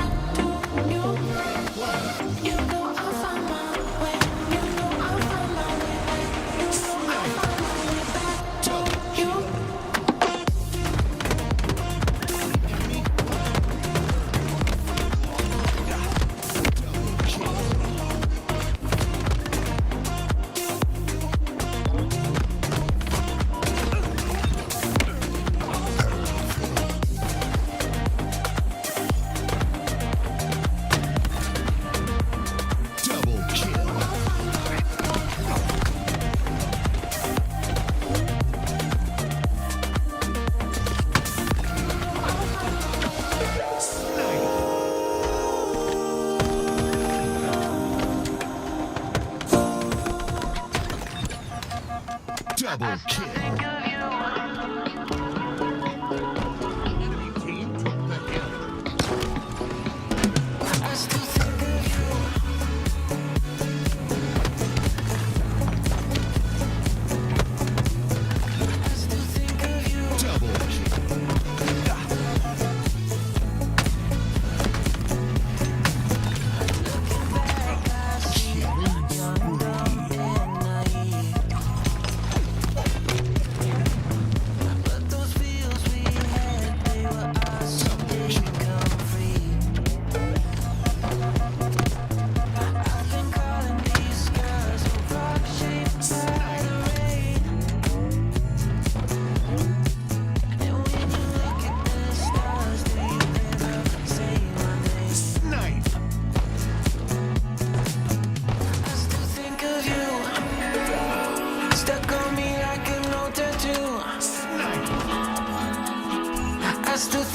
you. Those days are gone. I wonder if you still think of me too. I still think of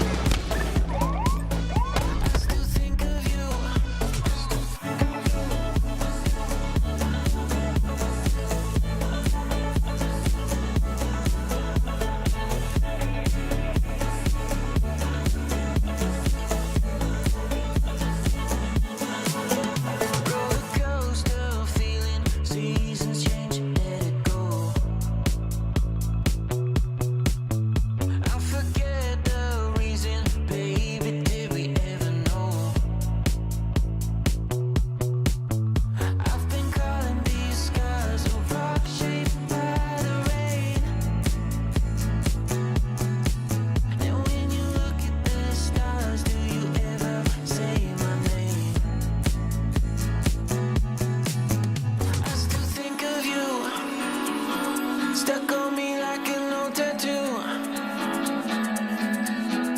I still think of you. Those days are gone. I wonder if you still think of me too. I still think of you.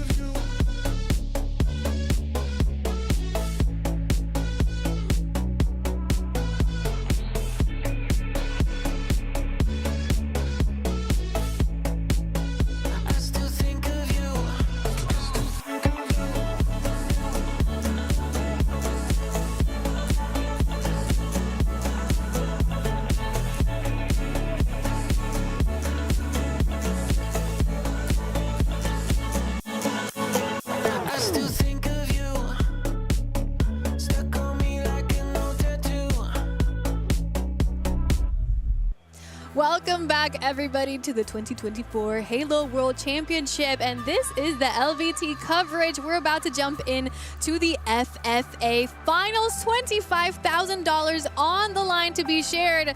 We will see who gets a share of that. And I also want to take a moment to welcome everybody who has joined us here through the Halo Raid. Thank you so much for coming in. I hope you guys have a blast with us. My name is Aliak, and right here by my side, joining me, who will be watching the FFA and casting it as well, Makowski.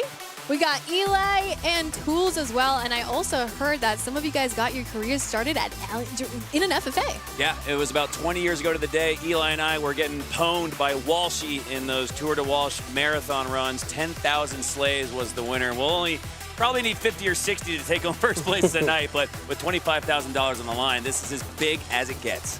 Yeah, man, FFA is integral to the history of Halo, period. I mean, all the way back to Halo 1, they had a team FFA. Players like Zio, Strange Purple, the Ogre Twins, Walshy, made a name for themselves in FFA. Here at this very tournament, the most recent FFA World Champion, It's the Last Shot, just placed top 4 at this World Championship in the 4v4 bracket. So many careers have started in FFA, and we could see another career start tonight. It's a special day, right, for the FFA players. We got to see the, obviously, Last Shot have that championship, but like you said, so many incredible legends were made in the free-for-all. Everyone remembers Ola, right, back in the day. Yes, of course. And he was a man that started getting his name out there because of the rumblings of what he was able to do in the free-for-all. We might see the next, championship finisher here today on like that's the case last year with Last Shot. I mean, he won the finals, and then suddenly he found himself on a pro roster first tournament next year. The stakes are huge. So what you're saying, it's not just $25,000 on the line, it's names that are going to be put up to be showcased and possibly pulled up for other and bigger things. I would love to see who is on, and here we go. The list of the finalists that will be competing for this $25,000 prize pool. I want to know what you guys think of the lineup and who you might have taken it. Well, looking down the line, I see that 5 out of the 8 players in this lobby are HCS professionals. The other 3 are guys who have won free-for-alls historically. Azarum taking home first place in Arlington. Goober taking home seemingly every free-for-all finals on land. So this lobby, Eli, could not be more stacked. The story is all about Goober for me, okay? Goober has won a majority of the FFA tournaments. In last year's World Championship Finals, he finished 2nd place to It's the Last Shot. So he didn't win the one that he wanted to win most. Now, It's the Last Shot is not in his way to win this. However, there's a whole stack of incredible players in this lobby. Who are you looking at the most, Tools? Well, to me, it's the international players that are catching my eye here, right? We obviously have Tapping Buttons and Azarum, a professional and an FFA champion from Arlington, both from Mexico, but then joining them from across the seas, Bastos and Mo's, 2 players that clawed their way through Europe, just showing how good the international competition is. But I gotta give some love to one player in particular, the Las Vegas native, Kid Nasty, back in an FFA finals. He so desperately wants to win one. He's been in these finals time and time again, but just has not been able to put it together. This might be the toughest lobby he's had yet. I'm interested to see if he can finally claim that championship. So everybody has their favorites, huh? I guess we'll have to see who takes it. Yeah. We did predict Last Shot winning it last year. We did. If I had to predict this year, I'm going to go with Goober. Goober back for blood, like Eli said, the 2nd place finish last year. He's had 365 days to mull on that L. I think he flips it into a W here tonight. Well, I mean, if we're going to talk about like Vegas odds with betting, you know what I'm saying? It's like Goober's got like a heavy favorite in this. He's been to every FFA Grand Finals but one, and the one that he didn't get to, I feel like has a big asterisk to it because they weren't playing on Aquarius. They were playing on Live Fire at Salt Lake City, and unfortunately, he found himself with an early exit. We're talking about excellence in the free-for-all. I would consider Deputy Goober a professional free-for-all player. It's all he does, it's all he focuses on, and he's cultivated his own free-for-all community that gets the best possible practice coming into this event. And it's not a surprise to me that we're seeing a lot of regulars in that Discord here today. Kid Nasty, the Lego, Goober, constantly in those lobbies. Yeah, I've got these guys on my friends list. I'm in the Discord. I get the pings. I've played with them a few times. These guys are disgusting at FFA. They practice lobbies almost every single night. Lego's one of the standout performers. I think he's kind of a sleeping giant in the FFA scene. He's been kind of on the cusp of a breakout performance for a while. We've also not talked about Mortally somehow, which is insane because this man got to the top 8 of every single one of the LVT off-season tournaments, and I believe he won one of them, got 2nd in another. I mean, he's constantly finding himself at the end of these FFA finals. He also won the 2v2 tournament in Salt Lake City with Divine Damsel. So, I mean, this guy is like the side tournament final boss. You got to get through him if you're going to win one of these. Yeah, go for it. Oh, I was going to say, Mortally has such a neat story to me because he's been on that fringe of professional play, but he hasn't let it get himself down when he doesn't make it onto that pro team. And to see him bounce back and have so much success in the side tournament, I think is a testament to his mental resolve to just keep trucking forward. Yeah, I talked to Mortally actually after King Nick wasn't able to attend Salt Lake City, and I reached out to Mortally like, hey man, I hope you're doing all right. Like, I'm here for you. If you need to talk, hit me up. And he was just like, dude, why does everyone act like I'm dead? Like, I'm fine. I'm just going to compete in the side tournaments. I'm just going to compete in the free-for-all. I'm going to stay focused on what I can control, and that is winning things like this free-for-all final. So big ups to Mortally and the mental resolve it took to get here as we are live. The marathon has begun. It's a 15-minute sprint to the finish. $25,000 on the line. The Halo World Championship free-for-alls are now live. off the rip here. We don't have the names on board just yet, but don't panic. We're going to get those on your screen as soon as possible. Let's talk about some FFA strategy while we wait for these names to come online. So the name of the game is as many kills as possible in 15 minutes. Your deaths do not matter unless there's a tiebreaker. If you have the same number of kills as someone else, then it goes to deaths after that. So the name of the game really is just get into the mix as much as possible, rack up as many kills, and try not to feed other players kills along the way. So far 4, now 5 is the high kill count in this lobby, and we're on board with the competitor themselves. HCS 473 for now, but we'll get the names up on your screen here momentarily. Working on a flank here on P2. A little late to get those shots in. Earns an assist instead, and Eli, an assist is almost worse than a death in the free-for-all. I have to agree with you. It's just a kill that you've given to somebody else. As we see one of these players hit a nice late jump tech there. We're going to probably see that quite a bit. Free-for-all is the avenue in which the most individually skilled players in the pool rise to the top. We're going to see some very impressive plays. We're also going to see a lot of trades, though. So I think that trading is incredibly important because as long as you're getting one kill before you die, you can feasibly keep pace with the rest of the lobby. Trades are the name of the game. That'll earn you some money, but if you want to win the lion's share of that $25,000, you got to find +2 and even +3 outcomes with each of your lives. As HCS 470 goes down, so too does 467 in the fridge. 7, the high side. In this lobby with multiple players tied, it's Goober. And we expected to win this tournament. Bastos at 7 as well. Kid Nasty at 7. It's highly contested off the start. No surprise at all for Goober to take an early lead, but that's actually a great sign for him. Typically, when we've seen him win, he's been middle of the pack kind of for most of the game, and then only in the last 5 minutes does he surge into the lead. But for him to start off this hot tells me that he might be ready to just play hot for the entire 15 minutes and run away with it. But it's Bastos, who was a player I wanted to highlight a lot on that ascending baseline roster from EU. Kind of a newcomer in the EU scene as far as I've seen. Was not familiar with him previous to him being on that team, but he is an incredibly talented, individually skilled player, and I think he's going to go far in this. Goober still in the lead. Not anymore, though. Excuse me. Bastos takes it with 11. Kid Nasty coming up pretty close. 3 players tied for second place. As 10s across the board as we hop on board with the kid himself, pushing into the generator. As a player below him, to his left now, trying to chase out the damage, and a ninja attempt not going to go through. As Kid Nasty adds 1 to the scoreboard, but not 2, and might be looking back on that. Trade stickies, that's going to be another key win condition here, Eli. There's 2 sets of plasma grenades that spawn on this map, 1 in the P2 side, 1 at car 2. So 2 on opposite sides of the map. Those are going to be massive tools to get those trades in situations you wouldn't otherwise be capable to get them. And we're going to have to... We're going to have to see which one of these players utilizes those options as much as possible throughout this game. Eli, we have seen Goober go on a tear in the final 5 minutes of these free-for-all finals, but in the first 5 minutes, he's up 15. That's the highest kill count in the lobby. He's got a separation of 3 now after scoring 16, mortally close with 13. Bastos still in the mix with 13. Kid Nasty right there with 12. Just about everybody in the lobby. I'd say 6 out of 8 players right now are in contention for the win. We hop on board here with Bastos, looking to close the gap between he and Goober. Finds the trade, I believe, on Goober himself there in the generator. So everybody close here in the first 4 minutes of your free-for-all finals.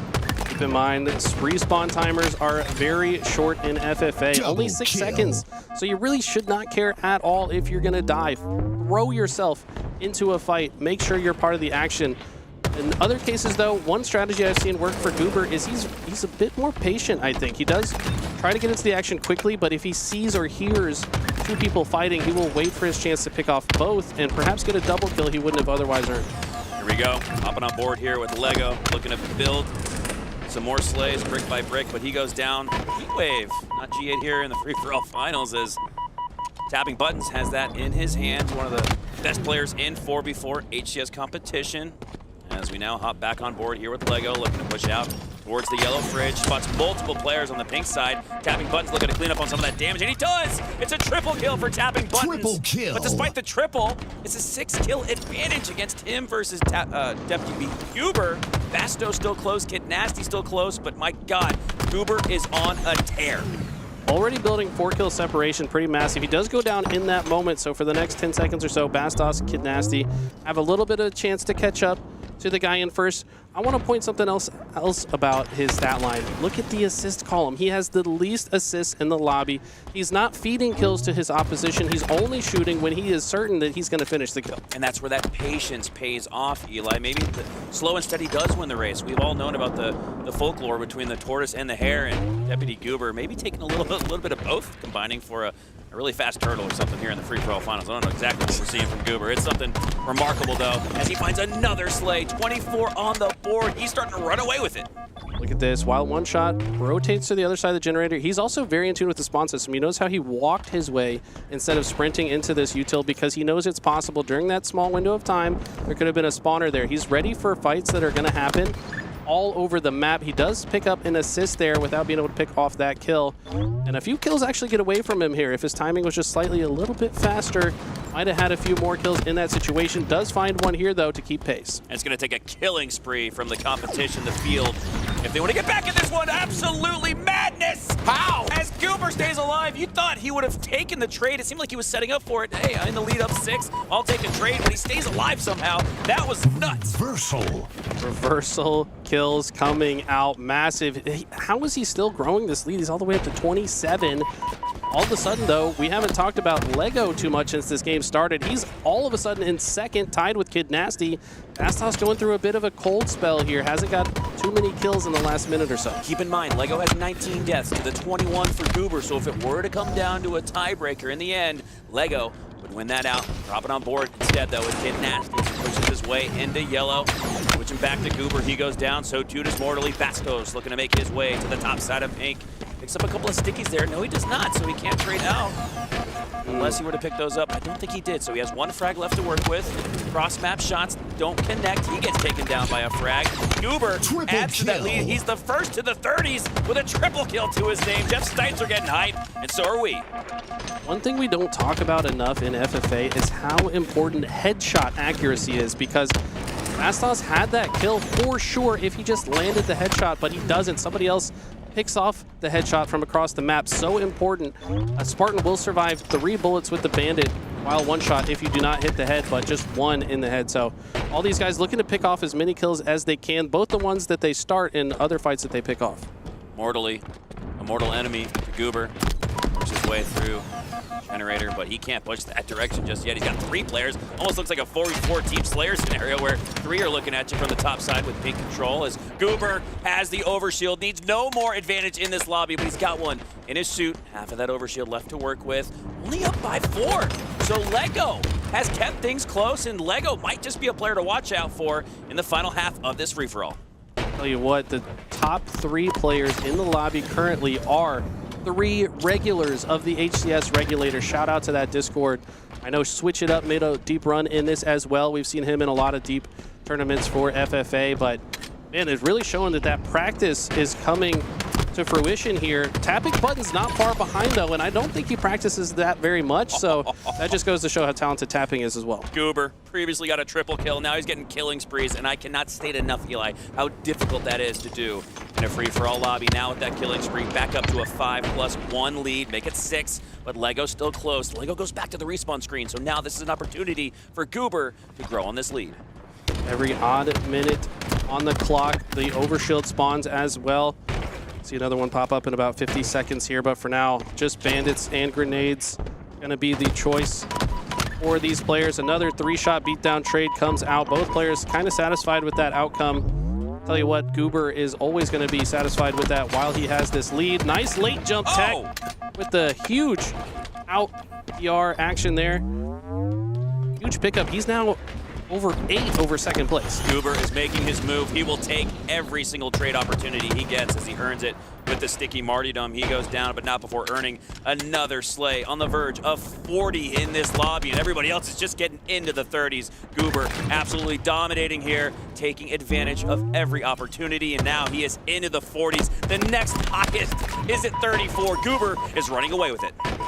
This is insane. Yeah, he's just towered over the lobby ever since the beginning. He has had the lead and he has not relinquished it. Now, keep in mind, In FFA, it's always possible to run through a dry spell where you just can't finish any kills. You're not finding the right players. Your timing's just a little bit off. So it's possible he runs through a dry spell. That's what everybody else in this lobby has to hope for right now. They need to hope that Goober loses some of this fire. Keep in mind, too, Eli, with $25,000 on the line in the last 5 minutes, every single one of these gunfights that we witness is for hundreds, if not thousands of dollars.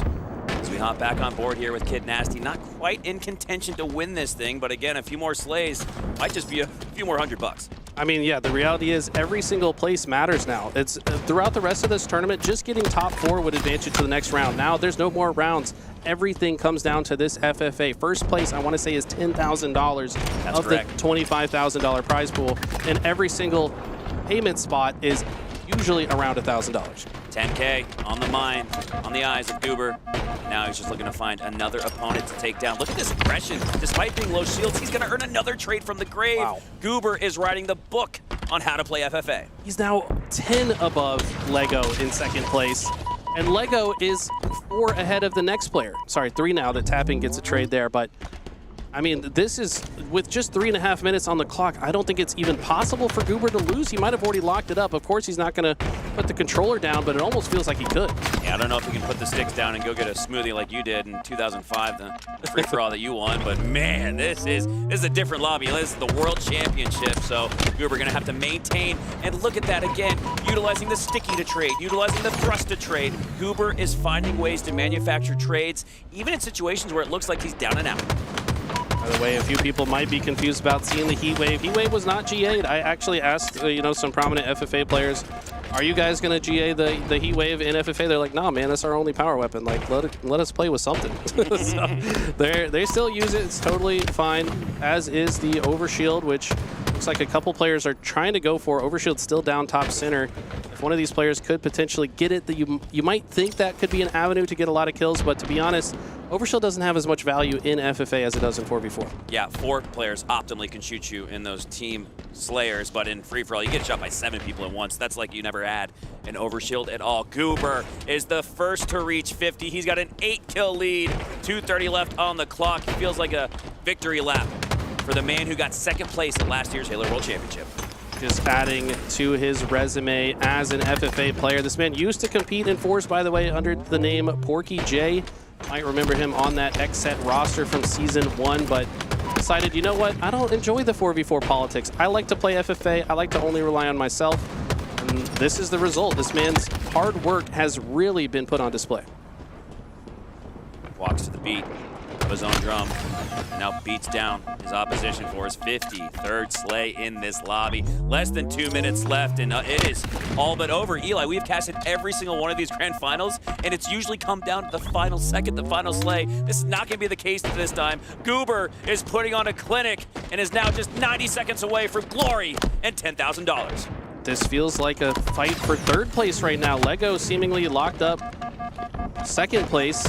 Closest after that is Kid Nasty with 41, and a lot of players kind of in that late 30s number. Kind of a low-scoring FFA from some of the ones that we've seen before, but it's because Goober's just soaking up all the kills. Final minute 12, and now it's an opportunity for every single one of these players to win one extra gunfight, to win a little bit of extra cash. Tapping buttons, looking for the double. Gets one. Nade toss out, trying to gather a little bit more frag damage, but he's going to leave both of those players down to car 1. Tapping button's going to work his way back to the base as Mortally works his way back up to the top side of the map, but against an Overshield, that's a win just to get a trade. Insane to get a trade on the Overshield player. Heat Wave certainly has something to do with it. We might see a triple kill here. Looks like Tapping Buttons will get all 3, not in the triple kill variety, but he just jumped a lot of places on the scoreboard. I tied him up with Kid Nasty at the moment. That's huge. Kid Nasty did get a slate right afterwards, but Tapping really trying to earn himself some extra dollars here after his 4v4 run got cut short. Can he do it? Perfect. Goober has won every single free-for-all finals except for the big one. Last year getting 2nd place to last shot, but now it looks like Goober is going to claim the crown at 57 slays. He will do it. There's 10 seconds left, but there's no question who your free-for-all world champion is. Congratulations to Goober, who takes home 1st place. What an insane, he went wire to wire. He started with the lead. He ended with the lead. At any point in this game, if you tuned in, Deputy Goober was in the lead, and he is the reason. That's the reason why we predicted this guy. He's just the best FFA player in the world. And even Gunplexion, who won the last FFA at Salt Lake, he said, yeah, I got to give it up to Goober. He's the GOAT. He's the GOAT. That's what he said. He did it for Goober, too. He did it for Goober. So I think we can all be very happy, Ali, that the man who got second place last year, like I said, he's won at least 8 lands, it feels like, in HES competition, but he hasn't won the big one until now. So big ups to Goober. Waited a year for this, and it all pays off in the end. I love that story. Congrats to Goobers once again for taking the biggest share of the $25,000 prize pool after getting second place. Finally, he gets his place. Fitting that he wins $10,000. He won by 10, Ali. This is the most dominant free-for-all finals, Garrett, we've ever seen. Yeah, and honestly, it was almost like we were watching the battle between second, third, and fourth than it was that we're watching first.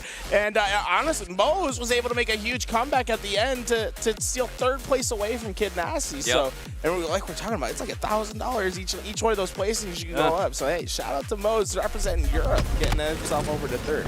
Yeah, Mose from Italy, I believe. That's a long journey back home, but it's going to feel a lot nicer. You might upgrade the flight a little bit, kick back, get a glass of champagne. We'll have to see. Let's take a look at this replay right here. That was just a triple from who? That triple earlier was, I believe, from Goober. I mean, we saw Tapping Buttons got one. Goober got one. Tapping Buttons almost got one here, which would have given him a little bit more cash. He was tied with Mose in that instance. Does get the slay and the trade. But yeah, like you said, Garrett, it felt like a fight for second place from the opening bell. Now, look, this was it. They're all tied 43. It was Mose, Tapping, and Kid Nasty. Now we see Mose get a critical kill, double kill here to get himself into third. And then shout out to the 2 FFA grinders, right, in this lobby. Lego and Goober taking first and second, respectively. Such a cool story to see those that were grinding for this moment were able to come to the call. One of the more stacked FFA lobbies. There's so many pro players. I was just about to say that. The competition was so stacked. And I was seeing in chat how people were saying, like, FFA is so tough. Well, it got tougher here because we had so many pro players also in the scene competing. FFA is a whole different beast, isn't it? It's a totally different skill set. I mean, in 4v4, you got 3 other guys that are watching your back at all times. Ideally, not my matchmaking teammates, but like the people that are playing it here, they've got people watching their back. You know what I'm saying? But like in FFA, it's just you. It's just you against the world, and you got to trust your instincts. You got to win your fights. You've got to be more individually skilled than the other players in the lobby to come out ahead. You got to get crafty with grenades and angles, and it's just a totally different game than 4v4. Yeah, you're right. In 4s, you're playing for max damage. You're playing for assist. That couldn't be further from the fact in the case in free-for-all. You want to get consequential damage. You're not looking for max damage. You want the damage that's going to turn into a slay. And every assist is like a knife to the chest. You're helping out the opponent when you do that, not your teammates, because you don't got none in free-for-all. So big ups to Goober. Played that about as efficiently as you could imagine, because he was writing the book on how to play masterful free-for-all. No, he completely had the formula for FFA down, and he is the champion for the 2024 FFA Finals. Congrats to Goober once again, guys. We're going to be back tomorrow, so I need to let you know what to expect. We're going to be